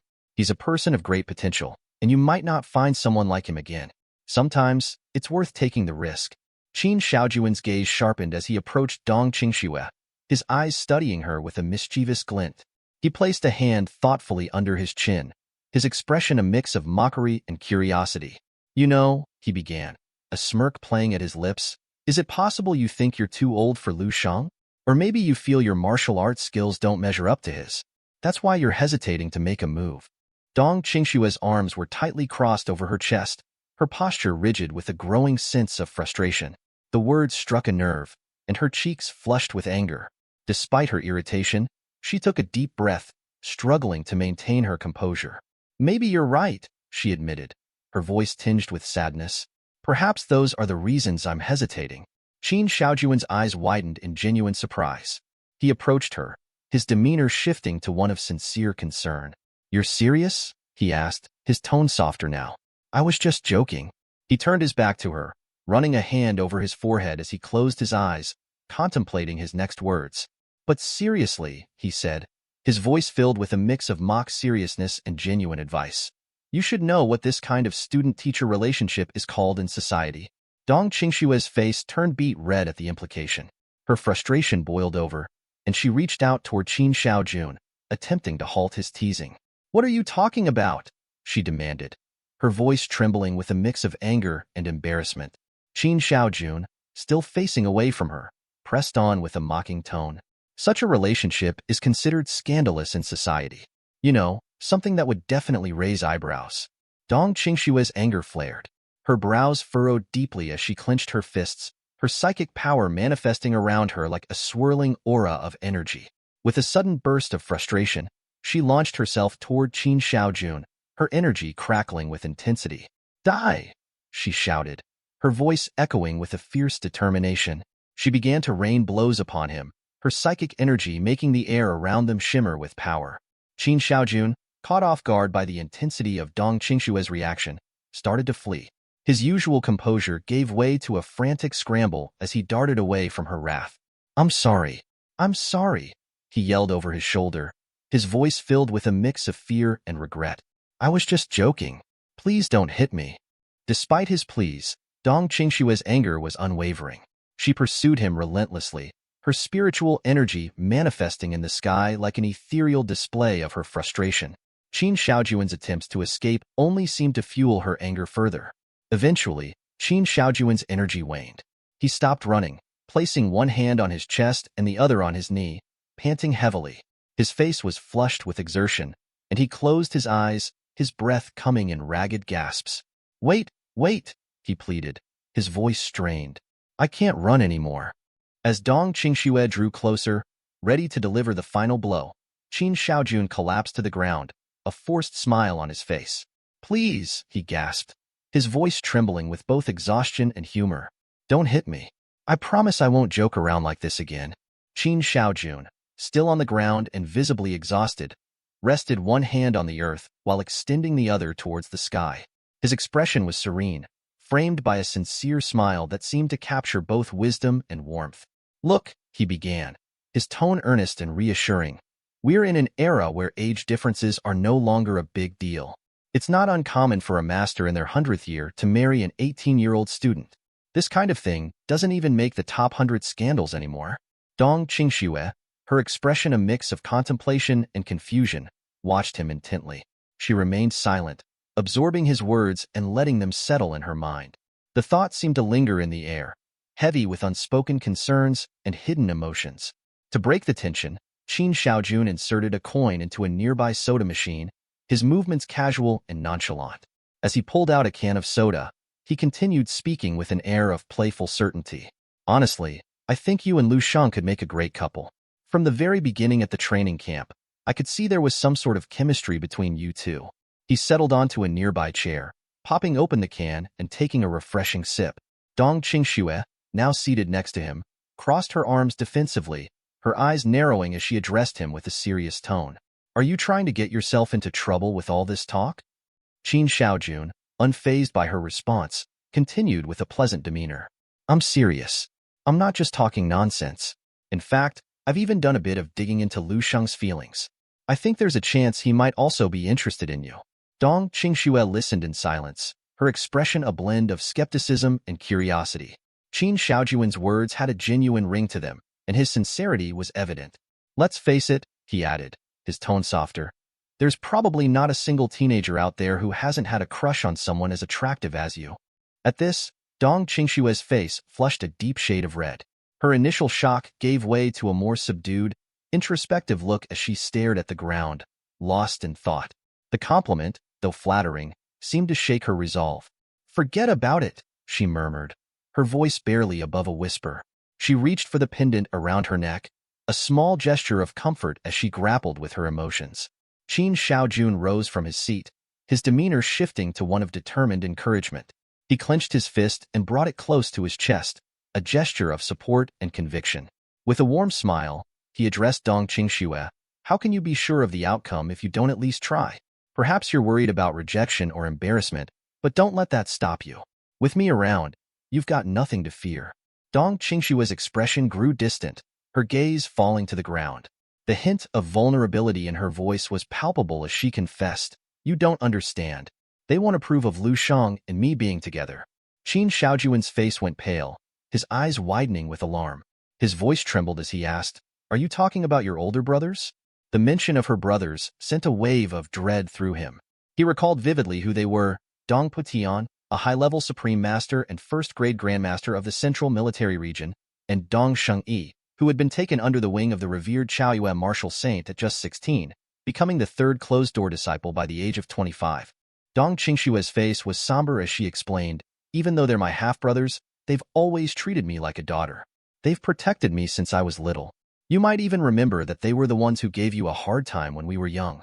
Qin Shaojun put a hand under his chin, his gaze drifting to one side as he absorbed the gravity of her words. His own past experiences with her brothers came rushing back, memories filled with tension and fear. The reason for his reluctance to pursue any deeper feelings for Dong Qingxue became clear. With a serious tone, he crossed his arms and placed his foot on the chair, saying, "Your brother's obsession with you is almost like a disease. They're too protective. Maybe it's time they saw a doctor about it." Dong Qingxue, trying to lighten the mood, took out her mobile phone and showed it to Qin Shaojun. With a hint of a smile, she informed him, "By the way, my second brother, Dong Shengyi, just sent me a message saying he's planning to visit the military region soon." Qin Shaojun's eyes widened in surprise at the news. Dong Shengyi is coming to the Eastern Military Region? His voice carried a mix of astonishment and concern. Qin Shaojun approached Dong Qingxue with an earnest glimmer in his eyes. Extending his hand to one side, he spoke with hopeful conviction, "If we can get them to meet Lu Shang, they might come around. He's an exceptional young master at just 19. What more could your brothers possibly ask for?" Dong Qingshue's face remained clouded with sadness. Her arms were crossed tightly over her chest, as if trying to shield herself from the weight of her emotions. She looked down at the ground, her voice tinged with resignation. "It doesn't matter how outstanding Lu Shang is. My brothers have made it clear that my life partner must meet their criteria for lineage, strength, and martial arts prowess. Their approval is not something that can be easily swayed." Qin Shaojun, sensing the gravity of the situation, tightened his grip around the soda can he was holding. The can crumpled under the pressure of his frustration. He stood up abruptly, his face etched with determination. "There's got to be a way around this," he declared, his voice laced with defiance. He extended his hands dramatically to the sides and cursed the Dong family's rigid standards. "If I ever become a martial saint, I swear I'll make sure Dong Qingxue and Lu Sheng end up together, regardless of what Dong Putian and Dong Shengyi say." Dong Qingxue, initially taken aback by his fervor, stood up and faced him with a mix of skepticism and resignation. "First, you need to become a martial saint," she said, her tone both practical and gently teasing. "Then we can talk." Qin Shaojun, caught off guard by her response, was momentarily confused. His eyes followed her as she walked past him, her expression sincere as she turned to thank him. "Thank you, Qin Shaojun," she said softly, before turning her back and walking away from the area. Left alone, Qin Shaojun clenched his fists tightly, his gaze fixed on the ground as he mulled over the challenges ahead. His resolve hardened. If his friend's happiness was to be secured, he would need to act decisively. A while later, Qin Shaojun leaned casually against a dimly lit wall. The cigarette between his fingers caught the faint light as he brought it to his lips. His free hand fumbled with the lighter, and with a soft click, a flame danced to life. He took a deep drag, savoring the rich, smoky flavor, and let out a plume of smoke that curled lazily into the air. His thoughts wandered, musing on the plot twists of the latest drama he was involved in. It was a familiar setup, a skilled master falling for their student, complicated by obstacles of lineage and destiny.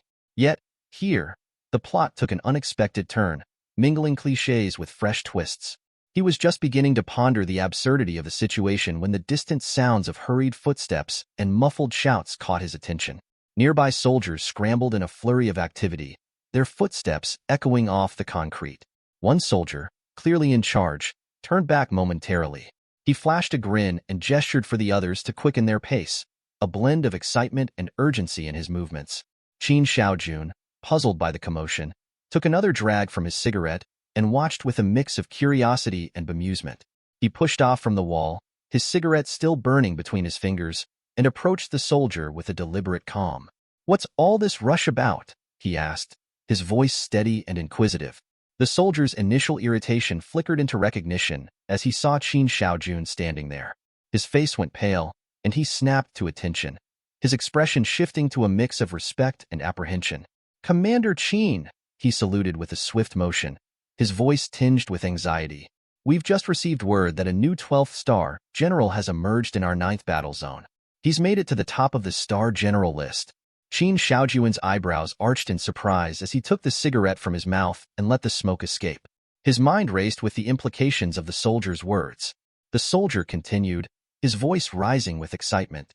"The new general has already entered the top 7 in the overall rankings. Everyone's rushing to witness this remarkable newcomer." A grin slowly spread across Qin Shaojun's face. His eyes gleamed with a spark of intrigue. "Is that so?" he asked, his tone now animated with genuine enthusiasm. He tossed the cigarette aside, its ember glowing briefly before fading out. Placing a hand on his hip, he surveyed the bustling scene with renewed interest. "Well then, it seems I'll be joining you after all. This sounds like an event not to be missed." As he followed the soldiers, Qin Shaojun felt a thrill akin to the excitement of a hometown being graced by a famous celebrity. A few minutes later, Qin Shaojun stepped into the grand hall of the building, his eyes scanning the room with growing anticipation. As he approached the display board showcasing the star rankings from the 9th battle zone, his gaze locked onto the name at the top of the list, Lu Sheng. The shock that washed over him was palpable. His face turned pale, and beads of sweat began to form on his brow, trickling down his temples. The star list dominated the display, glowing with the latest rankings. Lu Sheng's name stood boldly at the top, boasting an astonishing combat power of 12.5 stars and a staggering merit value of over 3 million. The weight of these figures left Qin Shaojun in stunned disbelief. Lu Sheng wasn't just leading the star list. He was 4th on the overall list of generals. The sheer scale of his achievements was overwhelming. Qin Shaojun's eyes widened as he struggled to process the numbers before him. He could hardly believe that someone could amass such a high combat power and merit value in such a short span. His mind raced, trying to reconcile this new reality with the Lu Sheng he had heard about in passing. Beside him, the soldier who had accompanied him was practically bubbling with excitement. He slapped his forehead in disbelief, his eyes glued to the list. "Commander Qin," he said, his voice a mix of awe and enthusiasm. "These achievements are truly phenomenal." It's said that Lu Sheng, just a month after joining the army, took to the battlefield alone. He single-handedly defended the front line of the 835th Division. Not only that, but he held the line during a collapse for nearly half a month. As the soldier spoke, his gestures grew more animated, and his excitement became almost palpable. Spittle flew from his lips as he continued. The battlefield was littered with corpses, and even 3 million merits seemed modest compared to the sheer scale of his valor. "It's beyond incredible." Qin Shaojun, while trying to absorb the soldier's fervent explanation, felt a mix of confusion and exasperation. He took a step back, absent-mindedly wiping his cheek as if trying to brush off the overwhelming flood of information. The soldier, not noticing Qin Shaojun's discomfort, clapped him on the shoulder with an overly enthusiastic grin. "Lu Sheng is a living legend," he declared with a sinister undertone, his eyes shining with hero worship. Feeling a wave of irritation mixed with disbelief, Qin Shaojun gently but firmly smacked the soldier's hand away, his smile turning into a wry grin. "Yes, it's true. Lu Sheng is certainly legendary," he said, his voice carrying a hint of forced cheerfulness. The soldier, startled by the sudden movement, clutched his face and stumbled backward, writhing in exaggerated pain. As the soldier retreated, Qin Shaojun's smile widened, a glint of amusement dancing in his eyes. The grand display of Lu Sheng's achievements had shifted his perspective. Now it does not matter whatever the small demands the Dong family has. Qin Shaojun stepped out of the building, his mind still buzzing from the shocking revelation about Lu Sheng. He pulled out his mobile phone and navigated to Dong Qingshua's contact. With a determined smile, he dialed her number. As he held the phone to his ear with one hand, his other hand rested casually on his hip. His eyes closed momentarily as he took a deep breath, savoring the mix of excitement and intrigue. "Qingxue," he said when she answered, his voice carrying a note of playful mystery. "Don't bother asking why. Just finish whatever you're doing and come over immediately. You won't believe what's happened. Lu Sheng and I are waiting for you." With a final smile, he ended the call, his thoughts already racing ahead to the upcoming meeting. He was eager to share the startling news with her, knowing that the surprise would be well worth her curiosity. Meanwhile, at the headquarters of the 9th Military Region, General Yu Fei arrived with a mixture of anticipation and trepidation. He was overwhelmed by the honor of being personally received by Admiral He Dingjun, a gesture that was deeply meaningful to him. He recalled with nostalgia the last time he had encountered the Admiral, 8 years ago at an appointment meeting, where he had stood at attention and saluted with respect. As Yu Fei's thoughts meandered through memories, the heavy door to the Admiral's office swung open. Admiral He Dingjun stood at the entrance, his expression unreadable as he gestured for Yu Fei to enter. The Admiral's demeanor was both commanding and inviting, a stark contrast to the anxiety that gnawed at Yu Fei's nerves. The general snapped out of his reverie and stepped into the room, his footsteps echoing softly on the polished floor. The Admiral gestured towards a pair of armchairs placed beside a low table covered with various reports. Yu Fei took his seat with a mix of eagerness and apprehension, wondering why he had been summoned. Admiral He Dingjun took his place across from Yu Fei and nodded towards the reports on the table. With a serious but approving look, he began, "General Yu, I wanted to personally congratulate you on your exceptional performance this time." Yu Fei's gaze dropped to the floor, his expression a mix of humility and gratitude. He clasped his hands tightly on his knees and responded earnestly, "Thank you, Admiral. This success is entirely due to the exceptional leadership and guidance you've provided. Without your direction, none of this would have been possible." The Admiral's lips curled into a faint smile as he regarded Yu Fei with a look of appreciation. "It's not solely due to my leadership," he said, his tone warm yet firm. "It's your unique vision and relentless dedication that brought this to fruition. When you recommended someone with great potential to military..." General Yu Fei stared at Admiral He Dingjun in disbelief, his eyes wide with confusion. "Admiral, I'm not sure I understand. You're saying that my merit for defending the front line is tied to this unique vision and recommendation? I don't grasp how this fits into the bigger picture." Admiral He Dingjun, maintaining his calm demeanor, reached for a stack of reports on the table. He handed them to General Yu Fei with a steady hand. "You'll understand once you read these," he said, his voice reassuring yet firm. Yu Fei accepted the reports with both hands, his curiosity piqued. He settled into his seat and began flipping through the pages. As he read, his eyes widened with amazement. The details of Lu Shang's feats were nothing short of extraordinary. The general's mouth fell slightly open as he read about Lu Shang's 9-day defense of Frontline 23. The statistics were staggering. Over 357th-ranked beasts and 7,606th-ranked beasts slain. Each figure seemed to defy belief. When he turned to the next page, his shock deepened. Lu Shang wasn't just a formidable warrior. He was ranked first overall, an achievement that elevated him far beyond the ordinary. Yu Fei's hands trembled as he absorbed the information, sweat beginning to bead on his forehead. The sheer magnitude of Lu Shang's accomplishments left him stunned and speechless. Standing up abruptly, Yu Fei began to tremble with a mix of awe and disbelief. He was at a loss for words, struggling to find a way to articulate his feelings to Admiral He Dingjun. The Admiral, observing Yu Fei's reaction with a calm, measured gaze, gestured for him to sit down. "Please sit," Admiral He Dingjun instructed, his tone soothing.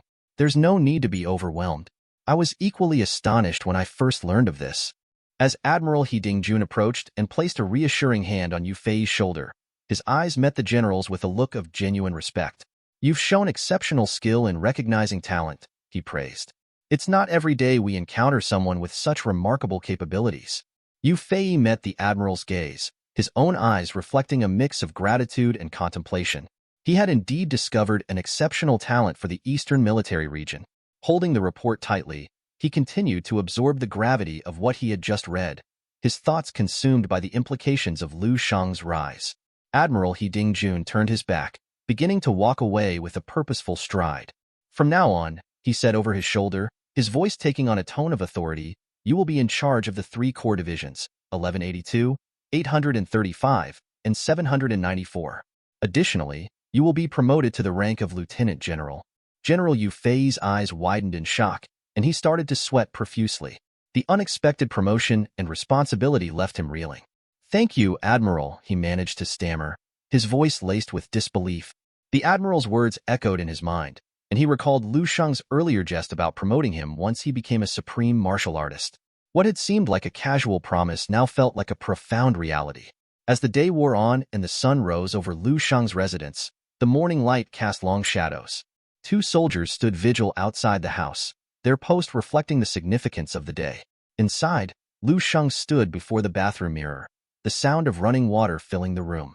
He examined his reflection with a thoughtful expression. One hand rested on the sink, while the other traced over his teeth. He closed one eye and clenched his teeth tightly, marveling at how they had grown back. The stellar immortal art had hinted at changes as his immortal cells increased, and Lu Shang could now see tangible proof of this transformation. He smiled, a mixture of pride and apprehension on his face. His reflections turned to the potential for becoming something extraordinary, yet he was cautious not to lose touch with his humanity. He pondered the mutants he had heard about and felt a pang of uncertainty. He was committed to the martial path, but was wary of becoming consumed by it. Lu Shang stood before the bathroom mirror, golden energy radiating from his body in vibrant waves. He propped his chin on his hand, lost in thought. His mind was occupied with visions of capsules filled with mutant beast marrow liquid. It dawned on him that to advance further, he would need a significant quantity of this marrow liquid. He began to worry whether his accumulated merits would be sufficient to exchange for the required amount of marrow liquid capsules. As he was deep in contemplation, the soft hum of a tablet's notification interrupted his reverie. Wang Yin, holding the device, appeared behind him. With a polite nod, he drew Lu Shang's attention. "Master Lu," Wang Yin said, his voice steady and calm, "all your merits have been calculated. This tablet contains a detailed list of what you can exchange them for." Startled from his deep thoughts, Lu Shang turned to Wang Yin, his expression shifting to one of mild surprise. He took the tablet from Wang Yin with a single hand, bringing it closer to his face to scrutinize the information. His eyes widened as he read through the details. His merit points totaled over 3,800,000. The tablet displayed a list of exchange options. A single capsule of rank 7 beast marrow liquid required 100,000 merits. Lu Shang initially considered purchasing these, but his attention was soon drawn to dense gold, which was listed at a staggering price of 1,000 merits per gram. He realized that with his current merits, he could only afford less than 4 kilograms, an amount insufficient even for reinforcing the handle of his red dragon spear. While Lu Shang was absorbed in the details, Wang Yin stepped closer and, with a smile, provided additional information. Secret gold is indeed a rare resource, and military supplies are very limited. The price is kept high due to its scarcity. In contrast, mutant beast marrow liquid is much more abundant, hence the lower cost. As Wang Yin spoke, his eyes twinkled with a hint of mischief. However, he continued, Admiral He Dingjun has mentioned that even if your merits are insufficient, it's not a problem. You're authorized to credit an additional 10 million merits. At this revelation, Lu Shang's face lit up with an exuberant grin. His eyes sparkled with excitement as he turned to Wang Yin, his voice filled with incredulity. "Are you serious? Is this really possible?" Wang Yin nodded reassuringly. "Yes, Master Lu. It's all been arranged." Elated, Lu Shang immediately began to plan his next steps. "In that case," he said, his tone brimming with enthusiasm, "I need you to assist me in constructing the red dragon spear body with dense gold. Allocate 13.8 million merits for the dense gold. Use the remaining merits to procure the rank 7 marrow liquid capsules." Holding the tablet with both hands, Lu Shang's eyes scanned the list intently. His brow furrowed in concentration as he searched for level 8 marrow liquid, only to find none listed. He turned to Wang Yin, a hint of curiosity in his voice. "Do you have level 8 marrow liquid available in the military reserves?" Wang Yin, who had been following Lu Shang's gaze, hesitated, a look of confusion settling on his face. Sweat trickled down his forehead as he tried to explain. "Currently, we don't have level 8 marrow liquid. Even the level 7 marrow liquid can't fully neutralize the adverse effects of mutant beast abilities.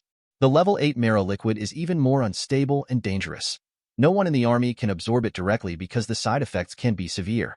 There's even a risk of transformation into a monster." Lu Shang's expression hardened, his gaze locking onto Wang Yin with unwavering resolve. "I don't care about the risks. Just bring me 5 bottles." Wang Yin's eyes widened in surprise, but he quickly regained his composure. He took the tablet with one hand, closed his eyes momentarily, and bowed his head respectfully.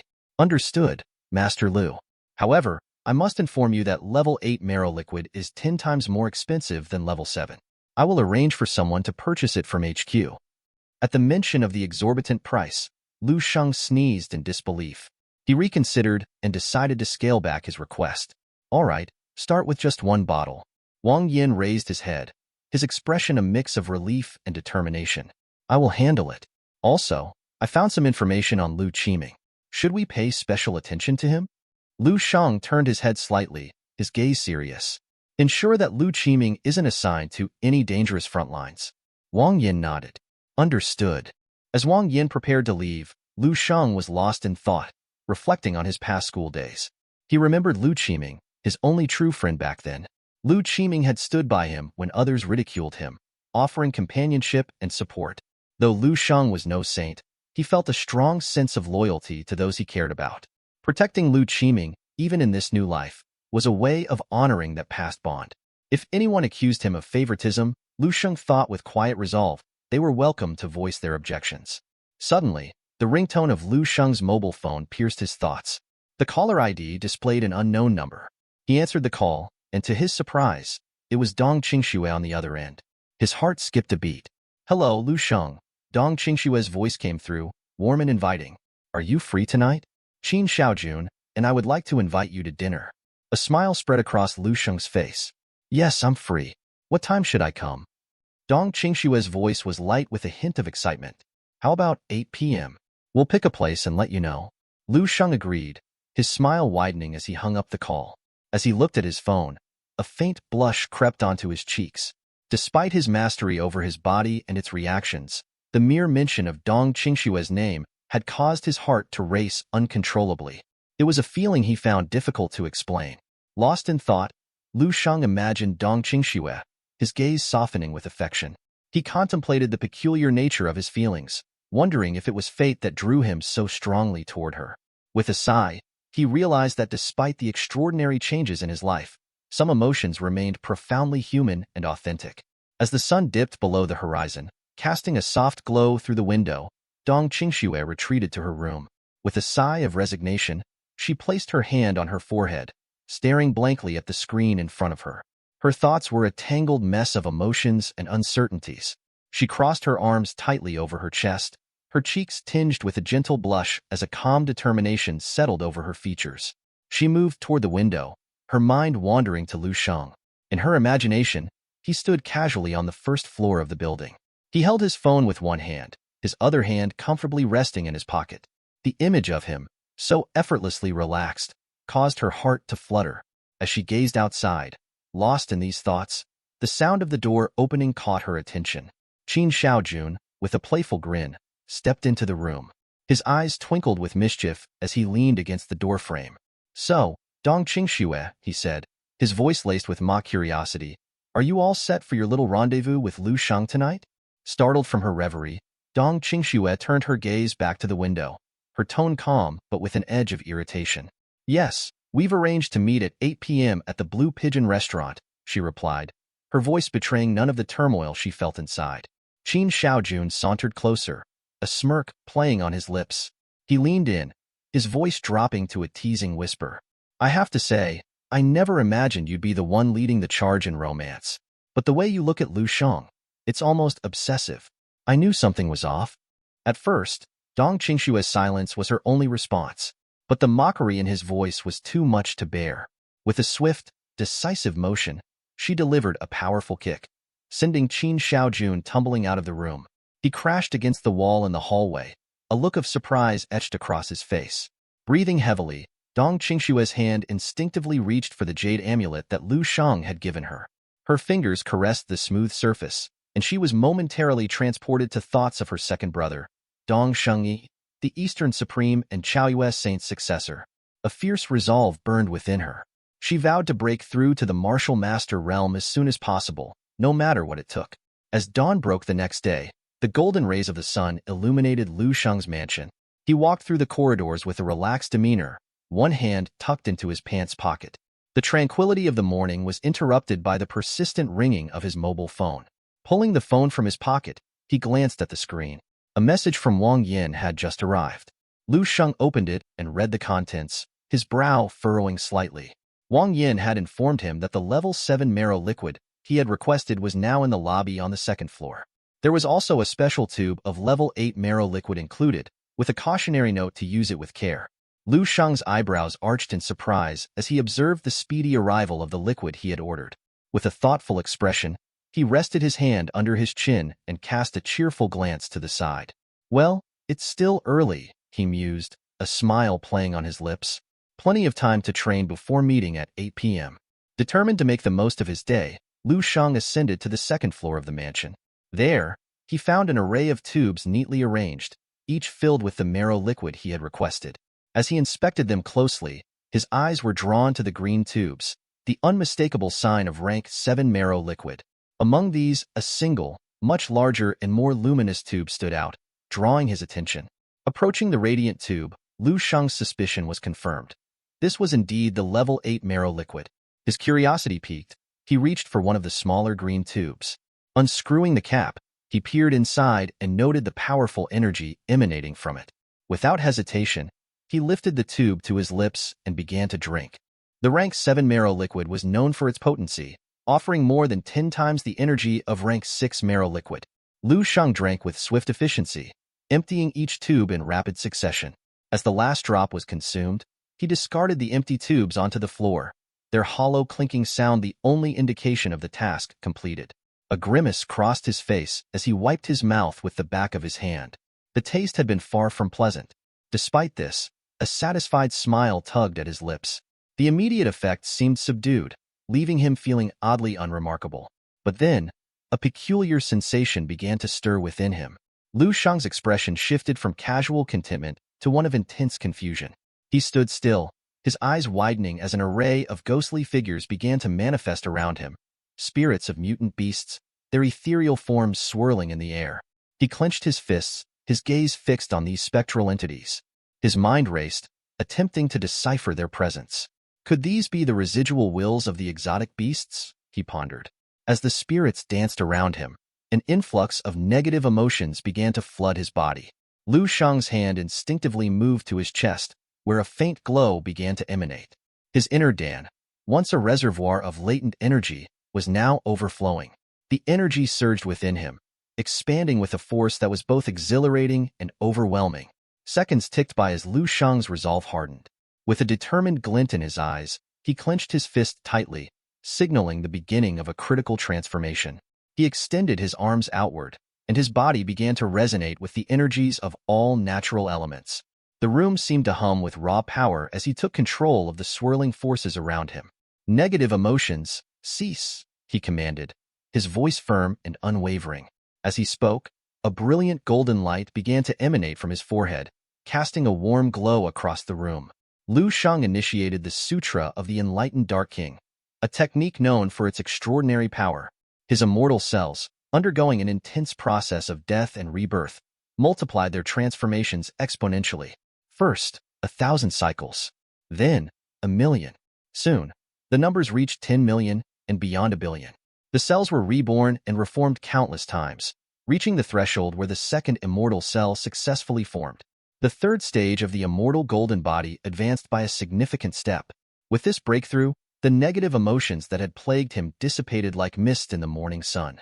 The room's atmosphere shifted, becoming serene and balanced once more. With a hand tucked into his pocket and the other resting thoughtfully on his head, Lu Shang's face broke into a joyful smile. He marveled at his progress. Just 2 more advancements, he mused, and the immortal golden body will be perfected. His body trembled and reshaped itself with the newfound strength and resilience. The process was akin to breaking down one's physical form to build it anew, yet it was significantly safer and more stable than the extreme methods often employed. As Lu Shang visualized his immortal cells shining with renewed vigor, he recalled how they had absorbed the marrow liquid's energy during their recent trials. The multiple transformations had revealed the vast potential of these cells.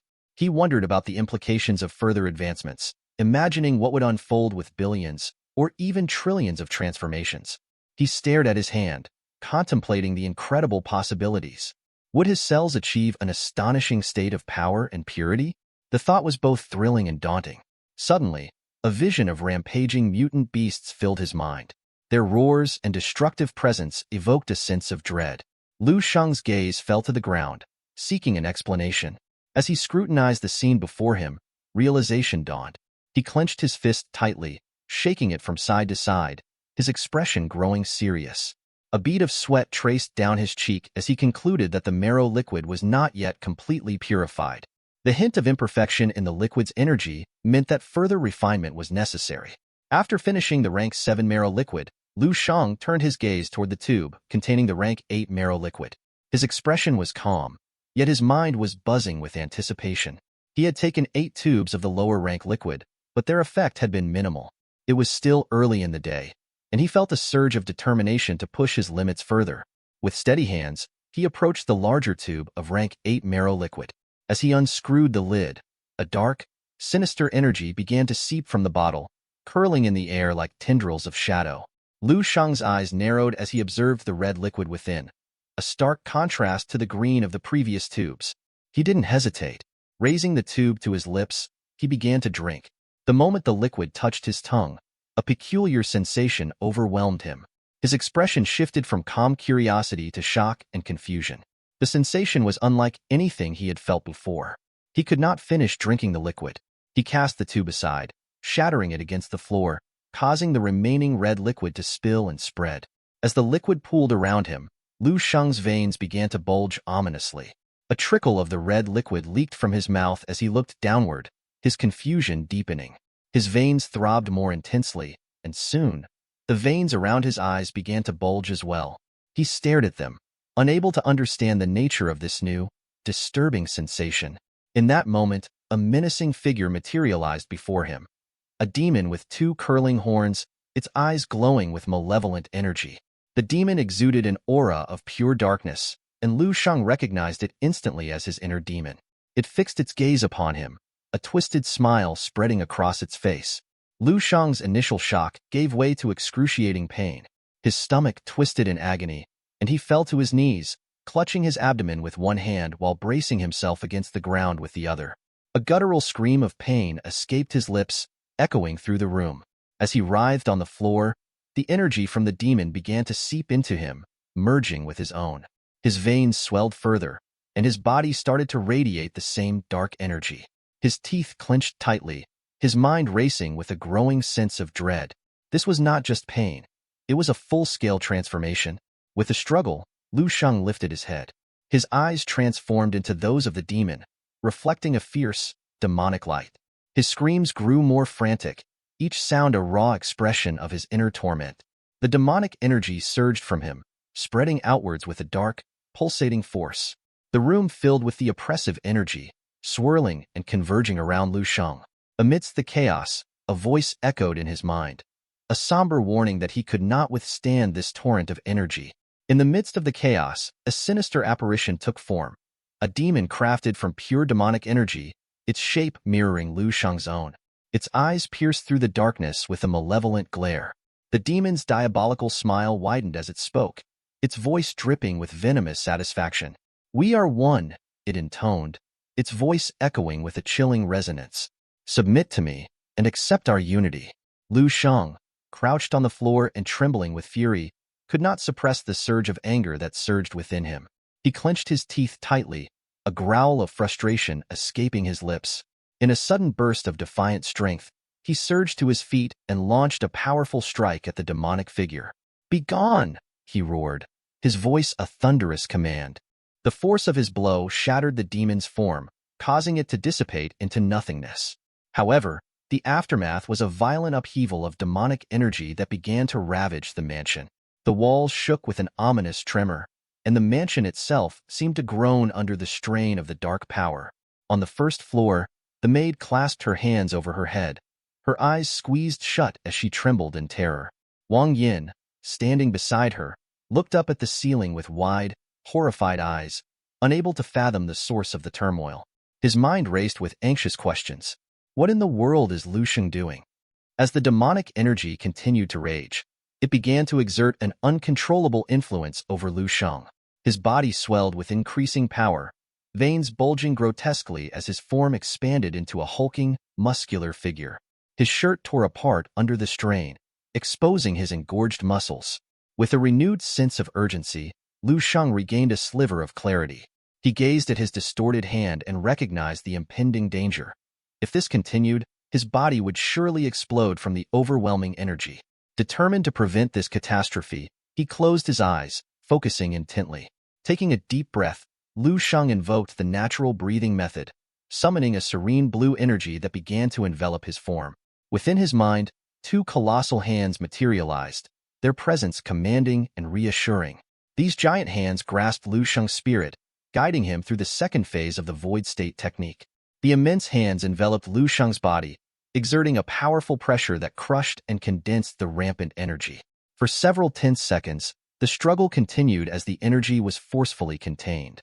Outside, the sky darkened ominously, and a brilliant, concentrated beam of light surged down towards the mansion, piercing through the roiling clouds.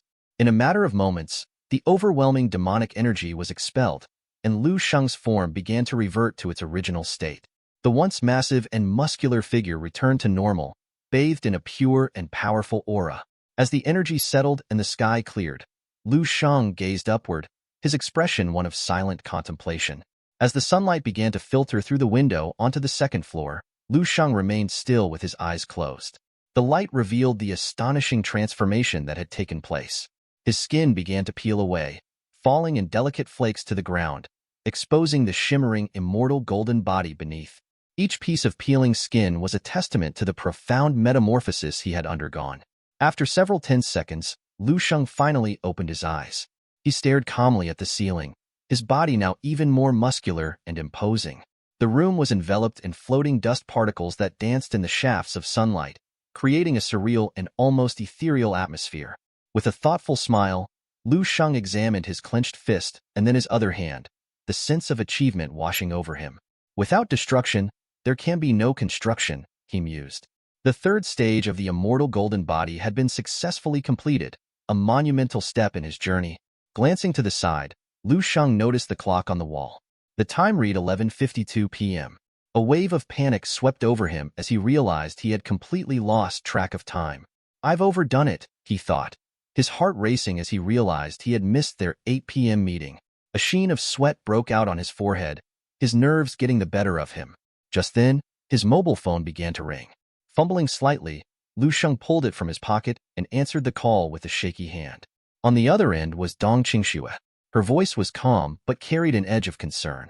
Lu Sheng, where are you? She asked. Lu Sheng, drenched in sweat and still reeling from his earlier ordeal, stammered an apology. I'm really sorry, Qingxue. I lost track of time. I was training. There was a brief silence before Dong Qingxue's voice came through again. I thought so. You seem out of breath. Did something happen? Lu Sheng, still feeling the weight of his neglect, responded nervously, Yes, I'm fine. Just a bit caught up in my training. Dong Qingxue's tone softened slightly.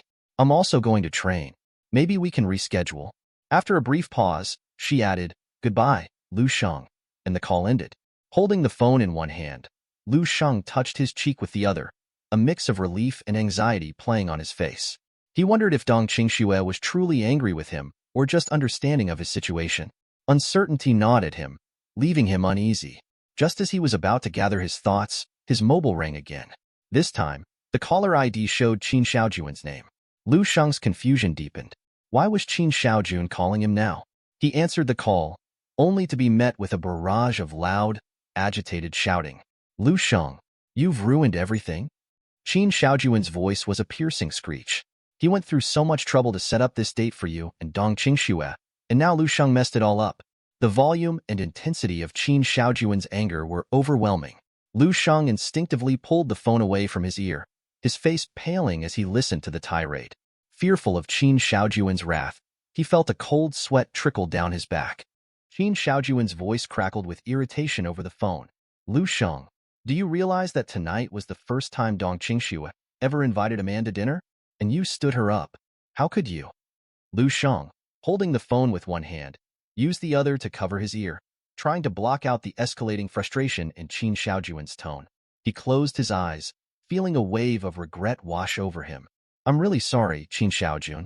I was caught up in a critical stage of my martial practice and lost track of time. Qin Shaojun sighed heavily, his frustration palpable. You must be quite something if you're advancing so rapidly. But now what? What are you going to do? Lu Sheng brought the phone back to his ear, his voice tinged with confusion. I didn't think missing a dinner for a couple of hours would be such a big deal. Qin Shaojuan's frustration seemed to waver, replaced by a wry smile. You really are something else. I admire your dedication. All right, I'll let it slide this time. With that, he ended the call. Lu Sheng stared at his phone, perplexed. Was it really such a grave matter? He decided to shift his focus and enter the dream space to process everything further. Hours later, Lu Sheng stood in the dream space, surrounded by flickering system windows. One hand rested in his pocket while the other navigated through the interface. He tapped on Personal Profile, and a series of windows materialized before him. He scrolled through the tabs until Dong Qingshue's profile appeared. Lu Sheng studied the profile, pondering if the slight inconvenience of missing a dinner had any significant repercussions. As he continued to read, he realized that nothing catastrophic had occurred. He decided to focus on his training instead. With a determined look, Lu Sheng extended his hands and marveled at the accelerated progress of the stellar immortal art. The transition from the second to the third phase of his immortal body was proving much quicker. He recalled the ease with which he had decimated mutant beasts with his enhanced abilities, feeling a surge of satisfaction. Lu Sheng extended his arms, tilted his head back, and his eyes glowed with a brilliant white light. His mind raced with images of his immortal cells in action. The sensation was almost exhilarating, as if he were cheating the very limits of his potential. Completing the third phase would transform his body to be far superior to its original state.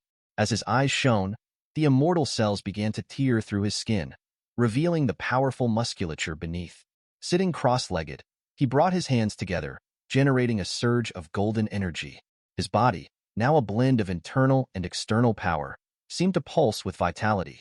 Lu Sheng visualized different warriors, each representing various aspects of his evolving techniques.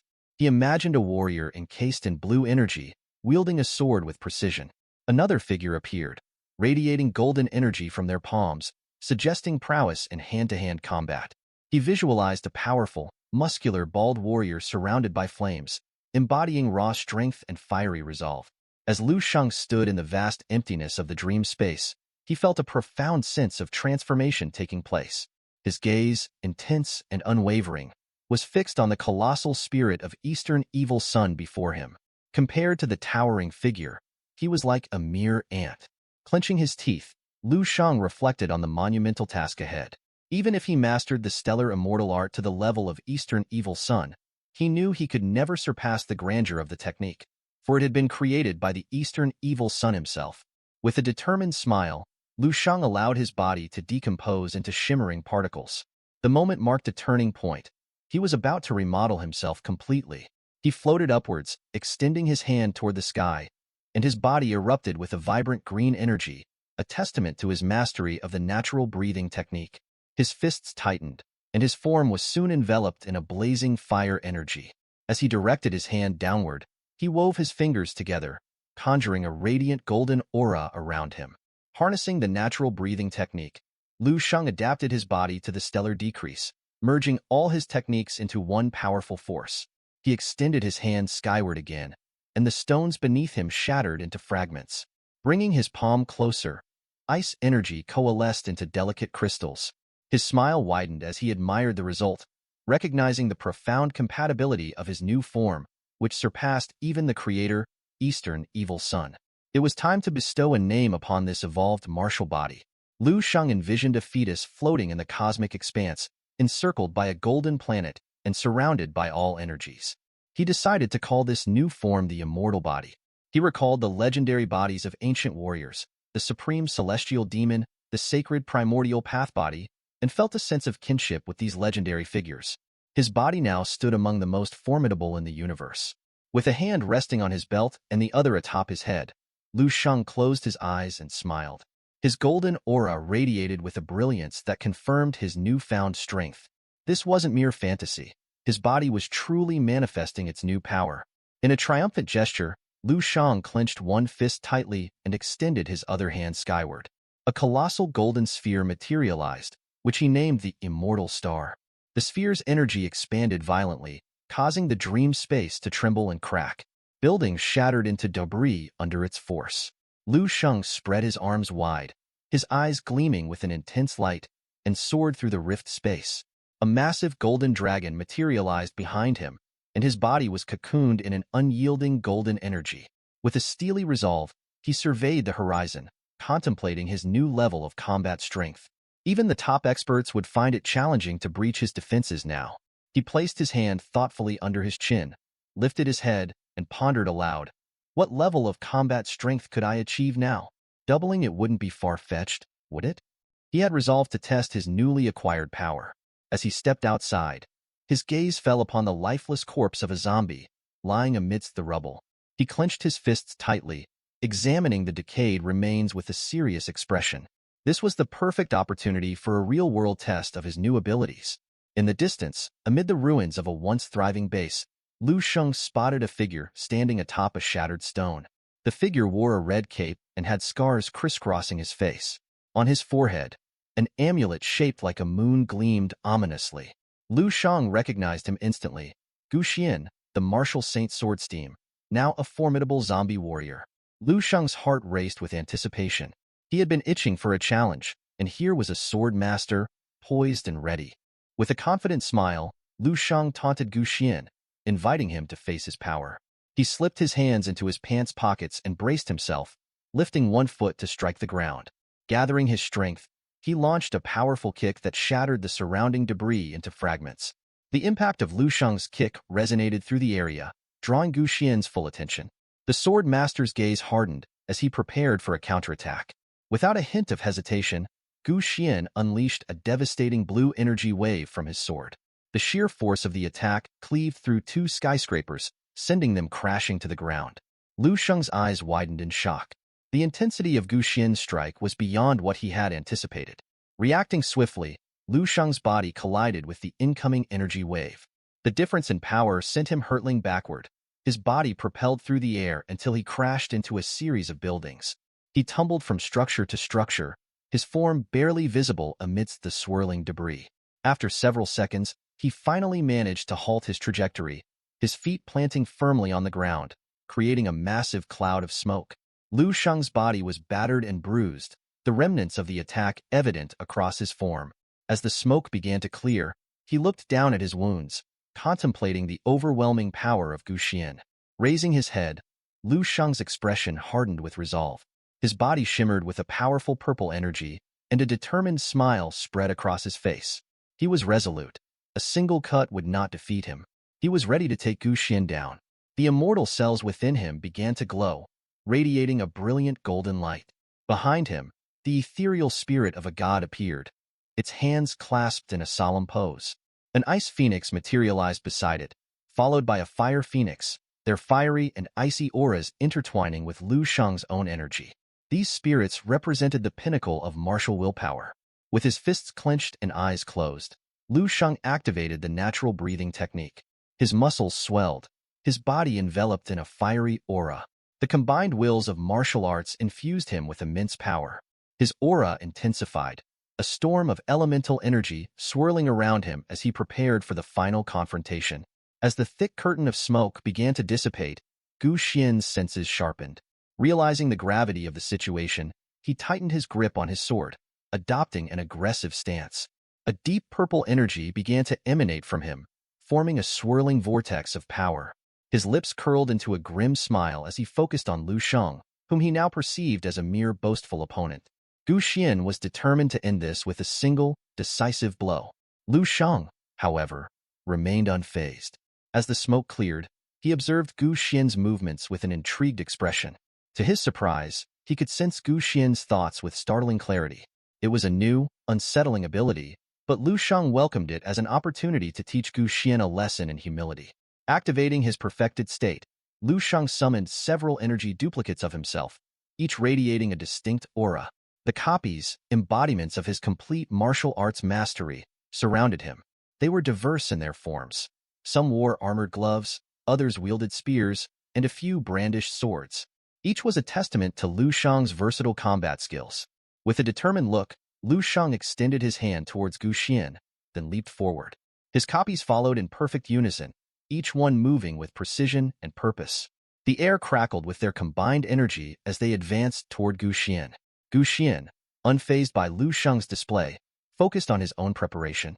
He placed one hand firmly atop the sword's hilt, channeling his energy into the blade.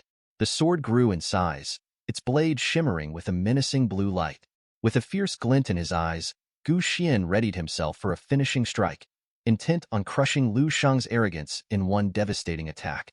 As Gu Xian launched his attack, the energy wave cut through the air with destructive force, obliterating everything in its path. Buildings crumbled and debris scattered as the attack surged forward, an unstoppable force of raw power. Lu Shang watched the approaching onslaught with steely determination. He clenched his fist tightly, and as he did, his energy copies merged into the sphere of his fist. His eyes shone with intensity as he prepared his own counterattack. He announced the name of his technique with a voice that echoed with authority. This is the destruction of the void. With a powerful thrust, Lu Shang unleashed his attack. The two immense forces collided in a spectacular explosion of energy, the impact tearing through the surrounding area. The shockwaves sent debris flying, and the ground quaked under the immense pressure. The collision created a massive sphere of energy that expanded outward, its brilliance lighting up the ruins. The expanding sphere was a mesmerizing display of destructive force, pushing away everything in its path. Buildings disintegrated, and the very fabric of the environment was reshaped by the raw power of Lu Shang's technique. The landscape transformed into a tumultuous sea of energy and rubble, the sheer scale of the destruction under the immense power of both combatants. As the blinding light and energy subsided, the aftermath revealed Gu Xian standing amidst the devastation. He held his sword in one hand and its sheath in the other, the surrounding landscape a wasteland of destruction. Gu Xian's gaze fell to the ground, and a smile slowly spread across his face. Despite the chaos, he remained upright. Lu Shang, surrounded by a cocoon of potent energy, stood silently, his fists clenched. He turned his head slightly, his gaze calm and unwavering as he addressed Gu Xian. With a hint of humor in his voice, he explained, "The only reason I fought you was because you're more handsome than I am." As Gu Xian's spirit began to dissipate, transforming into a soft purple glow, Lu Shang approached with respect, bowing his head in a gesture of honor. "Rest in peace, immortal spirit," he said quietly. Seconds later, Lu Shang's strength gave out. Exhaustion overwhelmed him, and he lost his balance, collapsing onto the ground. The battle with Gu Xian, a martial saint-level zombie, had taken a toll far greater than he had anticipated. Lu Shang realized he had underestimated the strength of his opponent. Despite Gu Xian's formidable power, Lu Shang's survival was largely due to his instinctive reactions. Without them, the outcome could have been fatal. Struggling to move, Lu Shang propped himself up with an elbow and a hand, crawling towards Gu Xian's now lifeless corpse. He reflected on his performance. The technique that had split the void and created over 200 illusory copies was a testament to his increased strength. This technique, however, was suited only for the dream space. He would only showcase it in public when he was ready to confront a martial saint. As he neared the corpse, dark energy began to emanate from Gu Xian's body, flowing towards Lu Shang. With a hand resting on the ground and the other palm turned upward, Lu Shang watched in bewilderment as the energy entered his body. His teeth clenched. He wondered what was happening. The dark energy from Gu Xian's corpse engulfed Lu Shang, and memories began to flood his mind. He was transported to Gu Xian's childhood, vividly replayed as if he were living in it. In the dim light of a stormy night, young Gu Xian huddled beneath the stairs of a decrepit house, shivering against the cold. The relentless rain hammered against the roof, and thunder cracked loudly overhead. In the midst of this bleak scene, a boy with tattered clothes and a tube of nutritious liquid appeared. His face, despite its dirt, held a warm and reassuring smile. "Brother, I'm back," the boy announced cheerfully, extending the tube towards Gu Xian. "I've brought this for you." Gu Xian's eyes widened with a mix of surprise and relief. He took the tube with both hands, his eyes darting between the boy and the liquid. "Where did you get this?" he asked urgently. The boy explained that a garbage truck had arrived earlier, and after a thorough search, he managed to find the tube. "There were two, but the knife group took the other one," he said with a hint of bitterness. "Don't worry, though. I'll make them regret it. They'll vomit up every bite." As tears streamed down Gu Xian's cheeks, he shared half of the precious liquid with his brother. "Don't fight them," he pleaded. "It's too dangerous." The boy, moved by Gu Xian's gesture, knelt beside him, gently placing a hand on his head. "Don't cry, little one," he said soothingly. "I'll take you back to the base soon." Days later, their fragile peace was shattered by the arrival of attackers. Gu Xian's brother, wielding an axe with remarkable skill and surrounded by a powerful aura of martial energy, confronted the intruders. His fierce display was enough to send the attackers fleeing in terror, unwilling to face someone so fearlessly defiant. Amidst the aftermath of the skirmish, Gu Xian rushed to his brother's side, who bore a bruise on his eye. Tears streamed down Gu Xian's face as he clung to his brother, who embraced him despite the blood-stained axe in his hand. "Don't cry," his brother urged, holding him tightly. "Remember, to survive, you must be ruthless. Focus on killing techniques when you train." With a heavy heart, Gu Xian nodded, promising to remember the lessons. "Don't die," he pleaded, his voice choked with emotion. As they sat amidst the carnage, a new figure emerged from the shadows. An imposing man in black boots, radiating a powerful blue energy. His presence exuded authority and intrigue. He surveyed the scene with a mix of surprise and admiration. "I see you've managed to survive," he said, his voice calm yet commanding. Turning towards the man, Gu Xian and his brother were met with a perplexed expression. The stranger, clad in the attire of a great master, extended a hand. "From now on, you will follow me," he decreed, his voice brooking no argument. Years passed, and the scene shifted to a grim, somber moment. A house was in ruins, its inhabitants slain. Amidst the destruction, an old man, bleeding and crumpled on the floor, reached for a photograph of a young girl. He clutched it tightly, his voice trembling as he begged for mercy. "Please, don't kill me. I have a daughter, just 5 years old. I'm begging you." Standing over him, a now fully grown Gu Xian regarded the old man with a cold, detached demeanor. The photograph of the little girl was eerily reminiscent of his own younger brother. With a heavy silence, Gu Xian's gaze softened slightly. He lifted his foot from the photo and gestured for the old man to leave. "Go," he said quietly. The old man, eyes filled with gratitude and relief, gathered the photo and thanked Gu Xian. "Good people like you will be rewarded," he said before hurrying away. Gu Xian stepped out of the apartment, closing the door behind him with a firm shove. The cool night air hit him as he moved down the dimly lit hallway. Leaning against the wall just outside, a red-haired man with a cigarette dangling from his lips raised his gaze, watching Gu Xian with an inscrutable expression. "Mission completed?" the red-haired man asked, his voice muffled by the smoke. Gu Xian's eyes dropped to the ground, and he nodded. "Yes." The man extinguished his cigarette with a casual flick of his fingers, crushing it into nothingness. He approached Gu Xian, placing a heavy hand on the back of his neck. His penetrating gaze bore into Gu Xian's soul. "You know the drill," he said, his tone unwavering. "These people were followers of the apocalyptic cult. They lost their humanity long ago and don't deserve any mercy. If you don't kill, others will kill you. It doesn't matter if you practice martial arts or if you're just an ordinary person. Toughness is key." "Got it." Gu Xian, eyes still on the ground, murmured a subdued, "Yes." The scene shifted in Gu Xian's mind as he relived a haunting vision.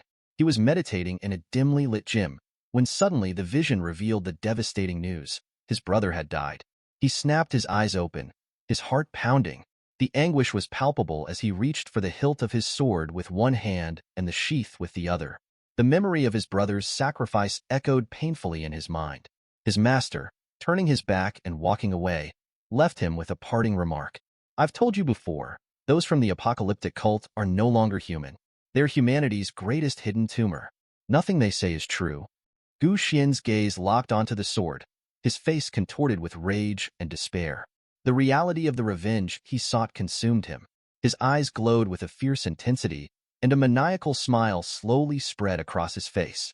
The madness of his pursuit, driven by the memory of his brother, was now an inseparable part of him.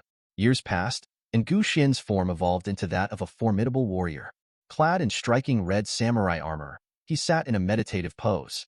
Before him stood his master, who held a scroll with one hand while the other rested behind his back. "Lord Duan has spoken," the master began, his voice measured and calm. "Your path of killing has become too prominent, too soaked in blood.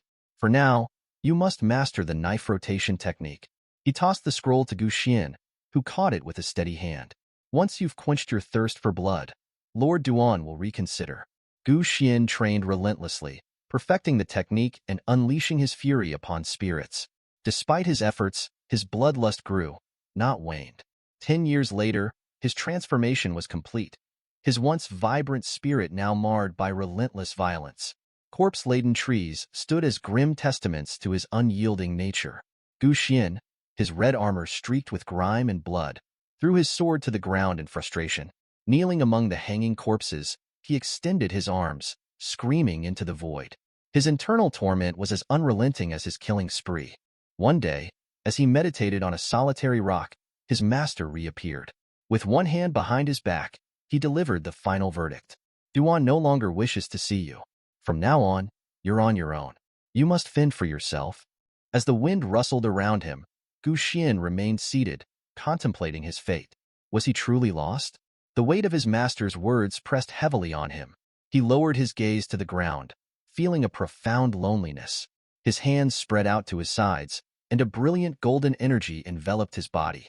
He looked up at the sky, accepting his solitude as an inevitable part of his martial journey. The teachings of his master, that martial arts were ultimately techniques of assassination, had come to define him. As the last remnants of Gu Xian's spirit dissolved into the air, Lu Sheng's eyes flew open, overwhelmed by a rush of disorienting sensations. His body, still tingling from the aftermath of their intense battle, felt the weight of what he had just experienced. He sank to the ground, his breath ragged, one hand pressing against his throbbing rib, the other cradling his wounded knee. The memories of Gu Xian flooded his mind with an intensity that left him reeling. Lu Sheng stared at the remnants of the battlefield, where Gu Xian's ghostly essence had once lingered. The memories he had seen were nothing short of harrowing. Scenes of unrelenting combat and slaughter, a relentless tide of bloodshed that stretched through countless battles. Each image was a stark reminder of the pure and chilling nature of Gu Xian's killing intent. The depth of Gu Xian's path as the master of slaughter was incomprehensible, a level of dedication to violence that dwarfed Lu Sheng's own experiences. As he began to walk towards the discarded samurai armor, Lu Sheng couldn't shake the eerie feeling that Gu Xian's slaughter was not just a part of him, but an external force, an undeniable aspect of his martial prowess. Gu Xian had embraced the path of destruction with a fervor that was both awe-inspiring and terrifying. Lu Sheng realized that Gu Xian was no ordinary martial saint. His strength and the sheer scale of his killing ability surpassed even what an average level 10 master could withstand. The battle they had just fought had barely scratched the surface of Gu Xian's true power. A drop of sweat traced a path down Lu Sheng's cheek as he approached the armor. His heart pounded with a mix of trepidation and admiration. Despite the endless carnage Gu Xian had unleashed, he had maintained a semblance of clarity and purpose, never succumbing to the chaotic madness of a mind consumed by violence. This level of self-control amidst such brutality was a feat Lu Sheng found both impressive and deeply unsettling. Lu Sheng touched his cheek, the cold, distant sensation of Gu Xian's memories, making him feel like a mere shadow of his former self. He couldn't help but recall his own past experiences, the memories of slicing through fish in a supermarket, an analogy to the cold precision Gu Xian had embodied. His heart, once warm and passionate, now felt as frigid as the blade he had wielded in his previous life. The contrast was stark, and Lu Sheng resolved to heal his heart by immersing himself in romantic dramas once he left the dream space. A stark juxtaposition to the violence he had just witnessed. As he reached the samurai armor, Lu Sheng's fingers brushed over its surface. He discovered a small knife hidden amidst the debris, a relic of Gu Xian's martial core. His curiosity piqued, Lu Sheng grasped the knife with both hands, feeling its energy pulse beneath his touch. The blade began to emanate a faint, mysterious glow, and Lu Sheng's eyes widened as an image began to form within its surface. In a surreal vision, he saw Gu Xian standing in a cornfield of another world. The scene was tranquil, an ironic contrast to the violence that Gu Xian was known for. The young Gu Xian, with an intense gaze, began to speak. "Destiny is like a sword," he declared, drawing his blade with a swift motion. "My will is like a sword, and human life is like grass." As he spoke, Gu Xian launched a devastating strike towards the corn plants. The blade sliced through the air, leaving a trail of fiery destruction that consumed the entire cornfield. The once serene landscape erupted into a blaze, the fire illuminating Gu Xian's relentless philosophy. The slaughterer's edge, his signature move that symbolized his path of total annihilation. As Lu Sheng marveled at the manifestation of his new weapon, a curtain of dust rose dramatically behind the mountains, signifying the arrival of powerful forces. A grand magic circle, illuminated with an otherworldly glow, materialized in the sky above Lu Sheng. Within this celestial formation, smaller magic circles appeared, each pulsing with a distinct energy. Lu Shang, with his arms outstretched and his heart pounding, observed the spectacle with a mix of awe and anticipation. The orange magic circle, emblazoned with the symbol of a sword, captured his attention. The sight of this totem, a bloody sword, stood in stark contrast to the divine whale riding the wave, radiating an intensity and clarity that made it unmistakably potent. Lu Shang's mind raced as he connected the dots, recognizing this as Gu Xian's second totem. He pondered its significance, noting that it was not just a symbol of power but a reflection of the profound and relentless force embodied by Gu Xian, the master of slaughter. He drew a parallel between Gu Xian and Zhou Fuhai, a master with white hair from Jiyun Mountain. Though both were martial saints of the 9th level, Gu Xian's path of slaughter granted him an unparalleled edge. Lu Shang contemplated the disparity in their strengths, realizing that the combat abilities he had acquired were still difficult to fully gauge. The sword that was taking shape before him promised a leap in power, and he knew he had to put it to the test. With deliberate motions, Lu Shang extended his hand towards the magic circle. A formidable sword, forged from blazing fire, began to take form. This new weapon eclipsed his previous armament, the Cold Sparrow Spear, in both potency and ferocity. The sword, wreathed in searing flames, materialized fully within moments. Lu Shang grasped the hilt firmly, and as the blade's flames roared and writhed, he couldn't suppress his smile. This was no ordinary weapon. It was a fire-forged masterpiece, a testament to Gu Xian's lethal prowess. Determined to gauge the sword's potential, Lu Shang brought the blade close to his face, the intense heat of the flames making his skin tingle. He tested the weapon with a series of rapid, precise slashes, each cut slicing through the dream space with astonishing ease. The sword's power was so overwhelming that it cleaved the very fabric of the dream realm into fragments, which rained down like confetti. Lu Shang stood amid the falling shards, his expression one of fierce satisfaction. The sword's flames intensified as he stabilized them with a commanding grip. The realization dawned on him.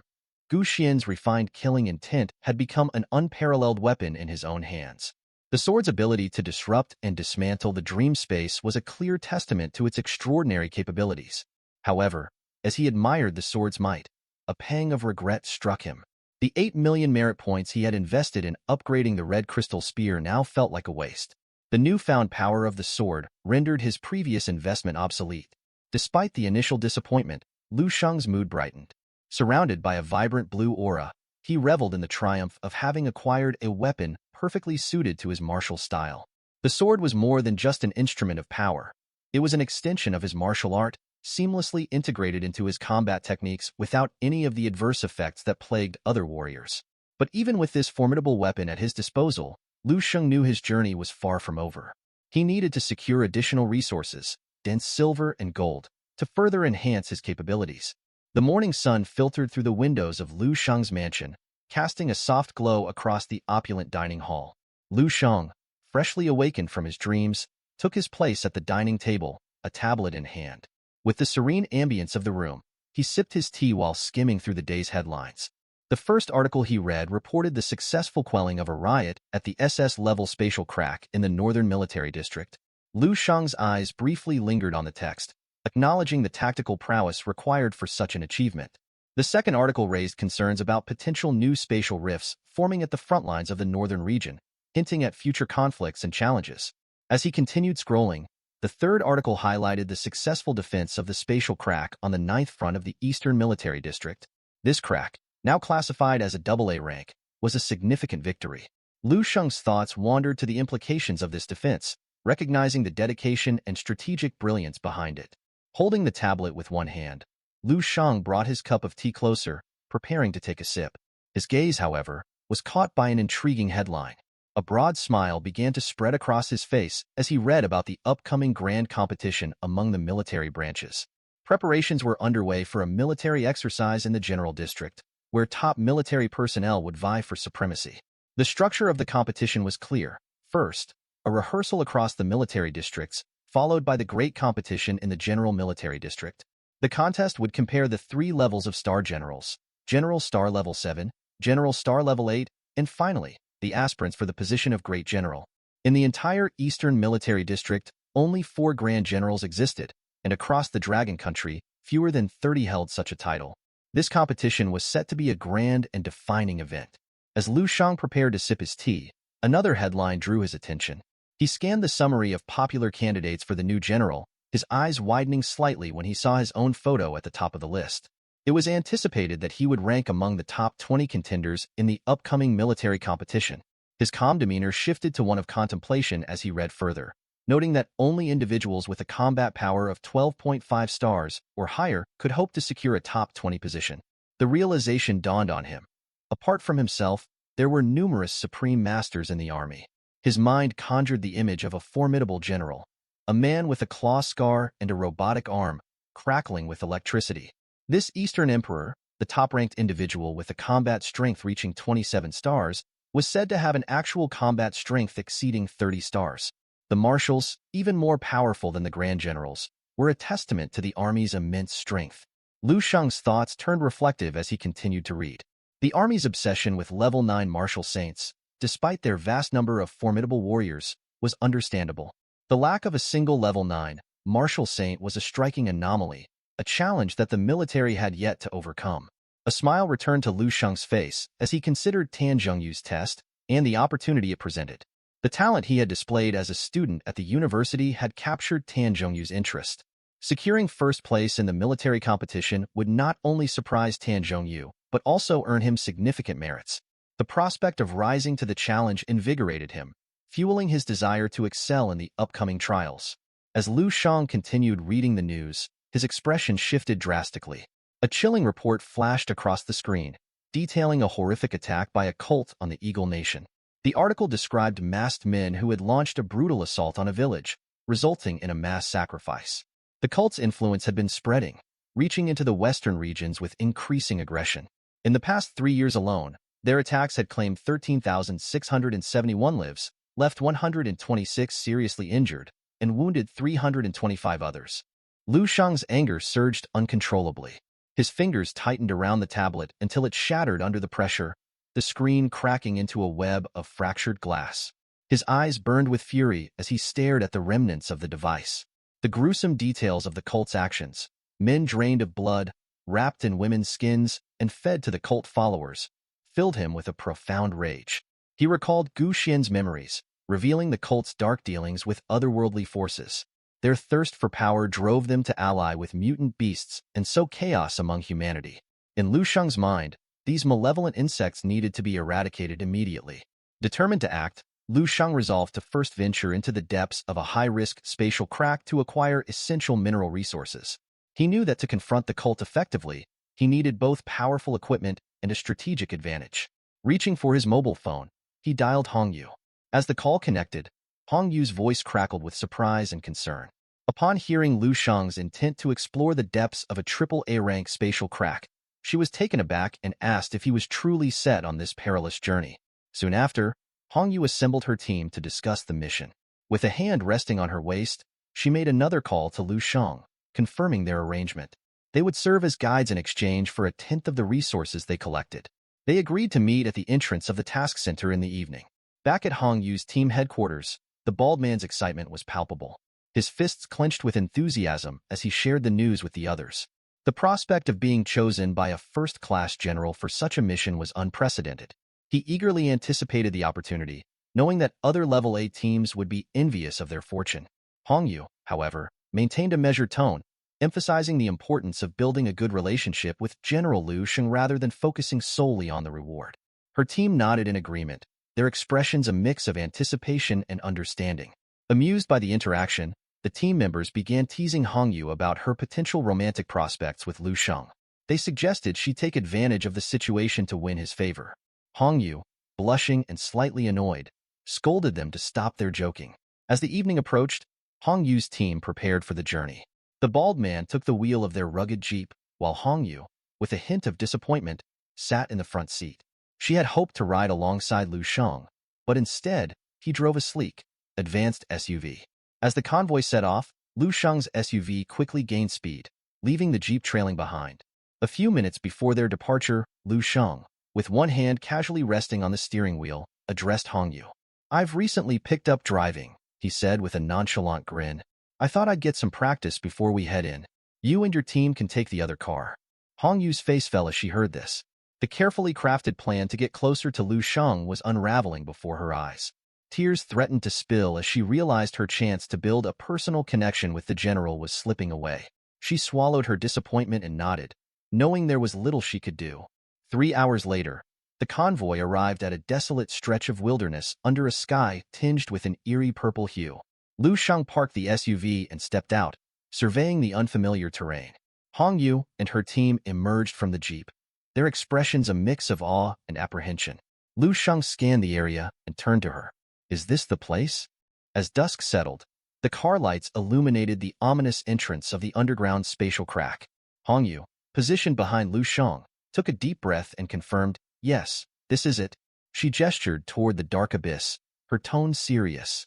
"The spatial crack has multiple layers. The deeper we go, the more dangerous the mutant beasts become. And the most perilous layer of all is the abyss." Lu Sheng's curiosity was piqued by the mention of the abyss. He turned to Hong Yu with a calm but inquisitive look. "What exactly is the abyss?" Hong Yu's expression grew somber as she began her explanation. "Mutant beasts come from another world, or perhaps a different dimension. The abyss is a fragment of that world. It constantly emits a sinister aura that manifests here as a black mist. This mist can weaken firearms, disable electronic devices, and even corrode ordinary people, turning them into beasts." Lu Sheng's eyes narrowed as he considered this information. The black mist sounded eerily similar to the fog that pervaded his dream realm. So, this black mist, does it only affect ordinary people, or can it impact martial artists as well? Hong Yu placed a reassuring hand on her chest and met Lu Sheng's gaze. "The mist mainly affects common people. Martial artists are less susceptible, but we still avoid the rifts if possible. The mutant beasts from the abyss are relentless and nearly endless." Lu Sheng's resolve hardened as he processed this information. The connection to the black mist in his dreams gave him a clearer understanding of its origin. Hong Yu, observing Lu Sheng's contemplative expression, felt a pang of confusion. "We're ready to enter the spatial crack," she said, preparing to lead the way. As Hong Yu started walking toward the entrance, Lu Sheng called out, halting her. "Wait a moment, I have a question." Hong Yu stopped in her tracks, her brow furrowing in curiosity. She turned to face Lu Sheng, who now wore a mischievous smile. "What if I wanted to go straight into the abyss?" he asked, his eyes gleaming with a mix of challenge and intrigue. The reaction to Lu Sheng's intention to enter the abyss was immediate and intense. The members of Hong Yu's team exchanged wide-eyed glances, their faces pale with shock. Hong Yu's hands trembled as she anxiously fidgeted, her gaze fixed on the ground. I don't know what could happen if someone actually went directly into the abyss," she stammered, her voice barely above a whisper. Lu Sheng, undeterred, fixed them with a gaze full of steely determination. As he observed their reactions, a wry smile tugged at the corner of his lips. The realization dawned on him. No one had ever ventured into the abyss, at least not with any known outcome. Hong Yu's anxiety deepened. Beads of sweat dotted her forehead as she spoke with a note of terror in her voice. "Not many have tried. Those who did, powerful martial saints among them, simply vanished. There's no record of what became of them. It's a secret buried deep within the Dragon Kingdom." A hushed silence followed her revelation. Lu Sheng remained calm, absorbing the gravity of her words. The mention of martial saints caught his attention. He raised an eyebrow, puzzled. "Martial saints? What happened to the 4 who were sent 2 centuries ago?" Hong Yu's voice trembled as she recounted the tale. 200 years ago, 4 martial saints from the 4 countries entered different rifts. Since then, there has been no word from them. This remains one of the Dragon Kingdom's most closely guarded secrets. One of Hong Yu's teammates, a burly man with a stern expression, stepped forward. "Are you certain you want to go into the abyss? With our current strength, we wouldn't stand a chance. It could cost us our lives." Hong Yu shot a puzzled look at the man. Before Lu Sheng could respond, she interjected with a controlled tone. "This spatial crack is AAA level. As long as we don't descend below level 30, we should be fine. But the abyss," her voice faltered as she glanced nervously at Lu Sheng. "The abyss is not something to be taken lightly." Lu Sheng's gaze remained steady as he processed this. "Understood. I'll keep that in mind." With a resolute nod, he turned toward the entrance of the spatial crack. Without further hesitation, Lu Sheng leaped into the darkness, his form disappearing into the gaping maw. Hong Yu and her team were left staring in stunned silence as he vanished from view. As Lu Sheng descended, a powerful golden aura enveloped him, casting an ethereal glow in the otherwise pitch-black void. His expression was one of unwavering focus as he plummeted through the layers of the spatial crack. His mind raced with thoughts of what secrets the abyss might hold. Upon reaching the bottom, Lu Sheng pushed himself off the walls, his movements precise and deliberate. He landed lightly and began to explore the area, his golden energy casting eerie shadows on the rugged terrain. Hongyu and her team followed shortly after, their faces a mix of fear and determination. Lu Sheng took small, controlled jumps, examining his surroundings with a meticulous eye. The others, though apprehensive, mirrored his actions, carefully following his lead. As he surveyed the area, Lu Sheng turned to Hongyu, his face a mask of concentration. Aside from the abyss, is there anything else significant within the spatial cracks? Hongyu, catching up with him, nodded solemnly. There are other dangers as well. Besides the abyss, the underground spatial cracks are known to harbor martial arts fanatics. These individuals are obsessed with their craft and can be as dangerous as the mutant beasts themselves. As Lu Sheng and Hongyu stood atop the rocky outcrop, the mention of martial arts fanatics made Lu Sheng pause. He placed one hand on the ground, steadying himself as he gazed down into the shadowy depths of the spatial crack. With a frown of curiosity, he asked, "Who exactly are these martial arts fanatics?" Hongyu sat down on a nearby rock, her eyes fixed on the dark abyss below. Her fingers traced patterns on the ground as she began to explain. These fanatics aren't part of any official military force. They've made the depths of these spatial cracks their home, training relentlessly for years. They're driven by an obsession with mastering the ultimate truths of martial arts. Lu Sheng peered into the hole, his expression thoughtful. Hongyu continued, "These individuals often come from martial schools, and their martial will is fierce. They're known for their intense combat capabilities, often surpassing even the most skilled of our general stars. They've survived amidst mutant beasts, honing their skills in isolation. They are formidable, and we know little about them." As Hongyu spoke, Lu Sheng's gaze shifted to a military skull lying nearby, a grim reminder of the dangers lurking in these depths. They began walking, Lu Sheng stepped steady and measured. He inquired, "Why should we be particularly cautious of them?" Hongyu fell into step beside him, her face a mix of concern and grim resolve. These fanatics are consumed by their obsession. They'll do anything to push the limits of their martial path, even drink dirty water or consume raw meat from mutant beasts. But that's not the worst part. Her eyes took on a haunted look as she described the horror. Some of them practice cannibalism, consuming the flesh of their own kind. They believe that by devouring the strong, they can absorb their power. Lu Sheng's eyes widened in shock, the weight of her words sinking in. He could scarcely believe the depths of depravity these individuals had sunk to. Compared to Gu Xian's path of ruthless killing, these fanatics had strayed far from any semblance of humanity. His resolve hardened. He knew he had to face them with unwavering determination. An hour later, they reached the 20th level of the spatial crack. The floor was littered with the remains of mutant beasts, some hacked into pieces, others lying lifeless on the ground. Hongyu and her team had clearly been busy, their breaths ragged from the recent battles. As she wiped the sweat from her brow, she sighed in relief. "This floor is finally clear," she said. They pressed on, reaching an entrance that glowed with a powerful light. Hongyu's expression turned serious. "This is the gateway to the depths of the spatial crack. Inside, the area will be shrouded in black fog, making visibility nearly impossible. We need to be extra cautious." Lu Sheng's fists clenched as he stared at the entrance with focused intensity. "Don't worry," he said firmly. "We'll handle it. Everyone stay close. I'll lead the way." Hongyu unsheathed her sword, her stance resolute. The others assumed an offensive posture, ready for whatever lay ahead. Lu Sheng took a deep breath, preparing himself for the challenge. As they approached the entrance, an ominous energy began to swell, an aura of malevolence that seemed to seep from the very walls of the spatial crack. As the malevolent energy surged around them, Lu Sheng stood resolute. His eyes were closed in deep concentration, both hands extended outward. The oppressive black mist swirled menacingly around him, but Lu Sheng's calm demeanor remained unshaken. Hongyu's eyes widened in alarm. Her hand reached out, trembling slightly. "What are you doing?" she demanded, her voice laced with anxiety. Without opening his eyes, Lu Sheng spoke with unwavering confidence. "Don't worry. This is just a test. The energy can't harm me." He extended his arms further, gathering the swirling evil energy into a focused point. His immortal star body was designed to eliminate any dark energy that came into contact with it, rendering him nearly impervious to the malevolent forces surrounding them. In moments, the concentrated evil energy began to coalesce, forming a shimmering portal. The black mist, once suffocating, was now being funneled into this newly created passage. As the portal stabilized, a sudden movement caught everyone's attention.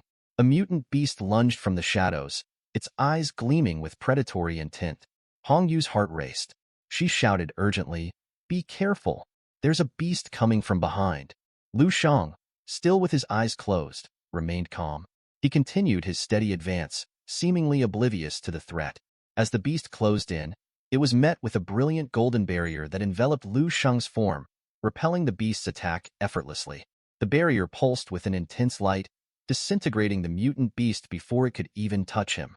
The sight left Hong Yu and her team speechless. Their jaws dropped as they watched the golden energy dissolve the beast's remains. Hong Yu, drenched in sweat, muttered in awe. Even a level 5 Black Moon Weasel would struggle to get close to him. Is this the power of a 12-star general?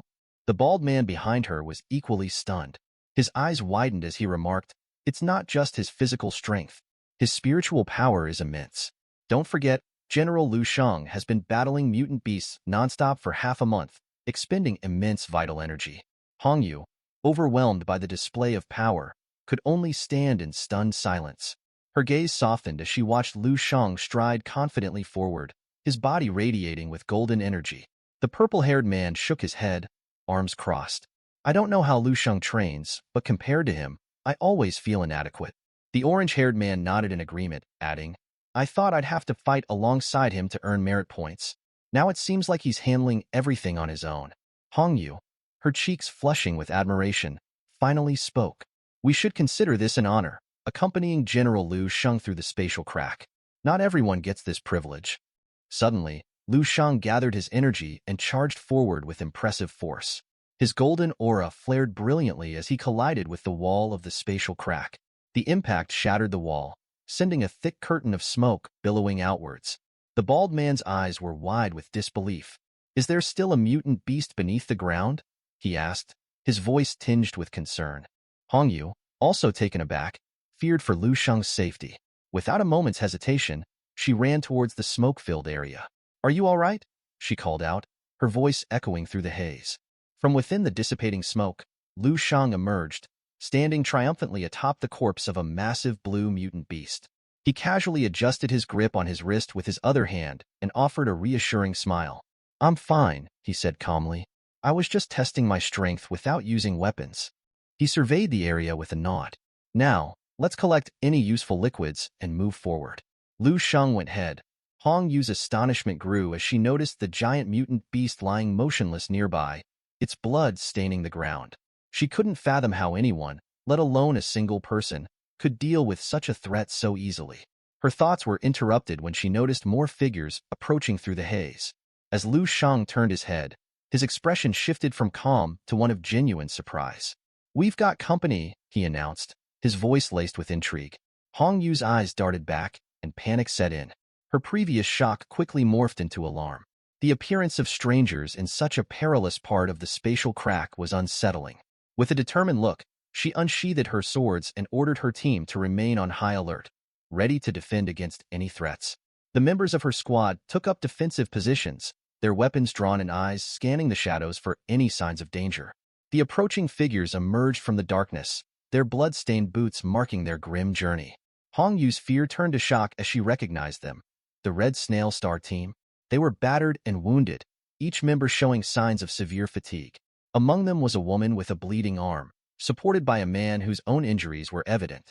Another hooded figure stood silently, while an elderly man and another hooded person followed closely.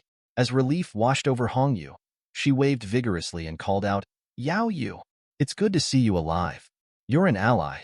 Her voice was filled with a mixture of joy and concern. Yao Yu, the leader of the squad, lifted his hand to his head, beginning to remove his hood. His face, marked by exhaustion and recognition, was revealed as he stared at Hong Yu with a lost expression. The tension in the air was palpable as they exchanged glances. Moments later, Yao Yu's team settled down. Some found temporary respite on nearby rocks, while others slumped against the stone walls, their bodies visibly drained. Hongyu approached them with a calm demeanor, though her eyes betrayed her anxiety. She asked Yao Yu, "How long have you been here? And what happened to you all?" Yao Yu, seated atop a rock with a pensive expression, remained silent for a moment before speaking. "We've been down here for nearly a month," he admitted, his voice strained. "We've lost more people than we care to count and haven't achieved anything worthwhile." He glanced at Lu Sheng with a mix of curiosity and concern. "How many more floors are you planning to descend?" His eyes, now steely and resolute, bore into Lu Sheng's. Yao Yu's expression hardened as he warned, "Avoid descending below the 25th floor. The warriors down there are insane. We've seen them massacre each other without a shred of mercy. 2 official military squads have gone dark, completely lost contact." His voice grew grim as he recounted their dire experiences. He reached for his cloak and removed it with trembling hands, revealing bite marks on his arm. His face twisted with pain as he displayed the injuries. "I barely escaped the 26th floor with my life. These bites," he paused, clenching his teeth, "they almost cost me my life." Hong Yu's face turned pale as she saw Yao Yu's wounds. Her hand flew to her mouth, horrified by the brutal reality of their situation.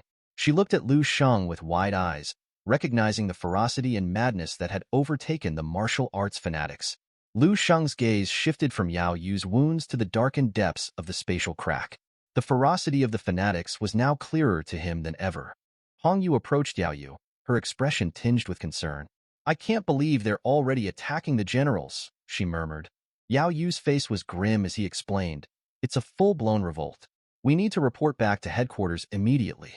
He gave her a reassuring nod, then turned with his star snail team, leaving the area with a sense of urgency. Hong Yu's eyes shifted to Lu Sheng, who was observing the retreating red snail team. "Captain, do you think we should advance further into the spatial crack?" she asked, her tone laced with hesitation. Lu Sheng, his gaze fixed on the retreating figures, remained silent for a moment, deep in thought. Suddenly, a monstrous centipede-like mutant beast emerged from the shadows, its mandibles clicking menacingly as it lunged toward him. Reacting swiftly, Lu Sheng's hand shot out, landing firmly on the beast's head. A surge of golden energy flowed from his palm, searing into the beast's body. With a powerful twist, he decapitated the creature in one clean motion.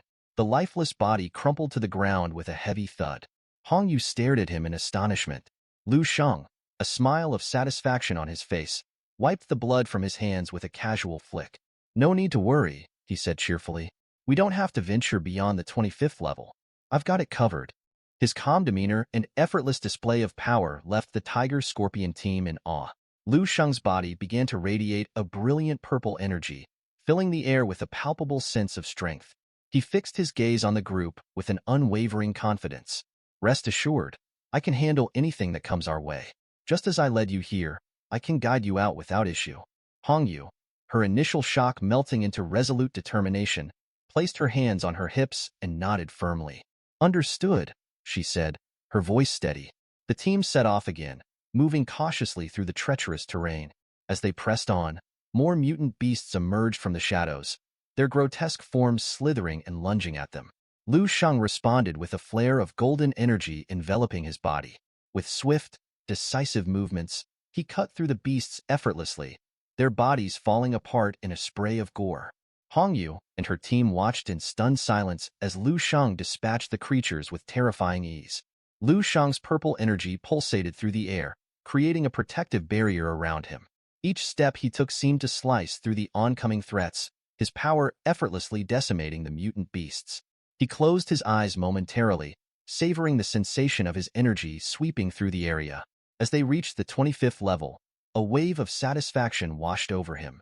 He recalled a giant fish-shaped mutant beast from earlier, contemplating that with his current strength, he could face anything short of a legendary level 9 beast. Lu Sheng's mind raced as he recalled the Dream Realm system's records. The map he had studied detailed the underground spatial crack, with a specific marker indicating the location of a dense silver deposit at its center. He could almost feel the presence of this rare resource. Closing his eyes, Lu Sheng's body surged with a pulsating purple energy, which began to spread throughout the spatial crack. His energy traced a radiant path through the levels, guiding him from the 25th to the 30th floor. A wave of excitement surged through him as he finally pinpointed the dense silver deposit on the 30th level. Its potent energy radiated powerfully, signaling its location. With a sharp intake of breath, Lu Shang's expression shifted from focus to exhilaration. "We're close," he called out, his voice cutting through the tension. "Stay close and follow me." Surrounded by a shimmering green aura, Lu Shang took off with renewed urgency, his speed leaving the others trailing behind. Hongyu, astonished by the sudden burst of speed, exchanged worried glances with her team. "What's he up to?" she wondered aloud, trying to keep pace. Behind her, the blue-haired man clenched his fists, his eyes narrowing with determination. The bald man, gritting his teeth in frustration, muttered, "Wasn't General Lu Shang supposed to keep us above the 25th floor? Now we're descending even further." Despite their concerns, the team pushed on, descending rapidly until they reached the 30th level. Lu Shang's green energy flared brighter as he sprinted ahead, widening the gap between himself and the others. Hong Yu's anxiety grew with each step, her gaze fixed on Lu Shang's retreating form. Suddenly, a menacing dark red energy slithered toward Hong Yu and her team, filling the air with an oppressive weight. Her heart raced. "This is bad," she thought, her instinct screaming at her to act. "We need to stick together." She turned to her team, issuing a stern order. "Keep close and don't scatter. Follow General Lu Shang." The team tightened their formation, their determination hardening as they increased their pace. Their synchronized effort brought them closer to Lu Shang, who was now nearing the far end of the 30th level. Arriving at their destination, Lu Shang skidded to a halt amidst a haze of smoke. Before him lay the dense silver deposit, its sheer size and brilliance illuminating the area. Nearby, a massive mutant beast, guarding the treasure, glared at them with a fierce intensity. Hong Yu and her team caught up, their eyes widening at the sight of the dense silver. They fell into a stunned silence, the imposing presence of the mutant beast making their hearts race. The beast snarled, advancing menacingly. Without hesitation, Lu Shang extended his right hand, his golden energy coalescing into a powerful burst. The energy streaked through the air, striking the mutant beast squarely. The beast let out a deafening roar as it was blasted backward, its body convulsing before collapsing to the ground. A faint, satisfied smile crept onto Lu Shang's face as he watched the beast fall. Lu Shang's energy surged to an intense level, his golden aura flaring brightly. The mutant beast, battered by the force of his attack, crashed into the stone wall with a thunderous impact.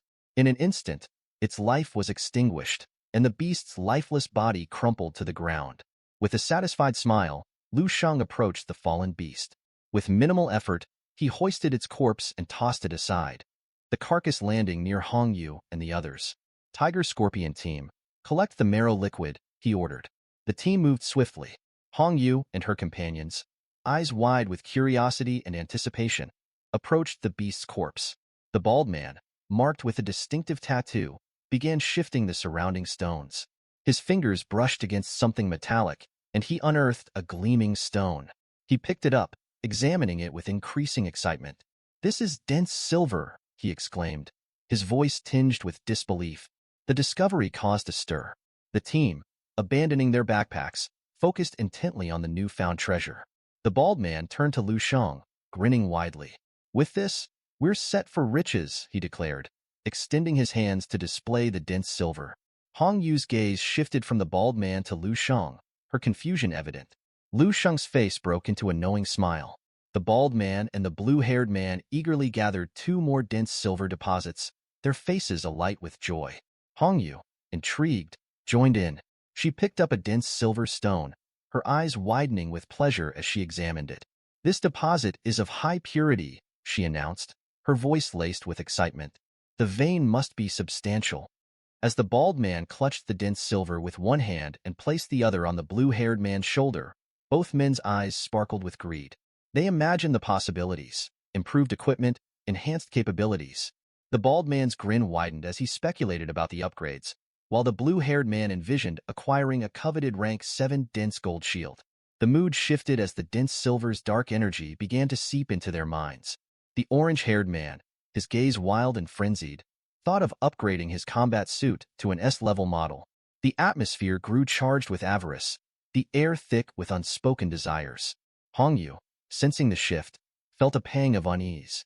The group's expressions became increasingly unhinged, their greed threatening to overshadow their reason. With a piercing cry, she shouted, Quiet. Something's wrong. The bald man turned, confusion etched across his face. His gaze followed Hong Yu's line of sight, and his expression turned to one of shock. Lu Sheng stood behind him, his eyes fixed with an intense, unyielding stare. The bald man's heart raced as he felt the weight of Lu Sheng's gaze. Sweat broke out on his forehead as he clutched the dense silver deposits tightly. Panic-stricken, he stammered, "I didn't mean to steal. I'll put it back." He and the blue-haired man hurriedly returned the dense silver to its original location, their movements frantic. The bald man slapped himself on the face, trying to shake off the sudden fear. The bald man's face was a mask of panic, sweat pouring down his forehead. His eyes darted to the ground as he begged Lu Sheng for forgiveness. "Please, General Lu Sheng. I'm sorry. I didn't mean to." Lu Sheng remained silent, his expression unreadable. Hong Yu stepped forward, hands on her hips, her tone stern. "We've all done our part, but the dense silver was discovered by General Lu Sheng. So, naturally, all the benefits go to him." The bald man and his companions shifted awkwardly, avoiding eye contact.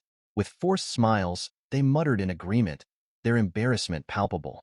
Lu Sheng approached the bald man, a friendly smile on his face. He placed a reassuring hand on the bald man's shoulder. "Greed is natural," he said calmly. "I understand where you're coming from." The bald man, now trembling, fell to his knees. "I swear, I'll never be greedy again. Thank you for your understanding and forgiveness." His voice was a desperate plea. In response, Lu Sheng extended his hand, summoning a blazing golden sphere of energy. The bald man's eyes widened in fear, bracing himself for punishment. Hong Yu's eyes shot wide open, her concern evident. "Stop, General Lu Sheng, please."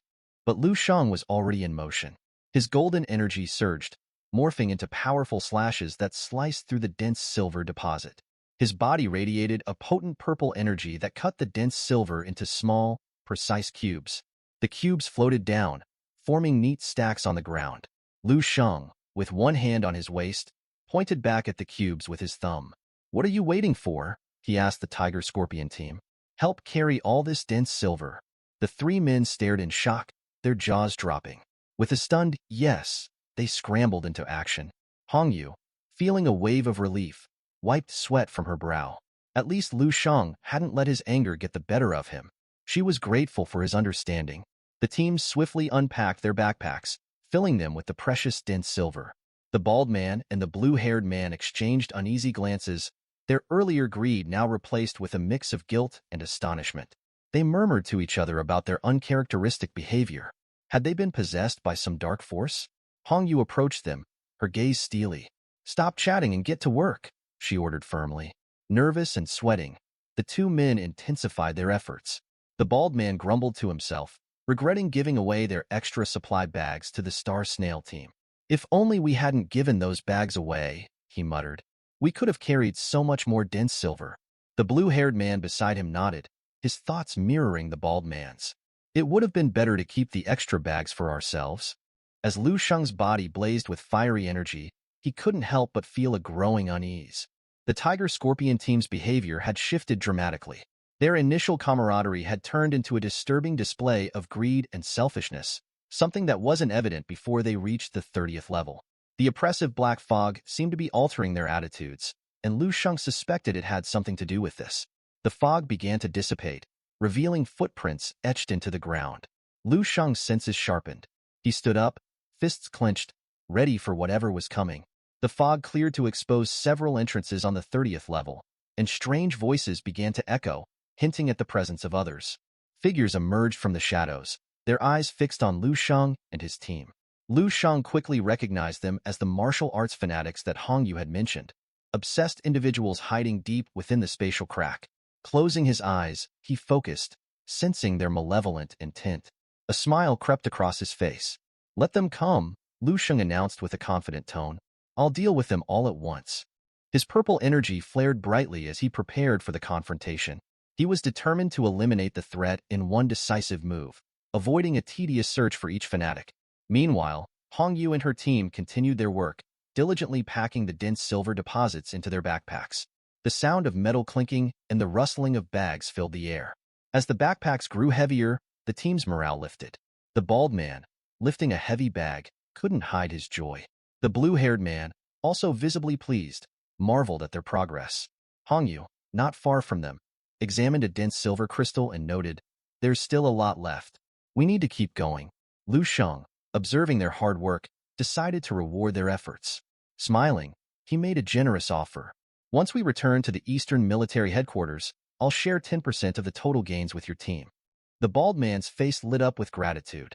He looked at Lu Sheng, his voice filled with genuine appreciation. "Thank you, General Lu Sheng. This means a lot to us." Hongyu, who was also carrying dense silver crystals, turned to Lu Sheng with a mix of surprise and admiration. "Thank you for your generosity, General Lu Sheng. But really, we don't deserve this. It's not necessary." Lu Sheng's gaze locked onto Hongyu with an unwavering intensity. "Whether you think you deserve it or not isn't the issue," he said firmly. "If I want to give it to you, then you should accept it, no questions asked." The members of the Red Scorpion team exchanged nervous glances but nodded resolutely. "Yes, General Lu Sheng," they responded, returning to their task with renewed focus. Lu Sheng crossed his arms, a faint smile playing on his lips. He thought to himself, when you're weak, your anger changes nothing. But when you're powerful, even your smallest gestures carry weight.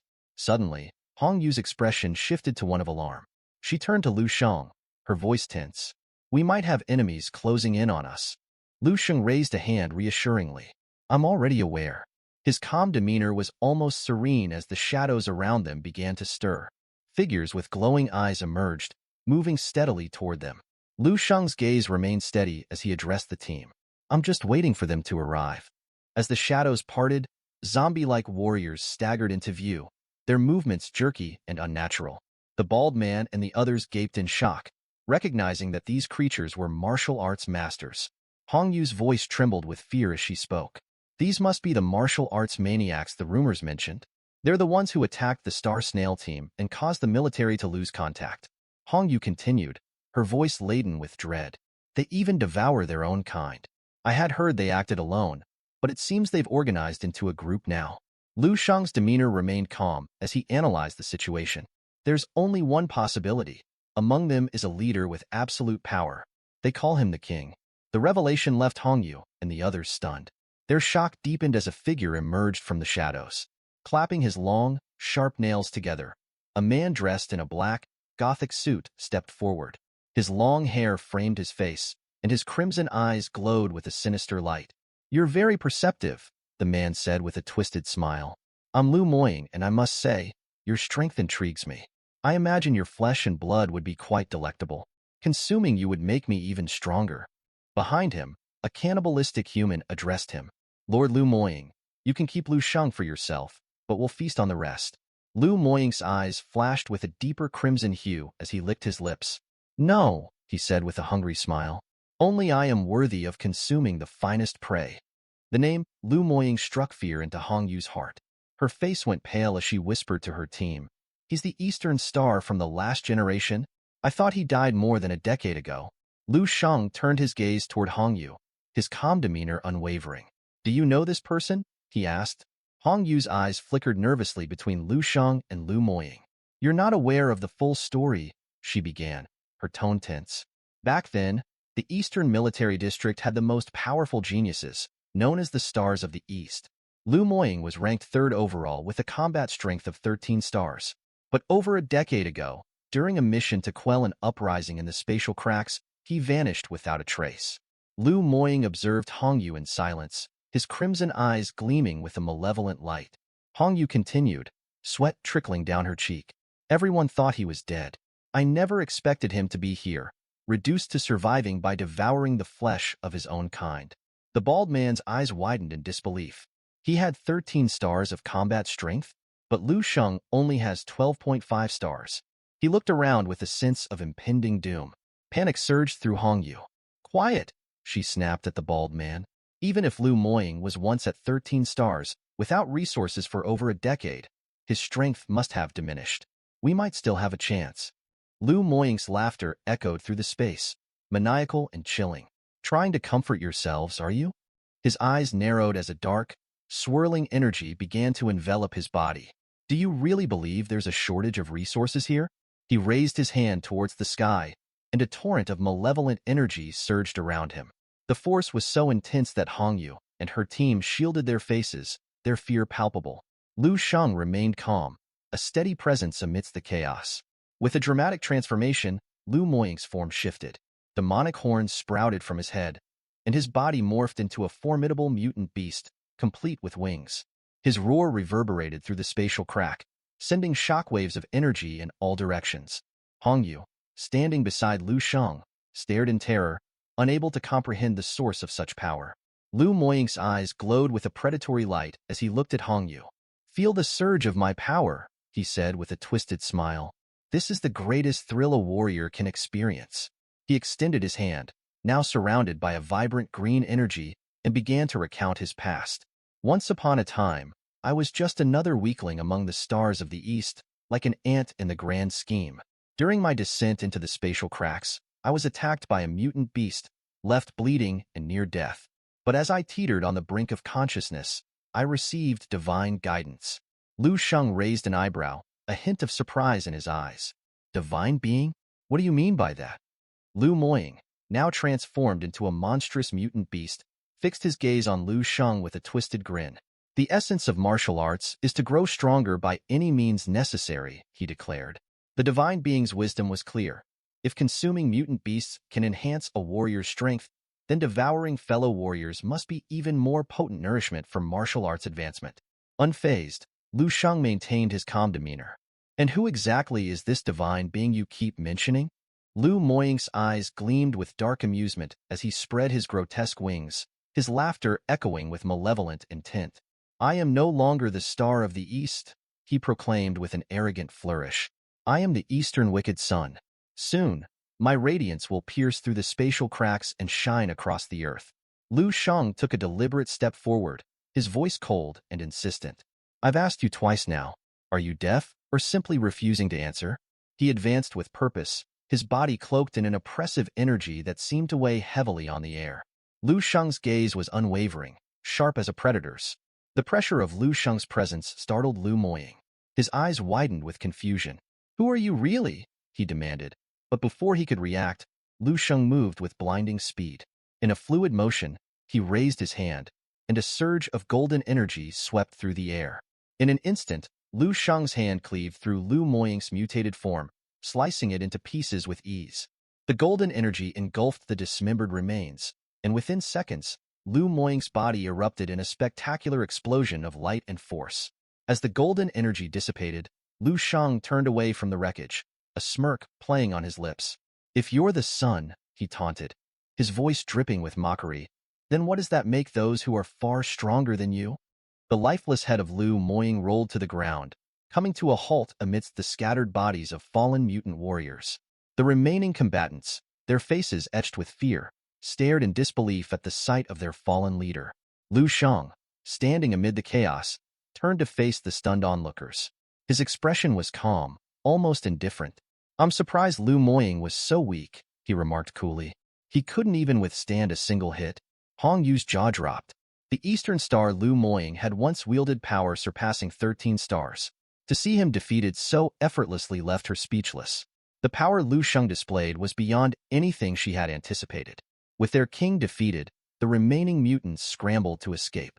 Lu Sheng remained stationary for a heartbeat before raising his hand, golden energy crackling around him. As the blue aura enveloped his form, he directed a sweeping motion. The fleeing beasts were obliterated in a flash of energy, their bodies disintegrating before they could flee. The bald man's eyes widened in shock. "This 12.5 star force, it's just a glimpse of what Lu Sheng is capable of," he stammered. Hongyu, though initially shaken, now regarded Lu Sheng with a calm, almost reverent demeanor. In her mind, Lu Sheng's prowess was setting their military zone apart. His display of strength promised to elevate their reputation significantly. Lu Sheng examined the battlefield with a critical eye. "This floor is nearly cleared," he noted. "Please wait here for a bit." With that, he leaped, his body transforming into a streak of golden energy as he sped toward the next layer's entrance. Hongyu called out, trying to keep up. "Wait, we need to." But Lu Sheng was already moving too fast. The entrance loomed before him, leading into the unknown depths of the spatial crack. A strange green energy permeated the air, and a vast lake connected by winding rivers stretched out before him. The area was eerily quiet, the silence almost deafening. Lu Sheng landed softly, barely making a sound. He scanned the surroundings with a discerning eye, noting the unnerving stillness. He approached an entrance, the black fog within thick and impenetrable even to his sharp senses. He pondered whether to venture inside, knowing that weaker mentalists would be utterly lost here. With a determined expression, Lu Sheng stepped through the entrance. Instantly, a brilliant golden light surged towards him, penetrating his forehead. Confusion flashed across his face as he was engulfed by the light. The tumult of battle faded away, replaced by a serene landscape. Lu Sheng found himself in a peaceful realm, bathed in gentle sunlight. Trees swayed softly, butterflies danced in the air, and a figure with a bracelet delicately dipped their foot into a crystal-clear lake. Lu Sheng's eyes widened in astonishment. Before him stood a graceful fairy, her ethereal presence radiating a serene glow. She rested a delicate hand on a tree branch, her gaze locking with his. To Lu Sheng, the sight was surreal, an intelligent being in a place he thought devoid of life. The fairy's hand extended towards him, her expression curious and inviting. Lu Sheng, captivated, felt his legs moving as if drawn by an unseen force. The fairy's touch seemed to promise a connection that spanned worlds. As he reached out, his forehead suddenly gleamed with a bright, golden light, breaking the spell of enchantment. The fairy's form began to distort grotesquely, morphing into a nightmarish mutant beast with writhing tentacles and a gaping maw. The beast, larger than Lu Sheng, drooled menacingly as it prepared to devour him. Lu Sheng stared in silence, paralyzed by fear. The beast's tentacles advanced, and a voice echoed from the darkness, offering him everything he desired. Lu Sheng's fear intensified as mutant hands began to emerge from a nearby hole. The beast's distorted face, now more monstrous than ever, urged him to join them. Its mouth, once a seductive visage, now bore sharp, cruel teeth, and it wrapped him in its grotesque embrace. In a moment of sheer terror, Lu Sheng felt immobilized. The mutant beast's face morphed into that of a woman, her drool dripping as she called him dear son.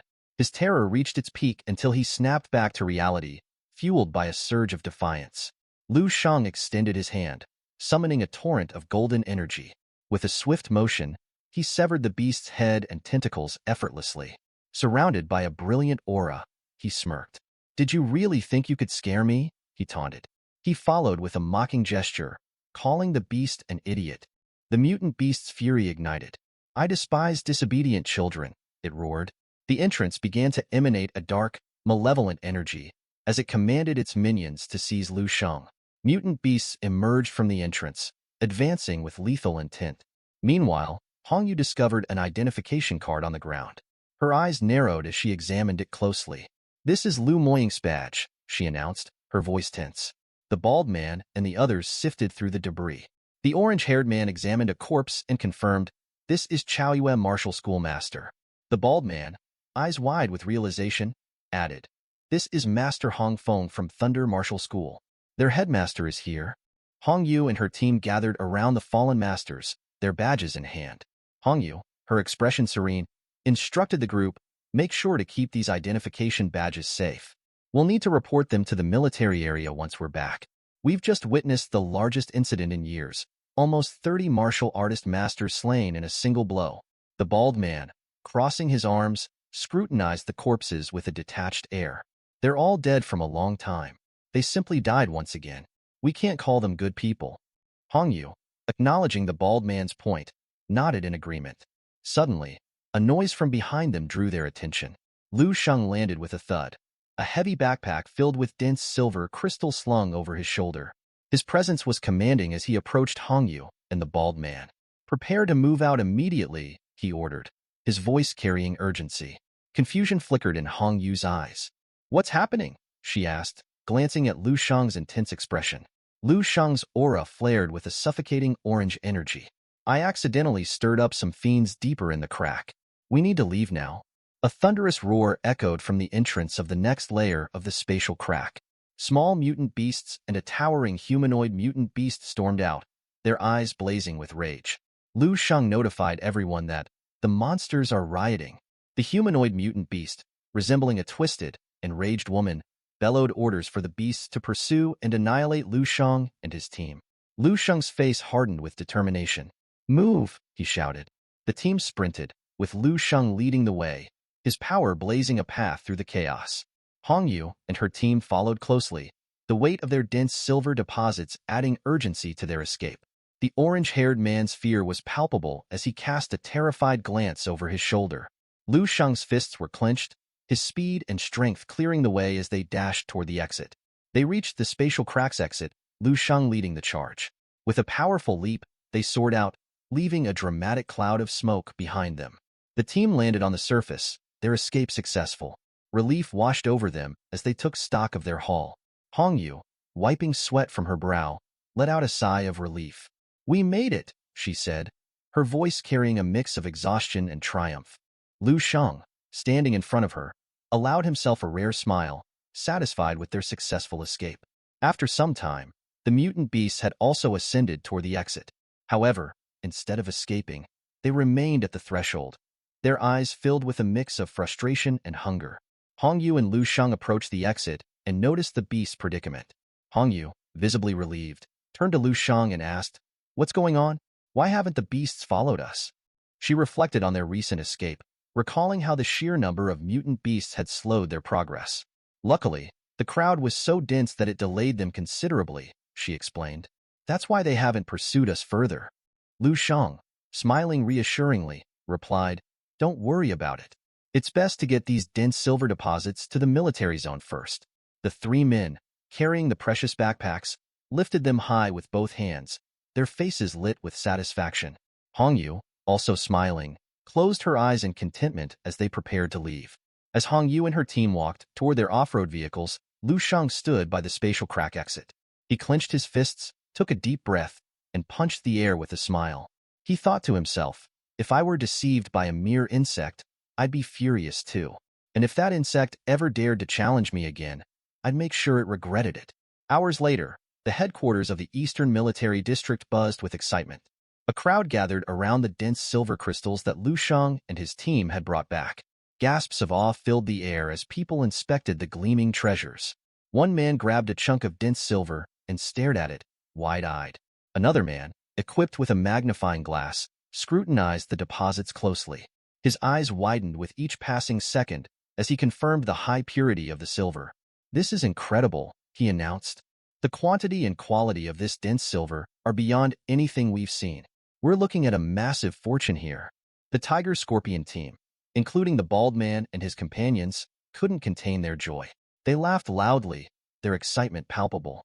Their exuberance puzzled some of the onlookers, who struggled to understand the full extent of their discovery. At that moment, Yayu stepped forward with a serious expression. "This success wasn't just luck," he said, catching everyone's attention. "Earlier, I saw the mission leader's SUV at the entrance. Its plate number was DZ00002. Did anyone else notice that?"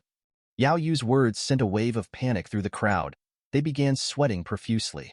With a nervous smile, he revealed to the stunned crowd, "The SUV belongs to a first-grade general." His words everyone around him in disbelief. Star Snail team members hesitated, their voices trembling as they asked, "Is Lu Sheng really the first-grade general?" Yao Yu, overwhelmed with emotion, got depressed. Thinking about it, no. He wondered if he already knew about Lu Sheng's identity, he would have clung to Lu Sheng's leg. Tears started streaming down his face. Through his sobs, he cried, "He's the real big shot. If I can rely on someone like him, my status will skyrocket." His weeping grew more intense, his nose running as he continued to cry. The bald man from Tiger Scorpion team, still processing the situation, addressed the group with a somber look. "Although General Lu Sheng officially holds the power of 12 stars, that's just a fraction of his true strength." He closed his eyes, picturing the full extent of Lu Sheng's power, and then pointed at the sky with a pleased smile. "He's at least 20 stars of power." This revelation sent shockwaves through the crowd, leaving everyone trembling with awe and fear at Lu Sheng's immense power. Meanwhile, later, Lu Sheng arrived at his villa, flanked by 2 armed soldiers stationed at the entrance. Hongyu and her team waited patiently. As Lu Sheng entered, he turned back and calmly instructed them. "Ensure all the dense silver is accounted for. Once that's done, I'll transfer 10% of the profits to your accounts." After issuing the order, he dismissed them. Hongyu saluted with a hand on her forehead, responding firmly, "Understood." Back in his villa, Lu Sheng retired to his bedroom. where he lay down on his bed and propped his hands behind his neck. As he fell asleep, he entered the space of dreams. Around him, system windows floated, displaying various pieces of information. Intrigued, Lu Shang focused on the system window showing data on the spatial crack. As he touched the window, the screens began to spin, revealing detailed information. Lu Shang's eyes widened as he absorbed the data, discovering that it was connected to the second battlefield. The information explained that the abyss was a spatial rift formed when two worlds collided. Each rift was unique, and if fully developed, would create a distorted gray zone large enough to allow powerful entities from another world to cross over. This phenomenon occurred when beings from different dimensions, times, and universes accidentally collided, leading to the invasion of mutant beasts. The data revealed that the mutant beasts' world was far more powerful than the human world, allowing them to invade with ease. In contrast, humans struggled to breach the mutant beast's realm due to the vast disparity in strength. Lu Shang placed his hand under his chin, deep in thought. The revelation about the abyss explained why he had absorbed so many memories of zombies. He recalled the fierce battles between humans and mutant beasts. He had rarely seen any signs of actions taken by martial rank 10 and 11 warriors. These experts, shrouded in rumors, had ventured into the second battlefield to combat the monstrous invaders from another world. The clashes were brutal and unrelenting.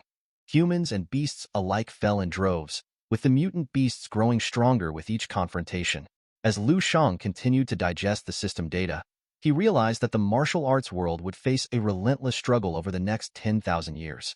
The conflict between the two civilizations was inevitable, with the outcome hanging on the prowess of elite warriors from both sides.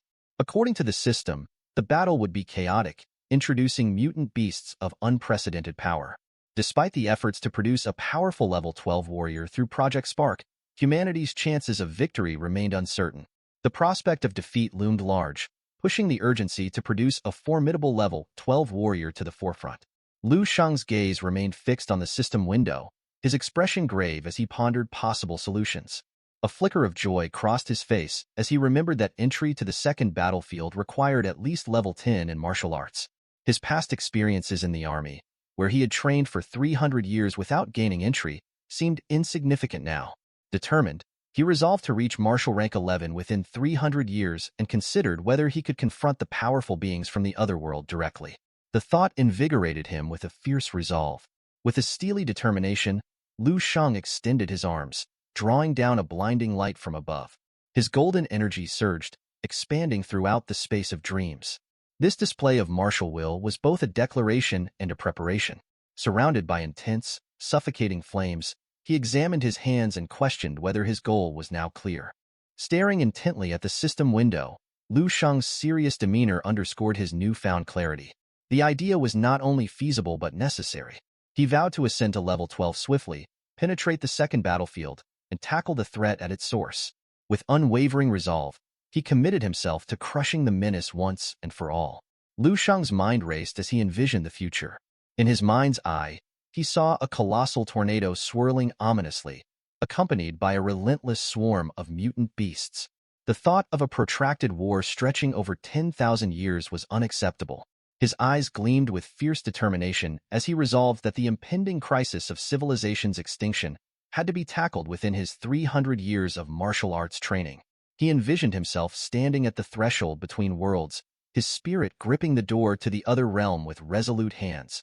In his imagination, he wrenched the door open, severing the connection between the human world and the realm of mutant beasts.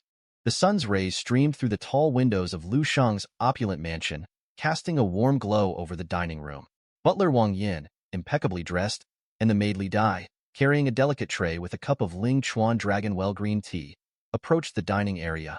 Lu Shang, seated at the table, was engrossed in a report, one hand holding a cup and the other turning pages. As Wang Yin and Li Dai entered, Wang Yin discreetly placed his hand behind his back and bowed slightly in greeting. Li Dai followed suit, bowing her head respectfully. Lu Shang, momentarily distracted from his work, glanced up. "What's this?" Lu Shang inquired, curiosity piqued. Wang Yin, giving a brief nod to Li Dai, responded, "This is a special gift from me, Master Lu. It's Ling Chuan Dragonwell green tea, just the way you like it." Li Dai, still slightly puzzled, approached the table and set the cup of tea down gently. Lu Shang eyed the tea with interest. Li Dai removed the lid, revealing the tea's vibrant green color. Wang Yin urged him to try it. Without hesitation, Lu Sheng lifted the teacup and took a sip. Instantly, a soft green aura began to emanate from the cup. He looked at the tea with a satisfied smile, intrigued by its unique energy. As Lu Sheng savored the tea, Wang Yin clapped lightly to gain his attention. A waiter, pushing a cart, appeared beside them. Wang Yin, with a pleased expression, said, "The level 7 soul body you requested has been prepared. Please take a look." Lu Sheng extended his hand towards the waiter, using his power to levitate the briefcase that the waiter presented. His eyes widened in surprise at how swiftly it had arrived. He opened the briefcase to reveal a finely crafted spear. As he inspected it, a smile of approval crossed his face. The weapon felt exceptional, almost reaching the quality of a level 8 weapon. He was thoroughly satisfied. Turning slightly, Lu Sheng addressed Wang Yin with a warm smile. "I've acquired a substantial amount of dense silver recently. I'll need your expertise to forge a new weapon. I'll send you the design shortly." He then turned to Li Dai, giving her instructions. "Please accompany Wang Yin to the exit, and then prepare some wine and food for the friends who will be joining us later." Wang Yin and Li Dai bowed in unison. "Understood," they replied, then exited the room. As Wang Yin walked down the corridor, Li Dai was busy closing the door behind him.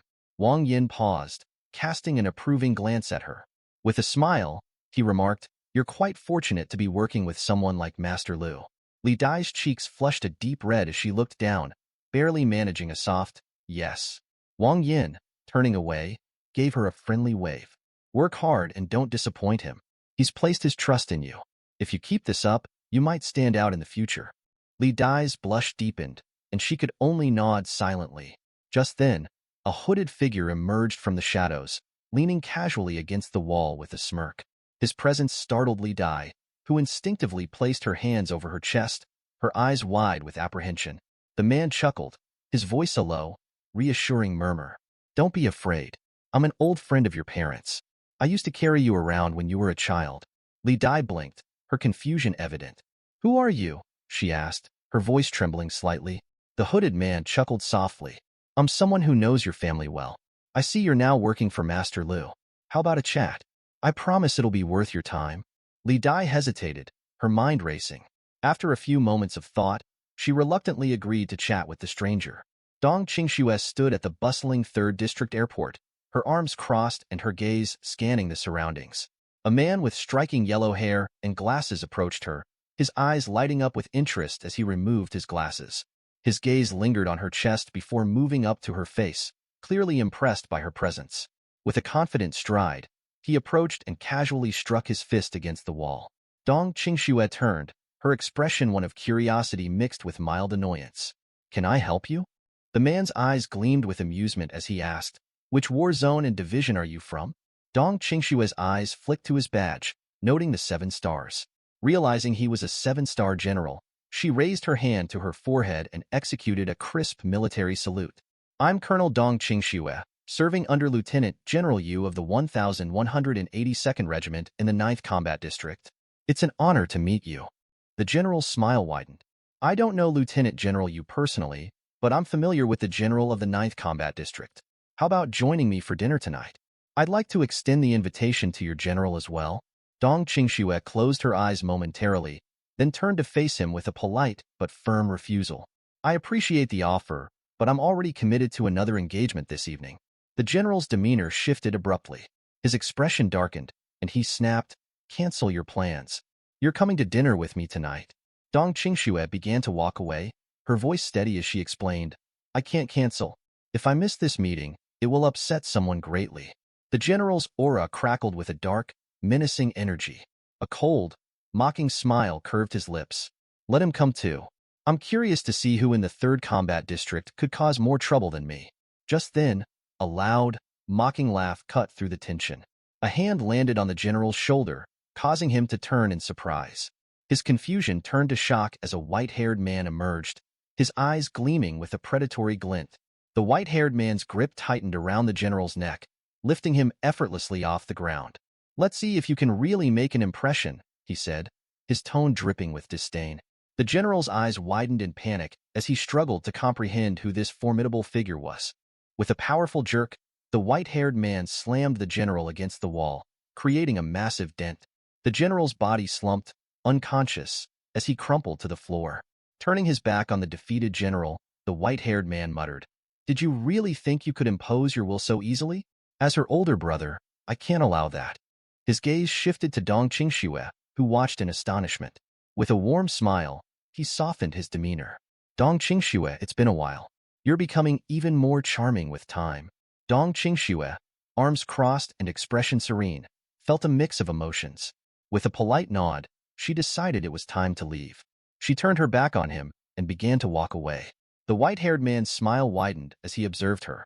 Still as distant as ever, he mused to himself. He then called out to her, "Don't forget to tell everyone in the Eastern Military District that Dong Shengyi has arrived."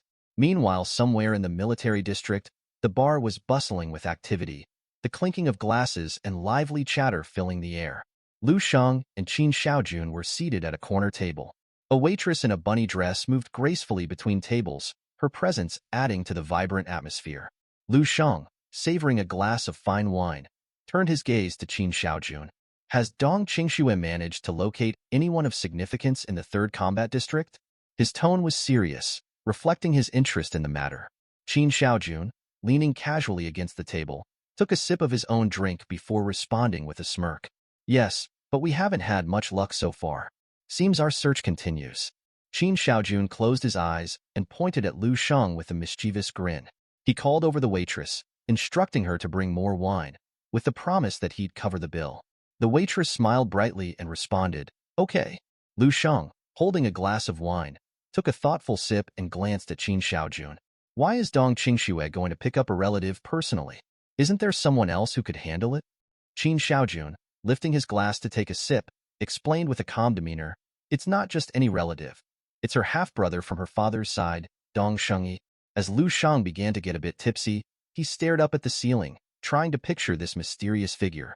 Qin Xiaojun continued, "Dong Shengyi isn't just anyone. Like you, he's a prodigy, and he's the most promising disciple of the Chaoyue martial school master. He's practically the heir." Lu Shang's eyes widened in astonishment. He took another hearty swig of his drink, contemplating the impressive reputation of Dong Shengyi. Qin Xiaojun laughed loudly, noticing Lu Shang's surprised expression. "Looks like you didn't think he'd be so remarkable, huh?" Lu Shang, slightly confused, asked, "Is it that obvious?" After several more rounds of drinks, Qin Xiaojun leaned in, placing a friendly arm around Lu Shang's shoulder. "I know you're young and have reached a combat level of 12 stars with innate talent, but don't get too cocky. Dong Shengyi is no ordinary opponent." Lu Shang, focusing on the table, fell silent. Qin Xiaojun continued, "Dong Shengyi's not just the heir of the Chaoyue martial school master. He's also the top figure on the military stars list in the Central District. His combat power is an astounding 27 stars. Qin Xiaojun's expression turned serious as he raised 2 fingers. "He's known as the Central Eastern Emperor, more than double your current power. Just imagine what that means." Lu Shang's expression remained indifferent. He looked directly at Qin Xiaojun and asked, "So, you're saying the instructor's brother is the Central Eastern Emperor?" Qin Xiaojun leaned in, placing a firm hand on Lu Shang's shoulder. The unexpected touch sent a shiver down Lu Shang's spine. As Qin Xiaojun grew more inebriated, he rested his other hand on the table, lifted his wine glass, and closed his eyes. With a slurred voice, he asked, "Have you been sweating a lot, Lu Shang?" Lu Shang turned his head, his confusion evident. "What are you talking about?" Qin Xiaojun took a sip of wine and continued, "If you're planning to woo Dong Qingxue, you're going to have to face her brother's tests. It won't be easy, but you're young. Hard work is part of the game." Lu Shang, now holding his own wine glass, rested his elbows on the table, deep in thought. He blushed slightly and asked, "Who said I wanted to flirt with Dong Qingxue?" Qin Xiaojun raised an eyebrow. "Are you playing dumb? It's not something to hide. You're a grown man." Lu Shang remained silent, his expression tense. Qin Xiaojun leaned in, clinking his glass with Lu Shang's. With a knowing look, he said, "Dong Qingxue has already been open about her feelings." The shock was visible on Lu Shang's face. He nearly spilled his wine as he forcefully set the glass down on the table. Turning to Qin Xiaojun with a serious expression, he demanded, "Has Dong Qingxue confessed anything to you?" Qin Xiaojun, hands under his chin, looked up at the ceiling and smirked. "You've given yourself away, haven't you? I can tell what's going on." His grin widened as he continued, I already knew. Lu Shang's face reddened as he averted his gaze, remaining silent. Qin Shaojun got up and stood behind Lu Shang, placing both hands on his shoulders. With a teasing glint in his eye, he said, your martial arts skills are top-notch, but when it comes to love, you're still a rookie. I can read you like a book. Lu Shang turned his head back, bewildered. What are you talking about? Is it true? Qin Shaojun chuckled, his eyes sparkling with mischief. Would you like Dong Qingxue to confess her feelings to you? He moved to sit down, placing one hand on the table and extending the other toward Lu Shang. With a cheerful smile, he added, relax, she's interested in you. Qin Shaojun leaned closer to Lu Shang, his tone serious. There's something you need to know. Lu Shang's curiosity piqued. What is it? With a calm demeanor, Qin Shaojun revealed, last time Dong Qingxue invited you to dinner, she was trying to confess her feelings, but you stood her up. Lu Shang's face turned crimson as the realization hit him.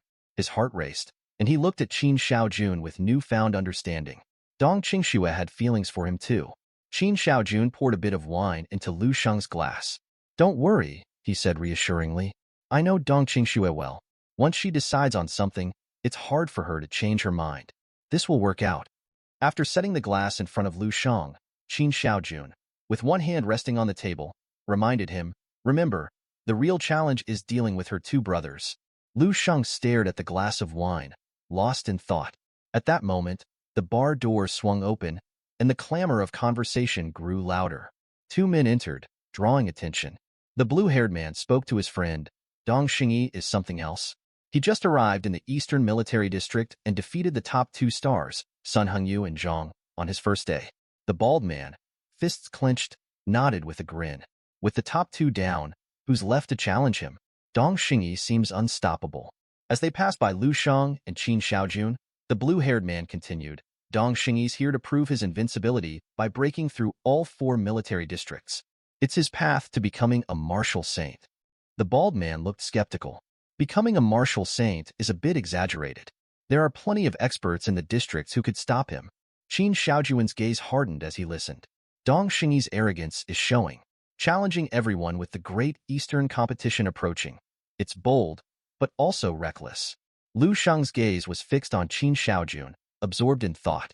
He took a generous gulp from his wine glass, savoring the burn, and contemplated Dong Xingyi's fearsome reputation. The idea of a martial saint wielding such power was daunting. He placed the glass down, a bit of wine dripping from his mouth, and his mind raced with the implications of Dong Xingyi's challenge. Qin Shaojun noticed Lu Shang's distracted state. With a serious tone, he warned, Dong Xingyi has made it clear he plans to conquer the East. If he continues his rampage, soon it might be your turn. And with your connection to Dong Qingxue, you'll likely catch his eye. Lu Shang's surprise was evident. He furrowed his brow and asked, what's the relationship between Dong Qingxue and Dong Xingyi? Qin Shaojun raised an eyebrow, scratching his head. Are you asking if Dong Qingxue can smooth things over for you with her brother? Because no, that's not how it works. A bead of sweat trickled down Qin Shaojun's face as he forced a smile. He envisioned Dong Xingyi surrounded by warriors, all eager to challenge him. It was clear Dong Xingyi's arrival was more than just a display of strength. It was a quest to forge an unbreakable will to achieve his goal of becoming a martial saint. Lu Shang closed his eyes, considering Dong Xingyi's position as Dong Qingxue's older brother. This made Dong Xingyi akin to a brother-in-law, adding a personal dimension to their potential conflict. Qin Shaojun looked at Lu Shang with confusion, asking, what are you planning? In his mind, Lu Shang pictured himself confronting and defeating Dong Xingyi, reducing him to a kneeling position. He envisioned shattering Dong Xingyi's invincible aura, thereby securing his own martial future. The idea of facing Dong Xingyi, who surely saw Lu Shang as a rival, and the ensuing tension with Dong Qingxue played out vividly in his thoughts. With resolve, Lu Shang declared, I will defeat Dong Xingyi. Even if it strains my relationship with Dong Qingxue, I need to establish my dominance. Qin Shaojun was stunned, wiping sweat from his brow. He watched Lu Shang with a mixture of admiration and bewilderment. You're taking this seriously, he said, standing up and studying Lu Shang with renewed intensity. Feeling the scrutiny, Lu Shang grew uneasy, sweat starting to bead on his forehead. Qin Shaojun took a deep breath, blushing slightly, and sat down next to Lu Shang. He put an arm around his shoulder, pulling at his thumb playfully. With a cheerful smile, he conceded, If we're talking about showing off, you're definitely the best at it. Lu Shang was puzzled, unsure of how to interpret Qin Shaojuan's sudden change in demeanor. Meanwhile, across the military district, a powerful explosion shattered the air. Amidst the rubble, a man in blue clothes dusted off his shoulders, unimpressed. Warriors lay defeated around him, their strength barely a match for his own. Dong Shengyi, the Central Eastern Emperor, surveyed the scene with a smirk. "Is this all they've got?" he muttered, as the remaining warriors struggled to rise, acknowledging his overwhelming power. Dong Shengyi stood amidst the fallen warriors, his body enveloped in a swirling green aura. His gaze swept over the defeated, his boredom evident. With a dismissive flick, he turned his back on them and strode toward Dong Qingxue, casually waving as he went. Dong Qingxue, calm and composed, waved back with a hint of curiosity. Suddenly, a hand shot up, catching her attention. Dong Shengyi crossed his arms, and from behind him emerged Lin Wanwan. With one hand on her hip and a playful wave, Lin Wanwan announced, "My elder brother Dong has been honing his skills for 20 years. This time, he's here to shock all of China." Dong Qingxue's eyes widened in recognition. Lin Wanwan was a notable figure, and her presence here with Dong Shengyi hinted at significant business. Lin Wanwan approached Dong Qingxue, wrapping her arm around her and confirming with a grin that indeed, they were here for something important. Dong Qingxue's surprise deepened. Dong Shengyi, standing close by, closed his eyes and remarked, "The Eastern Military District is full of brute strength but lacks finesse. Except for Sun Haoyu, who shows a bit of promise." Lin Wanwan pondered this, her fist resting on her chest. Dong Qingxue corrected Dong Shengyi with a slight frown. "His name is Sun Hengyu." Dong Shengyi's eyes flashed with irritation. "It doesn't matter," he retorted. "Anyone who can't take more than 3 of my blows doesn't deserve to be remembered." Turning his focus back to Dong Qingxue, Dong Shengyi revealed their purpose. "We've come to the Eastern Military District to prepare for an expedition into the underground caverns. We need your expertise as a master of psychic thoughts." Dong Qingxue's eyes darted to Lin Wanwan, her mind racing. The name Lin Wanwan wasn't uncommon, but her mother's name, Marshal Saint Lin Zhongyue, was legendary across the Dragon Kingdom. The weight of the revelation began to sink in. With her arms crossed, Dong Qingxue closed her eyes and inquired, "Which underground cave are you targeting, and how deep do you plan to go?" Dong Shengyi's expression softened as he explained, "We're aiming for the Trias-level labyrinth. The deeper we go, the more valuable the beast gene specimens become." Don't underestimate Lin Wanwan's research. He envisioned himself as a martial saint, a smile creeping across his face. If Lin Wanwan succeeds, it could transform martial arts worldwide. This could be my path to becoming a martial saint. Perhaps it could be yours too. Dong Qingxue's gaze shifted to Lin Wanwan, her expression uncertain. Lin Wanwan met her eyes with a cheerful smile and asked, "Are you serious?" Dong Qingxue clutched the necklace Lu Shang had given her, her mind weighed down by thoughts of him. With a determined look, she spoke, "I'll join you, but only if you promise one thing." Dong Shengyi's confident smile broadened as he reached out towards Dong Qingxue. "What's your requirement?" he asked, his voice carrying a hint of challenge. He was ready to fulfill any request she had, especially as she was on the brink of ascending to master. He even offered to assist her in reaching the level of grandmaster, his tone dripping with certainty. Dong Qingxue, her arms crossed, remained composed, shaking her head slowly. "This isn't about martial arts," she replied, her voice calm but firm.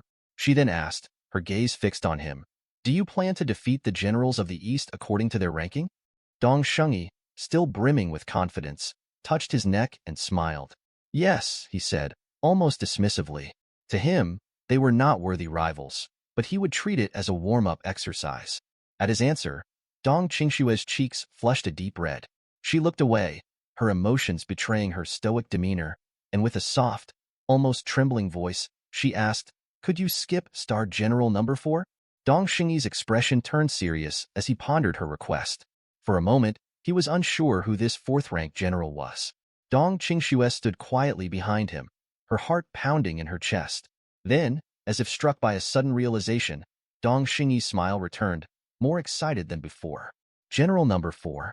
Lu Shang from the 9th War Zone," he murmured, recalling the name. In a flash, he was beside Dong Qingxue, his hand moving so quickly she barely registered it until he was holding something. A necklace, the one Lu Shang had given her.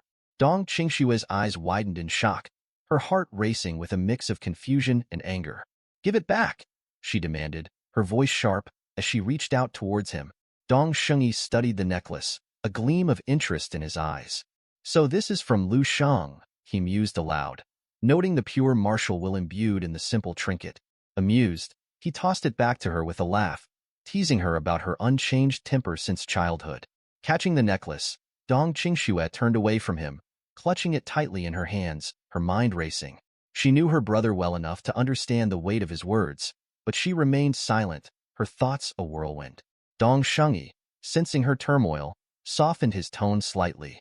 "Since you've asked, I won't fight Lu Shang in this competition," he conceded, though his words carried an underlying challenge.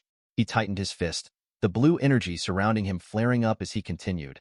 "But after I've defeated the 5 main military zones, that little man you've taken a liking to better be able to withstand at least one attack from me. Only then will I recognize him. And your relationship?" Dong Xingyi's gaze hardened as he looked at Dong Qingxue. "If Lu Shang can't meet my challenge, no matter how much you care for him, I won't allow your relationship," he declared, his voice unwavering. A single drop of sweat slid down Dong Qingxue's cheek as she stood there, stunned by his ultimatum. Her mind raced, but no words came. Dong Shengyi, sensing her inner turmoil, stepped closer. His fists clenched tightly, and a suffocating energy enveloped him, making the atmosphere almost unbearable. "My test isn't difficult," he continued, his tone low and serious. "But Dong potions, that's a different story. Do you remember the boy from the Qin family who lived next door when we were kids? He tried to win your favor, and Dong potion nearly killed him on the spot." The mention of that memory made Dong Qingxue's expression change drastically. Fear and surprise flickered in her eyes as she began to sweat more heavily.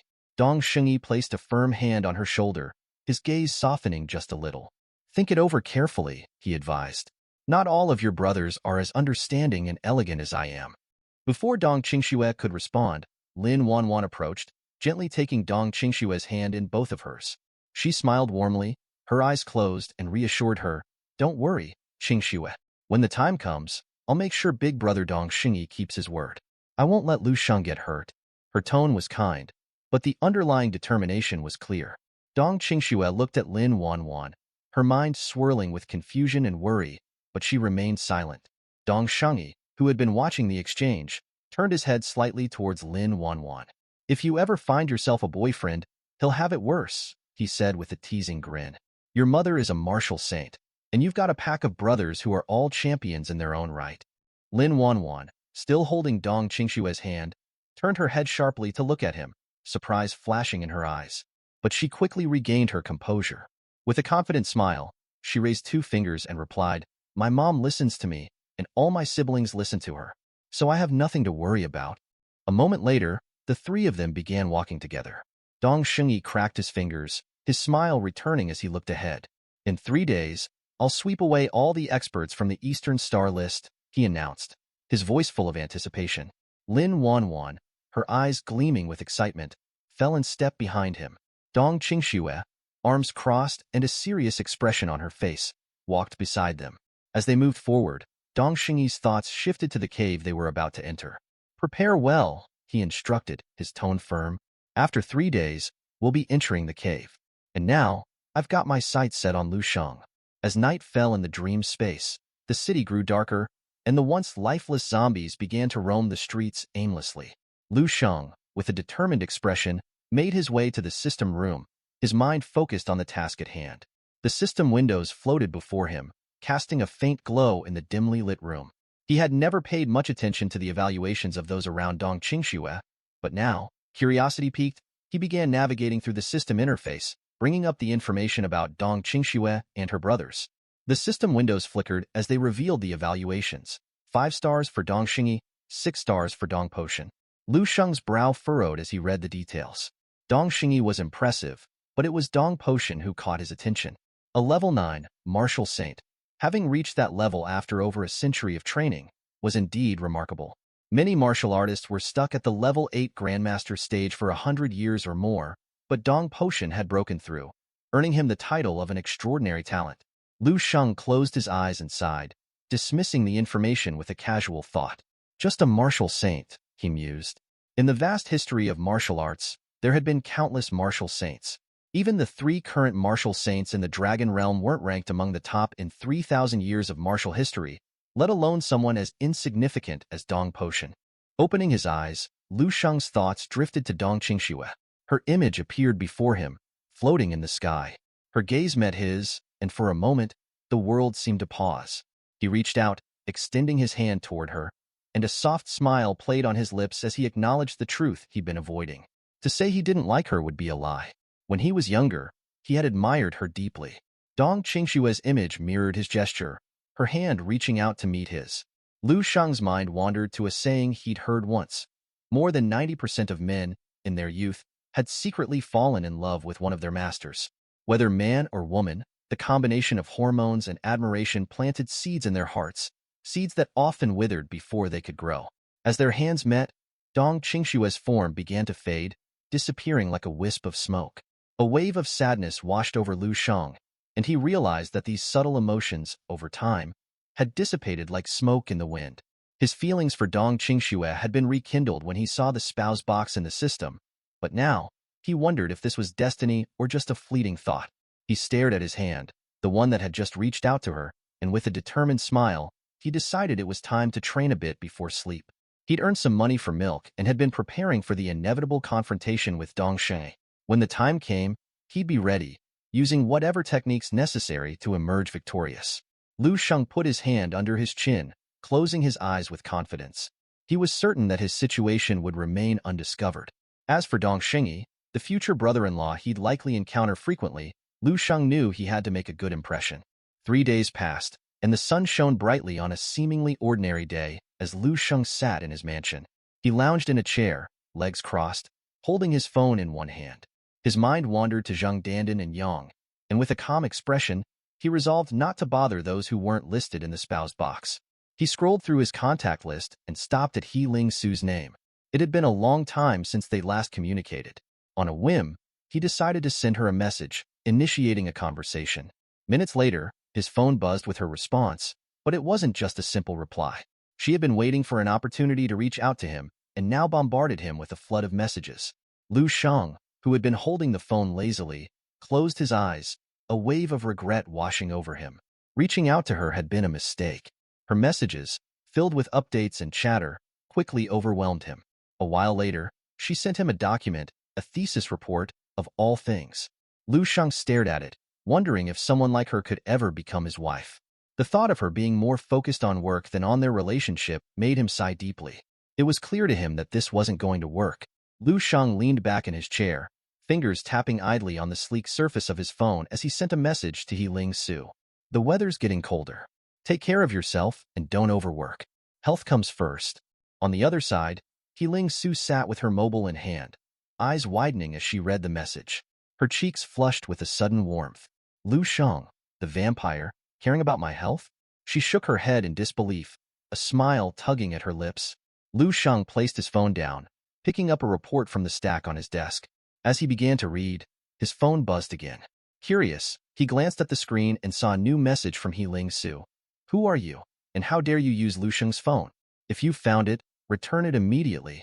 A bead of sweat formed on his brow. She thinks someone else is using my phone? He blinked in confusion, his mind racing. Did I really come off that out of character?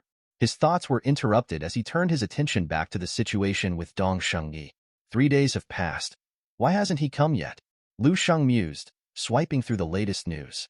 His eyes narrowed as he read the headlines. Dong Shengyi defeats 9th Battle Zone's top expert Ibuk. All challengers defeated in a single move. Lu Sheng frowned. Dong Shengyi took on everyone, yet he's avoided me? He pondered the implications. Could it be that he's giving me a break? His mind drifted to Dong Qingxue, imagining her intervening on his behalf. A small smile played on his lips. So, this is what it's like to rely on your wife.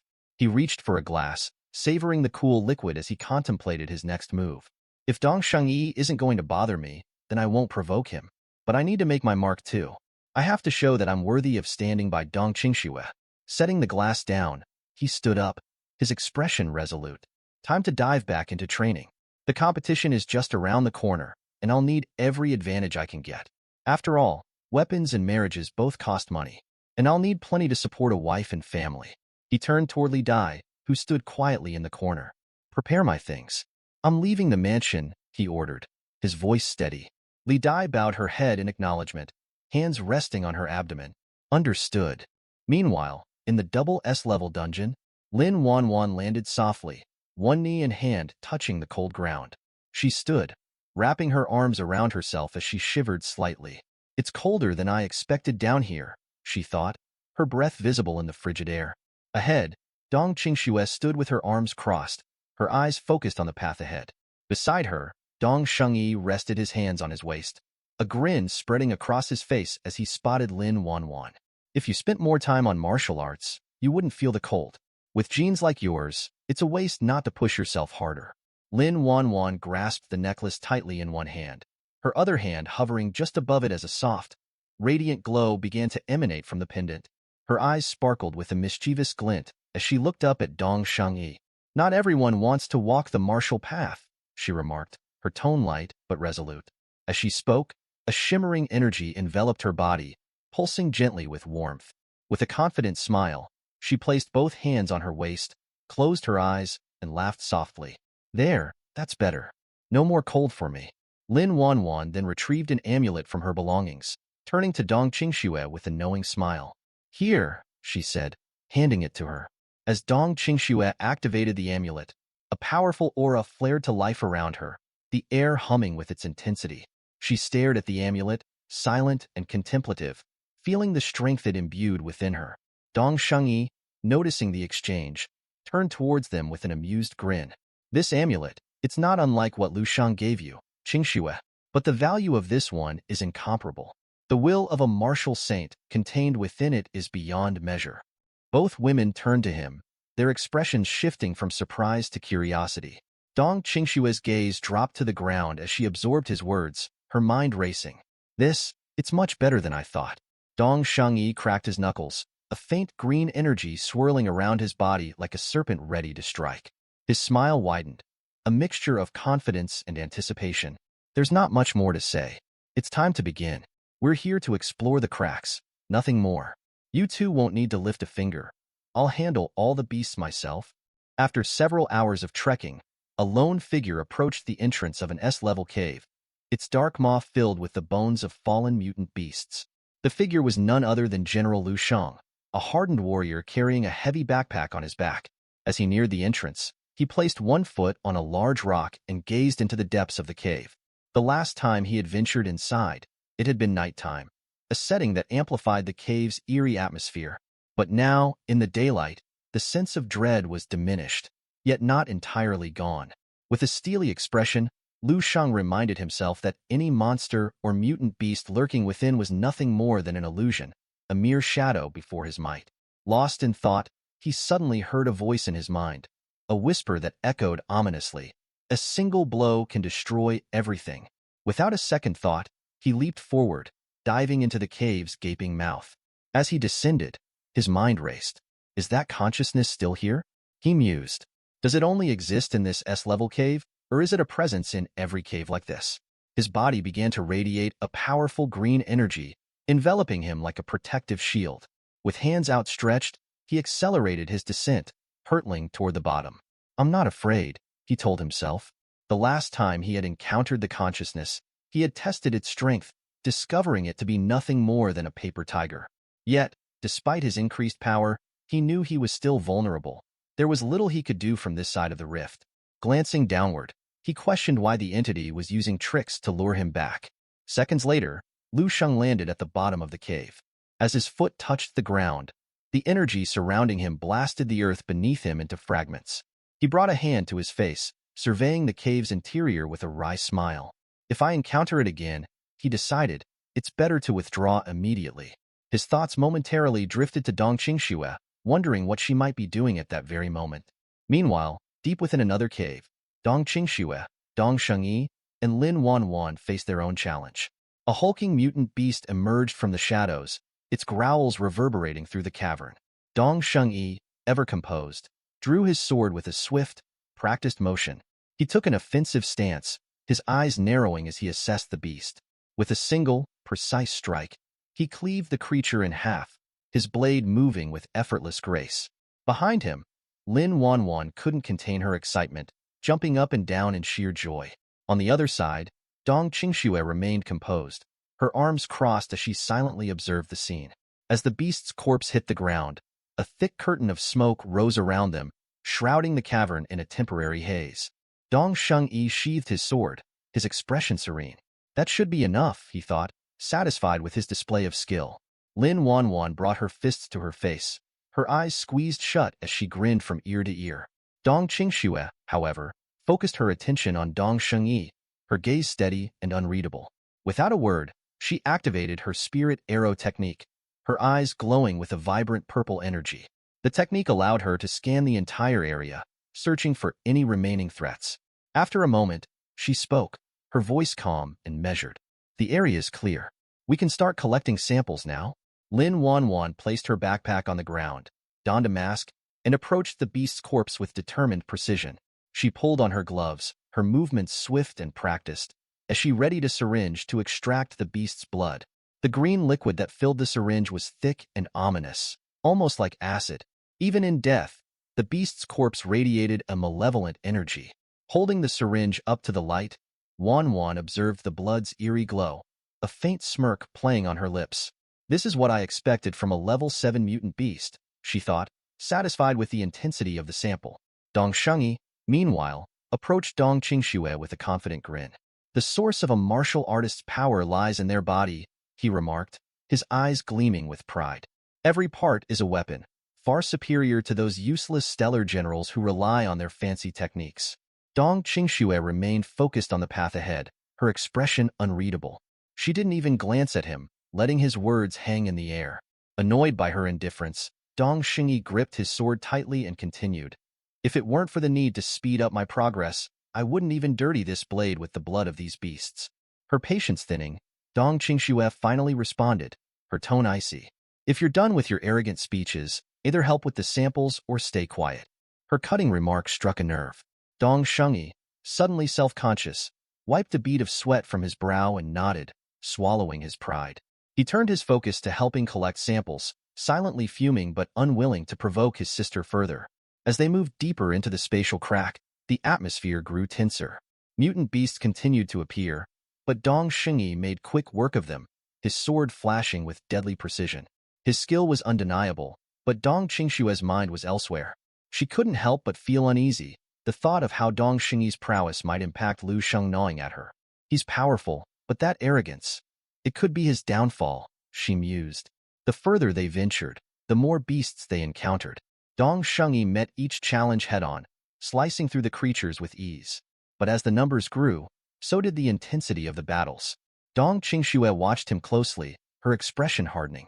Maybe a few injuries would do him some good, she thought coldly. Let him see that he's not invincible. Just as she had that thought, as Dong Shengyi advanced, a sudden crack appeared near his feet. He froze, eyes widening in shock as he stared at the rift. His mouth dropped open, and his entire body tensed, muscles coiled and ready to react. He turned sharply to Dong Qingxue, his voice a mix of accusation and bewilderment. Why didn't you warn me about the crack? If not for my martial awareness, I could have been seriously hurt. Dong Qingxue remained unruffled, her arms crossed casually. With a calm demeanor, she offered a simple apology, her voice cool and controlled. I didn't see the crack. Her eyes locked onto his, and with a chilling smile, she added, but don't worry too much. It's a small one. At most, you'd only suffer serious injuries, not death. Dong Shengyi's face drained of color. Shock rippled through him as her words sunk in. Sweat began to bead on his forehead, his confidence shattered. Desperately, he turned away, trying to regain his composure. This is incomprehensible, he muttered, his voice barely above a whisper. Behind him, Dong Qingxue and Lin Wanwan exchanged confused glances, their expressions mirroring their growing unease. They continued through the spatial crack, but Dong Shengyi was no longer his confident self. His previous swagger had been replaced by a cautious vigilance, every step measured, every breath controlled. Mutant beasts emerged from the shadows, but Dong Shengyi fought them off with mechanical precision, his mind still reeling from the earlier encounter.